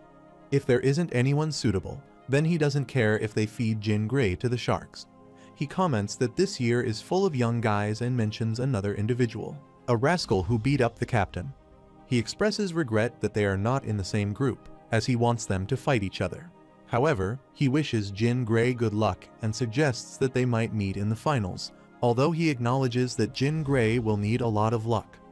He then points out the area for Group 13, indicating that Jin Gray should head there. He adds that he'll see Jin Gray later if he survives. Jin Runcandle asks about his room, and the person responds by telling him to figure it out himself. Jin Runcandle wonders if there weren't enough rooms to begin with and notes that there are 2 or 3 people per room. He speculates that the organizers want participants to fight each other in the cramped rooms, making it more like a survival game than a fighting competition. Another person asks who Jin Runcandle is and questions why he doesn't see that there are already 3 people in the room. The person tells another to get lost, while Jin Runcandle declares that he's going to count to 3, and by the count of 3, everyone should leave. He begins counting, 1, 2, 3, while another person abuses him. Jin Runcandle fights back, and then a person enters the room. Jin Runcandle grabs his sword and asks who wants to stay with him. Some punks rush to attack him, telling him to die, but Jin Runcandle counterattacks. He remarks that even though this place is a lawless zone, it doesn't compare to Mammoth, and for the time being, he won't be sleeping. The person with the head cover arrives again and expresses annoyance, asking if Jin Runcandle plans on killing everyone before the match starts. Jin Runcandle responds by saying that this was just the event before the main course. The person with the head cover replies that he thought Jin Runcandle was just an arrogant idiot, but as the captain said, he's an intense guy. He explains that there was a reason why he said to put him with the decent guys. He mentions that Groups 1 and 2 will start their matches soon. and he will be fighting some of those guys later, so Jin Runcandle can go and watch the matches if he wants. He invites Jin Runcandle to come with him, offering to personally escort him. He adds that wielding a sword around in the spectators' stand is forbidden, so Jin Runcandle should just sit and watch comfortably. Jin Runcandle thinks this is great and observes that many people have come to watch. He doesn't think there will be anyone here who will recognize his face, but he realizes he should have paid more attention to his disguise. He asks if the person heard the rumors about half the guys in Group 13 getting knocked out and questions if he put a bet on one of them. He then asks who did that. The person clarified that besides that incident, among the participants in the competition, he heard that there was a reserve flag bearer from the Runcandle family. A person in a green dress asks what a Runcandle reserve flag bearer is and questions why a Runcandle would come here. His friend responds that he heard this information from the Cosmos pirate executives when he was drinking with them yesterday. He mentions that there is a strong boy among the participants, and if the rumor is true, he is from the Runcandle family. The friend laughs and speculates that if it's true, the boy could be Daytona Haytona or Jin Runcandle. He adds that it would be great if it were Jin Runcandle, considering how things were crazy when that young guy became a 5-star. He considers the possibility of it really being someone from the Runcandle family and thinks it's normal for them to know Jin Runcandle's name, but it surprises him that they know about the Tona twins, too. He reflects that it's about time the Tona twins' name got around if they really are participating. He decides that he'll find them and make them sit the night watch while the fireworks start. Meanwhile, Pirate King Cosmos arrives there and addresses all the ladies and gentlemen who have come to the arena. He asks if they haven't dropped dead from waiting and introduces himself as the Pirate King, Cosmos, with a laugh. He remarks on the number of people who have come to fill up his pockets and comments that they don't know how to look after themselves. He suggests stopping the small talk and getting started. He mentions that there are 14 participants per group and there are 13 groups, totaling 182 martial artists on standby. He announces that the main character of the first match was in the octafinals and introduces the cute fighter from the Shark Pirates, Mentees, as his opponent, someone participating for the first time this year, and questions what's behind his pretty face and introduces the boy swordsman, Paul Mick. Jin Runcandle remarks that he's quite young, noting the presence of many young participants this time, but considering his age, he finds it a bit too young. He wonders if the boy is 13 or 14 years old and thinks it's crazy to involve such a young boy. Suddenly, a person with a face scar mentions another participant, not the boy, but an idiot who beat up the captain. As a person arrives, they announce that the battle will start. Paul Mick swiftly attacks another person and cuts his neck. Pirate King Cosmos questions what just happened and if anyone saw it clearly, expressing annoyance at the shark idiots. Another person remarks that the head just fell off, finding it nonsensical. Meanwhile, Jin Runcandle observes that Dante Heron was beheaded in an instant with sword energy. Veridin Zippel declares that the match ended abruptly, announcing Paul Mick as the winner. He expresses excitement, calling it a real fight and placing all his bets on Paul Mick. He cheers for Paul Mick, emphasizing his support for Dante Heron. Jin Runcandle wonders why Veridin Zippel is present, hearing people shout for Paul Mick. One person expresses their intent to bet as well, while another encourages betting on Paul Mick. Veridin Zippel asks if they can't see that Paul Mick is the future, urging everyone to bet everything, even their life savings, on him. Jin Runcandle considers whether Veridin Zippel is also on a mission, but he seems too engrossed at the moment to be on official business. If he were caught, it would lead to significant trouble, so he decides to pretend as well. Veridin Zippel notices Jin Runcandle and greets him, mentioning that it's been a long time. Paul Mick looks at them and recognizes Veridin Zippel, recalling their encounter at the Zippel family's banquet. He's surprised to see such an open greeting in an unfamiliar place. Paul Mick also extends his hand and expresses his pleasure in seeing Veridin Zippel. Pirate King Cosmos approaches him and suggests listening to the winner before starting the next match. He asks Paul Mick how he feels about the victory. Paul Mick responds that he's glad to have eliminated one of the world's evils and jokes that he hopes the defeated opponent doesn't reincarnate as a pirate in his next life. Pirate King Cosmos chuckles and places a hand on Paul Mick's shoulder, remarking that becoming a pirate isn't advisable for children. However, he jokes that saying such things might upset the pirates present. He laughs and adds that all the pirates would be pleased to hear Paul Mick's words. Pirate King Cosmos then announces the start of the next match and calls for the participants to come forward. Jin Runcandle observes the matches that occur afterward, but no one catches his eye except for Paul Mick. He is convinced that Paul Mick is Dante Heron. He acknowledges that Paul Mick appears young, but his swordsmanship suggests otherwise. The most plausible explanation is that he's a heron. Jin Runcandle believes that winning will require using magic and shadow energy. Relying solely on swordsmanship won't suffice. He concludes that it's premature to make a judgment and looks at a magical stone. He notes that starting from tomorrow, some groups will finish their matches, meaning he has 4 days until his turn. Until then, he must survive the nights here. Sir Elder sits in his room and remarks that he didn't give it to him for him to play around with like that. It's an item that the Sea Young Patriarch will use when he absolutely needs to. He asks to please keep it in a safe place. On the other side, Veridin Zippel stands near him, waving his chain, and apologizes, saying he feels much lighter with it in his hands. He then asks if that is why he was called over. Sir Elder explains that every year around this time, a martial arts competition opens on one of the northern islands of the Bellahue archipelago, known as the Cosmos Competitive Arena. He asks if perhaps he knows about the Cosmos Competitive Arena.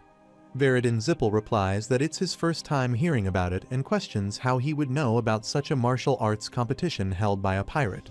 He laughs, feigning ignorance, and wonders where he disappears every year around this time. Sir Elder mentions Dante Heron, the future patriarch of the Heron family, who attended last year's banquet and is participating again this time. He encourages them to take advantage of the opportunity to witness it firsthand. He emphasizes the level of the man he must overcome one day. On the other hand, Veridin Zippel arrives because he has heard something like that. He comments that it's great that he can make some side money as well, but wonders why there wasn't a single fun match for 2 whole days. He acknowledges it was great seeing Dante Heron's skills, but finds the rest to be so-so. He expresses his disappointment in this year's competition, wondering where all the pretty good ones went. He looks at a list of candidates' names and sees Jin Gray's name. He asks who Jin Gray is and ponders if this is actually Jin himself, realizing he didn't come just to watch. He finds this situation already so exciting. After a while, Jin Runcandle observes that the surviving participants number 147, with 35 already dead, as he sits down, exhausted from the fight. He notes that only 5 died during their matches, with the rest dying outside of the arena. He anticipates competitors from other groups bursting in soon, making it impossible to let his guard down even a little. He contemplates the consequences of falling asleep, recalling his no-sleep training during his cadet years. However, holding out for 3 days in this barren place without hiding their presence is a new challenge. He surmises that they must be quite confident in their skills. Meanwhile, Paul Mick interrupts, acknowledging that it's rude to say this in their first meeting, but asking for a moment to speak. Jin Runcandle thinks about Paul Mick, or rather, Dante Heron, while Paul Mick requests a moment to sleep and promises to stand guard the next day so Jin Runcandle can rest. Jin Runcandle asks what all this is about, suddenly coming out of nowhere. The person replied that he had been watching since yesterday, and it seemed like Jin Runcandle was at least a true martial artist, so please let him sleep. Jin Runcandle says he can't even do the Heron no-sleep training as he falls to the floor and falls asleep. Jin Runcandle thinks about the overwhelming smell of blood and how he's been pestered by quite a number of people. Meanwhile, an old man arrives outside and whispers to wait. He'll signal, so he's arrived, but Jin Runcandle catches him and attacks him with his sword. Jin Runcandle asks if he didn't hear the rumors and says anyone who comes to this room ends up dead. A masked man says to wait. He knows Jin Gray has killed each and every one of the group's 13 guys, but they didn't come here to strike him. They came here for a different reason. He states that if Jin Runcandle hands over Paul Mick, who just went inside, he will throw an arrow at him, but Jin Runcandle blocks his attack. He grabs the arrow, looks at it, and asks if it is poison. Regardless of the situation, doing all this to a child is unacceptable. He doesn't know who's behind all this, but wonders if he can handle it. Jin Runcandle mentions the scoundrels chasing after him, stating they were underlings of the pirate One-Eyed Joe. He explains that the last guy spilled it before dying. They were planning to swindle some cash by kidnapping a Runcandle. Paul Mick thanks him for protecting him, someone without any relation to him, and expresses surprise at Jin Runcandle's situation, wondering how he got mistaken for those uncouth and ignorant individuals. He asks where Jin Runcandle was during all this. Jin Runcandle says he should explain since he's indebted to him. He clarifies that he's nobility like they were targeting, although not a Runcandle. They should think of him as Bement nobility. He apologizes for not being able to provide detailed information. Paul Mick expresses his gratitude, stating that he owes Jin Runcandle his life and asks how he can repay this debt, suggesting an eye for an eye, a life for a life. He promises that from this point on, whenever Jin Runcandle is in danger, he will also protect him with his life, regardless of the situation, and vows this in his honor. Jin Runcandle responds by saying that Paul Mick should figure that out on his own. He needs to sleep first, so please wake him up before the Group 13 matches.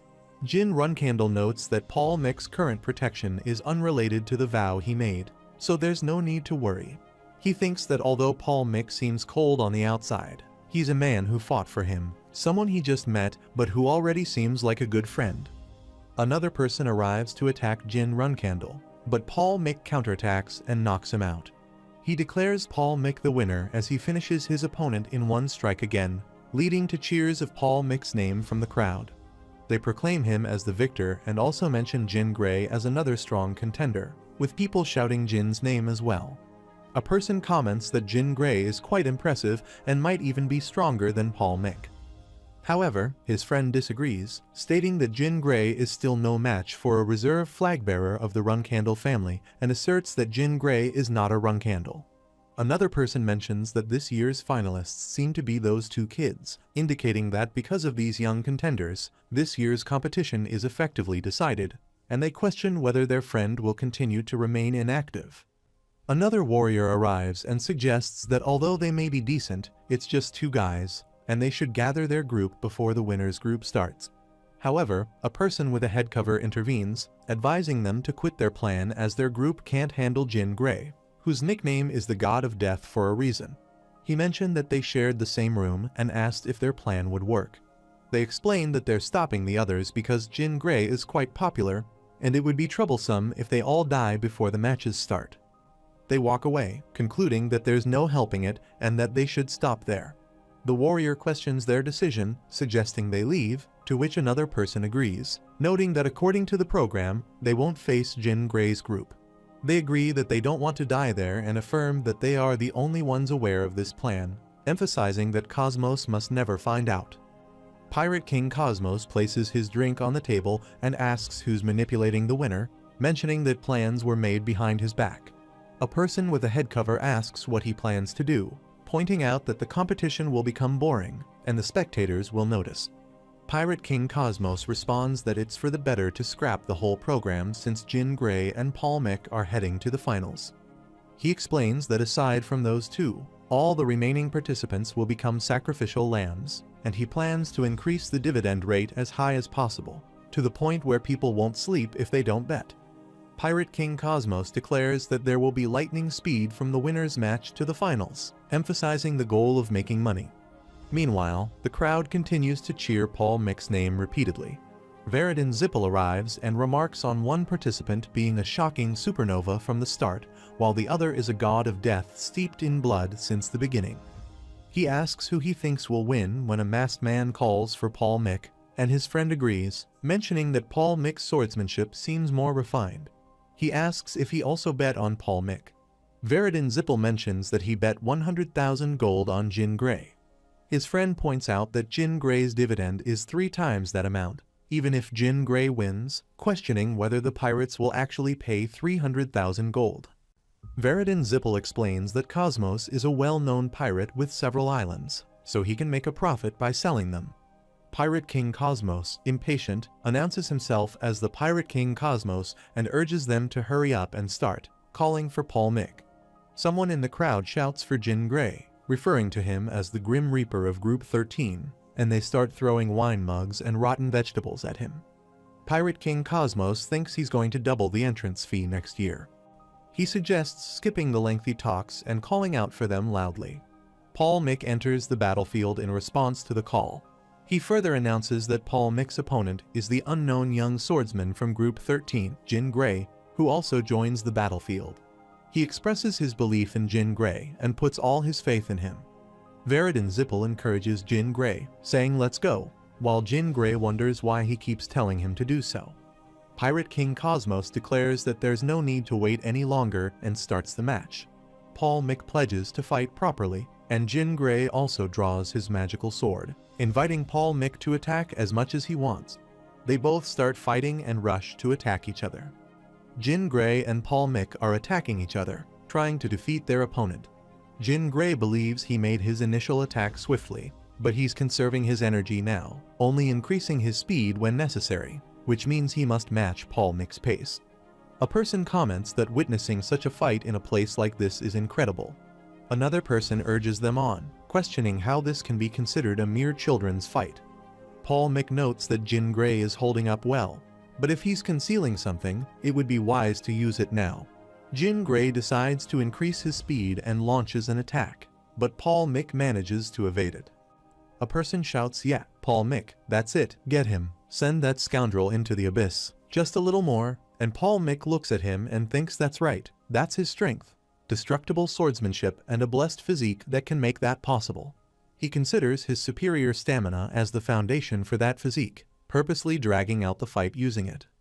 He acknowledges that Jin Gray is also using an alias, Jin Runcandle, but if that's all he has, he's made a mistake. He then attacks Jin Gray, who counterattacks and pushes him away.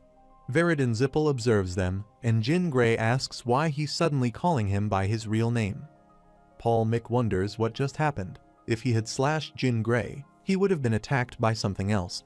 Jin Gray realizes he has almost used his shadow energy and braces himself for a tough battle, asking if it's his turn now. He launches another attack, which Paul Mick blocks. He thinks that's not a simple cut. All his sword attacks have the same force as his first swing. He considers he has no faults, and maybe he should have gone all out from the beginning. Paul Mick thinks no, if this continues, he might end up killing him. Jin Runcandle says to stop messing around and asks why he thinks he's standing in front of him, for him to be hesitating. He declares that he's Jin Runcandle and tells Dante Heron not to make this fight shameful. Dante Heron replies okay, acknowledging he's shown a shameful side of himself, and asks if he will fight him again as they resume their battle. Jin Gray and Paul Mick are fighting each other, trying to defeat one another. Jin Gray attacks him and pushes him away. Paul Mick shouts and runs to counterattack, but Jin Gray quickly attacks him again. Paul Mick just looks at his face and gets scared a little bit, trying to counterattack. Jin Gray thinks Paul Mick must be at his limit by now and asks how he is still enduring. He considers Paul Mick a genius who appears once every few centuries, judged to be a talent blessed by the gods. However, Jin Gray notes that Paul Mick was born with a fragile and weak body, proving to be a lacking vessel for his talents. Jin Gray recalls how he has swum through hell because of the damned curse, which is how he knows Paul Mick or Dante Heron. He remembers his lonely suffering through the seemingly eternal darkness and his despair when he glanced at his thin, bony body. Meanwhile, Jin Gray attacks him again, and he blocks the attack. He thinks about how he pushed himself to the brink of death to get to where he is now and pushes Jin Gray back. He runs at him again in anger and thinks about Jin Runcandle, Runcandle's 13th child, born with everything. He attacks him, and Jin Runcandle blocks the attack. He thinks Jin Runcandle has a blessed body, talent, and everything, but he feels desperation from him. He wonders why he is this pitiful and desperate and considers if it is perhaps rage because he is the youngest and not in the line of succession. He dismisses this idea, thinking it is not because of some foolish reason and that he just aims to become the strongest. He thinks about how long he has endured to get to where he is right now. They attack each other again, and he thinks he can't even recall anymore, pondering how many times he has fallen into despair and how many times he has given in to despondency, while Jin Gray throws him away. He regains all his powers and reflects on how many times he has picked himself back up, unable to recall any of those moments, and charges back to attack him again. Jin Gray blocks his attack, counters, and he sees Paul Mick starting to cough blood. Wondering what's happening, He notices Dante Heron's body breaking but refrains from withdrawing his sword despite seeing cracks in Paul Mick's body. He considers it to be an insult to him and pushes him back, apologizing and asking for understanding as he attacks, bringing his sword near Paul Mick's neck. Paul Mick starts laughing, causing him to stop and look, finding the situation enjoyable. Paul Mick falls down, and Jin Runcandle looks at him, shouting for the medic. Veridin Zippel approaches Paul Mick, checks him, and remarks that this situation is worse than he anticipated. He assures Jin Runcandle not to worry, saying he'll ensure Paul Mick survives and begins his healing magic. Jin Runcandle summons Veridin Zippel, who reassures him to just watch. However, Jin Runcandle realizes it's too late. Paul Mick's condition is already beyond the point where magic can heal him. Not only are his bones affected, but nothing in his body, including his organs, is healthy, and his aura is running rampant. Jin Runcandle understands that using healing magic in this state would only intensify Paul Mick's pain. Veridin Zippel instructs him to listen carefully and reveals his chain, saying it will be their secret. Another warrior arrives and advises against using it, saying it's not something that should be employed. Veridin Zippel dismisses this, telling the warrior to cover them with his cape, which he does as instructed. Veridin Zippel remarks on the warrior's lack of tact, noting how he fails to read the room.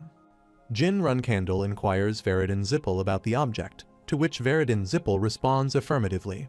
He explains that it's something gifted to him by his clan relatively recently and asks if Jin Runcandle happens to know about the blood of Numerus. Jin Runcandle recalls that Numerus was the god of hope just before the founding of the holy state Venkella and was believed to have been wiped out in a particular event. He reflects on how Numerus left behind teardrops and 100 drops of blood as they were annihilated, with the tears allegedly reviving the dead and the blood instantly healing any diseases or injuries. He notes that at the time, it became of great interest to the public and was an object that no one even dared to price. He reflects on how major factions like Zippel once desperately searched for these artifacts, which now had become the legacies of a god, passed down only through legends. He mentions that he's going to use one of these artifacts now on Dante Heron, wondering about the reasons behind it and questioning if Zippel and Heron don't have a good relationship. He ponders why Zippel would go to such lengths for him. Meanwhile, Veridin Zippel retrieves a pill, asking if Dante Heron would understand him, and places the pill in Dante Heron's mouth. He comments that losing an equal is as sorrowful as losing a friend. As Dante Heron swallows the pill, his body begins to heal, emitting a bright light. He regains consciousness, coughs, and opens his eyes. Veridin Zippel expresses happiness at seeing him, while Dante Heron inquires about the situation, asking Veridin Zippel what he's doing there. Jin Runcandle reflects on how the blood of Numerus instantly revived Dante Heron, who was nearly dead, and considers that Veridin Zippel is using such a powerful tool for that purpose alone. Veridin Zippel mentions that the cost of using the blood of Numerus is immense, which he is aware of, tapping his head. Dante Heron asks about Numerus and how he could repay such a favor. Jin Runcandle thinks this is more in line with what Veridin Zippel might demand. Veridin Zippel then states that, first of all, Jin Runcandle will buy a hearty round of drinks after they finish everything. He insists that he will stick around this time and won't take no for an answer. Veridin Zippel adds that when Jin Runcandle sees him elsewhere, he shouldn't act as if he doesn't know him. Did he get it? Jin Runcandle reflects that Veridin Zippel, whom he initially thought was just an idiot, turns out to be rather cool. He says he'll consider Veridin Zippel's proposal. They gather in a hotel, and Veridin Zippel praises Jin Runcandle for his remarkable actions when he is asked to choose one of the victory prizes, commenting on how spirited he is for wanting both prizes. Jin Runcandle thinks back to when he nearly died in this place and wishes Veridin Zippel had only asked for one prize, as there is a limit to mismatched levels. He chuckles and acknowledges that both of them almost died. Veridin Zippel responds by saying that while he doesn't particularly need both prizes, since the situation arose, he decides to give the bag of coins to Dante Heron. He mentions that it's as if Heron doesn't have money, but this gesture will be commemorative, and he plans to keep the coins framed. Veridin Zippel suggests giving something in return, catching Jin Runcandle's attention as he examines a paper. Jin Runcandle inquires if it's the treasure map he's only heard about in stories and questions whether Veridin Zippel intends to gift him something so valuable. Jin Runcandle clarifies that the map is his, and Veridin Zippel raises the bag, asking if it's an empty chest, for which Jin Runcandle expresses gratitude. Jin Runcandle then asks Dante Heron a question, wondering why he didn't use his secret technique as instructed, emphasizing the need to do things properly.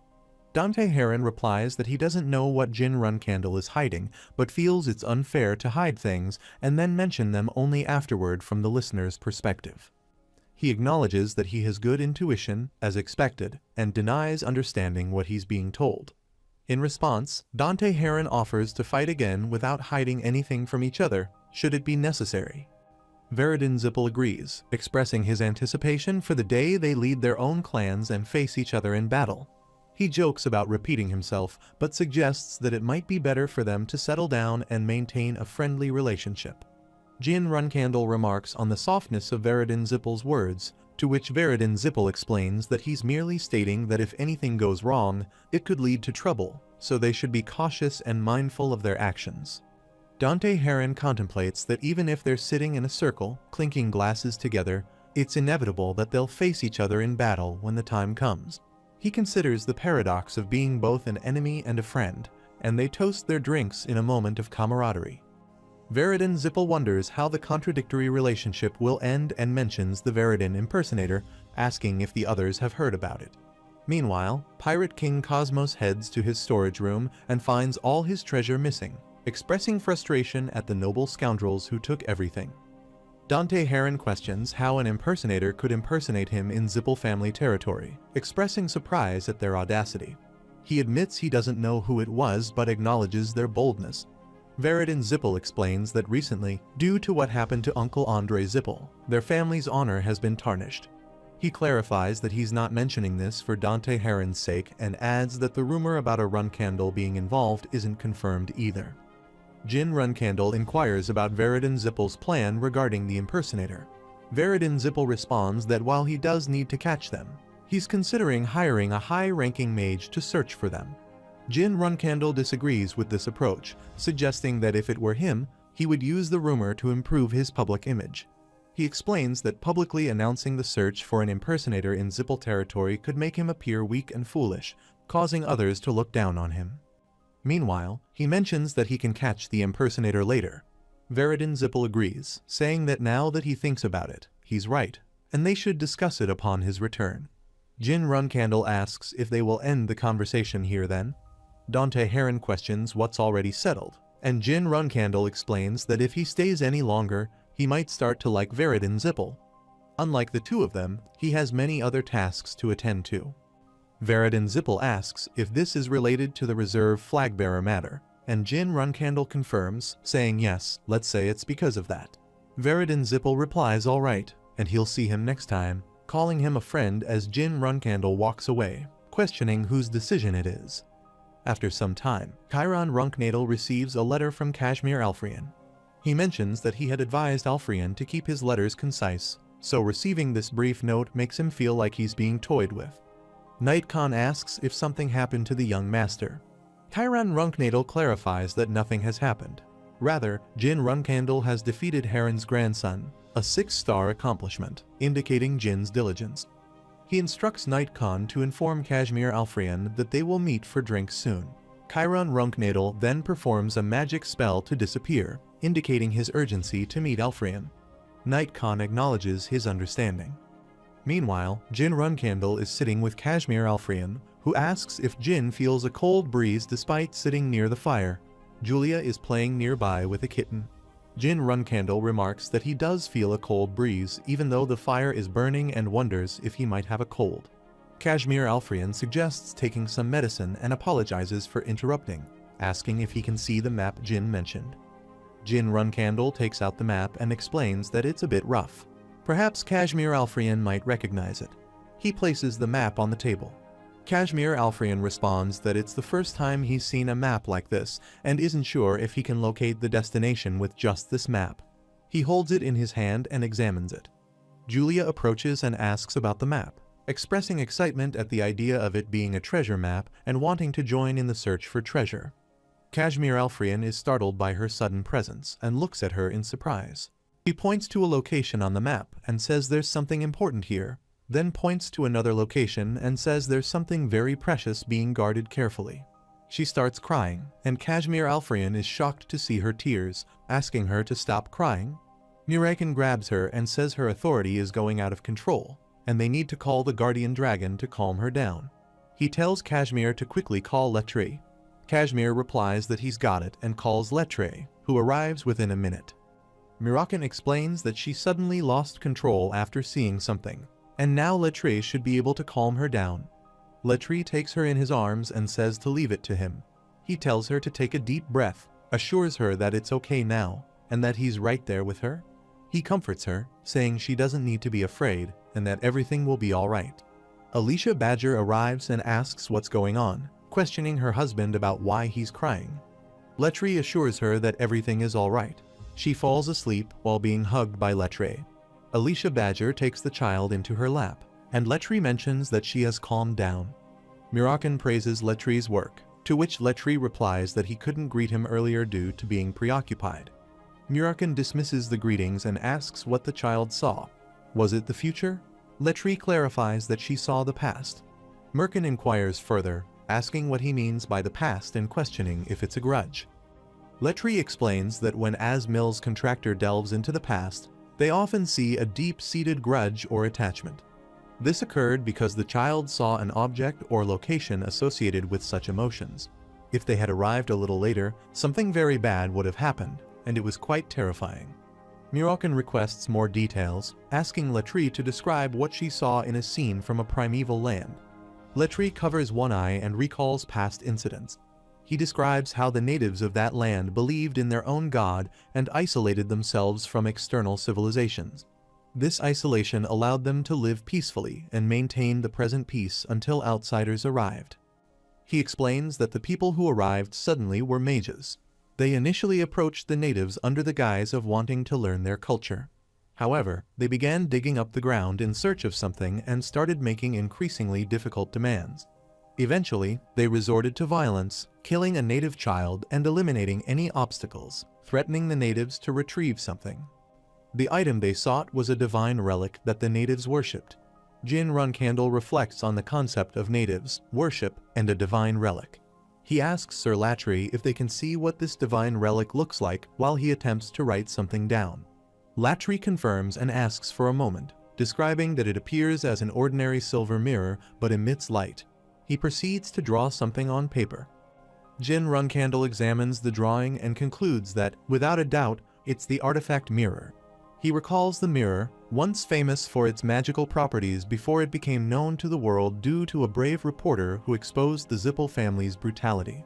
He reflects on how the Zippel family exploited the citizens of the Kholin ruins in their quest to locate the artifact.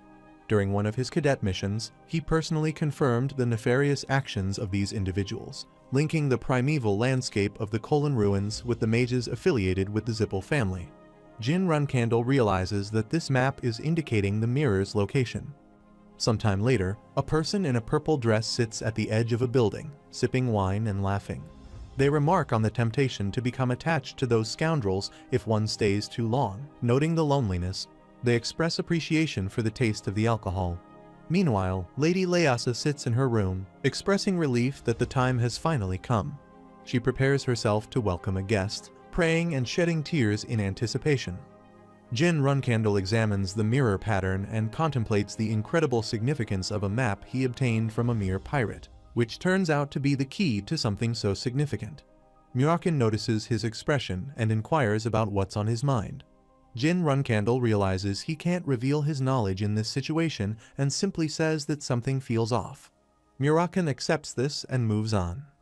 Jin Runcandle then contacts Kashmir Alfrian, who apologizes for Yuria's experience with the territory.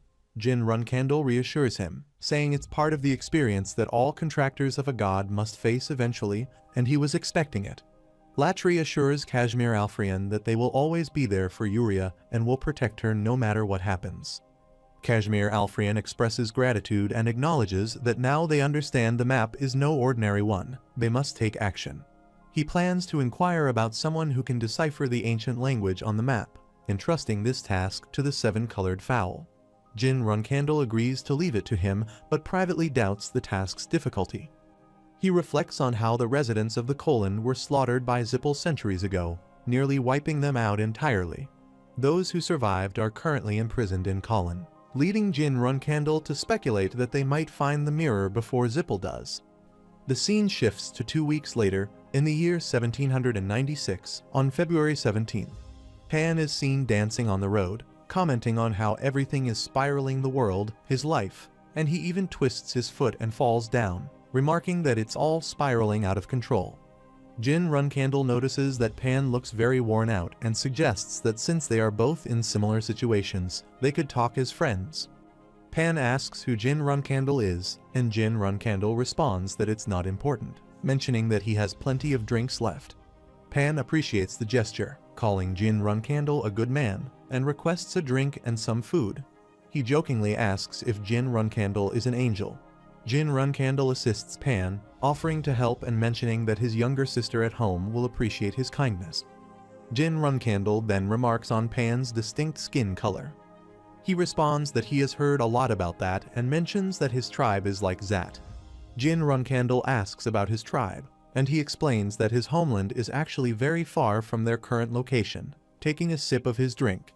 He decides to stop there, as continuing the topic will only make him sad. Jin Runkandel mentions that his homeland is far away as well, showing him something from a distant place, but he can't decipher what's written on it. He asks if the man recognizes it, showing him a paper. The man becomes angry, breaks his bottle, and states that he doesn't know, noticing Latri and Moroccan nearby and commenting on their presence. He asks who they are, questioning why they approached him, knowing he's from Colon. Jin Runkandel explains that he is the freeloader of Tikan's defense captain, Alisa, and indicates that the black-haired guy and the green-haired boy next to him are dragons. This revelation shocks the boy. He questions why Jin Runkandel is sharing all that information, while Jin Runkandel responds that he will eventually have to disclose these details anyway. He clarifies that he understands the implied meaning and advises Jin Runkandel to be more cautious. Jin Runkandel assures him that everything is fine and there is no issue. He points out that they are not part of the Zippel family and asks how Jin Runkandel managed to find him. Jin Runkandel explains that they came across the map by chance, mentioning that the green-haired boy is the dragon of Asmil. He is surprised and confirms if Jin Runkandel means Asmil. Jin Runkandel confirms this and explains that they gained access to the map's contents with the authority of Asmil, revealing the grudge contained within it. He adds that they have been searching for people who knew about the map, but couldn't find anyone until now, purely by coincidence. He mentions that they managed to find him, even though he wonders how they did it. It must have been a coincidence, though he muses that perhaps it wasn't just a coincidence. He suggests they follow him and proposes that it would be best for them to meet his sister. After a while, they arrive at the tribe, where Lady Leasa welcomes them, expressing that she has been anticipating their arrival along with the esteemed individuals from Tikan. Pan apologizes for bringing guests without her permission, but she reassures him that he did well. Murekin inquires about the reason for her anticipation, to which she responds that it's different. Jin Runkandel agrees, and she further explains that it's not just a feeling of holiness. Rather, it's a presence that shouldn't be felt in a dilapidated place like theirs. She attributes this presence solely to the individual present, likening them to the noblest bloodline of Colon or a person chosen by their faith. She elaborates that this person is born from the head Temple of Swords, chosen by the Shadow and the last dragon of the Shadow tribe, and serves as the guardian dragon of the child treasured by the great Asmil. She dismisses any surprise, attributing everything to mere tricks, while Jin Runkandel ponders the transcendental aura, feeling he has encountered it before. He directly asks Lady Leasa if she is a god. She denies this, stating she's merely a vessel, and adds that if she were a god, she wouldn't need to live in hiding after losing her homeland. Murekin speculates that she might be the physical embodiment of an old god and acknowledges her remarkable insight, wondering if that's all there is to it and noting that even her presence will fade eventually. She acknowledges the discomfort when Sir Black Dragon hits where it hurts, and he disregards it, expressing surprise at hearing about an old god residing in Colon.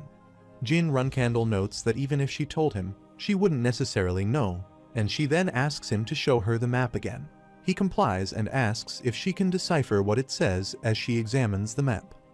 She carefully examines the map and begins to read aloud its message. To the one who reads these letters after winning over the hearts of Colin, please do not abandon them. Come here and advocate for them, proclaiming that they are nothing but quiet people who simply want to live on. She expresses a sense of resentment towards the heavy task given by God without the strength to fulfill it. She reveals that her grandfather, now deceased, created this map. Originally destined for catastrophe under the name Zippel, it now holds hope under Jin Runkandle's name. She reflects on the worthiness of her daily prayers. Mirakan interjects with humor, suggesting a deal. Jin Runkandle inquires about the nature of the deal, prompting Mirakan to clarify that it's about helping Lady Leosa, who is about to lose all her strength. He encourages honesty about the help needed. Jin Runkandle acknowledges that they were already planning to go to Colin and suggests that Lady Leosa should be upfront about her desire for assistance. She chuckles and advises against trusting help rooted in sympathy or compassion. Lady Leosa informs Jin Runkandle that it has been a while since he last heard Solrit's voice. She presents him with a pendant as the only reward she can offer in this situation, explaining that by using all of his remaining god power, he can call out to Solrit. Mirakan describes him as the astral body of an ancient god and as Mill's contractor. He notes the presence of many people lurking in the neighborhood and asks Jin Runkandle about his plans. Jin Runkandle acknowledges this and agrees to prepare for their journey to Colin. However, he expresses uncertainty about being able to save everyone and guarantee their safety. Lady Leosa intervenes, promising to provide information about the internal situation in Colin, which could be beneficial. Jin Runkandle expresses his gratitude towards her. After a while, they arrive at the closure of Colin's historical site, where they see a no-entry board. Kashmir Alfrian expresses concern, suggesting that he should have sent the 7 colors to scout ahead. Mirakan remarks that even if they send their subordinates, it won't change the fact that it's a restricted area.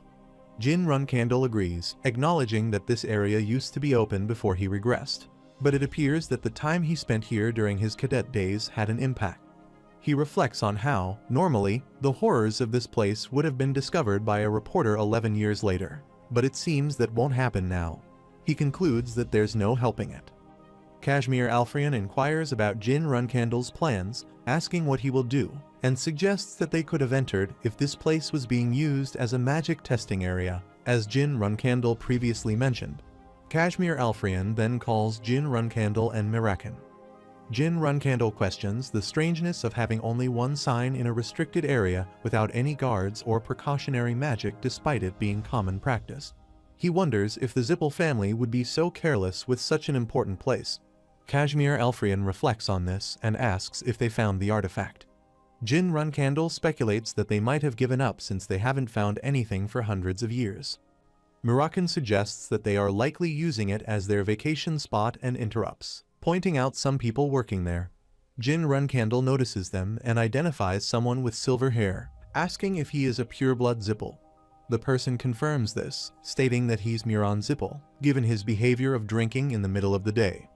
Jin Runkandle recalls Miran Zippel as also being known as the lunatic of the Mage's Tower.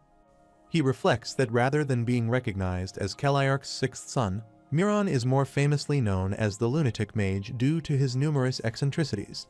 Jin Runkandle observes that Miran is a pureblood Zippel, but lacks any escort guards. Kashmir Alfrian notes that Miran is the master of the 7th Mage's Tower in Zippel, an 8-star mage with a wealth of possessions, hence his confidence. Mirakan suggests eliminating Miran and evacuating everyone from the area, which is facilitated by the microbe they brought along. However, Jin Runkandle disagrees, cautioning that their adversary, being a pureblood Zippel due to the killing of Andre Zippel, could lead to significant repercussions.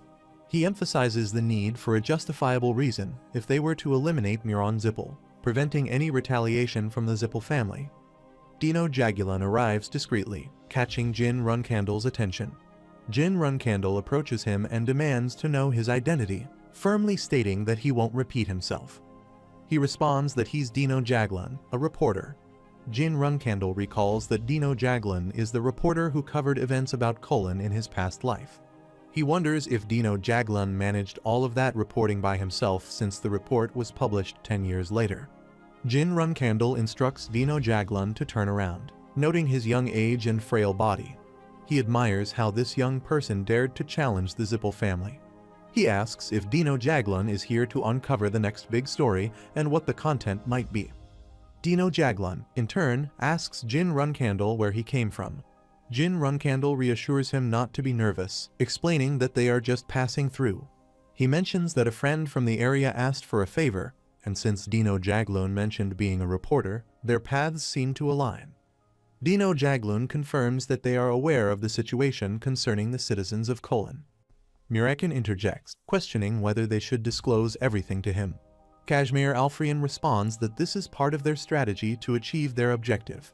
Murakin then asks what his goal is exactly. Kashmir Alfrian explains that the newcomer is likely here to uncover the truth about this place and that young Master Jin Runcandle will collaborate with him to find a pretext for attacking the Zippel family. He adds that Dino Jaglon probably has already gathered information about that as well. Dino Jaglon retrieves a book from his bag and invites them to examine it, noting that it contains detailed notes about the natives. Jin Runcandle examines the book and remarks on Dino Jaglon's boldness, mentioning the potential consequences if the Zippel family were to discover such a notebook. Dino Jaglon reassures them, stating that it's fine as he has already engaged with Muron Zippel. He explains that Muron Zippel has been drinking for the past few days and is not on high alert. He concludes that there's no need to exhaust all resources to extract information from him since interrogation or elimination would be simpler. Jin Runcandle acknowledges that he understands, then turns to Dino Jaglon and asks for a favor. He comments on how the old elders tend to send people to unpleasant places for trivial reasons and berates them, glancing at Muron Zippel who is still drinking, and questions if Muron Zippel shares his sentiment. Jin Runcandle then refers to Muron Zippel as an insect while looking at someone seated nearby. Dino Jaglon arrives and questions Muron Zippel about drinking alone. Muron Zippel greets him warmly, waving his hand and joking about waiting for him until he thought he might die. He expresses frustration at not being able to communicate effectively with others. Dino Jaglon introduces himself and explains that they are travelers and storytellers, bringing them along because Muron Zippel might find them interesting. He apologizes for bringing them without permission. Muron Zippel reassures Dino Jaglon that it's alright and asks where they met. Dino Jaglon explains that they met in the Phalon Kingdom while gathering medics, prompts everyone to introduce themselves. Jin Runcandle expresses his honor at meeting Sir Muron Zippel, who smiles in response. Veridin Zippel comments that Brother Muron Zippel is a despicable person, and that his deceased Uncle Andre is evil, but Muron Zippel surpasses them both. He mentions that thinking about Muron's actions makes him feel nauseous even in his sleep, and he questions the Elder's decision to make Muron the master of the Mage's Tower. Dante Heron interjects, expressing surprise at Veridin's harsh words about his own brother, and asks what Muron Zippel is like for Veridin Zippel to speak so negatively about him. Veridin explains that Muron is a monstrous being from the abyss, something too horrifying for someone as innocent as Dante to comprehend. He advises Jin Runcandle to avoid any potential confrontation with Muron Zippel in the future, as encountering Muron would lead to dreadful consequences. Meanwhile, Veridin Zippel inquires if Jin Runcandle tells stories as he travels, to which Jin Runcandle affirms, mentioning their exciting experiences as mentioned by Mr. Dino Jaglon. Veridin Zippel acknowledges that Jin Runcandle must have been through a lot, but he comments that it's nothing compared to a high-ranking member of the Zippel family on a mission. On the other side, Muron Zippel calls Dino Jaglon and recalls their meeting 2 weeks ago, expressing curiosity about Dino Jaglon's identity. He wonders if Dino Jaglon is also curious and remarks on the audacity of a mere reporter venturing into a restricted area of Zippel. Muron Zippel asks about Dino Jaglon's interactions with the natives, expressing concern about potential repercussions and the additional work involved in singling out those who spoke to Dino Jaglon when he was not around. He questions his pseudo-intelligent Dino Jaglon, asking if he comprehends that all those who conversed with him have vanished, and he wonders why Dino Jaglon didn't realize this until now. Laughing, he mentions that if Dino Jaglon tries to match his level, he'll continue to rise with confidence. Muron Zippel wonders how Dino Jaglon can be so fearless, expressing his inability to understand and laughing about it, noting that he's getting goosebumps. He remarks on Dino Jaglon's audacity, and Dino Jaglon asks for clarification. to which Muron Zippel replies about the Garden of Swords and the scoundrels supporting him. As Muron Zippel moves to attack Dino Jaglon, Mirakin intervenes and pulls him aside, saving him. Jin Runkandle wonders about the shield and questions why he couldn't detect any magic power that would have been used to create such a shield, considering the power of the magic was concealed within the campfire. He finds it puzzling that he couldn't perceive the flow of the magic and contemplates what exactly occurred. Mirakin warns to be cautious, mentioning that while it's possible to conceal the presence of magical power, it cannot be completely erased, indicating that the person in question is hiding something. Muron Zippel inquires if Jin Runkandle is present, noting that the girl had made a request to Runkandle, but even if he asks how Muron recognizes his face, he receives no answer. Jin Runkandle draws his sword and mentions that he will have to gradually coax information out of Muron Zippel. In response, Muron Zippel recalls that Jin Runkandle is still a reserve flag bearer and inquires how he obtained the request, wondering if it's something personal. Jin Runkandle remarks that Muron Zippel's tone is irritatingly superficial and laughs, expressing his growing weariness.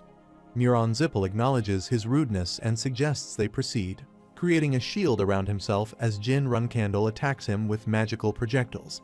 Mirakin intervenes to protect Dino Jaglon and others from the magical projectiles, while some individuals position themselves in front of the projectiles, shielding Muron Zippel from harm. Mirakin commands everyone to get out of the way and take them away while Dino Jaglon issues the instructions amidst tears and curses. Dino Jaglon questions why Muron Zippel would act in such a manner, referring to him as a piece of human trash. He asks what these people have done to deserve this treatment. Muron Zippel acknowledges Dino Jaglon's reaction, expressing his curiosity about the expression on his face. He enjoys seeing Dino Jaglon's reaction, calling him foolish. Muron Zippel questions those who don't know their place, labeling Dino Jaglon as a useless person who only engages in flattery and spying. He rhetorically asks if Dino Jaglon believes he'll find solace in saving things more pathetic than himself. Muron Zippel blames Dino Jaglon for the plight of the people, stating that he can't stop his actions and proceeds to attack them again. He tells Dino Jaglon to stop talking, as he plans to eliminate them soon. Kashmir Alfrian contemplates the extent of the destruction caused, even though he attacked when Muron Zippel lowered his guard, noting the power of shadow energy. Muron Zippel finds it annoying that this non-magical force is depleting his magic as if the shadow itself is in motion. He realizes it's shadow energy, concluding that Jin Runkandle is indeed cunning. Laughing, Muron Zippel suggests that Solderit is once again supporting Runkandle, breaking his earlier pledge. Jin Runkandle calls upon his shadow energy and positions Mirakin and Kashmir Alfrian above them, launching an attack on Muron Zippel. Mirakin remarks that he can't sense anything again, while Jin Runkandle notes that Muron Zippel is concealing his mana flow, making it easier to fight under the assumption that he's continuously using magic. Meanwhile, Muron Zippel acknowledges Jin Runkandle's quick response, noting that he had secretly prepared for this moment. However, he expresses doubt about saving all those involved and rushes to attack Jin Runkandle, who also charges towards him. Mirakin joins in the attack as well. Muron Zippel retrieves his magical stick and launches an attack, which Jin Runkandle blocks. Jin Runkandle vows to use all of his abilities and warns Muron Zippel not to approach him. He realizes that regardless of the magic he uses, Muron Zippel's shadow energy negates it all. Jin Runkandle performs a magic spell to retaliate, feeling relieved when he hits his target. Muron Zippel laughs, finding the situation thrilling and anticipating the satisfaction of defeating Jin Runkandle. He thanks Jin Runkandle, believing that his efforts will make the place he cultivated shine. Meanwhile, Jin Runkandle recognizes the trap-like nature of Muron Zippel's magic and decides to focus on dodging, rather than directly countering the attacks to conserve his stamina. He signals to Mirakin and Kashmir Alfrian, and Mirakin acknowledges the plan and joins him in the attack. Mirakin urges them to move quickly and take everyone outside the magic circle, which Dino Jaglon also agrees with. Muron Zippel dismisses their efforts, stating that the magic square covers everywhere he can see without any gaps due to its sincere construction. He then challenges Jin Runkandle to enjoy the confrontation, launching an attack. Jin Runkandle manages to evade the attack but falls to the floor. He notices that the ground is eroding where the attack lands, causing the group to split into two. He realizes he has no choice but to move forward and uses his sword to block the energy. Jin Runcandle finds it odd that Miran Zippel, despite being an 8-star mage, can control such a vast amount of magic power and wonders if he's concealing an artifact. Miran Zippel considers that Jin Runcandle comprehends magic, noting his evasion of the fire pillar and avoidance of the eroding earth. He observes that Jin Runcandle advanced and nullified his fire pillar, a decision indicating a deep understanding of magic. Miran Zippel expresses disbelief, acknowledging Jin Runcandle as a magic swordsman and chuckling. Jin Runcandle reminds him to conceal his expression, to which Miran Zippel agrees, attributing Jin Runcandle's actions to his expertise as a magic swordsman. He acknowledges that the situation may have become more troublesome due to Jin Runcandle's abilities and prepares to counter with stronger magic power, launching an attack. He contemplates mana counterflow, considering it the most fatal symptom for those with mana. It's an event where mana erupts within the body, causing organs to rupture and break down during mage battles. He notes that individuals with less mana would experience mana counterflow first, which was an efficient way to rank mages until now, unlike martial artists. He acknowledges that Runcandle lacked mana, making counterflow impossible, yet they still used magic on those less powerful. Miran Zippel states that, as someone with mana, there's no need to waste time and suggests they fight. Jin Runcandle confirms his expectation, closing the distance and presenting a magical ball for closer inspection. Meanwhile, Miran Zippel remarks that he can't see in front of him and questions the darkness, wondering if it's the power of shadow. He dismisses this notion, feeling something different and noting a strong light in front of his eyes. Miran Zippel wonders about the source of that light, speculating that it could be an explosion of light that blinded him, followed by an attack of ancient light magic, which he hadn't anticipated. He sarcastically comments on the power of light and shadows, likening the situation to a protagonist in a novel. Jin Runcandle observes that the dark energy in his wound is dissipating, and his senses and reaction speed resemble that of a beast rather than a mage. While he acknowledges that his mana is not as strong as Andre Zippel's in a one-on-one battle, Miran Zippel proves to be a more irritating opponent overall. Miran Zippel ponders his next move, wondering if they will engage in another fight, and he chuckles to himself. He believes that, given his extensive combat experience in addition to mana counterflow, Jin Runcandle must be concealing something else, which amuses him as he walks away. Miran Zippel acknowledges that Jin Runcandle probably thinks he's insane and doesn't want to associate with him, but he sees a similarity between them.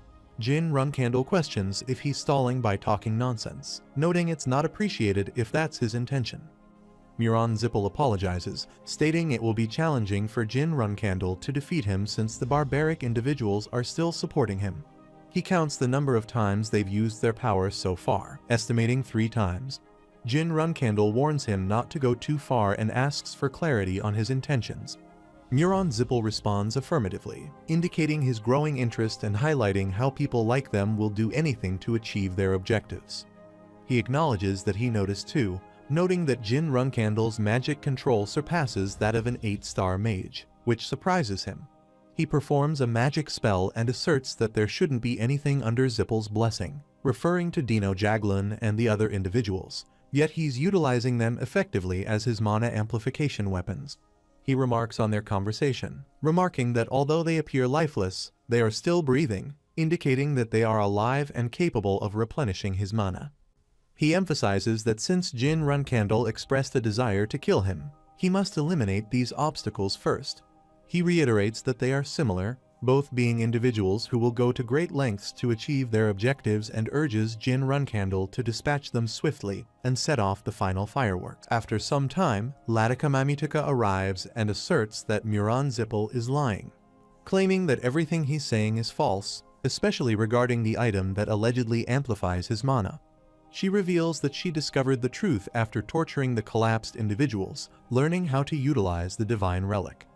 Miran Zippel ponders what a divine relic is and demands an explanation, questioning what Jin Runcandle is currently up to. Latika Mamitika points to all the collapsed people and her unfortunate fellow compatriots, indicating their dire state. Miran Zippel orders her to stop, insulting her as an insect, but she continues, stating that they are all deceased. He angrily tells her to be quiet, accusing Jin Runcandle of being a demented murderer who deceives and manipulates people for his own gain, using them as experimental subjects and then discarding them. He realizes that Jin Runcandle lied to him earlier to gain control over him.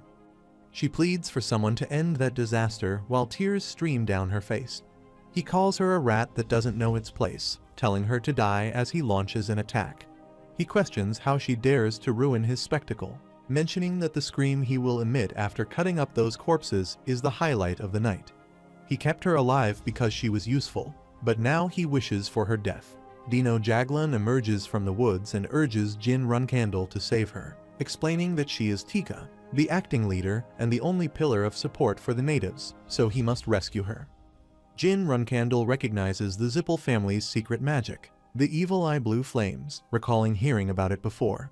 He asks if they've heard of the Blue Flames. Jin Runcandle remembers his sister telling him about the Blue Flames, describing them as a secret technique exclusive to the Zippel family, capable of continuously burning without ceasing.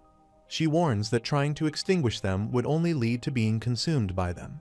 He wonders how to combat such a flame, and she suggests using a hotter flame to burn away the fire, casually enjoying her tea. In the present, he returns to the scene where Jin Runcandle employs the hotter flame to rescue Latika Mamitika, and Miran Zippel remarks that it is indeed a hotter flame. He then questions whether this should suffice and inquires if it's Tess while Jin Runcandle secures her in his arms. Miran Zippel questions how a mere magic swordsman, and a Runcandle at that, could receive the title of the strongest mage of their generation, which Tess had the right to bestow. He challenges how someone could become the best in their generation, a feat he could never have imagined. Tika, feeling the heat but without any burns, believes the flames are protecting her, expressing her gratitude. Jin Runcandle states that if it weren't for her, he might have been deceived, reassuring her now that she can relax.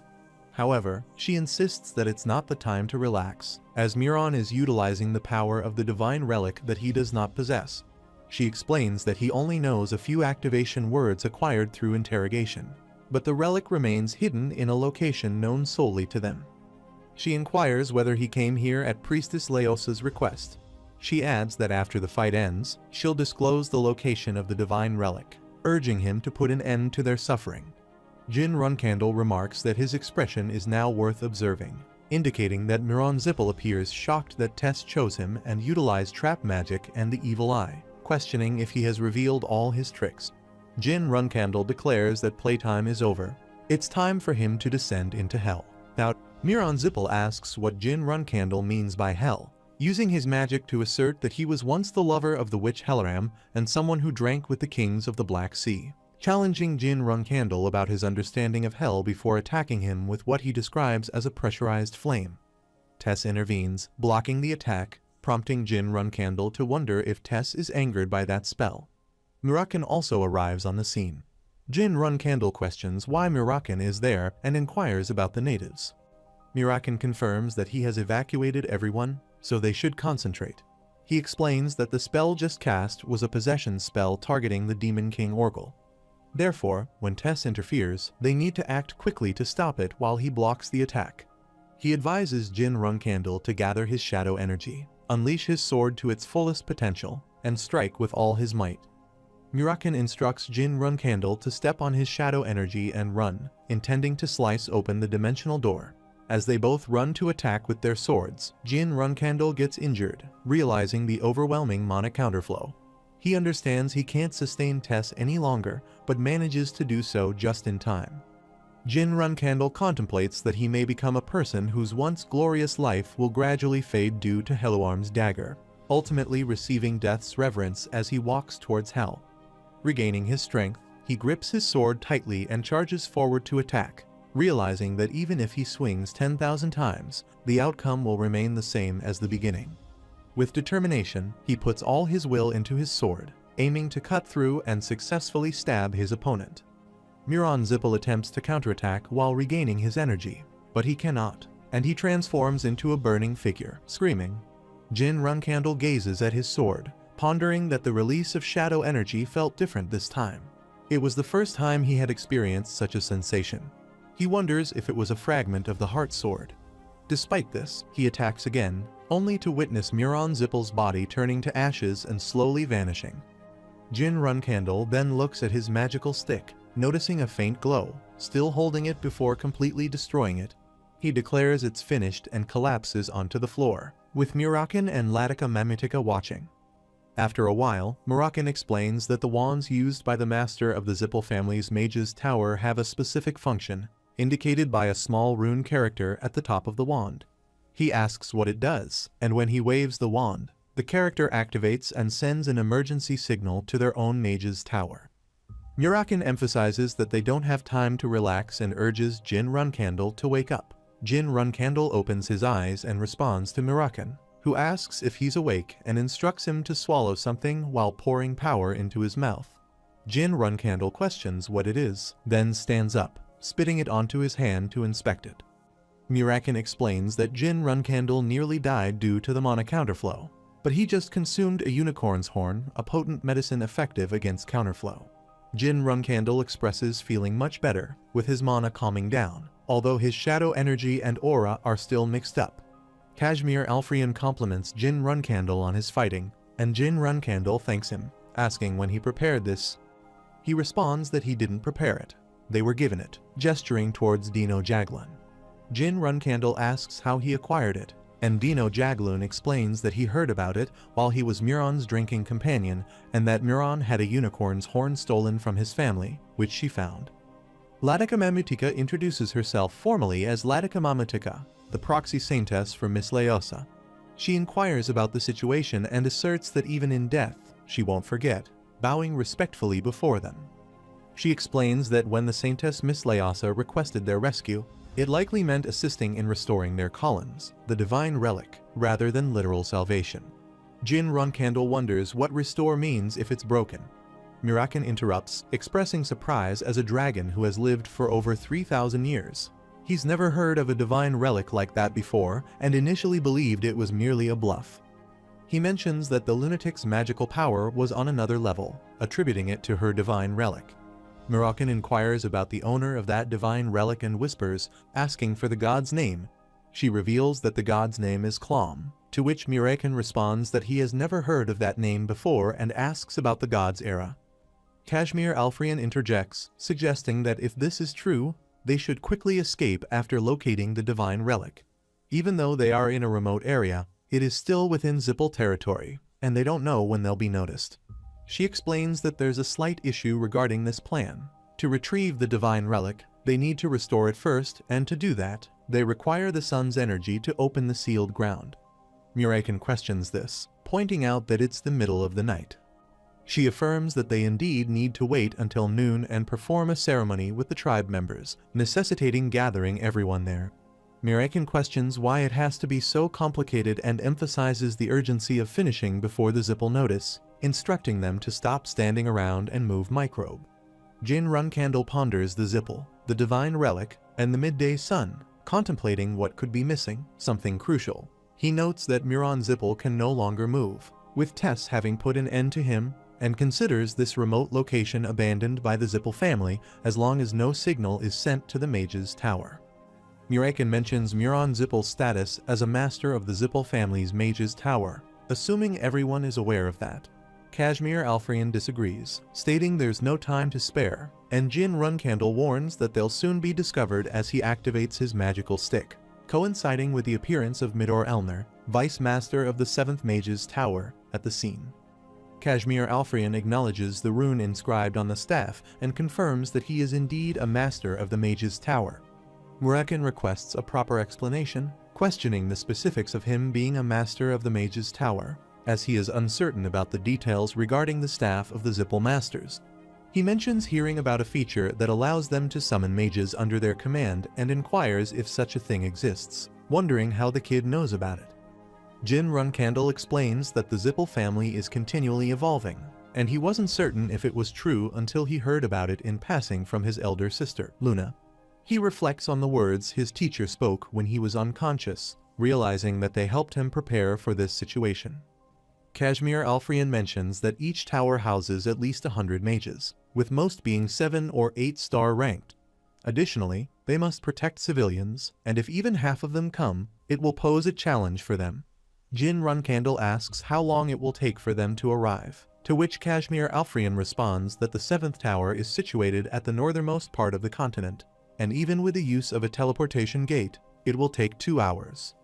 Upon hearing this, Jin Runcandle expressed concern about the 2-hour timeframe and asked if he could make a request. Kashmir Alfrian questions if that would be possible, emphasizing that any delay could result in everyone, including himself, perishing, as the other party is neutral. Jin Runcandle reassures him, stating that he should not worry about potential offenses, as they won't reject the request, considering the urgency of the situation and leaving it in Kashmir Alfrian's hands.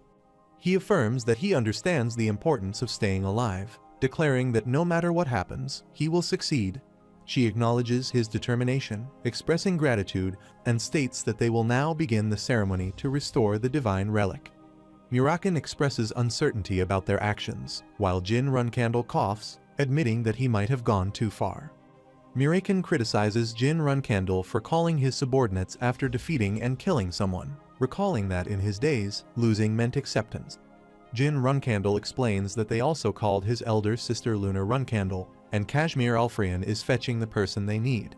The person responds, acknowledging the difference in their current situation, as they are trying to protect the world, but questions if Microbe will arrive on time. Jin Runcandle reassures him, stating that if Microbe uses the teleportation gate, he will arrive in time. After a while, some people mount a dragon, and one of them remarks that they will need to endure. Another person addresses the Vice Master, stating that it's Collins' historical site and they should report what they observe. The Vice Master confirms, mentioning that the natives are currently conducting a ceremony and there are 2 unknown individuals nearby. He adds that he doesn't see the Master, prompting an old man to urge everyone to calm down. The old man suggests that the Master might have been taken hostage. The Vice Master expresses his fury, stating that if anything happened to his elder brother, he would make everyone involved beg for mercy. Murakan calculates the situation, noting 6 dragons and around 30 mages. He mentions that if things escalate, he'll revert his transfiguration, but then Zippel's main force will arrive, advising everyone to prepare themselves. Jin Runcandle acknowledges Murakan's assessment, reflecting on how, if this were in the past, it would have been manageable. Murakan recalls Temur, his heart, which he pierced 1,000 years ago, and how it still pains him. As the dragon lands on the ground, they disembark. Jin Runcandle queries Murakan about whether he recognizes any of the dragons, noting that they all appear to be fire dragons. Murakan responds that he doesn't recognize them. They are all young red dragons, a lower-ranking species of fire dragon, likely subordinates of Kajun. Midor Elner introduces himself as the Vice Master of the Zippel family's 7th Mage's Tower and inquires about the whereabouts of Master Miran Zippel. Jin Runcandle admits that he doesn't know and doesn't see him, remarking that Midor Elner is a name unfamiliar to him from his previous life. Midor Elner speculates on why Miran Zippel might have gone missing, suggesting that he may have made enemies due to his personality, or they could be associated with the Runcandle family. Jin Runcandle inquires whether he needs to disclose something, and he responds by stating that he won't ask him to remove his mask or drop his weapons. Instead, he asks a straightforward question: is his brother alive or not? Midor Elner, appealing to their shared bloodline and family connections, pleads with Jin Runcandle to tell him the truth. He assures Jin Runcandle that if he reveals the truth, he won't harm his family and requests honesty. Jin Runcandle dismisses Midor Elner's plea as amusing, condemning those who harm others as showing affection for their bloodline, calling it nonsense. Midor Elner counters by asserting that those bugs are humans, just like the Zippel family, while continuing to demand information about Miran Zippel. Frustrated by the lack of answers, he criticizes Jin Runcandle, blaming him for not only harming his brother but also playing tricks on him. He commands his warriors to prepare for an attack but not to shoot. Rather, they are to capture everyone. They unleash their magical powers to assault their targets, determined to make them suffer excruciating pain without allowing them a peaceful death. He vows to make them beg for death and to honor his brother's soul with their screams and blood.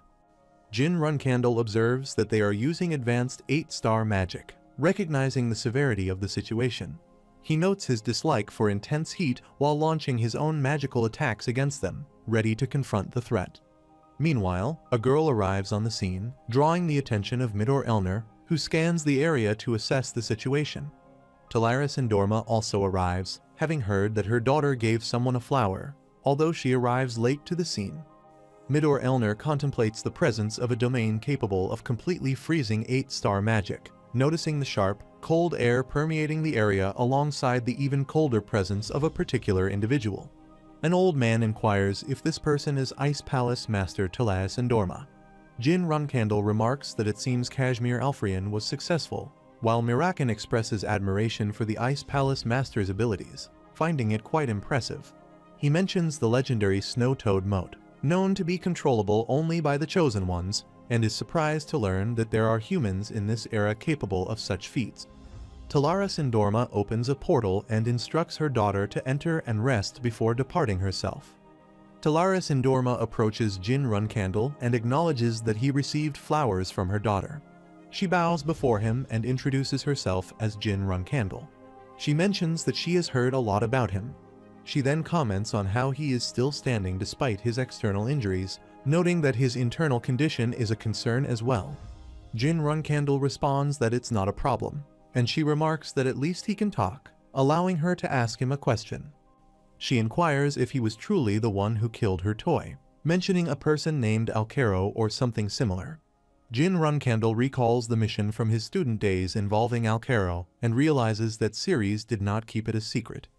Talaris clarifies that she's not blaming him for anything presently. She had planned to eliminate Alcaro regardless.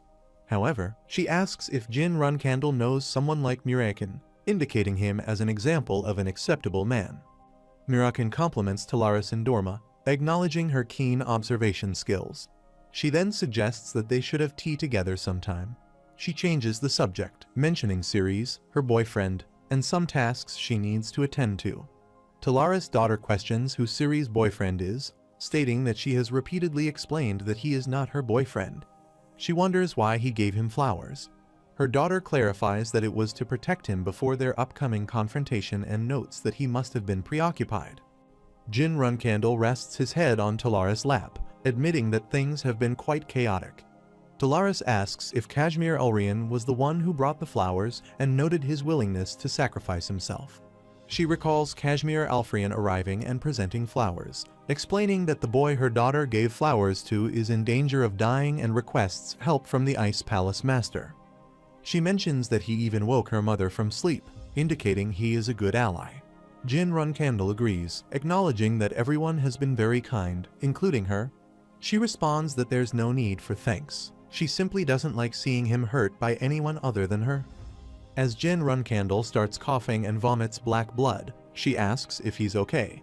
He wonders why the blood is black and reflects on fighting in this condition. She opens a bottle and apologizes, instructing him to stop talking and drink it. She contemplates the situation, noting his determination to reach this point but feeling displeased about it. Talaris Endorma approaches Midor Elner, commenting that he doesn't have silver hair and questioning if he isn't pure blood. Midor Elner realizes this won't be easy and considers that it's fortunate he reported to the main family before leaving, hoping that stalling here will result in support arriving. Midor Elner introduces himself as the Vice Master of the 7th Mage's Tower and questions why she is intervening in the Zippel family's affairs when she is the dominator of the Western Seas. She counters by asking what exactly the Zippel family's business is, noting that it has been a while since she has been active, and suggests that it might be the other way around. Perhaps they are the ones causing disruption. He attempts to respond, but she interrupts him, stating that she will overlook the matter this time and commands him to leave. The third elder interjects, expressing outrage at her remarks on Zippel territory. She questions what he means by Zippel territory and challenges his audacity to speak to her in that manner as a snake appears behind her. She orders him to be silent and launches an attack, knocking out the third elder. Midor Elner instructs the third elder to create a barrier to block out the cold, and they swiftly construct the barrier. Meanwhile, the dragon unleashes fire upon them, and she launches magical attacks as well. She questions if they are willing to continue, even if it means they all perish in this place. He retaliates by using his magic stick to attack her, asserting that the world will remember them and the Ice Palace, not her. He boasts about the authority of fire bestowed upon him by the Patriarch, confident that even she cannot evade his attack. She inquires if he utilizes space explosion and that Celiac granted him his power, indicating a fondness for him. However, she remarks that he must not have taught him the crucial lesson about the Ice Palace. Consequently, she offers to teach him firsthand, pointing her sword at him. Talaris Indorma launches an attack on Midor Elner, freezing his hand until it breaks into pieces. He gazes at his broken hand in shock, wondering if it's due to wind magic. She questions his surprise, asking if it's because his impressive trap vanished instantly or because he lost his arm. He realizes he doesn't feel any pain.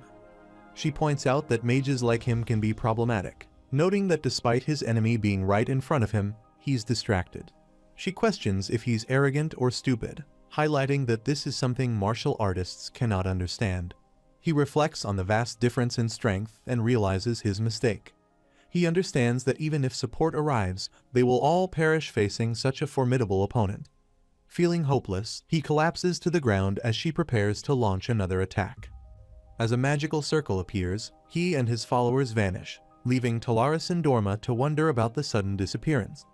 On the other side, one of his followers praises the Vice Master for a job well done. The Vice Master assures them that they will leave the rest for the White Knight. Talaris Indorma's daughter asks if everything is complete as they gaze at a giant boat, questioning if it's a Kozak. Murakan explains that it's a vessel used by the Zippel during wartime and questions the significance of the disappearance. Jin Runcandle mentions Andre Zippel, noting the attacks following the death of the family's vice head and their imminent response. He realizes the vessel itself is not the issue, but rather the individuals aboard the White Knight, the elite squad chosen from within the Zippel ranks. Concerned about becoming a burden, he contemplates his role. Talaris Indorma declares her intention to depart, expressing reluctance to engage in a conflict of that scale in their current location. She informs Runcandle that she will relocate the natives to a safe place and instructs him to prepare himself. Jin Runcandle refuses, stating that he cannot leave until the ceremony is completed. She dismisses his objection, referring to him as a child and questioning if it appears as though she is asking for his opinion. She asserts that she is not there to listen to his complaints. He insists that if they do not conclude the ceremony promptly, they will be unable to prevent future attacks by the Zippel, leading to more victims. He pleads for her help to prevent such tragedies from recurring. She agrees but sets a time limit of 1 hour, demanding that everything be completed within that time frame. She also mentions that afterwards, they will need to have a face-to-face discussion with his parents. Latika Mamutika and others are praying to Klom as Jin Runcandle rushes to their location. He asks if she can expedite the ceremony because the Zippel are preparing for a full-scale attack. She urges him to leave, explaining that they are aware of the threat in the sky and cannot risk further danger. She emphasizes that until they discover the location of the divine relic, they cannot harm them. She expresses gratitude, acknowledging that they were the only ones who helped after such a long time. He responds by grabbing her and insisting that he didn't assist her so she could give up. He asks if there is no alternative solution. She explains that it would be possible if Priestess Leosa were present, but currently there is no other option. Talaris Indorma's daughter inquires if Leosa is deceased, to which he replies no, she is currently in Tikkun. She expresses relief at this news. Then, she summons an ice dragon and instructs him to get on, stating that if Leosa is alive, she can bring her here from anywhere. Talaris Indorma reprimands her daughter for using the motif without permission, mentioning that she seems to be enjoying herself. She acknowledges that she doesn't know what he's planning, but emphasizes the need to persevere since she made a promise to do so. Murakan expresses confidence in protecting them from the Zippel's strongest force for 1 hour, stating that it's easy and won't take long. She asks if he will help her, and he responds by saying that besides potentially revealing his identity as a dragon, he cannot use his authority. She agrees to this arrangement and asks if she can borrow his cat paws, to which he smiles in response. The White Knight arrives and declares that they are the White Knights of Zippel. They are direct, requesting her to leave and promising that if she hands over the one who killed Muran Zippel and the natives, they won't escalate the situation. She counters by demanding that they bring Celiac if they want her cooperation. He concedes that they may not have a choice and proceeds to create a magical circle, commanding it to disintegrate as he launches a fiery attack. Murakan intervenes, blocking the attack aimed at her. She retaliates with a counterattack while the White Knight continues his assault. Both attacks clash and cancel each other out. He orders preparations for the aftershock and instructs Squad 1 to set up a shield, emphasizing the need to protect the line. Observing the situation, he recognizes the Ice Queen but is puzzled by the man standing with her. He notes the man's ability to punch through magic without any aura and understands that he is not to be underestimated. He issues a call to the main family, intending to use the war cannon. Meanwhile, Jin Runcandle arrives and knocks on the door. Pan opens it, asking who he is and looking at him. Jin Runcandle inquires about Priestess Leosa's whereabouts. She arrives and mentions she is waiting for him. Jin Runcandle indicates he'll explain what's happening on the way, but first confirms he's ready to go. She agrees to leave right away. On the other side, Talaris Indorma attacks the White Knight. Muraken also joins the attack, noting her strength. Two ice hands materialize and attempt to grab the White Knight. He questions what they are. She explains they are a gift from the Ice Queen and are better than nothing. The White Knight's hand is transformed into ice, causing him to shout that he can't feel his hands, though he acknowledges it's effective and grabs a big rock, throwing it at them. She considers this to be child's play and recalls that the Runcandle kid mentioned the Zippel family's interest in this land, indicating they won't be able to use the war cannon.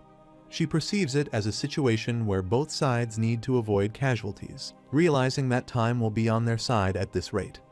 The White Knight wonders if that's what she's thinking and becomes frustrated. However, he has yet to receive permission to fire. He notes that the natives are engaged in a ceremony, and the two individuals have suddenly disappeared. He believes that in a situation where they seem to be planning something, this cannot continue. Another White Knight reports to the commander, conveying a message from the main house. The commander inquires about the message, to which the knight responds, "Annihilation." She is puzzled and asks what's going on. Muraken notes that they have suddenly become quiet and asks if they have given up. She responds incredulously, saying there's no way that's the case, just as White Knight attacks them. Commander White Knight announces that he has just received permission from his patriarch. She understands what that means and declares that this is her last chance. He begins to count to 3, demanding that she hand everyone over and leave. If she doesn't comply, he threatens to annihilate everyone present. She insists on wanting Celiac. As he starts counting, 1, 2, 3, suddenly, Talaris Indorma's daughter, Jin Runcandle, and Lady Leasa arrive there. White Knight commands to fire and attacks her. White Knight is attacking them when Talaris Indorma steps in front of everyone and blocks his attack. Her daughter also tries to assist her, and she calls her shrapnel. She explains that it's due to the ice trait, causing anything that touches her mother's sword to freeze. Jin Runcandle instructs Priestess Leosa to lower her body and not move, then rushes to attack. Lady Leosa also joins the fray, commenting on his improved skills. Miss Ceres remarks on his ability to keep up with her movements. He expresses concern about the situation, noting the difficulty of bringing the priestess to the location of the ceremony and facing off against the ship. She adds that the Zippel scoundrels have brought something insane. Meanwhile, White Knight insists that it's impossible for a normal human to block Kozek's war cannon and states that this is the Ice Queen's last chance. He warns that if she doesn't accept their offer, they will kill everyone in her party, even if they have to blow up Colon. She finds it amusing, noting that he lacks the guts to kill her and introduces herself as the Ice Queen, Talaris Indorma. She asserts that even if all the scoundrels the Zippel boast about come, it will be impossible to kill her. She tells them to get a grip and leave. He acknowledges that it would indeed be impossible to kill her, but questions if he can protect everyone behind him from Kozek's war cannon blast. He suggests that they should endure a small amount of humiliation while she would have to bear the dishonor of losing her party. She inquires about her daughter, the girl she brought along, asking if she's someone the natives need for the ceremony and if she just needs to send her there. Jin Runcandle affirms that if she can, it will be their victory. She responds positively, telling her daughter to focus, as she will block the attack while the others take her to the altar no matter what. She mentions that either the Ice Kingdom or Zippel will bear the embarrassment. White Knight orders to prepare the cannon, stating that today, Colon will be erased from the map. She instructs Miss Ceres to protect the priestess and asks about herself. Jin Runcandle assures that he will open up a path for her. Talaris Endorma's daughter questions what he means by doing it himself, noting the overwhelming shrapnel and how he might die if he attempts it alone. He explains that he was able to come this far thanks to the help of many people, and if he doesn't put his life on the line, he won't be able to handle the choices he made. Lady Leasa remembers being called by an old man who tells her she needs to run away, especially the priestess, as the Zippel scoundrels will do anything to find out the location of the relic. He grabs her shoulders and emphasizes that if she dies, Colin and their vocation bestowed by Clom will be finished. He pleads for her to flee to a place where they won't find her, assuring her it's right to stay alive and find someone who can save them. He takes her hand and leads her, instructing her to find the priestess. White Knight arrives and demands information about the priestess from the insects before burning them to death. Lady Leasa reflects that she had convinced herself that running away was for the best, but leaving everyone behind was ultimately her choice. She realizes that hiding on a small island, praying to an unresponsive god, and waiting for a savior were all choices she made. Jin Runcandle calls out to her, bringing her back from her thoughts, and asks if she understands that even if they die, she needs to get over there and put her life on the line. She affirms that she understands and commands to fire, while Talaris Endorma's daughter also runs to attack. Jin Runcandle thinks he doesn't need to hesitate, and he only needs to believe in one thing and maintain an unwavering will to wield his sword. Jin Runcandle tells both of them to keep going while he blocks their attacks and launches his own. He calls out to Mirakan, who warns him that the attacks keep coming. White Knight orders to fire and counterattacks with fire, prompting Mirakan to urge everyone to keep running without stopping and to look behind them. Mirakan compliments their progress and remarks that, at this rate, they will be successful. However, a strong fire attack hits Jin Runcandle, causing her to call out to him. Jin Runcandle reflects that he has come this far with the help of many people, realizing that if he doesn't put his life on the line, he won't be able to handle the choices he made. Meanwhile, Miss Ceres and Lady Leasa continue their attack. Miss Ceres questions why he is going to such lengths, while Lady Leasa urges her to keep running without looking back and not to let their efforts be in vain. Meanwhile, Lady Leasa thinks about Clom, deciding she will no longer wait for his reply. She realizes that it has taken him far too long to realize that nothing will change just by praying. She feels she has made her decision. Clom calls out to Jin Runcandle to wake up. He turns completely white and opens his eyes, surveying the destruction around him. Talaris Endorma and Miss Ceres sit in a corner, shivering with fear as the White Knights capture them from all sides. Jin Runcandle asks what is happening when he sees a giant dragon behind him. He wonders if it is Mirakan or another dragon, several times larger than normal, covered in red light.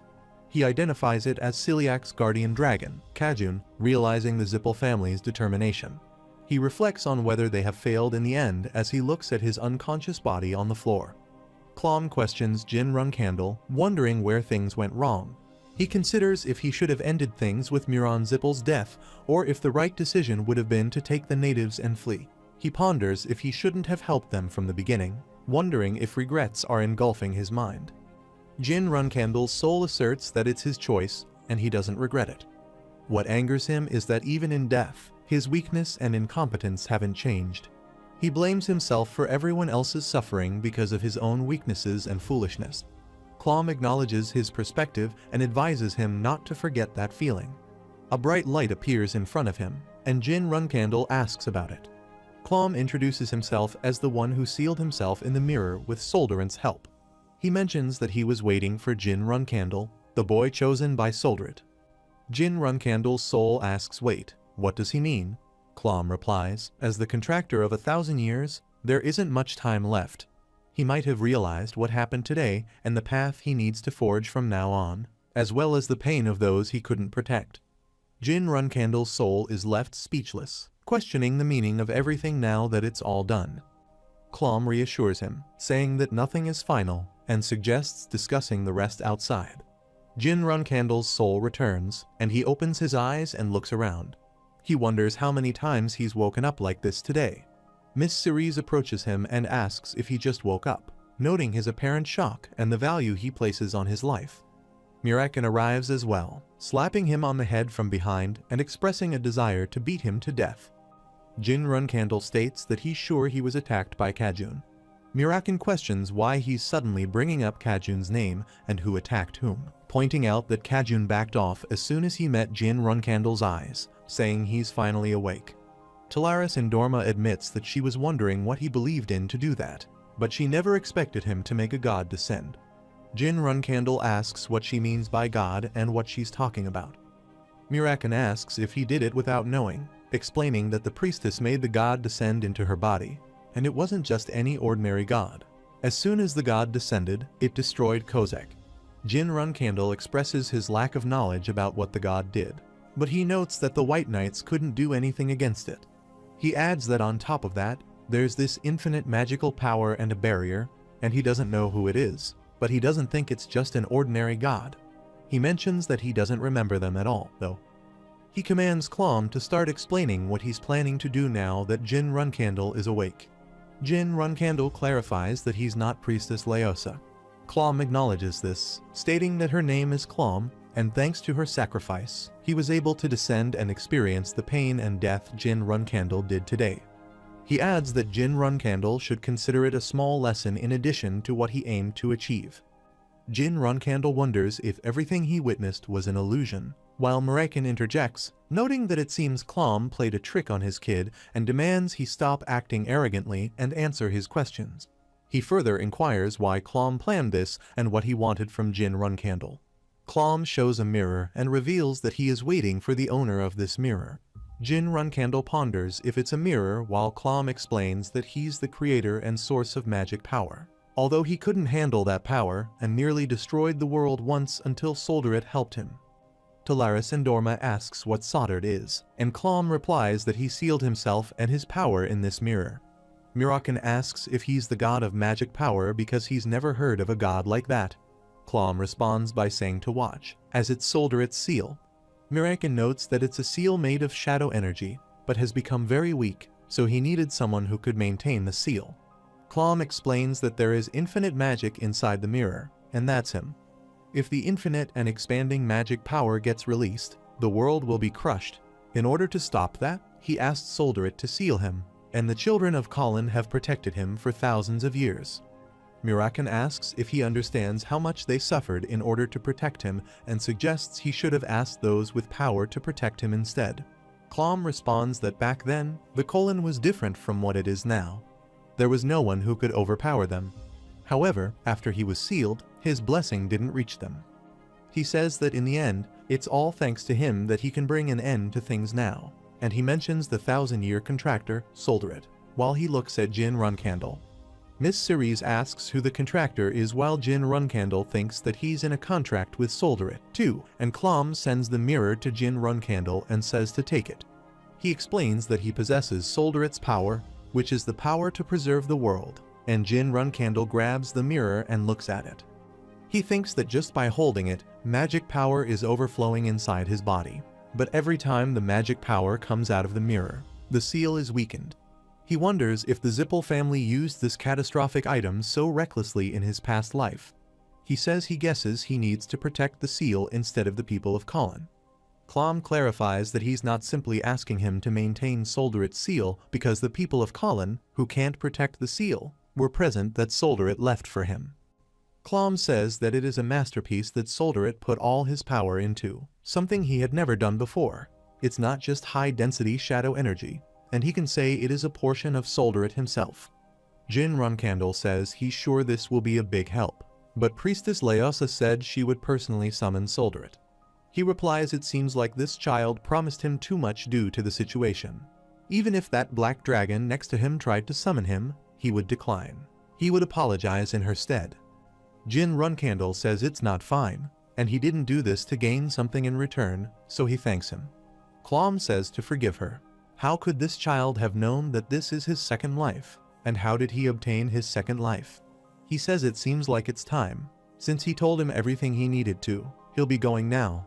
His choice ended their curse-like mission, so he deeply thanks him. He says further, Solderit's child, their savior, now he will be inside the mirror, and he blesses his journey. Meanwhile, Talaris Endorma comments on what a sight it is to see after living for so long. To think a god thanked a human. It's a rare and precious sight. She then says she's ready to leave and mentions they won't stand still like this forever.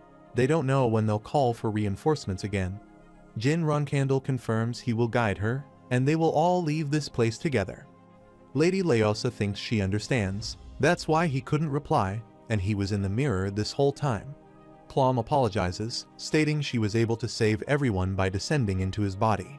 Her sacrifice saved everyone, not just him but also the children of Colin. She acknowledges how painful it must have been, placing such a large burden on him. Lady Leosa expresses her gratitude for listening to their prayers, hearing her voice in the end, and saving them as she bows down in front of him. She then says, "Please don't apologize. Neither of them has done anything wrong." Clom expresses his gladness, stating that's why he's more grateful, that he was the one who received her vocation. She replies that they just don't want their memories to be filled with sadness. Clom acknowledges her sentiment and thinks to himself that Jin Runcandle's strong will has reached him, so he leaves him this world where this pain no longer exists. Latikamamutika interjects, recalling that it was over 10,000 years, and the history of their people was characterized by always having the short end of the stick. However, they feel that being a weak and poor tribe with no development for a long period of time led them to become slaves of the Zippel family. She's sure he knows what happened after that. If the mirror had ended up in the hands of the Zippel family, their sacrifice would have been meaningless. She expresses her relief that the mirror ended up in his hands, and Jin Runcandle humbly responds that the reason why he made it this far is all thanks to everyone in Colin. He thinks to himself that if those crazy Zippel had gotten the mirror, like in his past life, the mages would have come forth, and the world would have ended. Jin Runcandle states that he'll arrange a place for them all to stay at the Hufester Allied Powers, and she asks Tika, "Pardon, what's Hufester?" Dino Jaglan asks if a Runcandle reserve flag bearer can't receive support from his family and states there's no need to do that for them. Jin Runcandle explains that this is a letter to the first flag bearer of Runcandle, Lunar Runcandle. If he shows them this letter when he gets to the territory, they will help him. Dino Jaglan thanks him, and Jin Runcandle suggests that if he's thankful, he should say a lot of bad things about those Zippel scoundrels. Dino Jaglan wonders if the Zippel family will just let this slide and expresses his belief that they will enforce censorship, even if he writes an article by himself. Jin Runcandle asks if he thinks he's the only one in the world who hates the Zippel family and says he's the trigger. After reading his article, those who have been attacked by the Zippel family will stand with him. Jin Runcandle encourages him further, stating that he's going to become a great reporter, so be confident and walk away. Jin Runcandle enters the room and greets her properly, thanking her for her help, addressing her as Miss Talaris Endorma, and bowing down in front of her. She casually dismisses it, saying it was nothing and that it's fine, child. He expresses concern that because of him, the Ice Palace and the Zippel family may become enemies now. She reassures him that Celiac will handle the situation more carefully instead, as he wouldn't have anticipated an ancient god descending, and he might even think that he has become stronger. He expresses relief at this, and she clarifies that she didn't help him out of goodwill. It was a request, and he shouldn't feel grateful. He agrees, acknowledging that it's true, and asks if she would like compensation. She playfully wonders what she should request from Solderit's contractor and a magic swordsman, laughing. He contemplates how things have unfolded and how much she might take from him. She then suggests that perhaps she should just let it go this time. She mentions that she obtained some rare pieces of information and asks her daughter if she agrees. Her daughter questions why she is asking her, assuming she's going to let it go, and he thanks her, addressing her as Ice Queen. She responds that they'll be leaving now since she has been away for too long. Miss Ceres proposes that it's time they meet and finish their battle so they are no longer indebted to each other, doing so fairly. Talaris Endorma inquires if her daughter is still going through puberty and remarks that she can't be honest. Her daughter exclaims, asking why she has been like this since yesterday. She then concedes, stating that they are really leaving now, bidding farewell. Later on, Talaris Endorma arrives to meet Creon Runcandle, who is cooking food. She greets him, saying it's been a long time since they last met, and he asks what brings her here all of a sudden. She gets straight to the point, asking if he has any thoughts about marrying his youngest child to her family.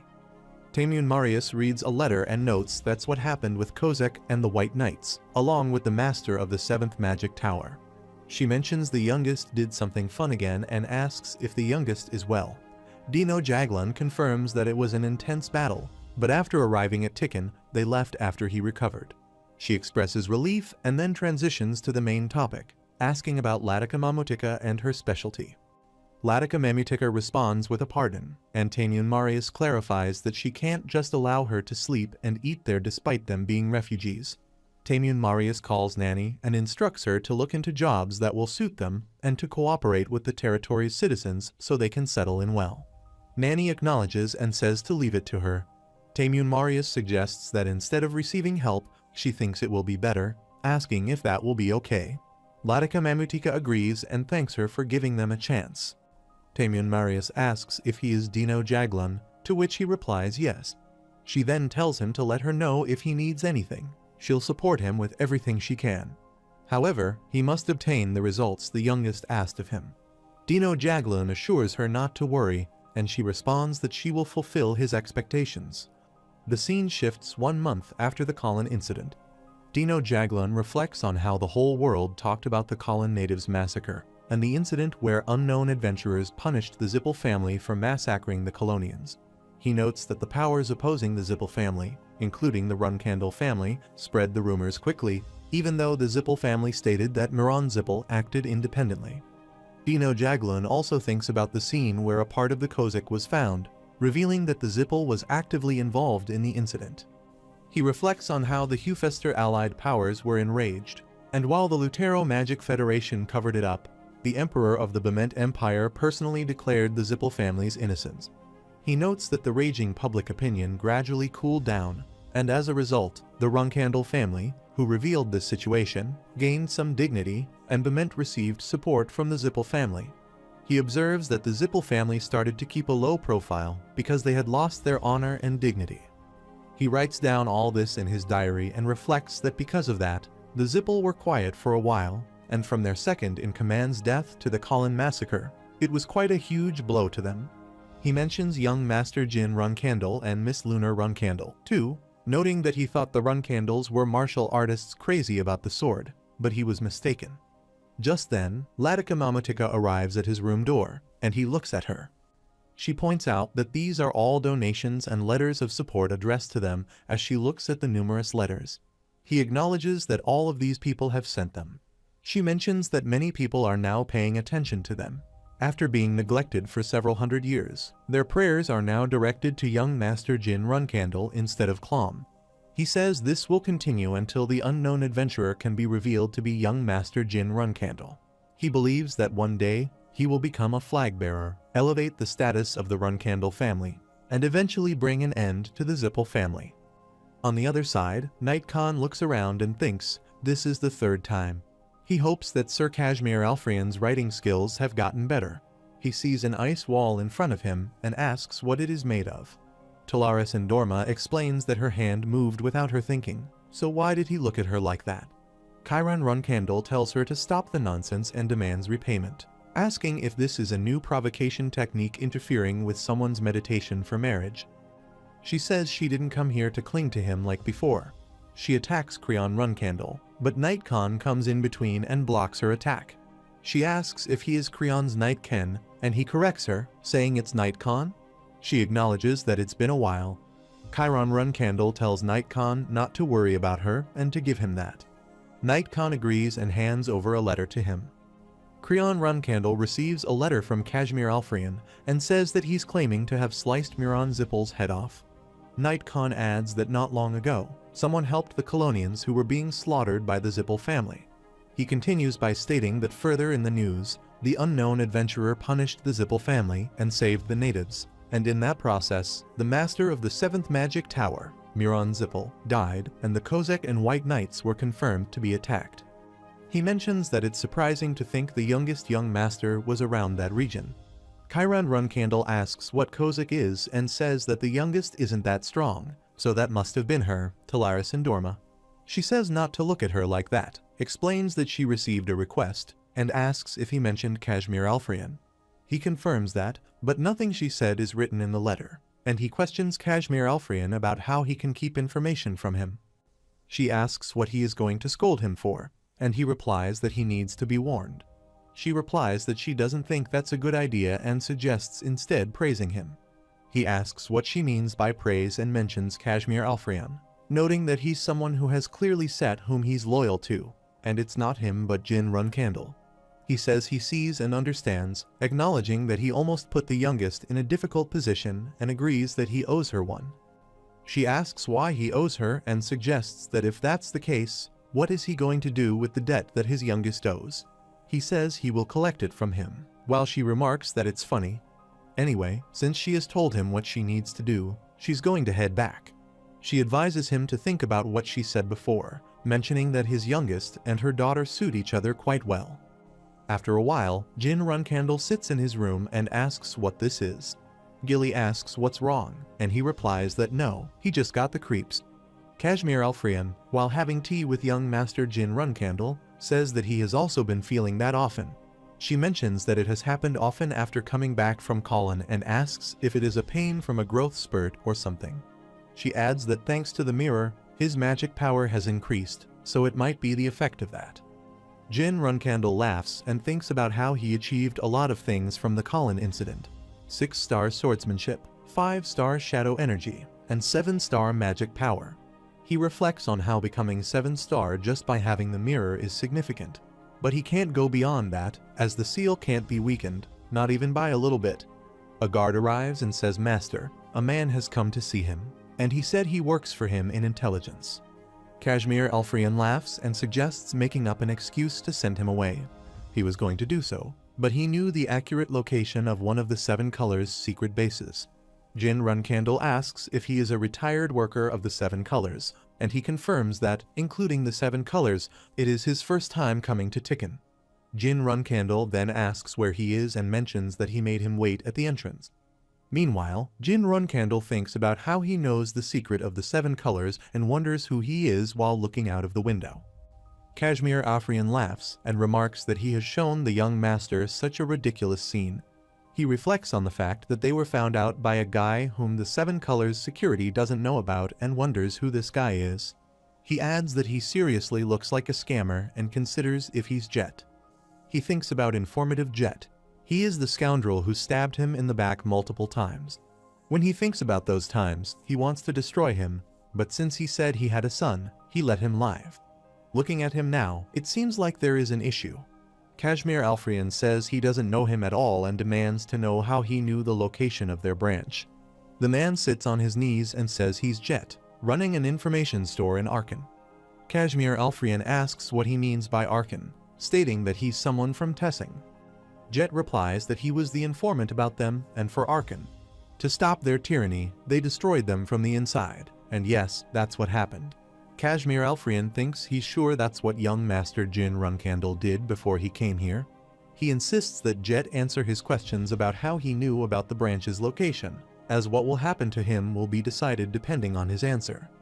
Jet replies that security is equal to the life of an informant. Until they accept him as one of them, he can't disclose anything. Kashmir Alfreyan laughs and asks how he dares to act arrogantly here, stating that until he speaks, he won't let him see the light of day. Jet says that's not all and adds that the person the 7 Colors are investigating knows information about Spider Hands Alou. Jin Runcandle arrives there and expresses his desire to know more. Kashmir Alfreyan denies him, saying that it would be a lie even if they did. Jet looks at Jin Runcandle and wonders if he's the young master. Wasn't the Lord of Tikkun Kashmir Alfreyan? He wonders who Jin Runcandle is being wary of. Jin Runcandle greets Jet, mentioning that it's been a long time since they last met, and asks what he is doing there without the gift he got him. Jet starts to abuse him and also abuses Kashmir Alfreyan, labeling him as the scoundrel who impersonated Veridin Zippel and warned him not to trust him, as Tikkun will turn into what Tessing has become. Kashmir Alfreyan remarks that he has gone mad and questions how he dares to do that. He attempts to attack him, but Murakan arrives and asks if he didn't hear him calling and what happened to the ice cream he asked him to buy. Kashmir Alfreyan gets scared and apologizes, explaining that he's currently interrogating someone. Murakan interrupts, questioning if he isn't the one who poisoned the juice and why he is here. He thinks that he's the crazy scoundrel from before and wonders why he is here. Additionally, he notes that Jet is speaking informally to Kashmir Alfrian, and remembering what happened in Arkan, he realizes that this crazy person is that kid scoundrel's subordinate. He concludes that Jet must be the person with the highest rank here. Jet bows down and admits that he's the idiot who didn't recognize him now or before. Jin Runcandle thinks good, so this is who Jet is, and says, "It's fine. Let's get to the point about everything regarding Spider-Hands Alu." Jet replies that his real name is Taken Marius. He was a former Runcandle cadet. Jin Runcandle asks what he means by Runcandle cadet and mentions that Taken Marius is a familiar name. Gilly whispers that Taemun Marius was the first young lady's nanny, and that's her surname.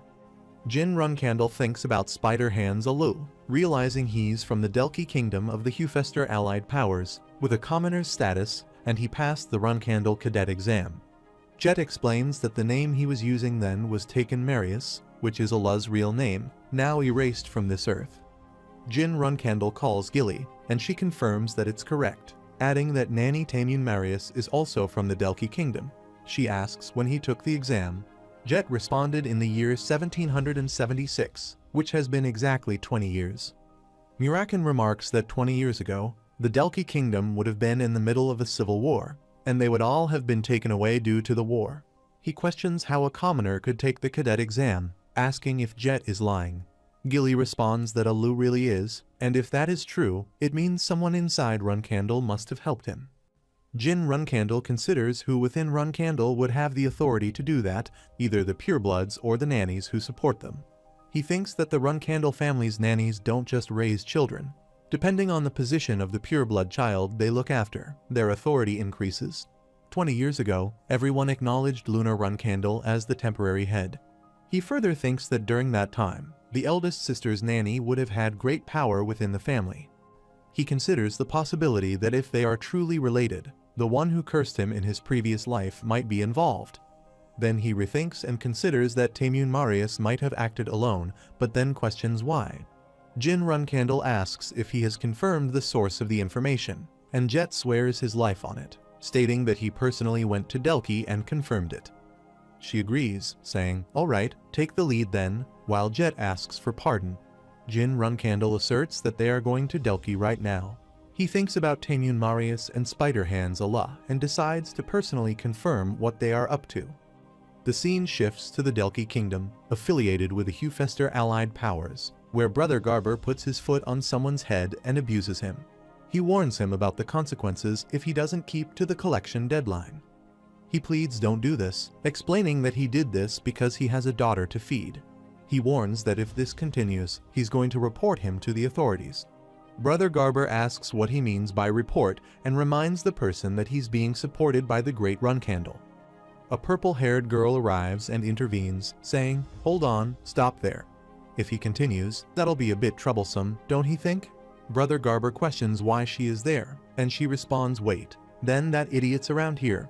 Someone else arrives and cuts Brother Garber's neck, causing the other person to become scared.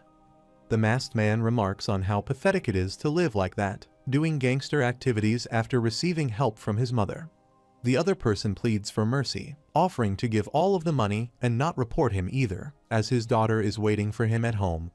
The masked man states that they group them together with those punks and apologizes, saying they don't need money.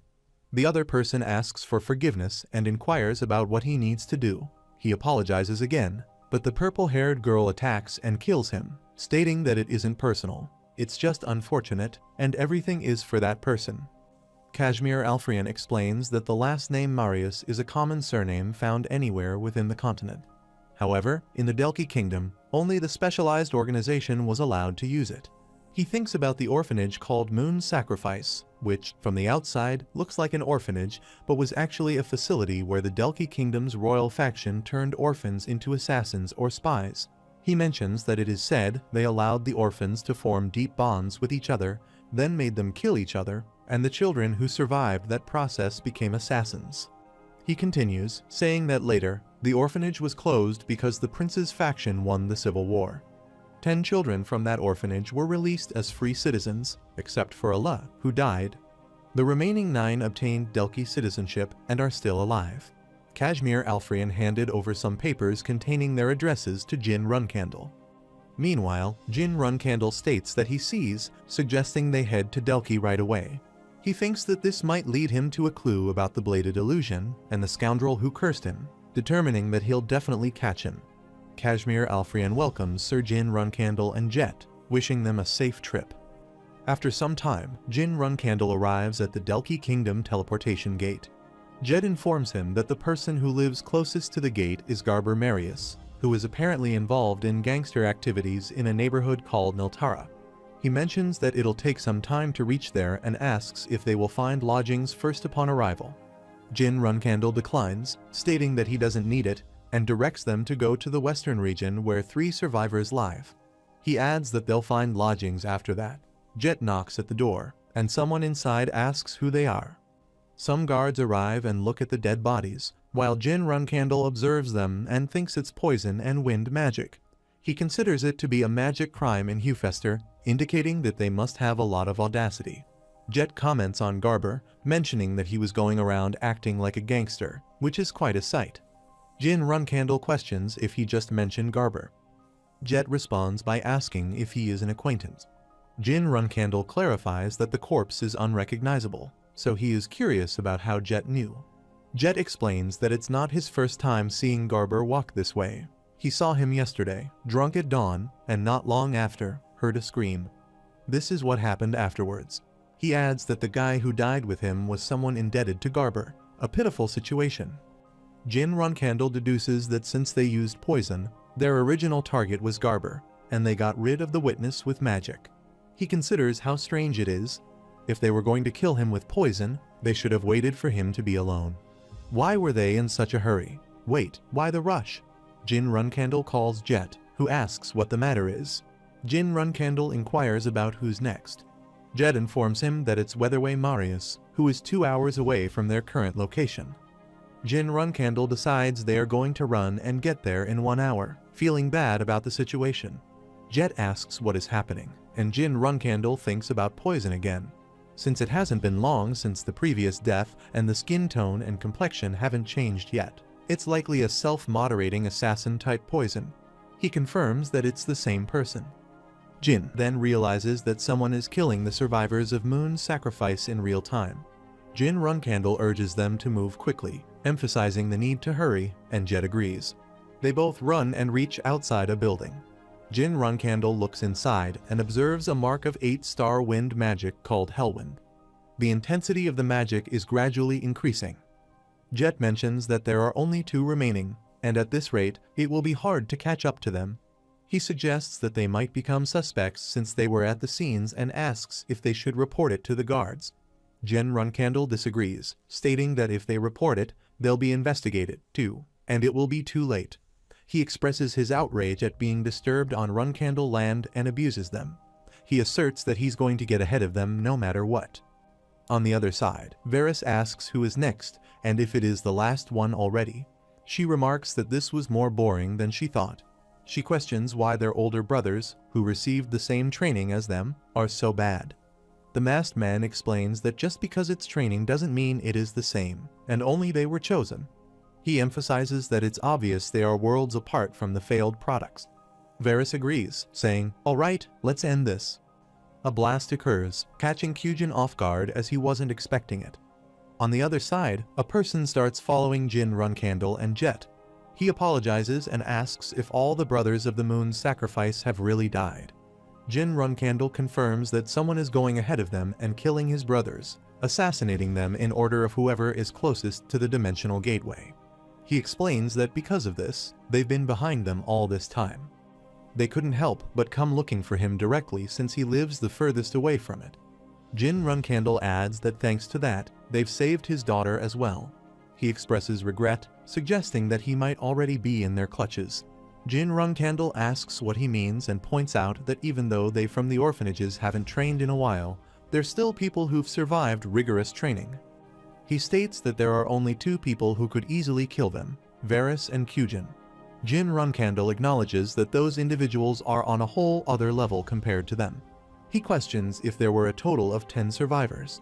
Then Marius clarifies that there were actually 12 survivors of the Moon's sacrifice, and those individuals who are chasing them down are monsters who were trained directly by him. While Varys attacks Den Marius from behind, causing him to fall down, she expresses relief that she thought she was going to lose them. She asks brother Den Marius what's going on and questions how he knew they'd be coming and when he became so sharp. Den Marius, in turn, asks Varys and Cugin why they are doing this. Cugin apologizes, stating that he doesn't have time to explain and mentions that they're really tired from working since early in the morning. A bright light appears, and she wonders what a lightning bolt from out of nowhere is.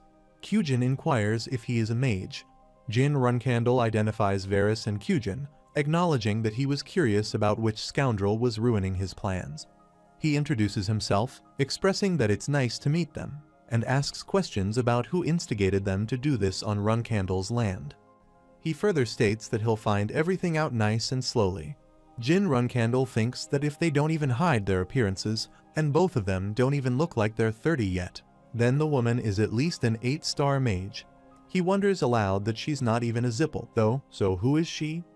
She questions if he has even hired a bodyguard already and asks how he thinks brother Den Marius got to know about this, addressing Cugin. Cugin responds that the dull person wouldn't have known beforehand and suggests that the bodyguard knows something. She suggests that they can turn brother Den Marius into minced meat right away and can question that bodyguard after cutting his limbs off. Cugin advises her to keep her guard up as it doesn't seem like ordinary inner Kai. He laughs and asks if Jyn Runcandle is nervous. He tells him that he's too careful, which is why he's not popular. Jet creates a magical circle, and Varys asks if he blocked that attack. She questions what's happening, wondering if he used up too much strength on the way there. Jyn Runcandle recognizes the magic as a 4-star magic blade wind and thinks they are trying to save mana since they've been using it since early in the morning. He realizes that the problem is the guy over there who must be the one who uses poison. He considers that if he has a sword, he must be a poison-using swordsman, and he had initially thought he was just an assassin. He looks at his sword, contemplating the situation. He instructs Jet to take Den Marius with him and run away. Jet questions if they really want to fight, stating that they can't, and wonders how he could leave him. Jyn Runcandle starts fighting with Cugin and thinks that this person must be at least an 8-star mage. Cugin remarks that a magic swordsman, 01 bodyguards, his life looks more precious than that piece of trash, and suggests handing that person over and running away. Jyn Runcandle acknowledges that while his life is more precious, he's quite attached to him and orders Jet to go now. Jet refuses, saying he'd rather die together. But Jyn Runcandle tells him to stop saying things he doesn't really feel and to leave. Jet complies, grabbing Den Marius and running away quickly, stating that they'll meet again alive. Varys expresses emotions, tearing up as she watches this scene unfold. She remarks that she actually thought he could get away and tells Cugin to keep him busy while she attacks both of them. She adds that she'll be back after killing them. Jyn Runcandle takes out his mirror and apologizes, stating that he shouldn't have accepted his gifts before leaving. Jyn Runcandle stabs Cugin, who believes he can't see what's in front of him. He also attempts to counterattack, but Jyn Runcandle escapes from his attack. Varys questions what's happening, mentioning that he can't see anything, and asks Cugin where he is. She repeatedly shouts Cugin's name and accuses him of daring to do something. She threatens to kill him and uses abusive language. Cugin tells her to calm down and assures her that he'll recover by himself, so she should relax. He explains that they pushed themselves too much today, and if they're not careful, they'll suffer from mana overload. She acknowledges and says she understands. Meanwhile, Jyn Runcandle thinks that it's expected they won't get caught out so easily, so Cugin takes out a bottle of potion and drinks it. Jyn Runcandle wonders what that is and notices a disgusting aura, wondering if it's poison. He recalls hearing about this before, where some people develop a resistance to poison and use it inversely, even though it eats away at their lifespan. He realizes that they are able to obtain power equivalent to that price. Meanwhile, Cugin observes that Jyn Runcandle is a magic swordsman, proficient in both swordsmanship and magic simultaneously. He finds him more annoying than he anticipated, especially considering the light magic Jyn Runcandle just displayed, which Cugin has never even heard of. He mentions that although there's a lot he wants to ask Jyn Runcandle, the mission takes priority, so he gives up on capturing him alive and rushes to attack him. Jyn Runcandle blocks Cugin's attack and steps back, but Cugin continues to attack relentlessly. However, Jin Runcandle manages to escape from each attack. Jin Runcandle then counterattacks while Kyujin ponders who he is. He notes that Jin Runcandle's aura is only 6-star, but his movements are superior to that level, indicating there's definitely more to him than meets the eye. Varys interrupts, asking about the blue flames she sees, realizing it's Tessa's flames. She disappears into the flames. Kyujin calls out to Varys while looking at her. Jin Runcandle comments on how Kyujin shifts his attention, showing his affection as a brother, as Jin Runcandle prepares to launch an attack. Kyujin is bewildered by the dark energy that's neither magic nor aura, something he has never seen before. Meanwhile, Jin Runcandle stabs him. Kyujin acknowledges that Jin Runcandle is a magic swordsman, bolstered by the Blue Phoenix and Shadow energy, facing a formidable opponent. He expresses curiosity about whether his poison will affect someone like Jin Runcandle, and he attacks him with poison, causing Jin Runcandle to fall. Jin Runcandle realizes he needs to regain control. Otherwise, he will die, and both Kyujin and Varys are injured. With the help of his sword, he tries to get up but starts bleeding. A group of people arrives, and one of them reports to the prince that they found them. The prince orders the archers to prepare to shoot and instructs his knights to follow him. Identifying himself as Delki's third prince, Laika Delki, he commands everyone to discard their weapons. Jin Runcandle wonders if Jet called them. Kyujin grabs Varys and reminds her that he will come looking for Jin Runcandle again, warning her not to get too comfortable. Prince Laika Delki urges his men not to lose sight of them and orders them to chase and capture the group. He questions Jin Runcandle, asking if he is also on their side. Furthermore, he inquires about the whereabouts of a healer, stressing the need for prompt treatment as they observe Jin Runcandle's critical condition, who is determined not to lose consciousness. Prince Laika Delki takes him to his palace and asks if he has woken up, stating that this is his villa. Since they hadn't confirmed his identity, he brought him here. Jin Runcandle inquires about the time that has passed, and he replies that it's been 3 hours. Prince Laika Delki expresses relief that Jin Runcandle didn't die, noting that the poison that spread throughout his body was so lethal that it would have killed an 8-star martial artist. However, being a Runcandle makes a difference. He reflects on how Jin Runcandle was at the banquet, confirming his identity. Jin Runcandle then asks about the other two. Prince Laika Delki explains that despite suffering a severe chest injury, they managed to evade his knights. He questions how Jin Runcandle got injured by someone like him, considering he was a 5-star back then, and even if he has improved, he should be a 6-star. Prince Laika Delki is convinced that Jin Runcandle had assistance.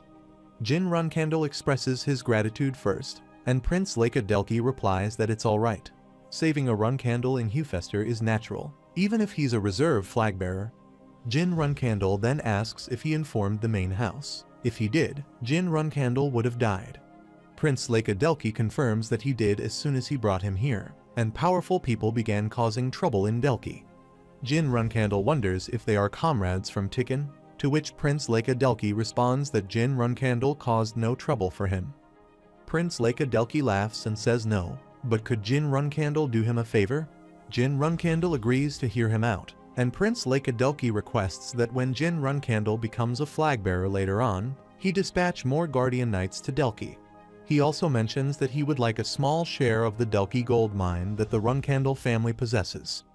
Jin Runcandle mentions that it seems he placed a low value on his life, offering twice the number of Guardian Knights and agreeing to return all the shares of the gold mine.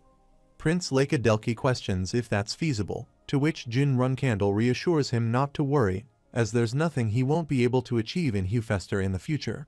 He wonders about the implications of such a statement, realizing that unless he plans to become the Patriarch, even as a flagbearer, he shouldn't possess that much authority. Mirakan and Gilly arrive, with Gilly expressing her concern, noting that it hasn't been long since he caused chaos in Colin, and now he's already causing worries. Mirakan questions why Jin Runcandle would engage an 8-star mage and a knight simultaneously, asking if he desires death. Jin Runcandle apologizes, promising not to repeat such actions, and reflects on why Prince Laika Delki didn't inform the main house. He's relieved that not just Kashmir Alfrian, but also Miss Quickhantle and the kingdom are safe. Jet remarks seriously, sir, that he's returned, and Jin Runcandle inquires about what happened to him. He responds that he relayed the situation, but no one believed him, so he beat him up, gesturing towards Mirakan. Kashmir Alfrian arrives and pushes Jet aside, calling for Jin Runcandle. Jin Runcandle asks if he might know what happened to Den Marius, to which Kashmir Alfrian confirms that despite repeated interrogations, Den Marius refused to talk until Jin Runcandle arrived. Jin Runcandle acknowledges this and expresses that Den Marius risked his life for him and his daughter so he won't beat around the bush. They sit in a cafe together, and Jin Runcandle prompts Jet to talk about who taught them all, including Kyujin and Varys. Jet reveals that it was Runcandle's first flag-bearer, Lunar Runcandle's nanny, Tanyan Marius, who is their mother. Meanwhile, Varys and Kyujin bow down before Tanyan Marius, who expresses her frustration, stating that not only did they fail their mission, but their identities were also revealed to a magic swordsman. She remarks that they both seem to have a death wish. Tanyan Marius commands them to leave her sight. From today onward, their relationship is over. Varys asks what she means and questions if she's implying that she'll discard them. She affirms that she indeed made a grave mistake. Varys grabs her leg, pleading with her not to cast them aside, emphasizing that they won't repeat their errors. Tanyan Marius kicks her away, declaring they should leave and instructing them not to seek her out again. As Varys calls out to her as a mother, she walks away, and Kyujin consoles her as she weeps heavily. Kyujin expresses his wishes for her well-being and peace as Tanyan Marius looks back at them before exiting the house. She reflects that the magic swordsman was undoubtedly young Master Jin Runcandle, and that the black energy, called shadow energy, is just as she heard from that person. She believes he has likely already uncovered clues about her, and he will soon come looking for her with the young lady. She believes it's alright. Even if they discover the truth, the young lady cannot kill her. What's more important right now is information about young Master Jin Runcandle. She knows he possesses shadow energy and also uses magic, something even that person must not know. The hunting dogs weren't entirely useless. On the other hand, Jet asks if he has met Taken Marius too. Jin Runcandle clarifies that Taken Marius, also known as Spider-Hands Allah, is dead, killed by him. Jet inquires about the meaning behind this. Jin Runcandle explains that Taken Marius operated a mafia syndicate, and before killing him, he referred to the person who ordered his assassination as that person. Jet further asks if that refers to Tanyan Marius. Jet recalls something Taken Marius mentioned 15 years ago as he left Delki. He continues, mentioning that Tanyan Marius made a deal with someone high up in the Runcandle family. If things went awry, the siblings would be in danger, so caution was advised. Jin Runcandle asks if he knows the specifics of the deal, and Jet responds negatively, mentioning that it involved a Runcandle higher up than Tanyan Marius. Jin Runcandle says he has to go, so he gets up and leaves while Kashmir Alfrian asks where he is going. He replies that he wants to meet Lunar Runcandle himself. Meanwhile, a lady sits with Lunar Runcandle and has tea with her. Lunar Runcandle asks if her stay has been comfortable. She agrees and thanks her for her care. She mentions that recently, everyone has found jobs, so they have been living more comfortably. Lunar Runcandle remarks that if the youngest hears about this, he'll be happy. She feels someone at the gate, looks there, and sees Jin Runcandle standing outside. She asks if he's the youngest, and he enters the palace, sits with her, and laughs. She questions why she raised the orphans as assassins and even orders them to place a curse on him, the youngest, who is none other than her sister's son. She asks why she would have done something like that to him, and he must have received incorrect information.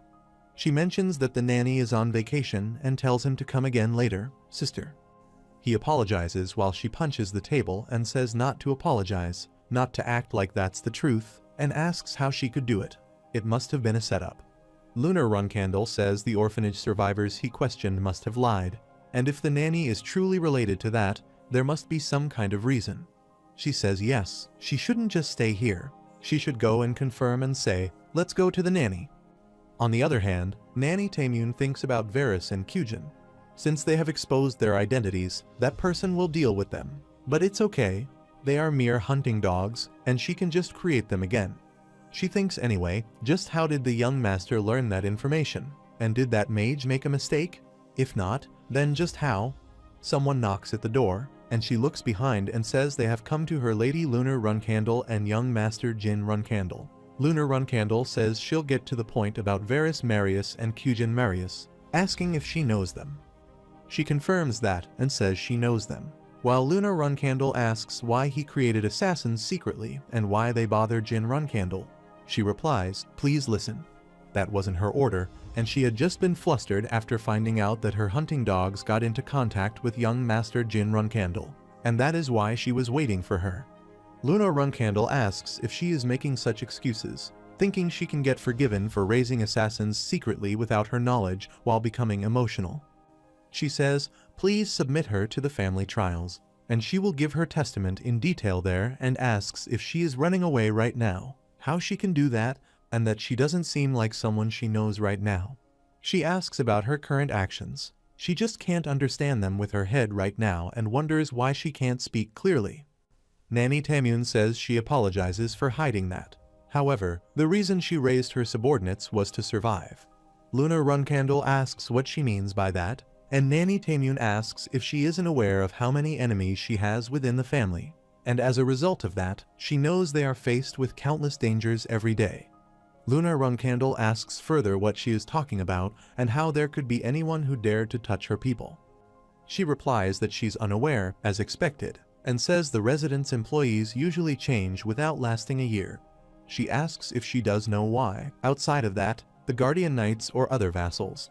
She says all of them last 1 year at most, and sometimes barely a month, and asks if she has never been curious about the reason why, because they were all murdered by her siblings whom she loves so much. Lunar Runcandle says don't lie. If that's true, then why didn't she tell her? Nanny Tamune replies she did it because she knows very well what type of person she is. Lunar Runcandle says that's ridiculous, and she replies if she had told her, would she have been able to kill her siblings, or would she have at least given a light punishment? She asks if she didn't withdraw from fighting for the throne because she didn't want to kill her siblings. Lunar Runcandle thinks she doesn't want to do this anymore. Nanny Tamune says the war for the Runcandle throne, and the moment she gave up that obligation, all of her people were reduced to being prey. She thought 35 years ago, she felt what real power was for the first time, and in that awful orphanage, who had the fate of becoming a bloodhound for the nobles, was acknowledged for her skills and became a nanny for the Runcandle family. She thinks she was able to live as a human and not as livestock, and that was her fate. But for her to be the first child of the Runcandle family, what luck. She thinks, was she jealous? Of course not. She was thankful instead, and the one who had given her this power was this small and warm gift.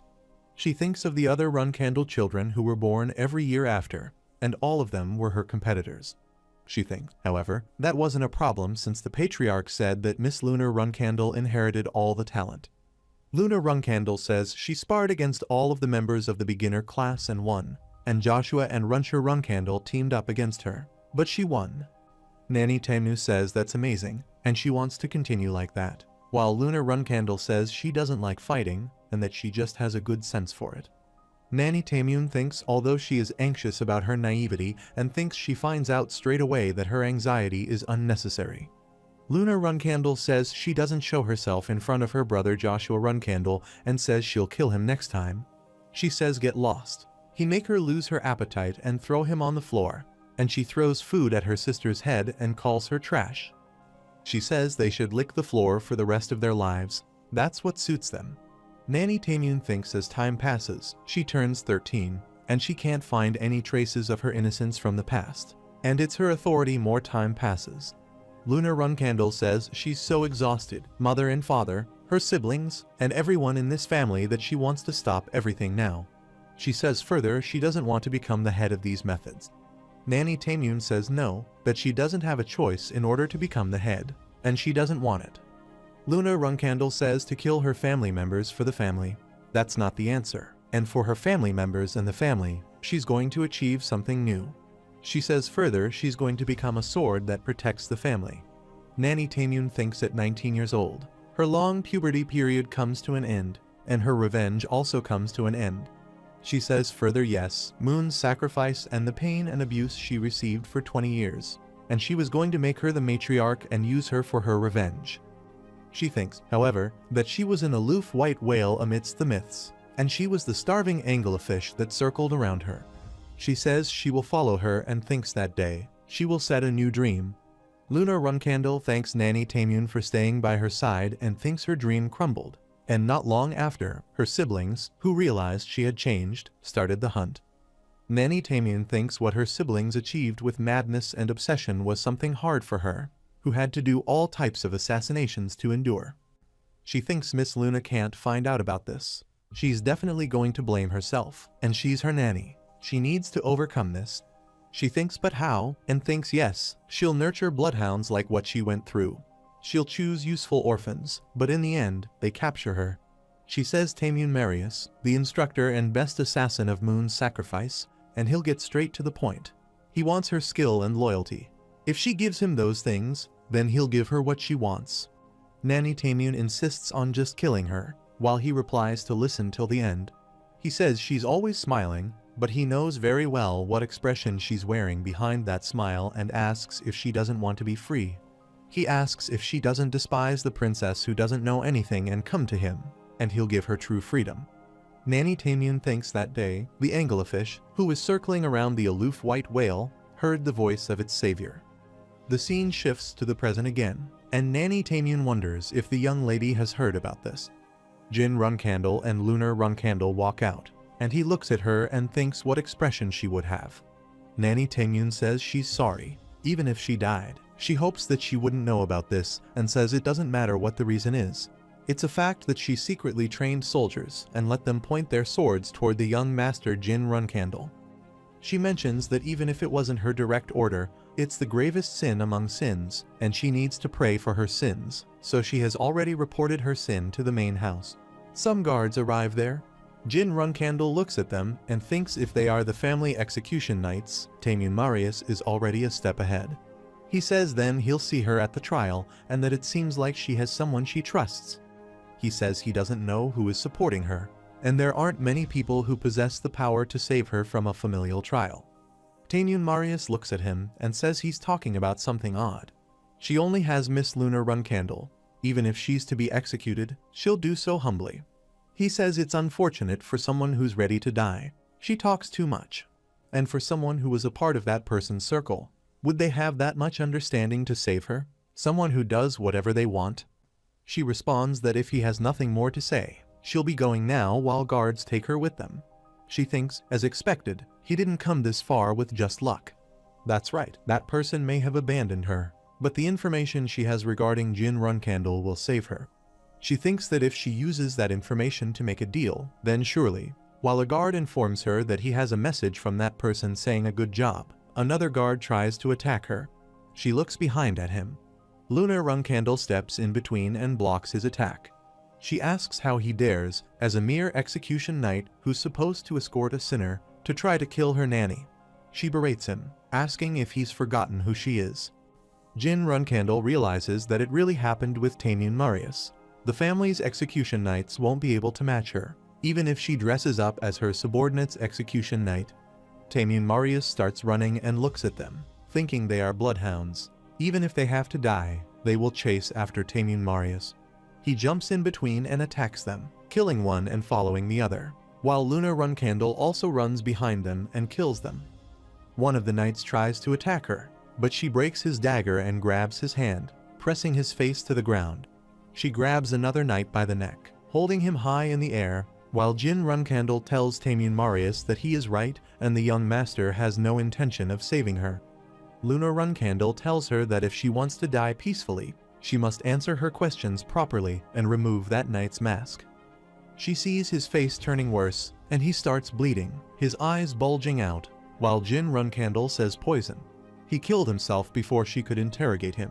She berates him for doing that and throws him away.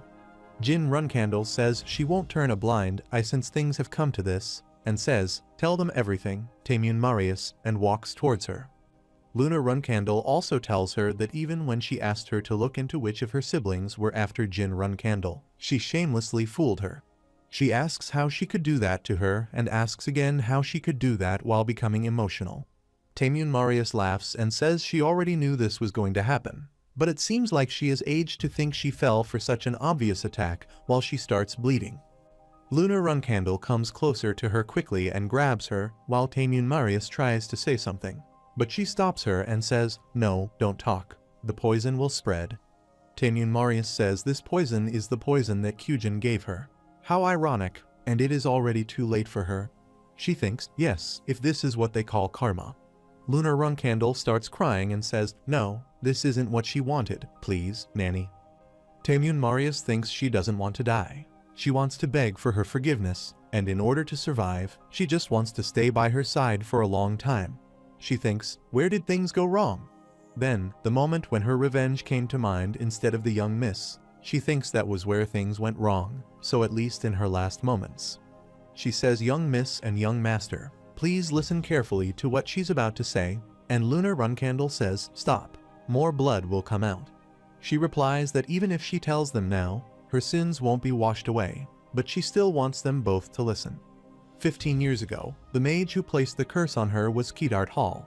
She says further that he is well known, so they'll be able to find him quickly. While Jin Runcandle becomes shocked to hear this, she says the one she ordered to make a deal with that person. While Lunar Runcandle interrupts, saying she got it, so stop. She replies that the one whom she ordered to harm the young master was Joshua Runcandle, Runcandle's second flag bearer, and it was young Master Joshua who knows the youngest master's power and about the contract. She vomits blood while Lunar Runcandle calls her nanny, and she replies that she's sorry, young miss, for hurting her and should have told her sooner. She adds that saying all of this was for her would be sophistry, but she understands. Tamyun Marius puts her hand on Lunar Runcandle's face, recalling her best moments with her, and says, "So please don't remember this lowly person for very long," and dies. Lunar Runcandle hugs her, cries a lot, and calls her mom. After a while, at the place, a guard comes to Joshua Runcandle. He smashes his cigarette and asks if Tamyun Marius should have died a proper death. Joshua Runcandle states that he just wanted her to die in peace, while his guard informs him that Tamyun Marius's hunting dogs have arrived. He instructs the guard to let them in, and Kyujin and Varys enter his room, kneeling in front of him. He asks if Tamyun Marius excommunicated them, and Varys confirms this. He then questions why they have come to him. Varys pleads, saying they will do anything to change their mother's mind, as they are nothing without her. Kyujin interrupts, telling her that's enough, but she continues to beg for help, saying they will accomplish anything. Joshua Runcandle moves closer to them, sitting nearby and tapping Varys's head. He tells both of them that it's unfortunate, but he can't accept their request. He explains that it seems they haven't heard the news yet. He asks if they were told that Tamyun Marius excommunicated them in a hurry, not because she hates them, but because she wants to save them. Joshua Runcandle explains that she has been murdered by an unidentified swordsman. He mentions that Tamyun Marius claimed she was being threatened and asked for help, prompting him to dispatch 5 executive officers urgently. However, not only Tamyun Marius, but also the knight ended up dying. Kyujin asks who the swordsman is, and Varys vows to kill them repeatedly. Joshua Runcandle clarifies that the swordsman had made an agreement with a soldier, but there is no further information available regarding their origins or who instigated the attack.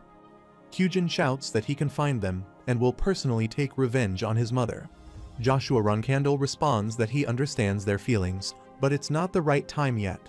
He stands up and mentions that, eventually, the swordsman will come for his life, too, and they must be prepared for that moment. He asks if they can trust him and wait, as he also has a debt to repay. They both express gratitude and assure him that they will handle it. Joshua Runcandle reflects on the touching gesture of revenge from Kyujin and Varys for their mother, even though they are not related by blood. He acknowledges Tamyun Marius for raising her hunting dogs well. He also expresses gratitude towards the youngest sibling for dealing with Tamyun Marius early on and for the gift he received as a result. A knight urgently approaches Joshua and asks for a moment, to which Joshua questions why he's asking for permission to enter when he's already in the room. The knight then whispers something in Joshua's ear. Kyujin inquires if there's a problem, and Joshua apologizes, asking them to return today and offering them a place to stay while they wait for his call. Kyujin offers to help with anything, and Joshua reassures them that it's just a family matter. After a while, Lunar Runcandle arrives at the palace and attacks the knights. One of them asks what she's doing, stating that even though she's the first flag bearer, this goes against the laws. She tells him to shut up and answer her question, "Where is Joshua?" The knight tells her to go back, saying that this is against the household laws. Luna asks which laws, and he replies that she should never utter that word before him. She asserts herself as the first flag bearer and tells them all to do their jobs. Gathering her strength, she attacks and knocks them all out. Joshua Runcandle comes out and asks if everything is finished. Luna replies that they should move aside now, as she's running out of patience too. She points her sword at them and says so. He's here, brother. Joshua questions why she's here without sending any prior notice, and her face looks very bleak. She expresses sympathy for him, noting that he seems afraid of being alone in front of her and is hiding behind the Draknights. She asks why he thought she would kill him or something. He laughs and requests her not to speak to him in such a menacing tone. She observes that something sad seems to have happened to him and asks if he's willing to share with her. He assures her that he will listen to her as family. He thinks to himself, that's it. The younger brother she wants to kill is right here. He decides not to hold back, swings her sword, and believes the household will support him. She addresses him as a little brother and explains that she didn't come here to kill him today. Instead, she has come to give him a final warning. She tells him that when that child returns, he won't be able to handle it. Even if he decides to hide like he's doing today, it'd be better for him if he just ran away. She warns him that if he can't do that, he will regret not having died today, and then she walks away. He mutters about how unfortunate it is that the Nunam, once revered as someone strong, is now just babbling nonsense. She retorts that it's a pity he never changed since he was little. He thinks to himself to continue to stay quiet just like that. He considers that he's leaving her alone because of the Zippels right now, but after everything is over and the Runcandles are secure, she will be the first one he gets rid of. Jin Runcandle asks if she is injured anywhere, and Luna Runcandle says no, she's fine, and thanks him for his advice. She adds that she was able to get her emotions in order. He responds that it's because Joshua wanted to find a reason to control her in that situation. She confirms this by saying that Joshua kept provoking her while hiding behind the Black Knights. He wonders who the Black Knights are and reflects that among the many knights within the family, this position is given to the top 10 most skilled knights. He notes that the Black Knights, who only listened to the orders of the Patriarch and his wife, were standing with Joshua. He thinks about how he doesn't know how Joshua persuaded their father, but the Black Knights have sided with Joshua as they both stand at the grave of Taymun Marius. Meanwhile, he mentions that it's a horrific poison, considering it dissolves corpses. She remarks that she couldn't even bury Nanny Taymunat, and he expresses disbelief that this poison was used on the people on her side. She continues, stating that she would have understood if the betrayal came from those who treasured her instead. He disagrees, saying that's not right, and she blames herself, suggesting that if she had known how to comfort Nanny, this tragedy might have been avoided. He reflects that despite the betrayal, Taymun Marius was her real family, and now her sibling Joshua Runcandle has become her sworn enemy. He wonders who can comfort Luna Runcandle's heart in this situation. She recalls how, from a young age, she disliked fighting with her siblings, but he corrects her, saying that she was actually scared and the animosity among the purebloods has deep roots in the past. She mentions being scared that she and her siblings might repeat the past, and he confirms that's why she became the sword protecting the family, ensuring none of them died. She acknowledges achieving that but realizes she acted foolishly by running away out of fear of confrontation, and now Jin Runcandle is paying the price for her cowardice. She declares there will no longer be a sword protecting the family. He calls her elder sister while she firmly plants her sword on the ground, stating that if anyone goes after him, she will deal with them, even if she needs to eliminate everything that endangers him. From this moment on, her sword is his. She thinks everything is her fault, especially regarding Taymun Marius and Joshua Runcandle. If she had conducted herself properly, this wouldn't have happened. She thinks helping Jin Runcandle is the right path, even if it means turning her back on all her siblings due to her cowardice.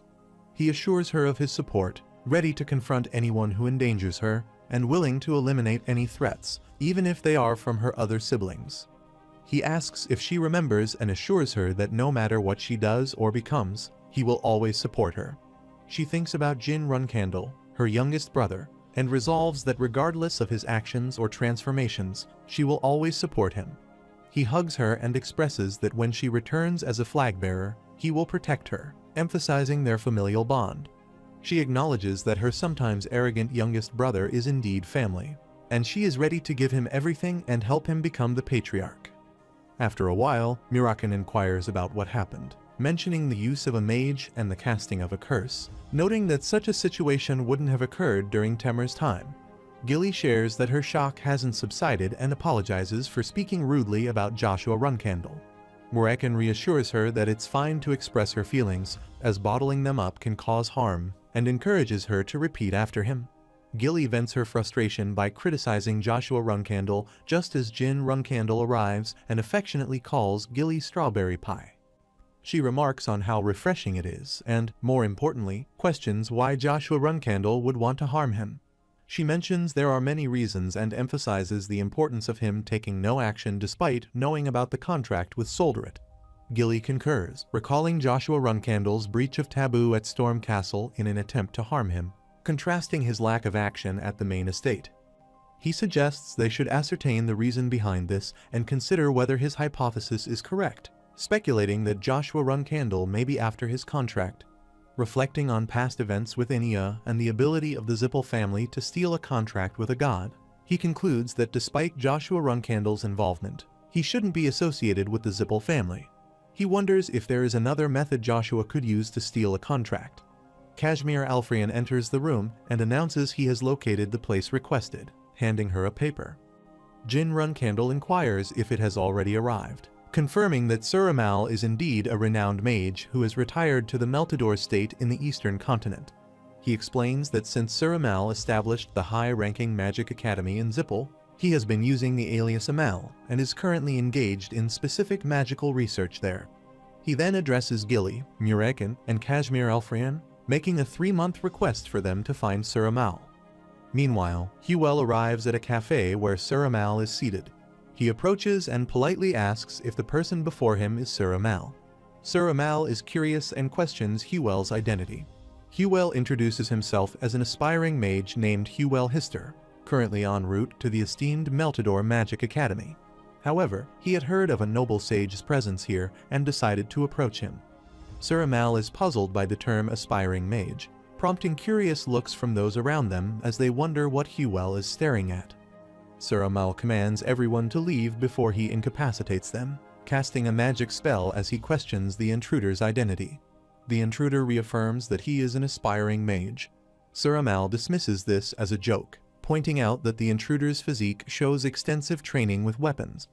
The intruder explains that there is inherent 7-star magic in his trained body. Confused, Suramal demands clarification about the term aspiring mage, feeling disrespected. He warns that if he doesn't reveal his true identity, he will ensure that he can never use magic with his body again. The intruder reintroduces himself as Huel Hister, the last surviving member of the Hister family.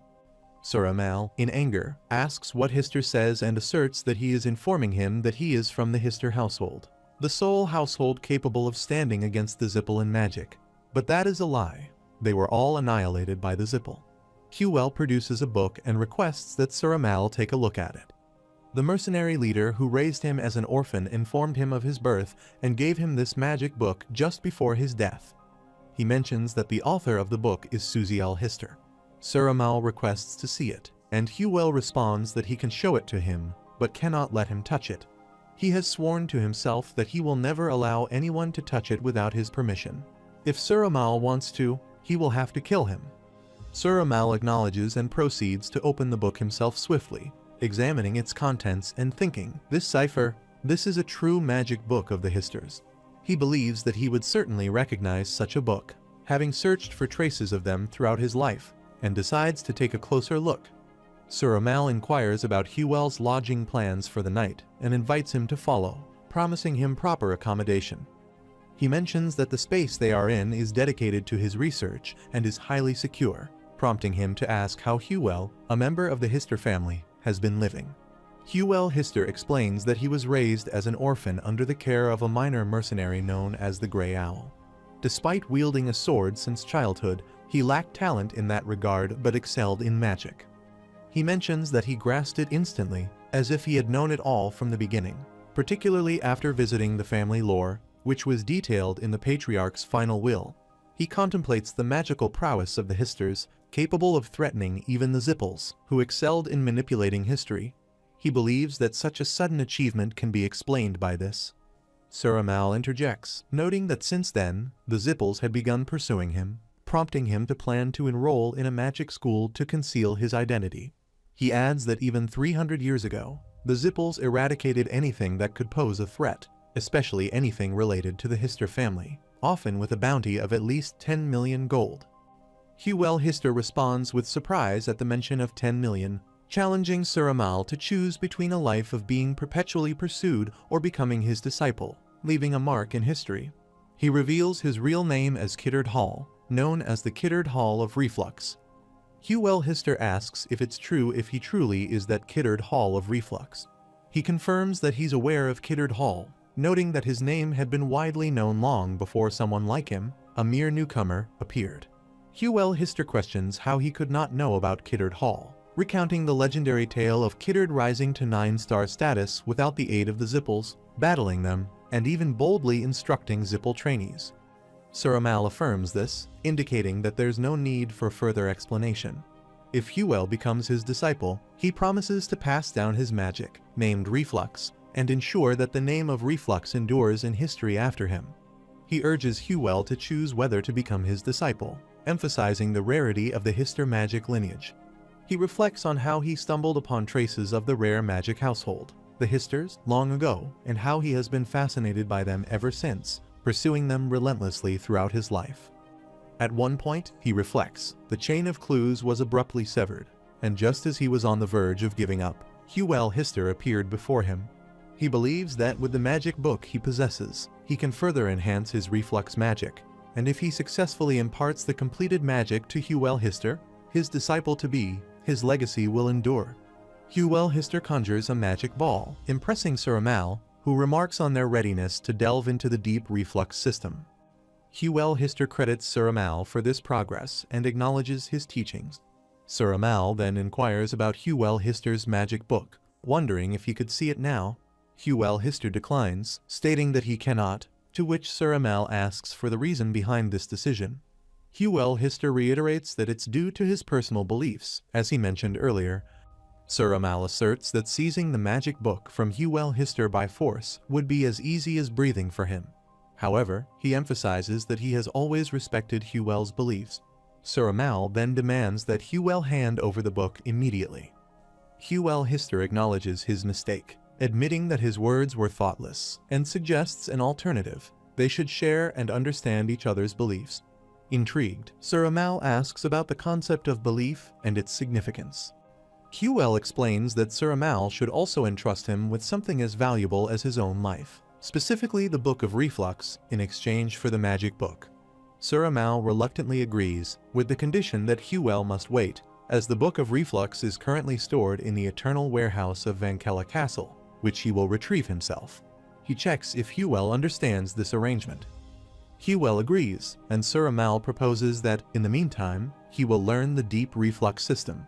He contemplates the significance of the Book of Reflux, realizing that he had intended to pass it down on the day he died, prompting him to question the meaning behind his earlier examination of Hister's magic. He contemplates that if only he had Hister's magic, he could surpass the Zippels. Suramal tells him to wait there as he will return shortly, then enters a room. Meanwhile, Huel Hister envisions leaving his mark in history. After some time, Suramal opens the door and calls for him. Huel responds that he's present. Suramal inquires if he has mastered the deep reflux system. Huel confidently affirms that he has, feeling as though he has always known this power, finding it natural. Suramal admires his aptitude, thinking that the child is indeed a genius, and congratulates him, handing over the requested item. Huel accepts the book and assures Suramal that he will return quickly.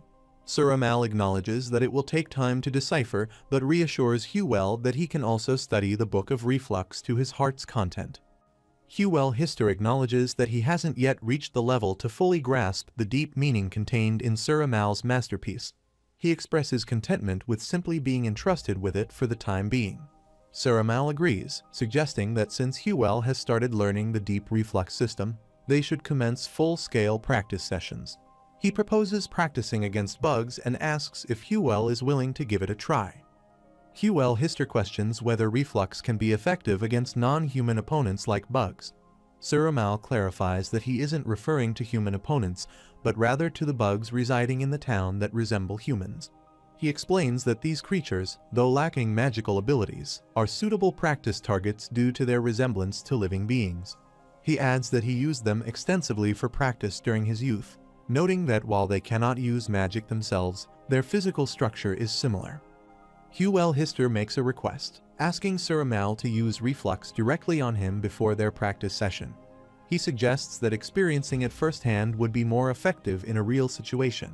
Sir Amal laughs, expressing pride in Hugh. He explains that if they were to recklessly harm those creatures, knights from the capital would swiftly intervene. He demonstrates reflux width, showcasing its ability to steal an opponent's magic power and activate reflux with the strength of magical power. He performs a magic spell, creating a magic ball, and attempts to absorb Hughel's magic power.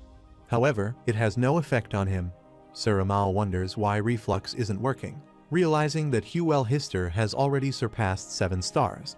He concludes that this isn't just at the level of a 9-star magician, it's far beyond that. Sir Amal is injured and falls to his knees, asking how this is happening. Jin Runcandle reveals an artifact called the Mirror, which contains infinite magic power while showing it to him.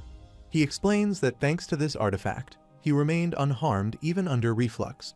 He mentions how the Zipples would have exploited such power to bring pain to the world, and he had resigned himself to a lifetime of suffering because of it. Jin pours some potion on Sir Amal's head, transforming it into his true form. Jin Runcandle discloses that 15 years ago, he placed a curse on Storm Castle, and as he removes his glasses and eye lenses, he declares his true identity and purpose. He is Jin Runcandle, returned from hell to kill Sir Amal. Sir Amal is shocked, insisting that Jin Runcandle cannot be real. He recalls even confirming the truth with the mercenary. Jin Runcandle confirms that it is indeed the tale of the true Hister survivor, spanning 44 years since Kiddard's time. He kicks Sir Amal and presses his foot against him, recounting his journey of enduring contempt, shame, and even overcoming death to reach this point. He assures Sir Amal not to regret it, as he intends to make good use of the Book of Reflux to which he has devoted his life. He questions if Sir Amal wouldn't regret this decision. Jin reveals that the reflux magic, credited to him, is actually from the Hister household. Sir Amal asks how he knows this, to which Jin replies that he will soon reveal to the world the true origin of this magic, causing everything Sir Amal has accomplished to vanish. Sir Amal protests, believing he will be remembered forever. Jin Runcandle mentions that the request and curse he received marked the beginning of his journey. He advises Sir Amal to be grateful as he releases him, but Sir Amal defiantly writes in his blood on the wall that he will not die peacefully. Jin Runcandle doubts Sir Amal's survival, thinks of Joshua Runcandle, and contemplates that everything is about to begin. Gilly is spreading clothes to dry outside when a cat sits near her. She mentions young master, and it has been 3 months since he left to get Kiddard. Mirokin comments that it has already been that long and goes on to say that Kiddo is toxic. He reflects on the fact that Kiddo would try to find an opportunity to kill him after becoming his apprentice. He adds that sometimes it feels like that guy has snacks swarming around in his stomach. Gilly replies that she feels like she's going insane because her heart keeps trembling every day. She picks up her cat and mentions that he always makes her worry by doing these reckless things. She asks Mirakin if the young master doesn't realize how anxious that makes her feel. Mirakin reassures her, saying don't worry. When the 7-colored peacock spied on them, they said Kiddard's eyes were dripping honey when he looked at Jin Runcandle. He continues, saying that there will be no problem as Jin Runcandle is that old man wrapped around Kiddard's finger. She remarks that he's making it sound like she is trying to seduce him, while Jin Runcandle arrives there secretly and hears their conversation. Upon seeing him, she throws Mirakin away and runs towards Jin Runcandle, expressing relief that he has returned and appears healthy. Jin Runcandle acknowledges this, stating that he's back, and informs Mirakin about the magic tomb he obtained from that scoundrel. He shows him the book while collapsing onto the grass. Jin Runcandle mentions that he'll leave it to Mirakin to transcribe it. The scene shifts to the Garden of Swords, where Joshua Runcandle sits in his room having lunch. He ponders about Jin Runcandle, the prime suspect in the murder of Kiddard Hall. He wonders about Jin Runcandle's identity and motives for killing Kiddard Hall, as well as why he was in hiding. He laments that, unfortunately, it's been assumed that the essence of the extreme overload magic is stored in the eternal storage of the Holy Kingdom of Vankella. Haytona Runcandle states that Jin Gray was definitely the alias the youngest was given for his position as a provisional flag-bearer. Daytona Runcandle adds that they are in front of their elder siblings. Haytona Runcandle argues that it can't be the youngest, as Jin Gray is a common name. Daytona Runcandle whispers that the youngest is impressive, but Kiddard Hall is a 9-star mage, and there's no way that's true, so please. Mayu Runcandle taps his punch on the table in anger, stating that their idiotic brothers haven't even seen a 9-star mage before, so they should stop bullshitting. He can't believe those little shits will become provisional flag bearers in a few months. Anne Runcandle asks why he is being so mean, mentioning that it's cute when they say stupid things. She finds them so cute that she just wants to cut them into pieces. One of the Merry Runcandles tells both of them to shut up as they are disrupting their meal. Dippus Runcandle asks why she won't even let them talk this much amongst themselves. She replies that she told her to shut up, and he asks how come she stays quiet when the Tona twins talk, but gets like this when he talks. She warns him not to push it, stating that if he says another word, then his face will reflect the consequences. Joshua Runcandle interrupts, clapping and suggesting they quit arguing. He remarks that it's been a while since they ate together, so they shouldn't get so worked up. He adds that, for the record, he thinks the youngest could have killed Kiddard Hall. Mayu Runcandle asks for clarification, even mentioning their eldest brother. Joshua Runcandle explains that, of course, it would have been impossible for him to do it alone. He turns to Yona, suggesting that if that child were to help, it might be possible. Dippus Runcandle questions if he's now keeping Jin Runcandle, the young provisional flag-bearer, in check by dragging Yona into this. He expresses his frustration with how things are unfolding. Mary Runcandle asks the eldest brother if he can take responsibility for suggesting that Yona helped. Joshua Runcandle asks what she means by responsibility, stating that it's just a guess since a 9-star archmage died, yet the cause of death hasn't been revealed. He mentions that he thinks it would be difficult unless it was someone from Nameless, the greatest assassination group in existence. He notes that it's been quite some time since Yona was assigned there on their father's orders. He continues, saying that here's what he thinks. The youngest commissioned Nameless so that his name would be known, and Yona, feeling abandoned by the family, helped Jin Runcandle so that he would take her side. Mary Runcandle comments that he has been wishing for Yona's downfall for a long time, but he's being rather direct now by involving her with the youngest so suddenly. Mayu Runcandle agrees with her, stating that if Yona helped the youngest, then that explains his performance during his time as a cadet as well. He adds that, in fact, although she's with Nameless now, he wonders how Yona thinks about the family. Mary Runcandle launches an attack on him, grabbing his face, punching him, and pushing him into the wall while Anne Runcandle rushes to his aid. Dippus Runcandle also grabs Mary and tells her not to cross the line, stating that she's playing right into Joshua Runcandle's hands. She responds that as the 7th flag-bearer, she wouldn't dare to criticize the 2nd flag-bearer of the family. But they all better remember one thing. If Yona gets hurt, their father won't just watch it happen. Dippus Runcandle suggests that sometimes he needs to show an honorable side of himself and advises his brother to confront his fear of Yona by challenging her with his sword instead of constantly provoking her with his words, as that's not the way of the Runcandles. Joshua Runcandle asks why he doesn't draw his sword then. Dippus Runcandle questions how that would help anyone, while Haytona and Daytona Runcandle express their longing for the youngest. After a while, Dante Heron mentions that a 9-star mage was murdered, and Jin Gray's name was left behind at the scene, leaving no one else as a suspect but him. Veridin Zippel agrees, saying that's correct, and asks Dante if he can spare some time. Dante questions what Veridin means by time at that moment. Veridin clarifies that he means starting from tomorrow and suggests going to see Jin Runcandle.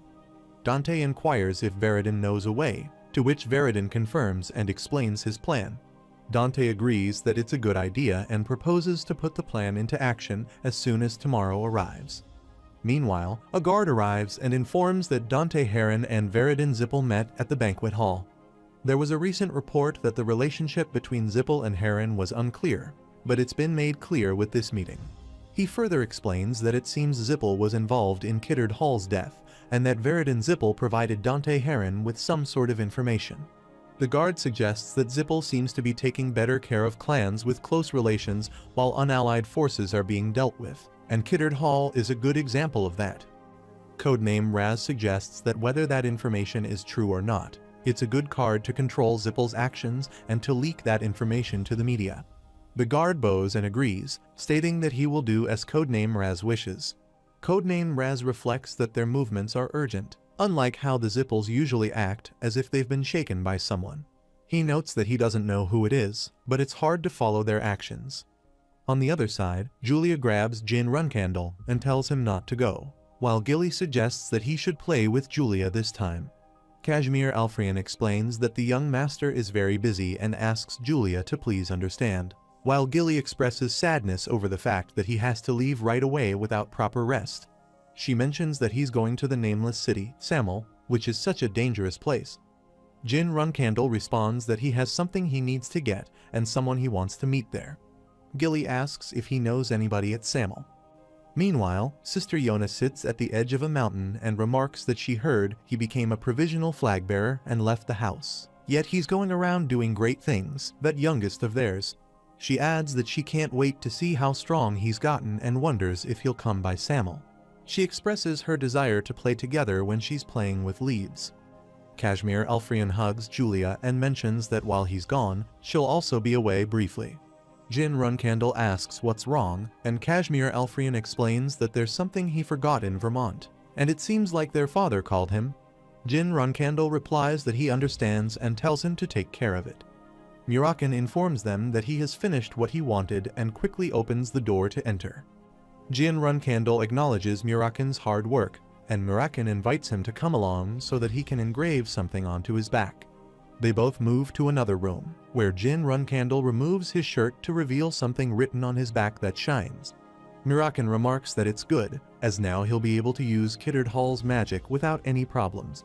Jin Runcandle expresses that he feels like he's obtained a weapon that properly suits the photon cannon.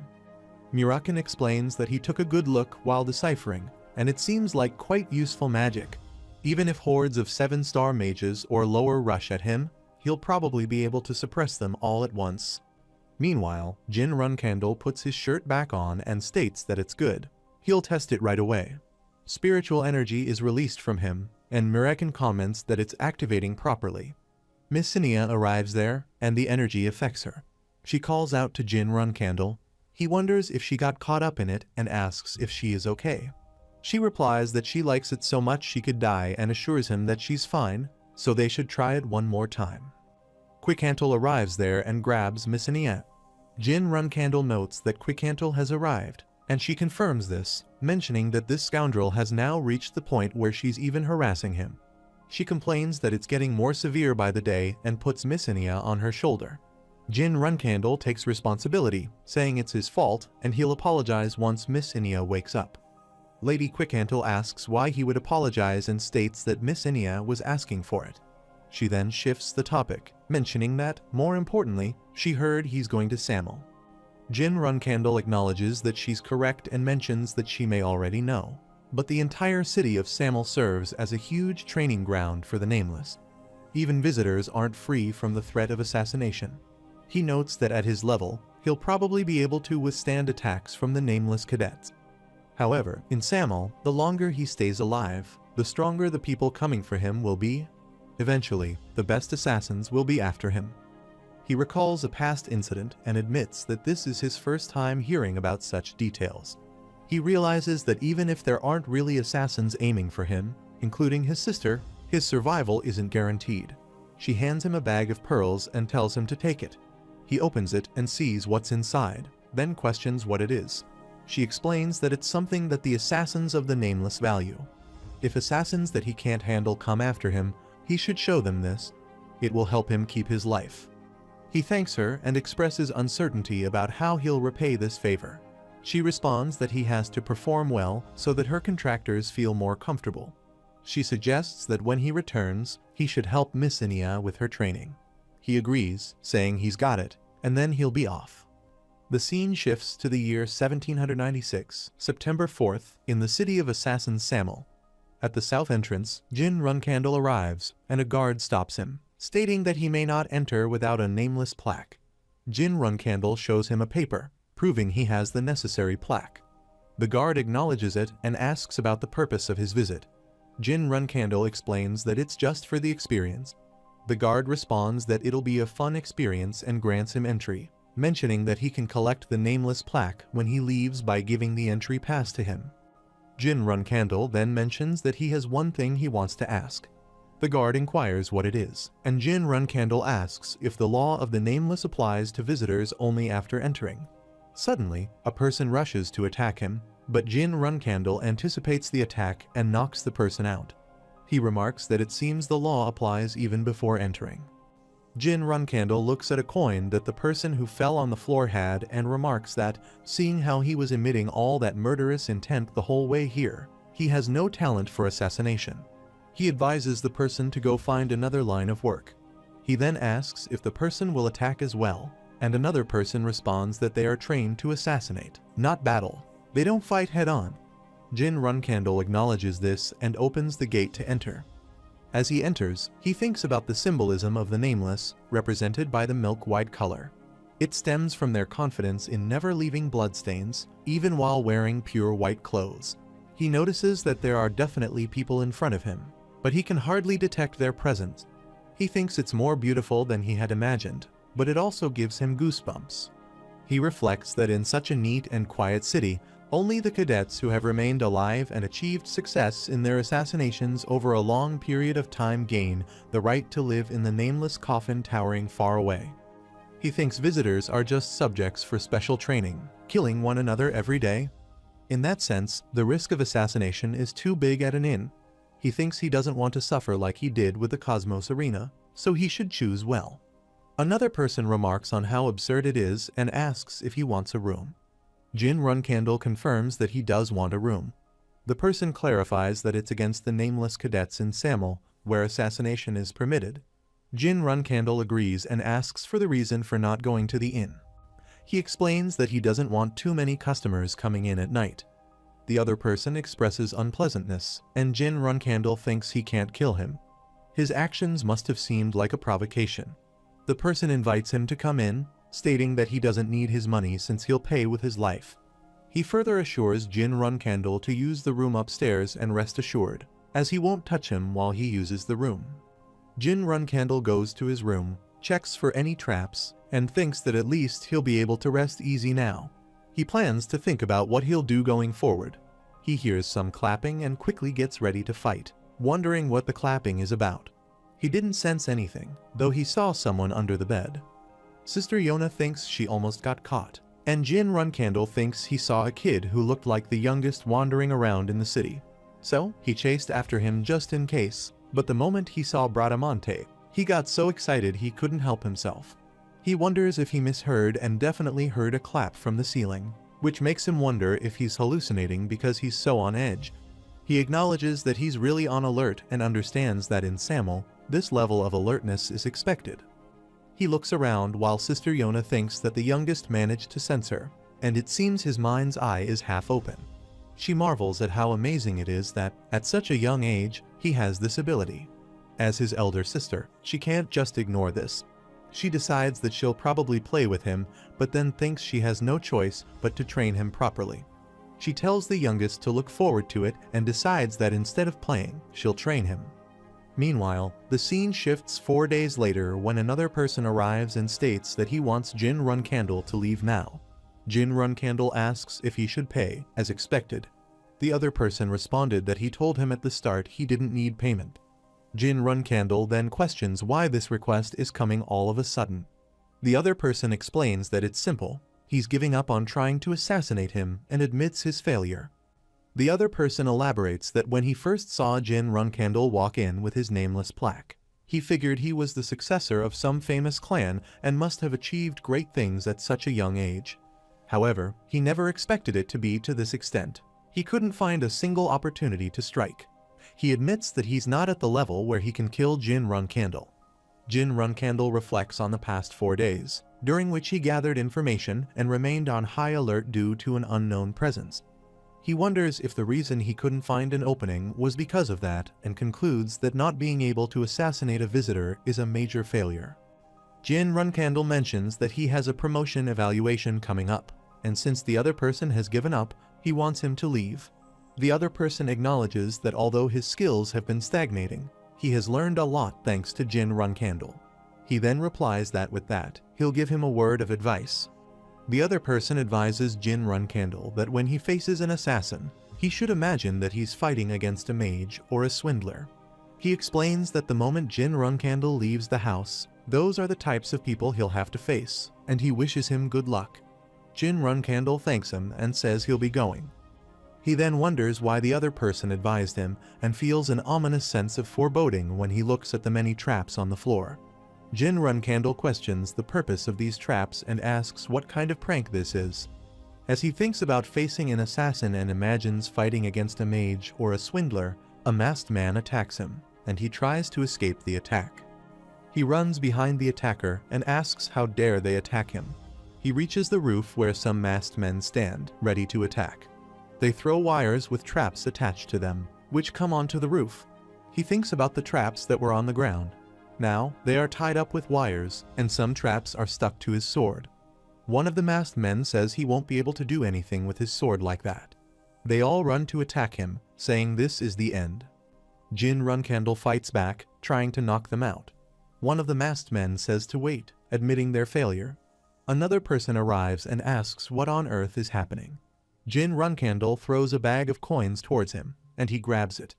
Jin Runcandle insists he should take it now, as he can't bear being in debt to someone. The other person opens the bag of coins and remarks how ridiculous it is to think he'd treat high-rank cadets above him, an intermediate-rank cadet, like this. Jin Runcandle then states that this time, he's really leaving. While someone hurls arrows at Jin Runcandle, he breaks them and notes that after traps, they are poison arrows. He doesn't know who it is, but this situation is starting to get a little old. He sees many arrows coming towards him and quickly escapes the attack. He thinks he doesn't know how many are after him, so it's hard to predict. Since it's come to this, he decides it'd be better to reach high ground and look for the enemy rather than hide. Some masked men attack him, but he quickly counterattacks and knocks them all out.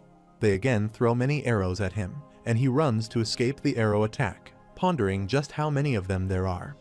Sister Yona sits atop a high building, looking at him and remarking that, as expected of the youngest, he is more nimble than expected. She expresses that she knew it was worth seeing how strong the youngest was for the past 4 days. She encourages the youngest to struggle for just a little longer, noting that if he plays like this for just a week, his mind's eye will completely open. However, she adds that if he were weaker than she thought and died, it would be sad, but she guesses there's nothing to do about it. She acknowledges that dying during training is a possibility. She urges the youngest to try his hardest not to die while Jin Runcandle continues to fight them and escapes from the arrow attack. Jin Runcandle attacks them and kills them all while hiding behind a tree.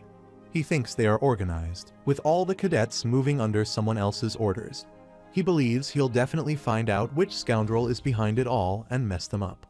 He sees a paper fly in the air and grabs it, remarking that things are working out better than he thought since the cadets are moving on such a large scale. He had thought it would be one of the best assassins of Nameless behind it all, but it turns out to be Sister Yona as he reads the paper that says, "Let's play in the afternoon as well." He thinks this actually works out, and once he endures all of this, he'll have a reason to ask her for what he wants, for instance, 1,000 poison antidotes. He believes he'll be able to ask for that no matter how shameless it is. Meanwhile, he considers the abundance of poisons in the world so potent that even the blessed bodies of the Runcandles cannot withstand them. For instance, the poison of Taemun Marius's hunting dog, Kyujin, was fatal.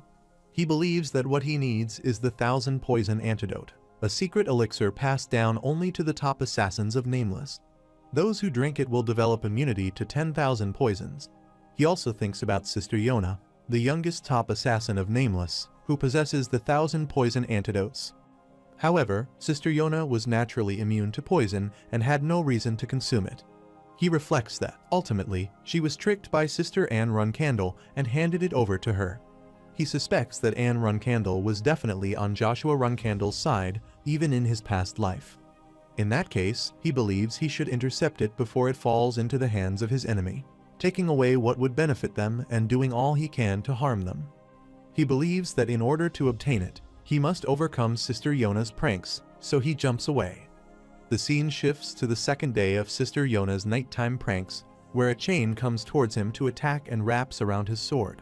He stabs his sword into the ground, grabs the chain, and pulls it towards him, causing the masked man holding the other end of the chain to fall down.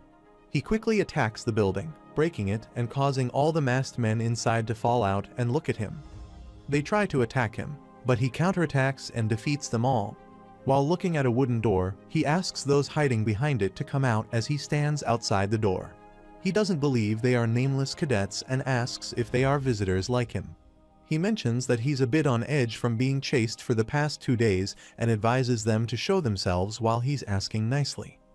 Dante Heron and Veridon Zippel open the door and come out. Dante Heron greets him warmly while Veridon Zippel also extends his greetings. He asks them what they are doing here and why they have come. Veridon Zippel inquires about his cold attitude, mentioning how hard it was for them to find him. Dante Heron adds that they even had to use their secret funds to obtain a nameless plaque in the end. Veridon Zippel calls him a heartless scoundrel and complains about his meanness, a sentiment echoed by Dante Heron. Jin Runcandle interrupts, telling them to stop and explain why they came to find him. Veridon Zippel explains that they wanted to meet him as they missed that night at the arena. He then covers his mouth, admitting that it could happen, and asks what they are doing there. Veridon Zippel attempts to speak again, but Dante Heron quickly intervenes, explaining that they spent all their money trying to acquire a nameless plaque quickly, leaving them with no other choice.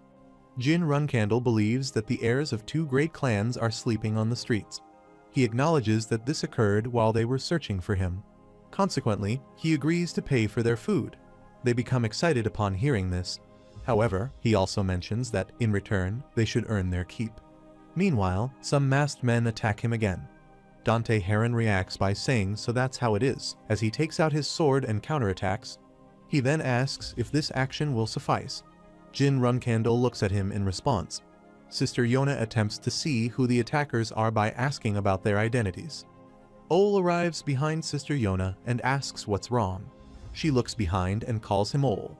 He says, "Listen, Sister Yona, even if it's him, he can't cause any more of a disturbance than this."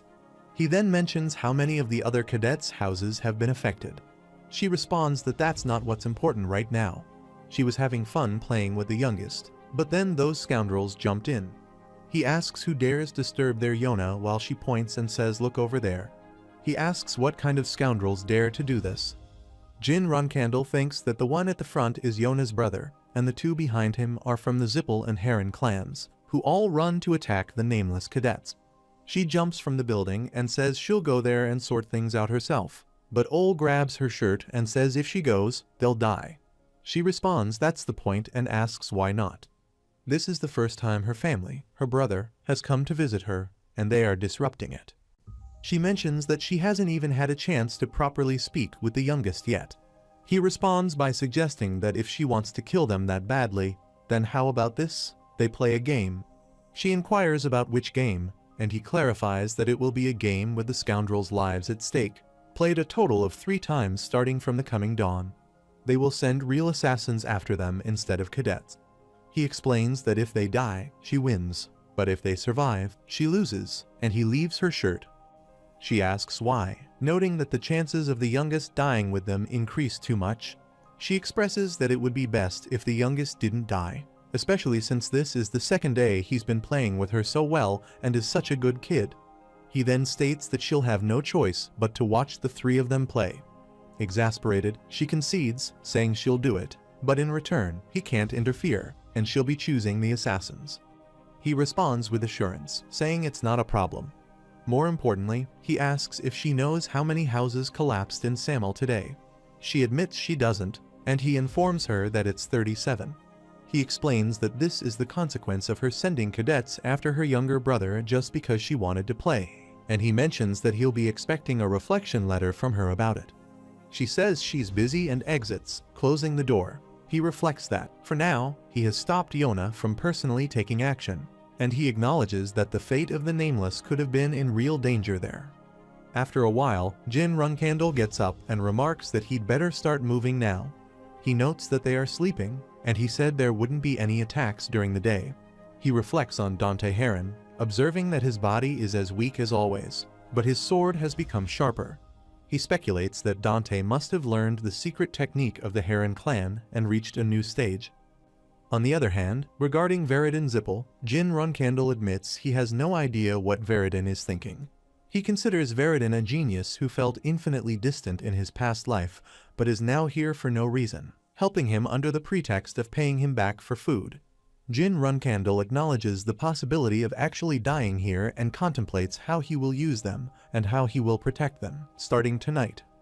He anticipates that the people Sister Yona sends will definitely increase in strength and ponders how he should prepare. Meanwhile, Ole arrives there and notes that he couldn't feel anything, recognizing him as one of Nameless's best assassins. He considers that, aside from Sister Yona, there's no need for another top assassin from Nameless to test him. He acknowledges the lowest of the Runcandles, greeting the 85th leader of the Nameless, while Ole remarks that not showing fear means his spirit isn't half bad. He adds that it seems Sir Chiron Runcandle acquired a jewel in his later years. However, Ole notes that it's too much for him not to even adjust his posture despite recognizing Sir Chiron. Sir Chiron responds that there's a chance the Master of the Land of White could have taken his life, so he acted recklessly. He explains that a Runcandle does not bow until death.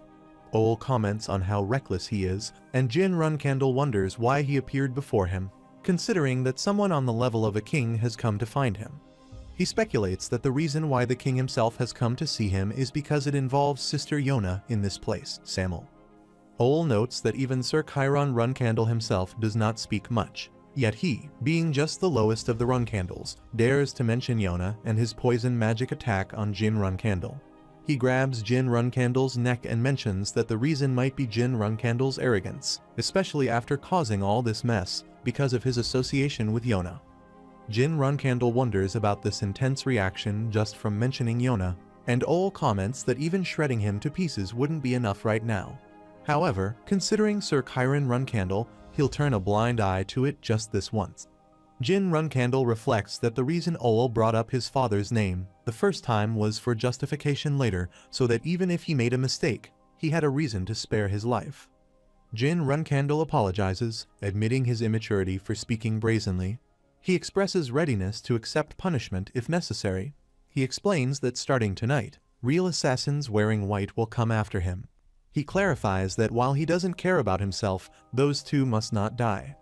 Therefore, he instructs Ole to listen carefully and carry out the punishment of sending assassins instead of cadets. Ole comments that it's a game orchestrated by Sister Yona, targeting the lives of those two. Jin Runcandle wonders if Ole is trying to interfere in Sister Yona's game, questioning why he's choosing such an inconvenient method unless even the Nameless King can't control Sister Yona. He reflects on what Yona represents for the Nameless. Meanwhile, he explains that the assassins will come a total of 3 times, and the 3 of them must stick together and locate the center of the city. He emphasizes that if they do that, he'll be able to live for a day. He then states that once morning comes, he must do whatever he can to get those 2 out of the city. He clarifies that only he should stay and asks if his life is on the line for this game. Ole inquires if there is a reward he desires, and he responds by requesting 1,000 poison antidotes. Ole remarks that he's a lunatic. Even if Sir Chiron Runcandle himself asked for that, he wouldn't agree. However, Ole agrees that much is worth his life, but emphasizes that he must ensure the survival of those 2. Jin Runcandle assures that he'll fulfill that promise. Ole adds one last piece of advice. There is no one they can't kill if they put their minds to it, but they shouldn't be careless in using their skills. He explains that powerful weapons are scarier when they are kept in hand, and carelessly swinging a weapon around will inevitably have consequences. He questions why Jin Runcandle mentioned Sister Yona if he knows this well. Jin Runcandle wonders if Ole didn't know about the relationship between Yona and them. He questions if Ole genuinely wanted to know when he asked about Yona. Jin Runcandle regrets letting his emotions get the better of him and threatening Ole without knowing these details, feeling ashamed of his behavior. Ole agrees, saying that's a great answer, and then mentions he'll see Jin Runcandle in 3 days before disappearing. Jin Runcandle realizes that Ole ran away and looks at Dante Heron and Veridin Zippel, deciding to send them back. He apologizes but states that he has no reason to follow Ole's instructions. Jin Runcandle tells them to listen carefully, stating that from today onwards, real assassins will come instead of cadets, and they have to be on their toes.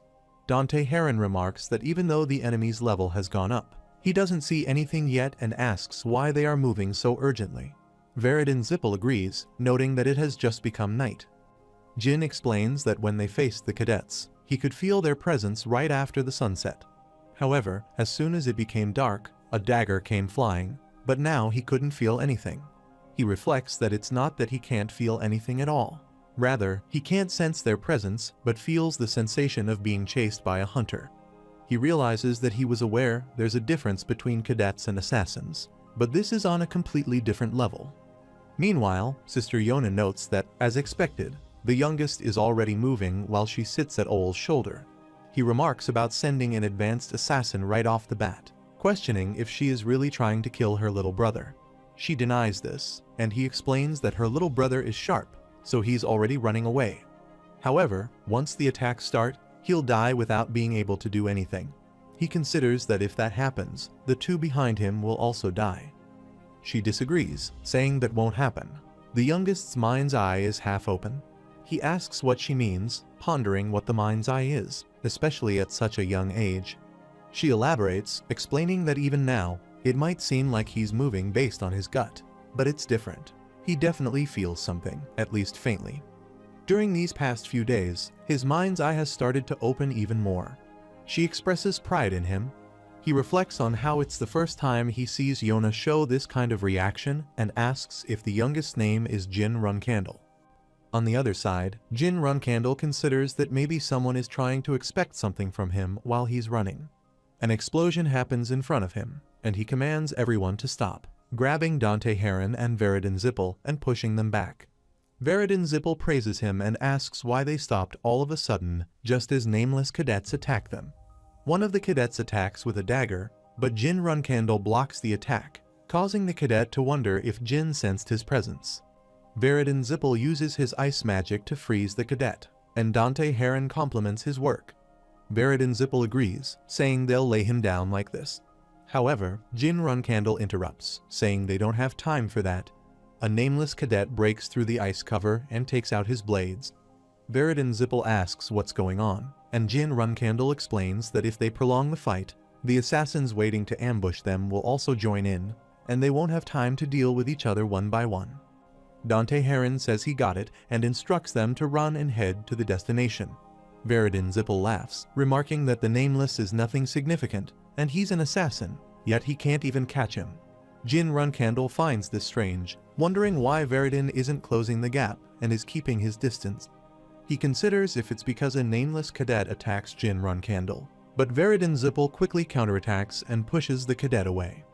Jin Runcandle calls out to him, and Veridin Zippel replies, asking how he was supposed to know this was going to happen.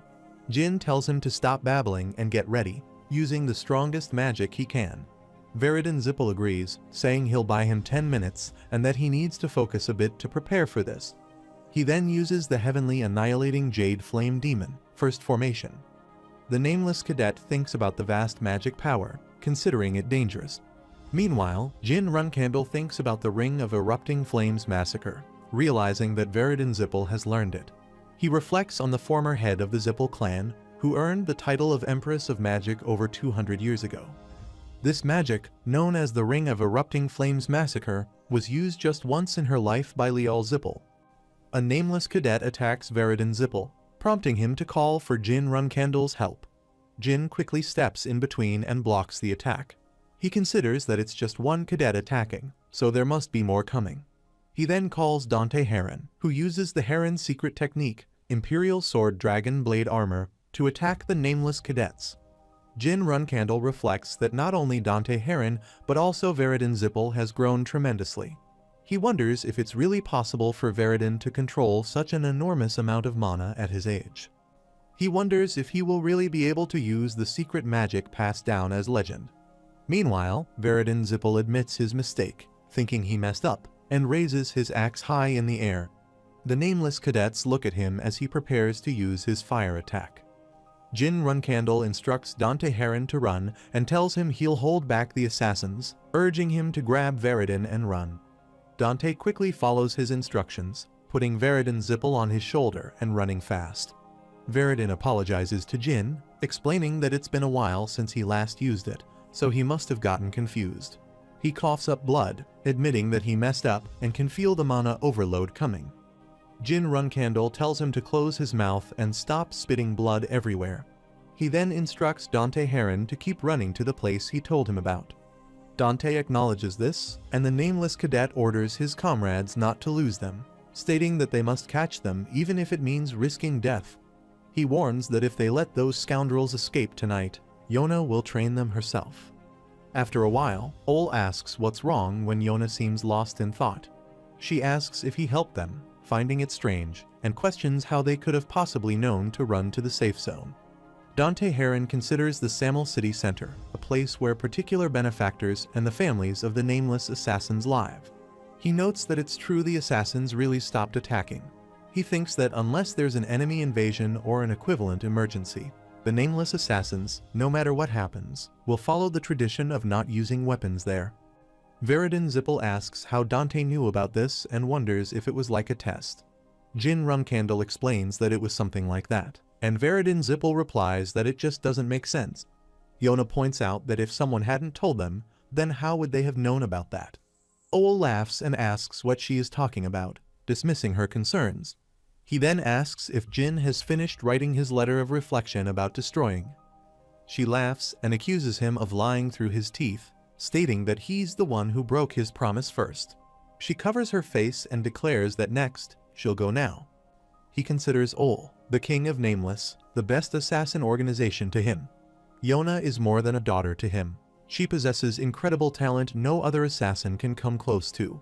He recalls that she was given various nicknames, such as the one who was born to be an assassin and the second coming of the god of murder.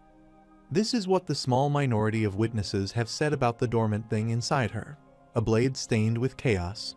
Sister Yona reiterates that she will personally fight them, as he has broken their promise, and he must not interfere.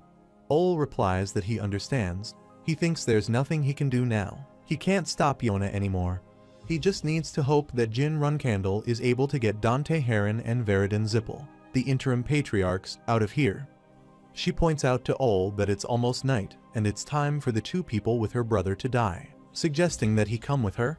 He thinks he's clever, so he will follow her order because he understands the severity of the situation. He feels bad that he has to deal with Yona, but there's no other choice. He agrees and thinks Yona might be merciful since she likes the youngest. Maybe he could have stopped all this from happening to begin with if he had listened to what he said. They both come out onto the terrace and look into another house window. Jin Runcandle stands there while Veridin Zippel falls to the ground after drinking a healing potion. Jin Runcandle wonders why they are still sleeping. She laughs and says they are all gathered so nicely that she can kill them easily. Ole interrupts, telling her to hold on and wait. He questions how they dare chat and giggle with the youngest in front of him when he hasn't even talked to him yet. He declares that she's going to kill them. She tells him to stop interfering, and he asks what she means. She clarifies that he should stop pretending not to know because it's shining through the window. The thing the youngest is holding right now is the silver dragon's claw. Jin Runcandle wonders why there aren't any reactions to this. He expected the killers to say something after seeing this. No matter how many times he experiences this, it gives him goosebumps. They are in the same space, but he can't feel anything. Yona and Ole arrive there, and he greets Yona as older sister Yona and greets the 85th Nameless King for the first time. Ole thinks that Jin Runcandle is clever and acknowledges that he catches on quickly to be able to recognize him. Ole also remarks that it seems like Jin knew they were going to be there and that he fed his friends sleeping medicine. Jin Runcandle affirms that it wouldn't be great for them to know too much, to which he replies that he'll get straight to the point and asks where Jin got the silver dragon's claw. Jin Runcandle explains that he received it as a gift from a silver dragon he came to know during his travels. Since he was holding it up and waiting, it seems like he knows how it's used. He adds that if he shows that to a nameless killer, regardless of the situation, he can survive. Yona agrees, stating that according to their ways, there is no one they can't kill. Ol calls her over, and she gives him a signal. He quickly confirms that if Jin hands that to them, they can guarantee his life. Jin Runkandle says that before he hands it over, there's something he would like to ask. Ol inquires about it and expresses curiosity about why real killers were pursuing Jin instead of cadets. Jin Runkandle asks if Sister Yona is wary of him because he's a Runkandle. She denies it, but Ol stops her and explains. He thinks that this unbelievable scoundrel told him to keep the fact that he helped him a secret from Sister Yona. Ol explains that, honestly, he and Yona made a bet, and he bet that his friends would survive while Yona bet the opposite. Thanks to him, he won the bet. He thinks that not telling him this isn't for his sake and states that from today onwards, there will not be any killers going after him. All nameless killers, including Yona and himself, will not harm the three of them. He assures that this promise will be kept for the next 10 years, and as long as his family does not attack them, this decision can't be reversed. Jin Runkandle reflects that 10 years is a huge relief, as a variable has disappeared, and he doesn't need to worry about the nameless coming after him while he's at war with his siblings. Additionally, Ol mentions that since he obtained the Silver Dragon's Claw, he will give Jin Runkandle a reward. Jin Runkandle thanked him and said they'd discuss what he would like as his reward later. Ol adds that right now, there is surely a lot to talk about between the two siblings.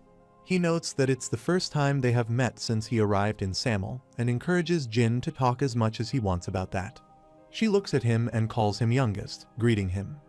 In a room, several masked men are gathered. One of them mentions that a Runkandle reserve flagbearer is with the interim patriarchs of the Zippel and Heron families, and he's sure Sir Joshua Runkandle didn't expect this turn of events. Their leader acknowledges this as good news and speculates that there is something between Miss Yona and that reverse flagbearer. Since they have gained an understanding of the situation, they'll soon have lots of evidence. He continues, mentioning that the number of assassins of the reverse flagbearer is increasing, and the reason for that is unknown. However, they can say that it's due to high-level training. Their leader emphasizes that they can't kill the reverse flagbearer yet, so everyone must be careful. Another person arrives and confirms that they understand. Meanwhile, Sister Yona laughs and tells the youngest that she has no intention of actually fighting him and that she wants to help him grow. Jin Runkandle asks if she sent dozens of killers after him, and she clarifies that it wasn't her intention. She acknowledges that Veridin Zippel and Dante Heron are with him, asking if he has come to think of who they are. She remarks that it's unique for a Runkandle to associate himself with a Zippel and a Heron. Jin asks if she feels regret that she couldn't kill them, and she admits that the Silver Dragon's Claw is more important. He suggests that she will probably report the fact that he was with them to the family. She questions why she would do that, pointing out that it might lead to his death or injury. Jin asks if that isn't her motive, stating that if it hadn't been what she meant to do, she wouldn't have methodically sent those killers. He asks her again why did she do it, and she says she just wanted to play with him. He questions if she treats him like a toy, and she denies it. He asks if her elder sister told her to do that, and she starts crying, saying no, that's not what she meant to do. He thinks about her reaction and wonders if she really just wanted to play with him. He asks why she is crying, and she responds that she doesn't know, it's just coming out. He asks if she isn't the best killer, and he's sure she would have been trained to suppress her emotions. She explains that she didn't receive anything like that.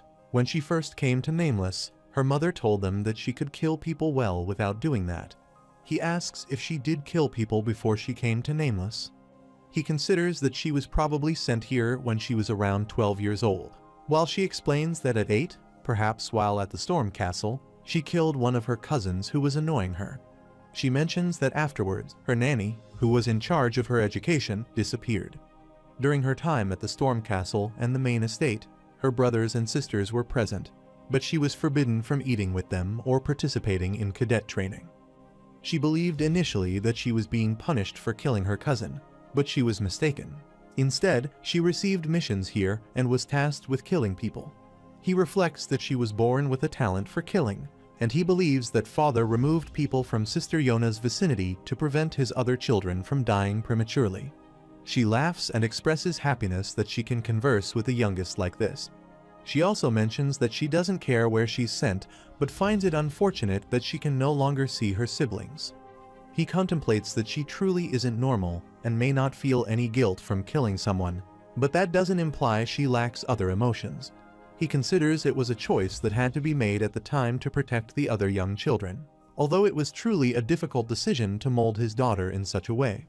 She asks if he hates her too, the youngest, and he denies it, asking if she never found this treatment unfair. She questions what he means, and he explains that she was treated as a killing doll since she was young. She inquires if that is bad, and he confirms it, upon which she taps his forehead, remarking that she understands the youngest hasn't killed anyone yet, and even refrained from doing so purposely during fights.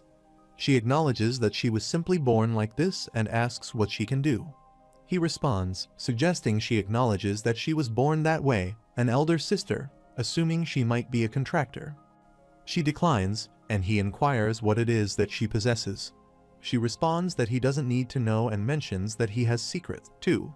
He considers if she is talking about shadow energy and then expresses wariness about the power within her. She clarifies that something inside her is scared of him, and from the first moment she sees him, it keeps urging her to kill him. She mentions that he's leaving her speechless in multiple ways and suggests he think of it as her liking him so much that she's going against her instincts, hoping he will reciprocate those feelings. He notes that they don't have any fond memories between them yet and asks if he should threaten her, saying he'll pressure her by stating that if she doesn't like him, he'll kill her, which would typically make people distance themselves from her. She then asks if she should give him the elixir of 10,000 poisons, suggesting it's the only reason her siblings came to find her and why he came here. She says she doesn't need something like that, so he should take it. He responds no, even if she gives him the elixir of 10,000 poisons, he won't change.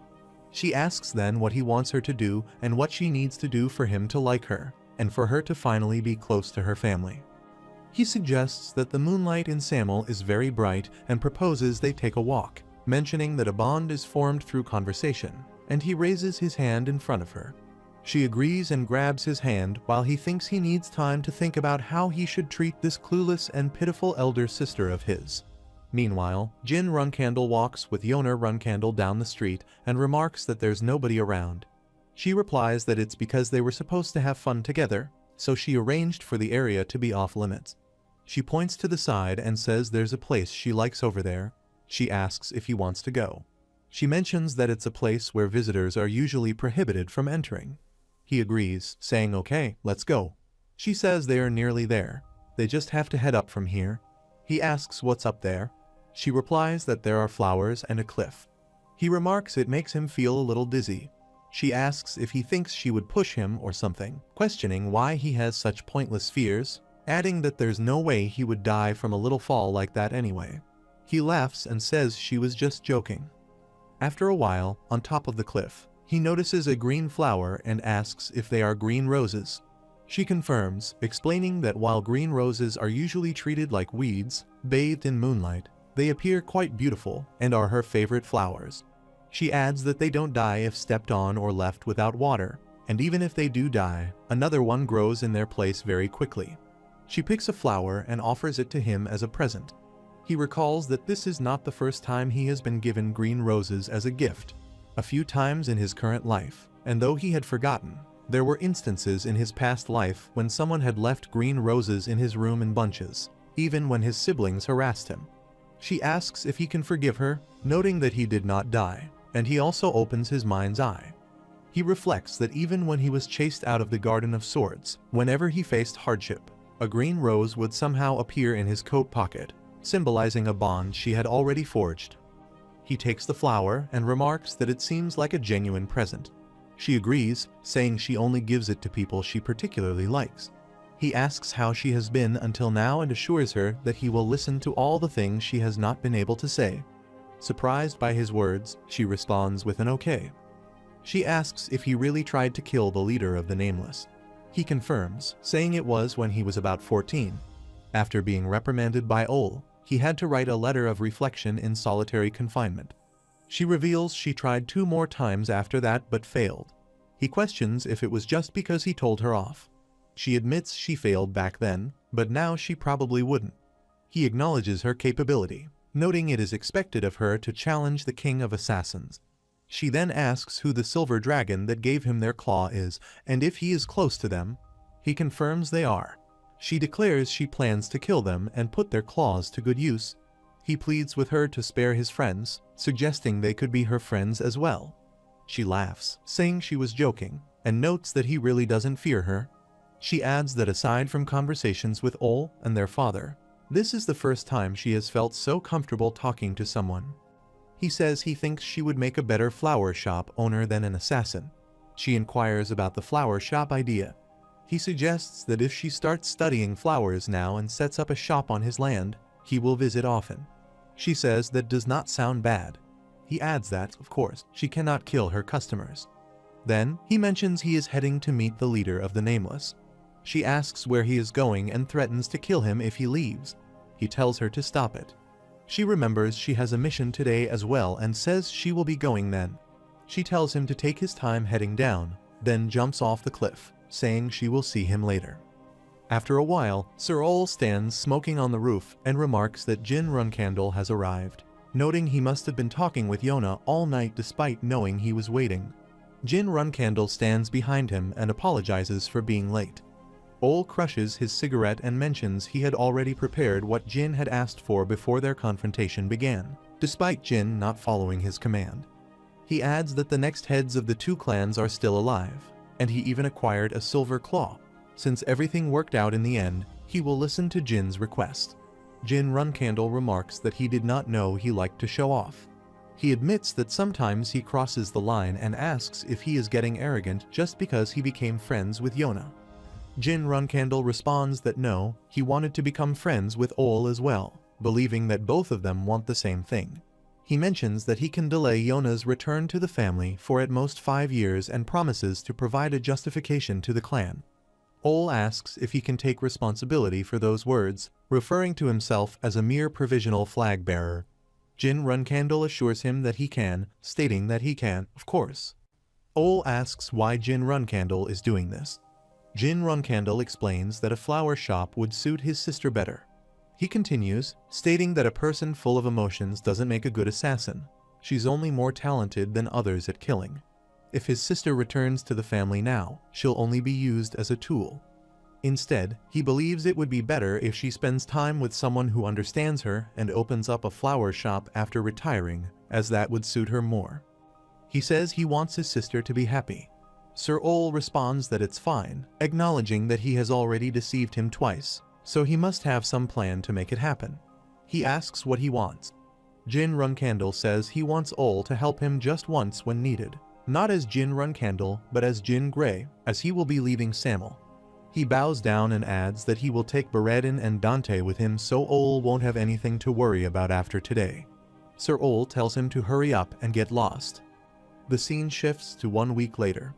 Kashmir follows Khan to a secret place and thinks this place resembles the Black Sea. Though chaotic, the surroundings seem strangely subdued, as if someone has cleaned up. Khan announces they have arrived. Kashmir looks around at everyone and asks what this is. Talaris and Dorma asks why the married man has come. She considers Kashmir and even the leader of the Nameless. With those two here, she can't talk about the children's marriage. Sir Ole ponders the hidden palace and even the ghost blade. With those two here, he can't talk about Jin and Yona. Kashmir speculates that Talaris must be here to discuss the marriage proposal and wonders about the identity of the other person. Chiron Runcandle suggests they all sit down, mentioning that he was the one who called Kashmir here, but unfortunately, things have taken this turn. He adds that Talaris, the uninvited guest, is not the ghost blade, but she and Ole. They all take their seats. Kashmir reflects on Ole, concluding that he must be Ole of the Nameless, and wonders what happened between him and young Master Jin. Additionally, he considers that it has not been long since young Master Jin left for Samel. Could something have happened between them? Sir Ole remarks that it appears he was delayed. Chiron Runcandle explains that he invited him to discuss matters over a drink, but they will proceed once the other two have departed, hoping he understands. Kashmir acknowledges this. He then asks about the well-being of the youngest. Kashmir explains that young Master Jin departed for Samel before heading here. seeking training against poison and assassins. Talaris and Dorma wonders why the young man keeps venturing into perilous places, considering the consequences for her daughter if anything were to happen to him. Sir Ol admits that he came to discuss something related to that matter, but it's not suitable to discuss it in the presence of the Ghostblade and the master of the Hidden Palace. Chiron Runcandle urges him to speak freely, noting that the master of the Hidden Palace is one of his trusted companions, and the Ghostblade is discreet, so there should be no issue. Sir Ol agrees, saying, "Alright, then." After a moment, he remarks on the silver dragon's claw, finding it amusing, unsurprised by his lack of anticipation. Chiron Runcandle inquires about the request from the youngest. Ol explains that he requested the erasure of any record of his visit, specifying that nobody, whether citizens of the Empire, nameless cadets, or assassins, should remember anything about Jin Grey or Jin Runcandle. The scene shifts to a flashback where assassins attack soldiers to kill them. A soldier asks where the attacks are coming from. The captain instructs them not to falter, dismissing the assassins as mere threats, and orders everyone to hold their positions. Suddenly, someone attacks the captain and kills him. Another soldier questions their actions, wondering if the Nameless is not afraid of retaliation from the Runcandles. He responds that he doesn't know why they are attacking, but acknowledges they are soldiers serving under the next head of the Runcandle. An assassin then attacks him and cuts off his head. The scene shifts to the present. Ol asks if they managed to deal with the Guardian Knights who were pursuing the provisional flag bearer. Chiron Runcandle replies that it seemed the youngest noticed them and thus made that request and asked if Ol was actually worried he would be held responsible for it. Ol admits it's a bit embarrassing, but yes, they had to deal with not just one or two knights after all. He responds, understanding that eliminating opposition was necessary, and assures Ol not to worry, saying it would have been acceptable even if he had to kill several hundred. Ol thanks him for easing his heart and wonders if he feels like praising him. However, Ol adds that there's still one more thing he needs to tell him. Chiron asks what it is, prompting Ol to ask him to look at a paper he hands over. He explains that it's something the provisional flag bearer left behind before departing, emphasizing that it shouldn't be revealed to Ghostblade or the master of the Hidden Palace. Chiron Runcandle is surprised to see it. Meanwhile, Jin Runcandle enters the room and sees Baradin and Dante sleeping peacefully. He remarks on their tranquil slumber, noting that he came to retrieve his sword before meeting the leader of the Nameless. He wonders if he miscalculated the dosage of the sleeping medicine. However, he decides to let them rest, acknowledging the hardships they've endured since their arrival. To his surprise, he discovers a letter and a tube in his pocket. He expresses disbelief and then begins to read the letter. It addresses him as Jin, from his youngest sister. She explains that the tube contains the 1,000 poison antidote. If he drinks it and fully awakens his mind's eye, she believes there won't be a single assassin capable of killing him alone, a feat even she would find challenging. She laments that if he achieves such prowess, she won't be able to surprise him with gifts like this anymore. Nevertheless, she wishes him well, encourages him to stay healthy, and wishes him a happy birthday, signing off as his loving sister. He realizes it's his birthday and acknowledges that he had forgotten about it while being preoccupied. He decides that he will also give his sister a present. Considering Yona's gift of the 1,000 poison antidote, he plans to leverage it as an excuse to negotiate with his father. Believing that the antidote is of comparable value, he hopes it will suffice to request a delay in Yona's return. Although he views this approach as extreme, he believes he has upheld his end of the bargain and expects his sister to do the same. Meanwhile, Chiron Runcandle inquires whether this is truly the case. Ol affirms that yes, if Yona truly desires to remain hidden, it is difficult to locate her, even for him, and in an instant, it is discovered. In addition to this, there have been a few more occasions where he has been made a fool of. Chiron Runcandle laughs loudly and remarks that someone like himself, by that rookie, and it is not as if Yona planned that either. He expresses his wish that it was so. Chiron Runcandle mentions that not only him, it has happened to him as well, and he will send him an official invitation. So come visit the Garden of Swords soon, and they will discuss this again. He acknowledges the message. Chiron Runcandle then addresses Kashmir, expressing curiosity about what he has come here to say. Kashmir confirms that, yes, it is about the death of the Grand Magician Kiddard Hall, which occurred some time ago, and he has come to inform him that the event was the work of young Master Jin. Chiron Runcandle asserts that he sees uninvited guests and requests that they take their leave, as he needs to have a drink with the Ghostblade and hold a jar. Ole acknowledges that he will then take his leave. Talaris Endorma interjects, stating that she can stay as she already knows everything there is to know. Chiron Runcandle insists that she leave as well. She retorts, urging him to reconsider, as she will spread rumors about what powers his son uses. He instructs her to stop talking nonsense and leave. On the other side, Jin Runcandle commands them to stop talking nonsense and leave. Baraden Zipful and Dante refuse. He implores them, asking if they are not tired of this. Baraden Zipful responds that finding him was a pain, and they went through even more pain after finding him, so if he has a conscience, he should stay with them for a few more days. Dante agrees, stating that he is right. Jin Runcandle concedes, saying they should do as they want. Jin Runcandle asks them why they, not being the heirs of their clans, are wasting time here when they cannot afford to lose even a day.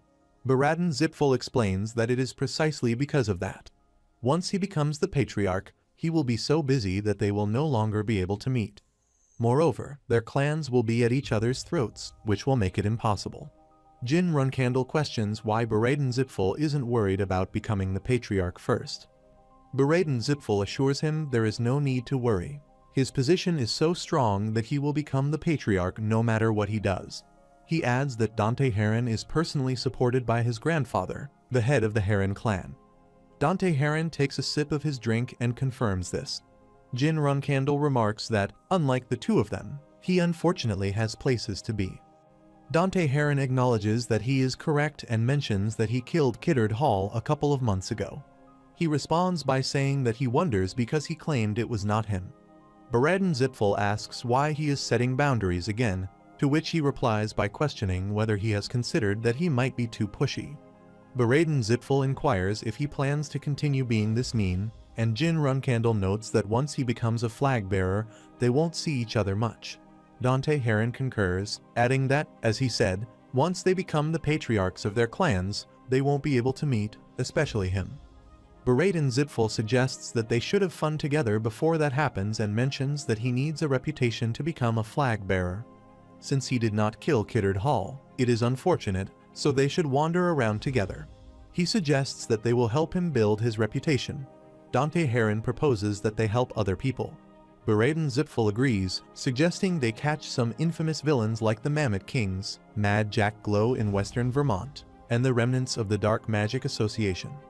He further suggests maybe seeking out the Vanquilin Knight of Destruction, although that is far away, as well as the Orange Tiger Tribe. Jin Runcandle asks if he wants the three of them to go on an adventure and tells him to stop talking nonsense while taking a sip of his drink. Baraden Zipful enthusiastically agrees and proposes that they indeed go on an adventure as friends. Jin Runcandle dismisses the idea as absurd. The next morning, he wakes up in his bed, looks around, and wonders where he is, noting that he doesn't remember falling asleep. He recalls that they were definitely coerced by Baraden Zipful into drinking and being rowdy. When he exits his room, he sees both of them sleeping on the couch. Jin Runcandle tells them to go to Vermont, please, and thinks about how he then threw them into a transfer gate. He remembers up to the point where he returned to Tikkun and wonders what happened and why his body feels strangely refreshed. Miss Anya arrives and says he has finally woken up. She addresses him as a young master and asks how he feels and if he absorbed the 1,000 poison antidote properly. Jin Runcandle asks what she means by the 1,000 poison antidote and if he fainted after drinking it. Miss Anya confirms this and says she truly thought he had died. She explains that after fainting, his body would darken and then return to normal every few minutes, adding that even in that state, he looked cool. Lady Quincantle enters the room and remarks that he is finally up, startling Miss Anya. Jin Runcandle asks how long he was unconscious. She replies that he was in bed for 5 days straight, and that normally, after drinking the 1,000 poison antidote, he would need at least a month to recover. She says it seems he woke up earlier than expected, thanks to the Runcandle's blessed body. He replies that he is glad to have woken up sooner, and she suggests he think of it as having gotten some rest. He asked if anything had happened while he was asleep. She responds that nothing much occurred except that Kashmira Alfrian returned after he had left. Miss Inia mentions that Gilly left for a while due to an urgent call from the clan, and this morning, she took the transfer gate to the Runcandle clan. He asks for clarification about the clan. Miss Inia reassures him that Gilly said she would be back soon, so it shouldn't be anything major. She then says she will inform others that he is awake and leaves the room. After a while, Jin Runcandle sits with Mirakan and Lady Quincantle. He says they want him to drink this. Mirakan responds that it's nothing strange, just a celebration for waking up healthy, so he should hurry and drink. Jin Runcandle looks at his bowl, grabs it, and drinks it. He asks what it is. Mirakan asks what he thinks of it.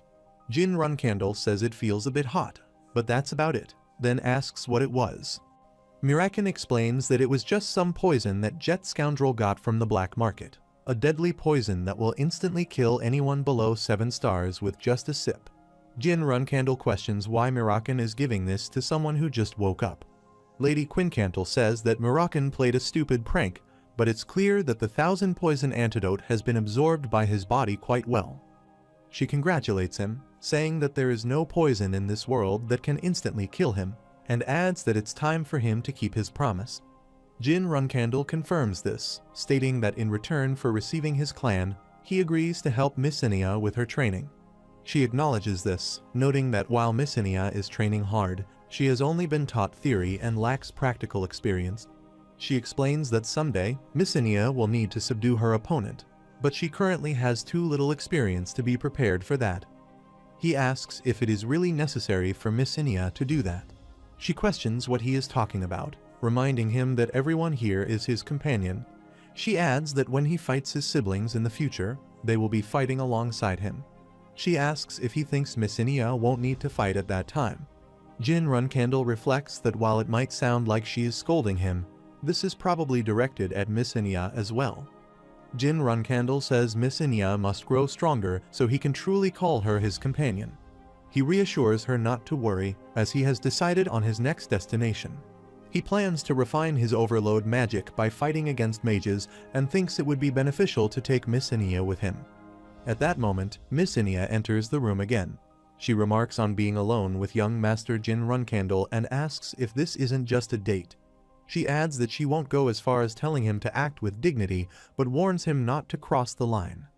Meanwhile, in the Garden of Swords, Chiron Runcandle remarks that he heard something interesting happen in Samel. He tells Joshua Runcandle to speak up if he has something to say for himself. Joshua remains silent, so he says he'll ask once more. He points out that because of Joshua, Sister Yona's return has been delayed and asks what he has to say about this while removing his metal gloves. Joshua responds that he only acted in the clan's best interests. Chiron slaps him and demands that he stand up straight. Joshua Runcandle places his hand on the table and stands up straight again. Chiron Runcandle slaps him once more, causing him to start bleeding. Ole and Gilly, who are standing nearby, feel bad witnessing this. Chiron Runcandle tells Joshua to take off the black metal armor, declaring that he is not fit to wear it. Joshua, covering his nose to stop the bleeding, quickly removes the armor. Chiron says that for a scoundrel who is the second flag bearer of the family, it's disgraceful to have been defeated by the youngest, who is just a reserve flag bearer. He reminds Joshua that he had warned him and all his siblings about something and asks what it was. Joshua replies that he was told not to touch Sister Yona. Chiron slaps him again, and Joshua falls. Ole looks at him and thinks that this meeting wasn't for Joshua, the interim patriarch, but rather a warning from Sir Chiron Runcandle. He considers that if something like this happens to Sister Yona again, even if Joshua is the interim patriarch, everyone involved will not go unpunished. Chiron Runcandle acknowledges that he knows Joshua did not intend to go against his orders.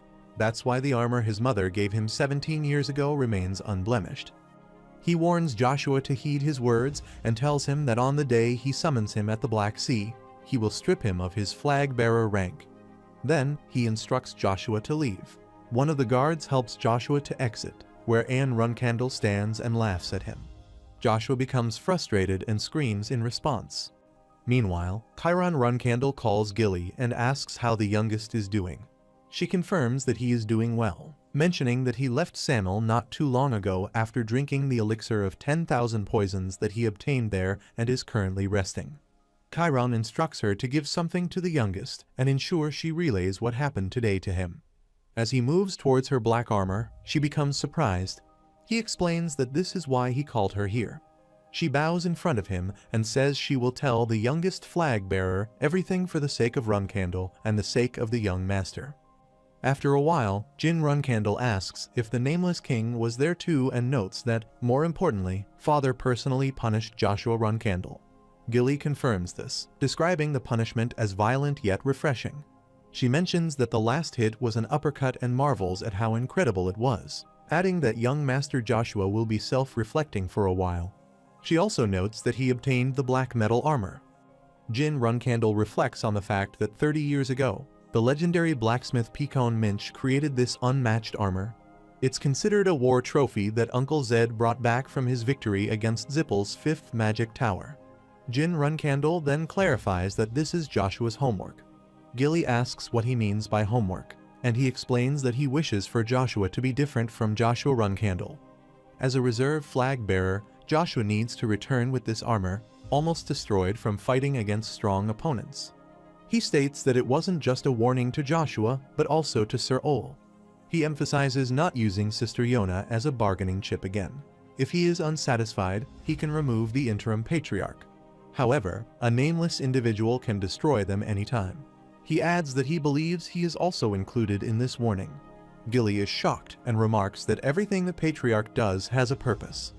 He then questions the reason for going this far, wondering if it's out of pity for his unfortunate daughter and speculating that she likely has secrets he's aware of. He contemplates whether Sister Yona is hiding more than she lets on. Gilly adds that she heard he has decided on their next destination. He confirms this, explaining that they plan to go to a place with magical properties and eradicate rebels from the Dark Magic Association. She inquires about the rebels from the Dark Magic Association, and the group she heard had been subjugated 200 years ago. He confirms this and explains that although the group doesn't have many members, it still exists. He adds that Mycenae will assist them, providing him with an opportunity to test out counter-flow-type magic. However, the location is in the southern region of Bement. Mycenae and Jin Runcandle head there, and she changes her appearance. She remarks that this place brings back old memories, and she never thought she would return to Bement. She then asks what she should do now, young master. He quickly grabs her and takes her to another street. She apologizes and questions why he is acting this way all of a sudden. He reminds her of the reason they came here. She confirms that she remembers. He then asks her to refrain from using his real name, and if she understands that, she becomes frightened, sits down, and confirms her understanding when he calls her again. Meanwhile, Jin Runcandle walks with Yona Runcandle down the street and remarks that there's nobody around. She replies that it's because they were supposed to have fun together, so she arranged for the area to be off limits. She points to the side and says there's a place she likes over there. She asks if he wants to go. She mentions that it's a place where visitors are usually prohibited from entering. He agrees, saying, "Okay, let's go." She says they are nearly there. They just have to head up from here. He asks what's up there. She replies that there are flowers and a cliff. He remarks it makes him feel a little dizzy. She asks if he thinks she would push him or something, questioning why he has such pointless fears, adding that there's no way he would die from a little fall like that anyway. He laughs and says she was just joking. After a while, on top of the cliff, he notices a green flower and asks if they are green roses. She confirms, explaining that while green roses are usually treated like weeds, bathed in moonlight, they appear quite beautiful and are her favorite flowers. She adds that they don't die if stepped on or left without water, and even if they do die, another one grows in their place very quickly. She picks a flower and offers it to him as a present. He recalls that this is not the first time he has been given green roses as a gift. A few times in his current life, and though he had forgotten, there were instances in his past life when someone had left green roses in his room in bunches, even when his siblings harassed him. She asks if he can forgive her, noting that he did not die, and he also opens his mind's eye. He reflects that even when he was chased out of the Garden of Swords, whenever he faced hardship, a green rose would somehow appear in his coat pocket, symbolizing a bond she had already forged. He takes the flower and remarks that it seems like a genuine present. She agrees, saying she only gives it to people she particularly likes. He asks how she has been until now, and assures her that he will listen to all the things she has not been able to say. Surprised by his words, she responds with an okay, She asks if he really tried to kill the leader of the Nameless. He confirms, saying it was when he was about 14. After being reprimanded by Owl, he had to write a letter of reflection in solitary confinement. She reveals she tried 2 more times after that but failed. He questions if it was just because he told her off. She admits she failed back then, but now she probably wouldn't. He acknowledges her capability, noting it is expected of her to challenge the king of assassins. She then asks who the silver dragon that gave him their claw is and if he is close to them. He confirms they are. She declares she plans to kill them and put their claws to good use. He pleads with her to spare his friends, suggesting they could be her friends as well. She laughs, saying she was joking, and notes that he really doesn't fear her. She adds that aside from conversations with Owl and their father, this is the first time she has felt so comfortable talking to someone. He says he thinks she would make a better flower shop owner than an assassin. She inquires about the flower shop idea. He suggests that if she starts studying flowers now and sets up a shop on his land, he will visit often. She says that does not sound bad. He adds that, of course, she cannot kill her customers. Then he mentions he is heading to meet the leader of the Nameless. She asks where he is going and threatens to kill him if he leaves. He tells her to stop it. She remembers she has a mission today as well and says she will be going then. She tells him to take his time heading down, then jumps off the cliff, saying she will see him later. After a while, Sir Owl stands smoking on the roof and remarks that Jin Runcandle has arrived, noting he must have been talking with Yona all night despite knowing he was waiting. Jin Runcandle stands behind him and apologizes for being late. Owl crushes his cigarette and mentions he had already prepared what Jin had asked for before their confrontation began, despite Jin not following his command. He adds that the next heads of the 2 clans are still alive, and he even acquired a silver claw. Since everything worked out in the end, he will listen to Jin's request. Jin Runcandle remarks that he did not know he liked to show off. He admits that sometimes he crosses the line and asks if he is getting arrogant just because he became friends with Yona. Jin Runcandle responds that no, he wanted to become friends with Owl as well, believing that both of them want the same thing.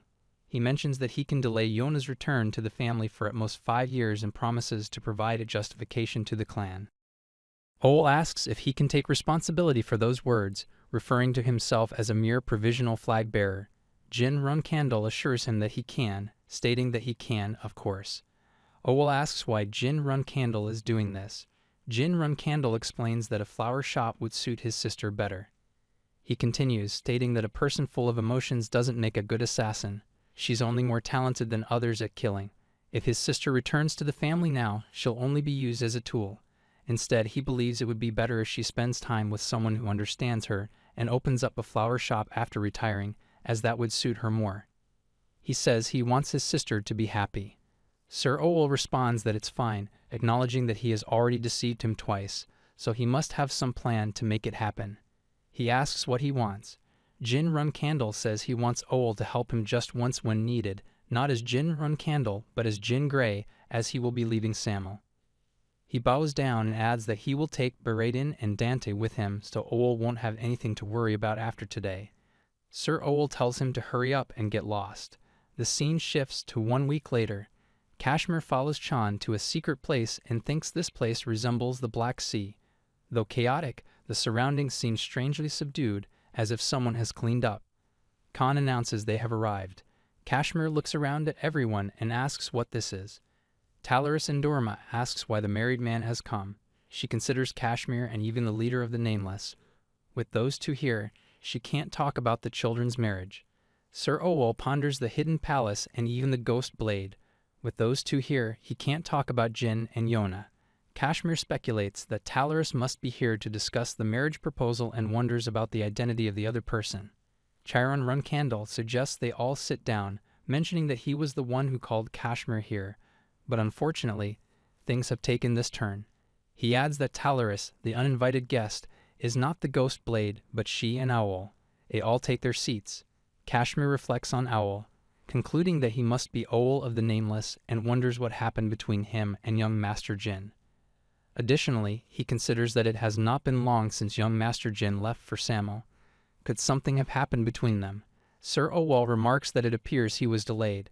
Chiron Runcandle explains that he invited him to discuss matters over a drink, but they will proceed once the other 2 have departed, hoping he understands. Kashmir acknowledges this. He then asks about the well-being of the youngest. Kashmir explains that young Master Jin departed for Samel before heading here, seeking training against poison and assassins. Talaris Endorma wonders why the young man keeps venturing into perilous places, considering the consequences for her daughter if anything were to happen to him. Sir Owal admits that he came to discuss something related to that matter, but it's not suitable to discuss it in the presence of the Ghost Blade and the Master of the Hidden Palace. Chiron Runcandle urges him to speak freely, noting that the Master of the Hidden Palace is one of his trusted companions, and the Ghost Blade is discreet, so there should be no issue. Sir Owal agrees, saying, "All right then." After a moment, he remarks on the Silver Dragon's Claw, finding it amusing, unsurprised by his lack of anticipation. Chiron Runcandle inquires about the request from the youngest. Owal explains that he requested the erasure of any record of his visit, specifying that nobody, whether citizens of the Empire, nameless cadets, or assassins, should remember anything about Jin Grey or Jin Runcandle. The scene shifts to a flashback where assassins attack soldiers to kill them. A soldier asks where the attacks are coming from. The captain instructs them not to falter, dismissing the assassins as mere threats, and orders everyone to hold their positions. Suddenly, someone attacks the captain and kills him. Another soldier questions their actions, wondering if the Nameless is not afraid of retaliation from the Runcandles. He responds that he doesn't know why they are attacking, but acknowledges they are soldiers serving under the next head of the Runcandle. An assassin then attacks him and cuts off his head. The scene shifts to the present. Owal asks if they managed to deal with the Guardian Knights who were pursuing the provisional flag bearer. Chiron Runcandle replies that it seemed the youngest noticed them and thus made that request, and asked if Owal was actually worried he would be held responsible for it. Owal admits it's a bit embarrassing, but yes, they had to deal with not just 1 or 2 knights after all. He responds, understanding that eliminating opposition was necessary, and assures Owal not to worry, saying it would have been acceptable even if he had to kill several hundred. Owal thanks him for easing his heart and wonders if he feels like praising him. However, Owal adds that there's still one more thing he needs to tell him. Chiron asks what it is, prompting Owal to ask him to look at a paper he hands over. He explains that it's something the provisional flag bearer left behind before departing, emphasizing that it shouldn't be revealed to Ghost Blade or the Master of the Hidden Palace. Chiron Runcandle is surprised to see it. Meanwhile, Jin Runcandle enters the room and sees Baradin and Dant sleeping peacefully. He remarks on their tranquil slumber, noting that he came to retrieve his sword before meeting the leader of the Nameless. He wonders if he miscalculated the dosage of the sleeping medicine. However, he decides to let them rest, acknowledging the hardships they've endured since their arrival. To his surprise, he discovers a letter and a tube in his pocket. He expresses disbelief and then begins to read the letter. It addresses him as Jin, from his youngest sister. She explains that the tube contains the 1,000 poison antidote. If he drinks it and fully awakens his mind's eye, she believes there won't be a single assassin capable of killing him alone, a feat even she would find challenging. She laments that if he achieves such prowess, she won't be able to surprise him with gifts like this anymore. Nevertheless, she wishes him well, encourages him to stay healthy, and wishes him a happy birthday, signing off as his loving sister. He realizes it's his birthday and acknowledges that he had forgotten about it while being preoccupied. He decides that he will also give his sister a present. Considering Yona's gift of the 1,000 poison antidote, he plans to leverage it as an excuse to negotiate with his father. Believing that the antidote is of comparable value, he hopes it will suffice to request a delay in Yona's return. Although he views this approach as extreme, he believes he has upheld his end of the bargain and expects his sister to do the same. Meanwhile, Chiron Runcandle inquires whether this is truly the case. Owal affirms that yes, if Yona truly desires to remain hidden, it is difficult to locate her even for him, and in an instant it is discovered. In addition to this, there have been a few more occasions where he has been made a fool of. Chiron Runcandle laughs loudly and remarks that someone like himself, by that rookie, and it is not as if Yona planned that either. He expresses his wish that it was so. Chiron Runcandle mentions that not only him, it has happened to him as well, and he will send him an official invitation, so come visit the Garden of Swords soon, and they will discuss this again. He acknowledges the message. Chiron Runcandle then addresses Kashmir, expressing curiosity about what he has come here to say. Kashmir confirms that, yes, it is about the death of the Grand Magician Kidarat Hall, which occurred some time ago, and he has come to inform him that the event was the work of young Master Jin. Charon Runcandle asserts that he sees uninvited guests and requests that they take their leave, as he needs to have a drink with the Jost Blade and hold a jar. Owl acknowledges that he will then take his leave. Talaris Endorma interjects, stating that she can stay as she already knows everything there is to know. Charon Runcandle insists that she leave as well. She retorts, urging him to reconsider, as she will spread rumors about what powers his son uses. He instructs her to stop talking nonsense and leave. On the other side, Jin Runcandle commands them to stop talking nonsense and leave. Beraden Zipfel and Dante refuse. He implores them, asking if they are not tired of this. Beraden Zipfel responds that finding him was a pain, and they went through even more pain after finding him, so if he has a conscience, he should stay with them for a few more days. Dante agrees, stating that he is right. Jin Runcandle concedes, saying they should do as they want. Jin Runcandle asks them why they, not being the heirs of their clans, are wasting time here when they cannot afford to lose even a day. Beraden Zipfel explains that it is precisely because of that. Once he becomes the patriarch, he will be so busy that they will no longer be able to meet. Moreover, their clans will be at each other's throats, which will make it impossible. Jin Runcandle questions why Beraden Zipfel isn't worried about becoming the patriarch first. Beraden Zipfel assures him there is no need to worry. His position is so strong that he will become the patriarch no matter what he does. He adds that Dante Heron is personally supported by his grandfather, the head of the Heron clan. Dante Heron takes a sip of his drink and confirms this. Jin Runcandle remarks that, unlike the two of them, he unfortunately has places to be. Dante Heron acknowledges that he is correct and mentions that he killed Kiddart Hall a couple of months ago. He responds by saying that he wonders because he claimed it was not him. Beraden Zipfel asks why he is setting boundaries again, to which he replies by questioning whether he has considered that he might be too pushy. Beraden Zipfel inquires if he plans to continue being this mean, and Jin Runcandle notes that once he becomes a flag bearer, they won't see each other much. Dante Heron concurs, adding that, as he said, once they become the patriarchs of their clans, they won't be able to meet, especially him. Beraden Zipfel suggests that they should have fun together before that happens and mentions that he needs a reputation to become a flag bearer. Since he did not kill Kiddart Hall, it is unfortunate, so they should wander around together. He suggests that they will help him build his reputation. Dante Heron proposes that they help other people.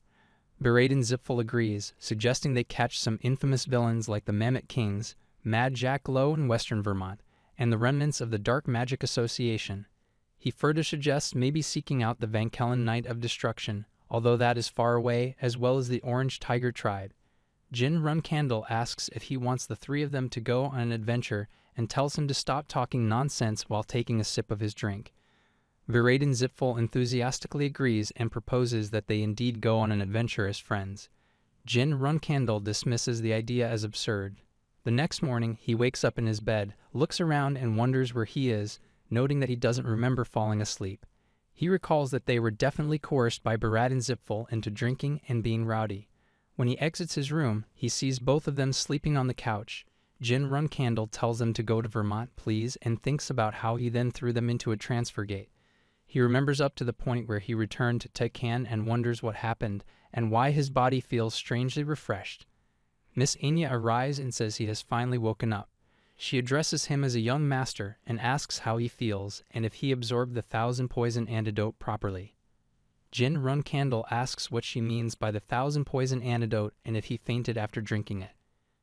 Miss Enya confirms this and says she truly thought he had died. She explains that after fainting, his body would darken and then return to normal every few minutes, adding that even in that state he looked cool. Lady Quincuntel enters the room and remarks that he is finally up, startling Miss Enya. Jin Runcandle asks how long he was unconscious. She replies that he was in bed for 5 days straight, and that normally, after drinking the 1,000 poison antidote, he would need at least a month to recover. She says it seems he woke up earlier than expected, thanks to the Runcandle's blessed body. He replies that he is glad to have woken up sooner, and she suggests he think of it as having gotten some rest. He asked if anything had happened while he was asleep. She responds that nothing much occurred except that Kashmir Alfrin returned after he had left. Miss Enya mentions that Gilly left for a while due to an urgent call from the clan, and this morning she took the transfer gate to the Runcandle clan. He asks for clarification about the clan. Miss Inya reassures him that Gilly said she would be back soon, so it shouldn't be anything major. She then says she will inform others that he is awake and leaves the room. After a while, Jin Runcandle sits with Murakan and Lady Quincantell. He says they want him to drink this. Murakan responds that it's nothing strange, just a celebration for waking up healthy, so he should hurry and drink. Jin Runcandle looks at his bowl, grabs it, and drinks it. He asks what it is. Murakan asks what he thinks of it.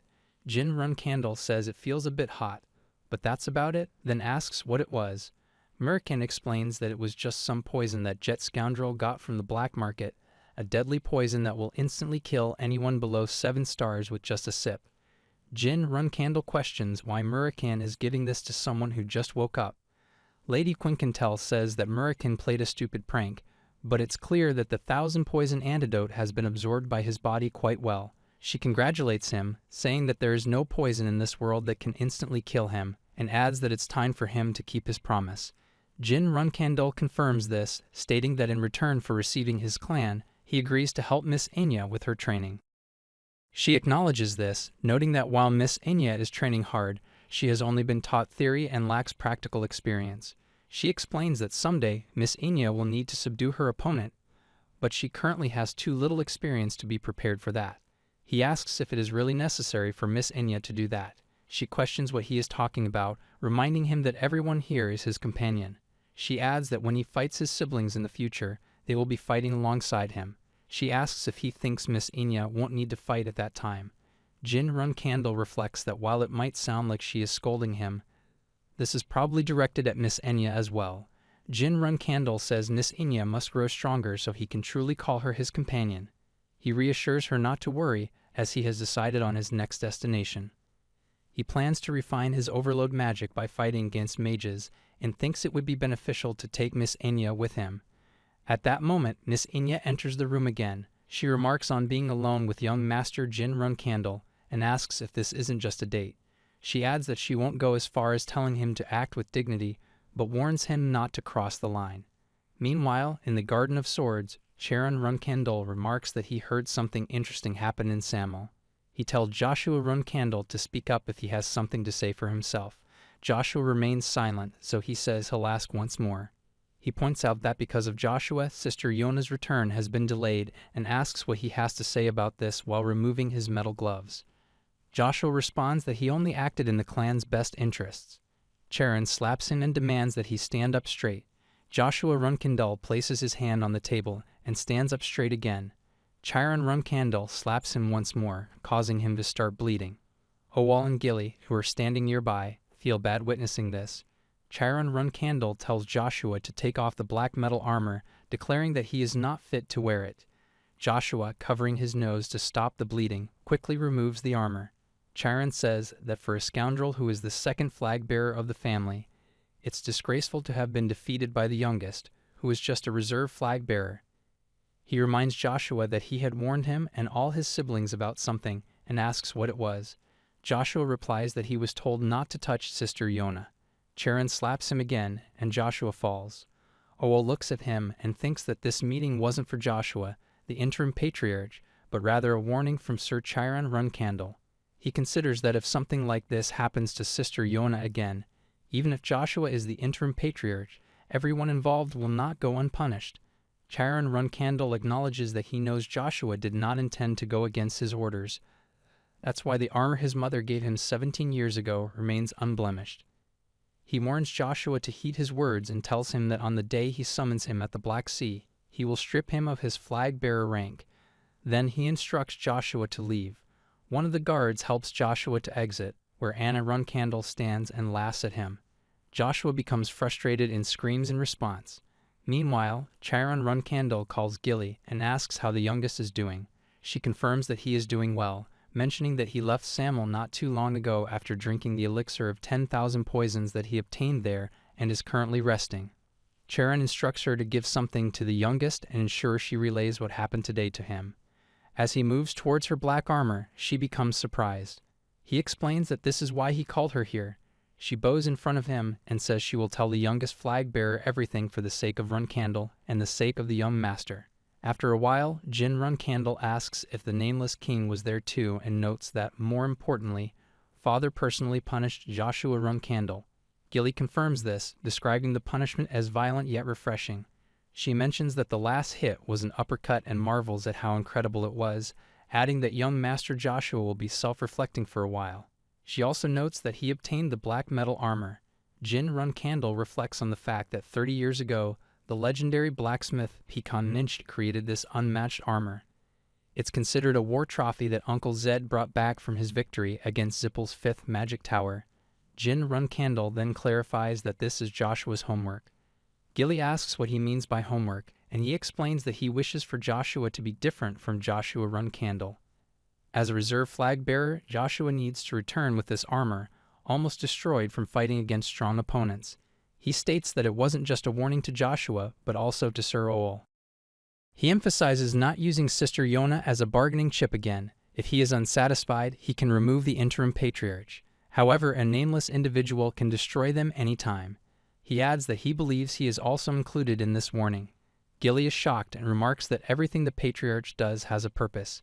He then questions the reason for going this far, wondering if it's out of pity for his unfortunate daughter, and speculating that she likely has secrets he's aware of.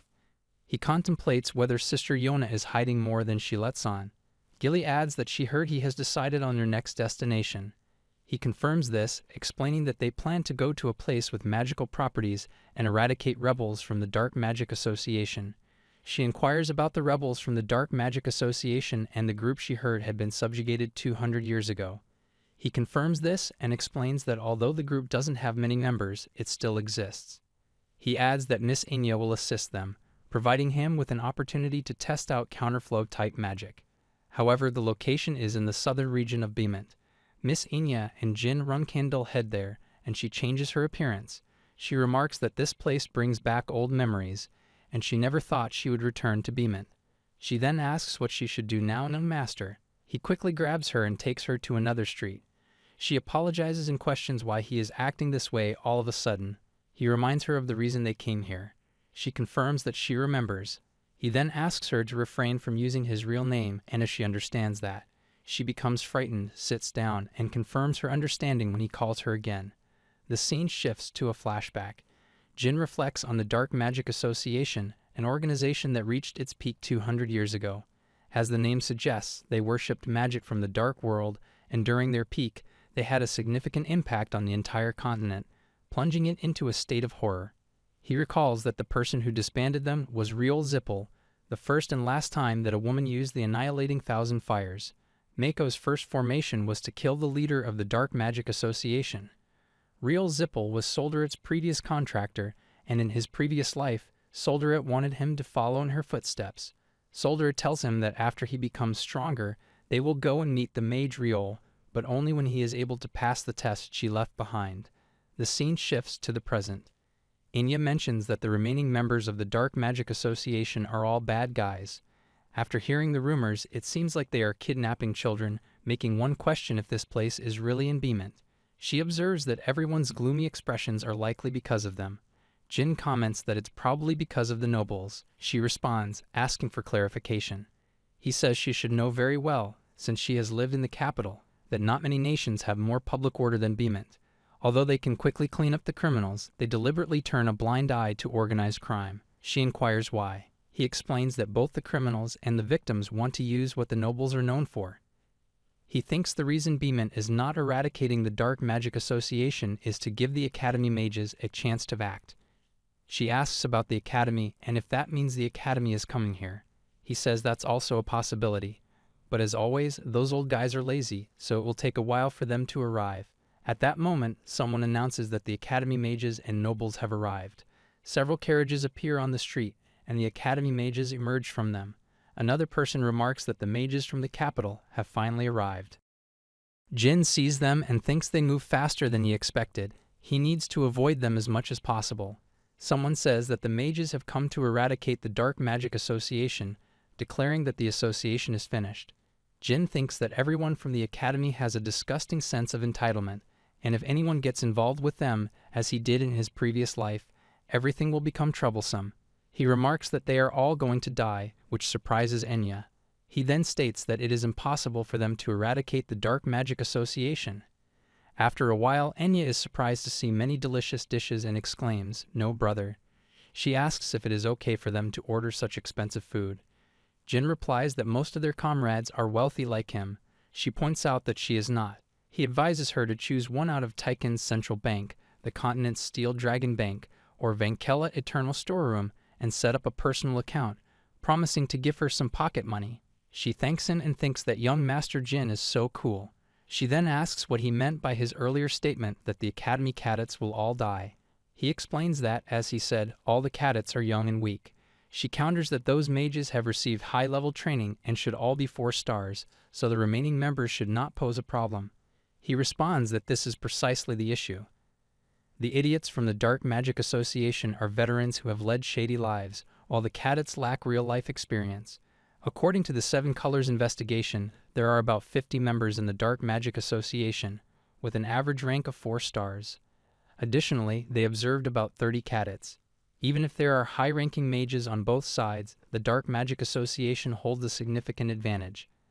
At that moment, the noble mages sit at the table next to them. A brown-haired cadet expresses his frustration, saying he is so annoyed that he has lost his appetite due to the Lord of the Territory's flattery. A healthy cadet laughs and remarks that the way the Lord was begging, rubbing his hands together on top of his pig-like face, was hilarious. The brown-haired cadet responds, saying it doesn't matter because the seniors mentioned that the food in this area is supposed to be good. Jin notices them and immediately discerns they are Academy cadets. He tells Enya that they should leave, as nothing good will come from attracting their attention, while she attempts to hide her face. Calling out to her, he sees her frightened expression. She recalls unpleasant memories of mages bullying her in the academy. He advises her not to say anything and asks if those are the ones. She starts to call him young but corrects herself and says no, brother. She confirms that, yes, they are the ones who bullied her during her time at the academy. Jin asserts that this is all the more reason they should avoid catching their attention. Just then, Cadet Chip sees Jin and asks who he is and why he is looking at them strangely. He adds that they don't appear to be servants. Jin remains silent. Chip insists on an answer and asks why he is suspicious of them, suggesting he might be part of the Dark Magic Association. Jin questions why Chip wants to know. Chip becomes angry and demands to know how he dares to question him. He then apologizes for his rudeness and says he will ask politely. Pointing his stick at Jin, he asks which organization he is affiliated with and why he is moving so slowly. He insists that he answer properly, threatening to drag both of them out of there for interrogation if he does not comply. Just then, the overweight owner arrives and requests that everyone calm down. He explains they had claimed to be travelers and suggests taking any potential altercation outside. Cadet Chip strikes him, demanding to know how he dares to interrupt. Chip comments that he believes the southern region lacks respect when addressing nobles and declares he will teach these locals a lesson again today. Jin punches Chip in the face, shocking his fellow mages. The brown-haired cadet asks him what he is doing. Jin moves away from the scene. He tells him not to move and asks if he is trying to escape. Jin closes the door and announces, "Attention, cadets of the 1st Company, 3rd Platoon of Beement's Special Affairs Division." Enya wonders about the Special Forces and what Jin is referring to. The brown-haired cadet asks what kind of nonsense Jin is talking about with Special Forces 1st Bureau, 3rd Division, and accuses him of trying to impersonate them. Jin uses his magical powers to attack them. They are surprised and kneel down in pain, clutching their necks and pleading for help. Jin thinks that just this much magic power is giving him reflux, and he dismisses their overreaction as symptoms of reflux. He reflects on how these idiots troubled Enya. He tells them to get up and warns that if they continue overreacting, he will drag them to the interrogation room. He adds that troubling an innocent commoner was bad enough, and now they are also interfering with the work of a Special Forces agent. He asks what would happen if this news reached their family and the academy. Cadet Chip pleads for a chance to apologize, offering to do anything to avoid involving their families. Jin agrees to let them apologize and assigns them a task. Chip asks what the task is. Jin explained that they had been deployed to oversee the operation to dismantle the Dark Magic Society. Since things have gone off track, he has no choice but to use their help to complete the mission. He informs them that he will act alongside them and watches closely. He instructs them to agree. They comply. Jin tells them to gather their belongings and return to their base camp. He calls Enya, addressing her as Austin. She agrees. He whispers in her ear and asks how his acting was. He tells her to go, saying it's her turn. She is startled to hear this. He remarks that these idiots still haven't regained their senses. She tells them to hurry up because they are busy. They move quickly and apologize. She instructs them to apologize to the owner and tidy things up. They apologize to the owner. She gives a pouch of coins to the owner and says this should be enough. He agrees, mentioning that he hasn't had any customers today. The scene shifts to 5 days later, October 22nd, 1796. Sir Orton informs the cadets that they will now commence the active cleanup operation. The cadets are instructed to fully understand and obey the commands of the respective mages in each squad, and that's it. A cadet mentions hearing about a 7-star mage and asks if everything will be all right. Sir Orton reassures them that they are dealing with the remnants of a defunct organization and that he will take action if anything goes wrong. Jin also walks among the cadets, hiding his face, and thinks about the nearly 50 enemies hiding somewhere in the forest. He notes their apparent laxness and concludes that this situation is not good. So far, no traces have been discovered, indicating the confidence of the Dark Magic Society. According to standard procedure, a scout should have been sent to assess the strength of their forces. Just then, a cadet announces a sneak attack by orcs. Sir Orton instructs them not to panic. Group 1 will use offensive magic, and Group 2 will deploy the defense barrier. The cadets begin their attack and eliminate the orcs. Sir Orton wonders aloud if those individuals tamed the orcs and dismissed them as insignificant. A cadet asks if that's all, to which Sir Orton responds that maybe the Dark Magic Society isn't as formidable as believed and declares a short break for everyone. Jin thinks it's crazy to rest here and tells Cadet Chip to inform Sir Orton that it's not safe, as this location is perfect for an ambush. He asks if Jin should relay the message to him. He adds that he will meet him in the interrogation room. Chip becomes frightened and calls for Sir Orton. Sir Orton asks what nonsense he's talking about, suggesting that if Chip is genuinely concerned, he can set up a protective barrier and rest.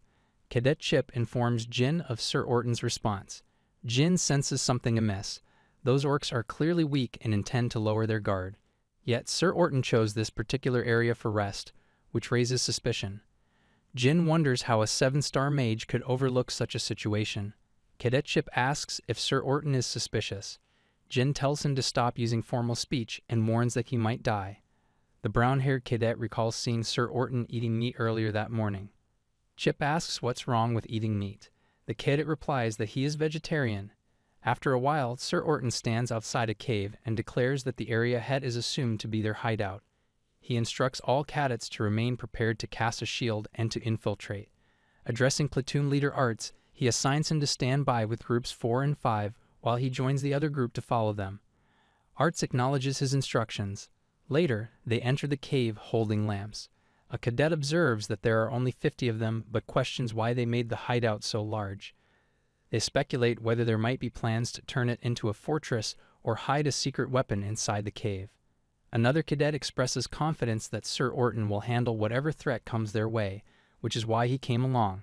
Suddenly, an orc attacks him with the intent to kill.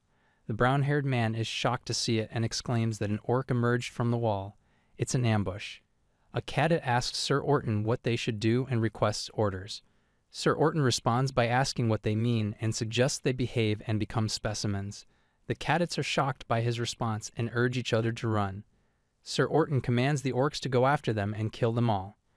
Enya tells Jin that she thinks they need to intervene. Sir Orton laughs and remarks on the incompetence of these academy students, who cannot even recognize their own professors. He then corrects himself, praising the sculptor's skill in creating the orcs. Just then, he notices a magical circle above his head and is shocked to see it. He exclaims that's impossible. Don't tell him that. Jin tells Enya that things are going to be a bit rough from now on and advises her to stick close to him. He asks if Kiddard Hall's reflux. Jin attacks the orcs and kills them. He mentions that some of them withstood the attack and guesses they must be around 8-star level. Rolt Joe identifies Jin as Kiddard Hall's disciple and asks how he is able to use reflux. Jin asks if he recognizes reflux and comments that it seems Rolt Joe is quite experienced. Rolt Joe dismisses his confidence, attributing it to the success of the sneak attack, and warns him not to get too cheeky, asserting that he has determined he is only a 7-star mage. He introduces himself as Rolt Joe and suggests he should have heard of him at least once. He insists he is not someone a mere 7-star mage like he can judge. Jin thinks he is going too far and mentions hearing rumors that Cold Joe's half-brother has mastered earth magic. He comments on the artificial cave, noting it must have been created by Rolt Joe, expressing amazement as he showcases some flying stones. Rolt Joe acknowledges his recognition and explains that there are 9 mages ranked higher than himself in their dark magic society. Even if he were to escape by some stroke of luck, his comrades would pursue him for the rest of his life. However, he claims to be a generous person and offers him an opportunity to join the Dark Magic Society, citing his talent. Jin laughs and remarks that he seems too stunned to continue speaking. He suggests that starting under him could lead to rapid promotion to an executive position while demonstrating a pinch of magic. Rolt Joe is surprised to see this and asks for clarification. Inya comments that Rolt looks like quite an impressive mage, but she finds it odd that he's making such noises while half dead. He explains that he amplified the reflux sphere by mixing in other energies, specifically mentioning the black shadow-like energy. He realizes that he is a disciple of Kiddard Hall, who is also an aura mage contracted with Solderit, and he collapses. Jin remarks that he is an 8-star mage in name only. He turns around, spots orcs already there, and tells Enya to be cautious. Enya attacks the orcs, aiming for their heads, and asks if he is okay. He confirms he is fine. Enya admits she was scared by the sudden movement of the orcs. Jin thinks to himself that, fortunately, Enya is performing better than he expected. She asks what they should do now. He thinks this might be her first time seeing something like this, but she is handling it well and showing no signs of panic. They hear a strange sound and are surprised to see a giant wolf holding a weapon. Goltef Hapalef arrives and asks what has happened here, remarking on the chaotic scene. He looks around and expresses amazement that Rolt is also dead. He points at Jin and asks if they are responsible. Jin uses telepathy to tell Enya that she will learn a lot from this experience. Goltef Hapalef acknowledges that they seem quite powerful for mages and reassures them that it's okay to be scared. Jin says he will judge that after hearing his name. Goltef Hapalef slams his weapon on the floor and remarks that he is quite different from the humans he just killed at the cave entrance, expressing admiration. He introduces himself as Goltef Hapalef and states that now that he has heard his name, they must fight. However, he offers him an opportunity. Jin exclaims, "Not again," expressing frustration. Goltef Hapalef invites him to join Kinzello. Jin questions him about Kinzello, pointing out that this cave belongs to the Dark Magic Association. He explains that the Dark Magic Association is like a branch of Kinzello. Kinzello only accepts warriors, which is why mages are affiliated with the Dark Magic Association. Jin reflects that now that he thinks about it, the white wolf he encountered as a student seemed to be affiliated with Kinzello too. He wonders if the White Wolf tribe has some connection to Kinzello. Goltef Hapalef responds by suggesting that's why he's urging him to join. Since he has killed Rolt Joe, he can offer him an executive position. He speculates that their organization must be short on members if he's willing to offer an executive position immediately. He emphasizes that they can never have enough people for their noble cause. Jin questions what being an executive entails, noting that it doesn't sound bad. He responds that it's too bad. However, he adds that he refuses to work under someone weaker than himself. He becomes angry and attempts to attack him, but Jin blocks it with a protective shield. He concedes, stating that he understands his decision and that his kindness ends there. Jin's protection shield is on the verge of breaking. He asks how long he is going to hide behind his shield and demands that he show him his skills. Enya uses her fire magic to attack, but he grabs the flames and blocks her second attempt as well. He criticizes her skill as being as poor as his disguise, expressing disinterest in her and promising to deal with her later if she interferes. He urges Jin to come out from behind his shield and demonstrate his abilities. Jin moves with his sword and cuts his leg. Goltef comments that it's a sword, not a wand, and realizes it's a magic sword. He acknowledges him as a magic swordsman and finds that more interesting, deciding not to kill him immediately so he can present him to his leader. Jin warns him not to underestimate him and invites him to come at him, expressing a desire to enjoy the challenge of fighting the White Wolf tribe after a long time. They both begin attacking each other with swords.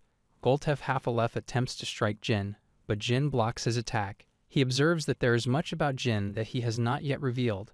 The aura he senses suggests he is a 7-star mage, but his combat prowess and strength exceed what one would expect. He identifies him as a Runcandle and demands that he reveal his full name. urging him to fight with his honor on the line. Jin responds he is Jin Runcandle. He declares him warrior Jin Runcandle and moves to attack again. He vows to put his tribe's honor on the line in this fight, declaring that he will not be denied and will be reborn with the blessing of Javier's soul. He tells Goltef to come and fight him with honor. Jin swings his sword and thinks that even if he swings 10,000 times, in the end, like in the beginning, he will defeat him. Goltef drops his weapon and kneels down in front of him. He asks if he will be willing to talk about Kinzello if he spares him. Goltef laughs and says it seems like he doesn't know the law of the White Wolf tribe. Snitches are not honored. Jin mentions the White Wolf tribe's law and asks if he is saying honor is more valuable than his life. Goltef asserts that not a single member of the White Wolf tribe is cowardly and demands to know how he dares to humiliate a warrior he fought. Jin says he understands that he won't disrespect his tribe members when he faces them in the future. He hopes Goltef understands the courtesy he's about to extend and assures him that he will be remembered. He states that he will be remembered standing next to Javier. Jin attacks and kills him by decapitating him. Enya calls out to him while he asks if she isn't scared. She compliments him, saying she respects him for his actions. He replies modestly, telling her there's no need to go that far. He reflects that he's unsure about the skill disparity among the White Wolves, but the one he just fought was definitely stronger than those he encountered during his cadet days. However, he found the fight not particularly difficult. He asks if it's her first time seeing so many people die. She admits that it is and confesses to feeling motion sick. However, she expresses that she's had another realization about who the people she's with are and what she needs to do to not be a burden to them. He suggests that if she doesn't like it, she can remain a non-combatant. Just then, Kedachip coughs and pleads for mercy, promising not to harm civilians again. Jin notices him and remarks that he's still alive.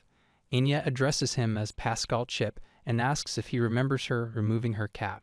He recognizes her and asks how she's still alive. She tells him that if she had wanted to kill him, he would already be dead, and she emphasizes that he should remember that. She reveals that Jin Grace saved him, mentioning Jin as the contractor of the god of time, Ulta, and the future Archmage. She states that from now on, he won't be aiding losers like him, but her precious comrades. Meadow Baker is tied to a chair while Elisa Betzer throws water on him. He asks what is happening and thinks about how he definitely fooled the Academy dregs, lured them into the cave, and recalls witnessing Heavenly Defiance. He asks if she is Kiddart Hall's disciple and says there seems to have been a misunderstanding, as Kiddart Hall is one of them. He asks why she was ambushed. She questions the ambush and says she was hoping he would pretend to be something other than a piece of trash, who enjoys committing murder while hiding in a small, weak nation. She says those words should be spoken by someone who wanted to use the Academy cadets as test subjects. Has some serial killer, Meadow Baker. He says he does not know how she discovered his identity, but she is making a big mistake right now. If she even lays a finger on his body, the association will not let her live. She attacks him and says he talks too much. She moves her weapon near his eye and says he only needs to answer what she asks, very slowly, while experiencing the pain of the people he killed, of course. After a while, Elisa Betzer sits with others and mentions that the headquarters of the Dark Magic Association is said to be in Oterial. Kashmir asks about Oterial. American asks if that is not the capital of Vankella. She confirms and explains that it was the old capital about 500 years ago. While he was asleep, the Holy Kingdom of Vankella moved its capital. He asks why and what happened. Cirrus and Dorma explains that they were invaded by demons. He expresses surprise. She continues to saying that the demonic relic stored in Vankella for generations, since the founding of the country, was the target of the invasion to take back Jito's eye. At that time, Runcandle and Zipfel dispatched knights and mages to support Vankella. The War of the Holy Kingdom, the only war to see Runcandle and Zipfel join forces, ended with Vankella's victory and the demons being driven out. She explains that there was no way to rebuild the devastated land where the mountains had been cut down and the sky had burst apart. Consequently, Vankella moved their capital, and Oterium remains a habitat for monsters. She considers that Lyle Zipfel's legacy, which he needs to find, is there, the Tome of the Ring of Erupting Flames massacre by the Empress of Magic first form. This situation has become troublesome, and she wonders how they managed to secure that land. Jin asks when they have occupied that land. Elisa responds that she believes it's been about 50 years, and the Dark Magic Association can no longer be considered remnants. There are already 3 confirmed 9-star mages. She mentions that Vermont Academy's great elder, Hugeron Henserk, Rillister's ruler, Susan Rillistar, and Grand Magician Chukan Tolderer have all confirmed this. Kashmir remarks that it's insane to think that so many 9-star mages have gathered there. Jin speculates that if the Dark Magic Association has indeed become that strong, Kinslow, the main branch, won't be able to respond effectively. He reflects on the reason why his clan, Zipfel, and Vermont all adopted a wait-and-see approach while Kinslow committed their atrocities. They were unwilling to provoke such influential figures. Elisa adds that it may be hard to believe, but Kinslow seems to possess the Transformer, the person responsible for transforming Maddo Baker into Autumn Nelson. Buvard Gaston, Jin finally realizes. Kashmir mentions that she remembers Buvard Gaston's name coming up when she asked him to investigate Vishukul Ivliana, right? Jin confirms that is correct. American asks if he is sure it's transformation and not just a disguise, transforming others rather than himself. Ceres Endorma remarks that this is her first time hearing of a human capable of transformation and asks if that isn't a blessing only bestowed upon dragons. Elisa explains that even Maddo Baker did not seem to know the exact truth. It appeared that after he fainted, the transformation was already complete by the time he woke up. Jin reflects, saying that now that he thinks about it when he was younger, and the day he left Storm Castle, Zipfel's radical followers, transformed into Guardian Knights, attacked him. American adds that now that he mentions it, he remembers the incident. He continues, saying that in any case, he believes he needs to meet Buvard Gaston in person. Kashmir asks if he will go alone. Jin reassures him, saying he has someone else in mind as well, and asks Sir Kashmir if he could please mobilize the 7-color peacock to investigate the relationship between Kinslow and the White Wolf tribe. Kashmir acknowledges, saying he understands. The scene shifts to 1 week later at the Heron clan's residence. Raz stands in front of Ron Heron, the Heron clan patriarch, and explains that not long ago, in order for the Academy to eradicate the remnants of the Dark Magic Association, an incident occurred in the south.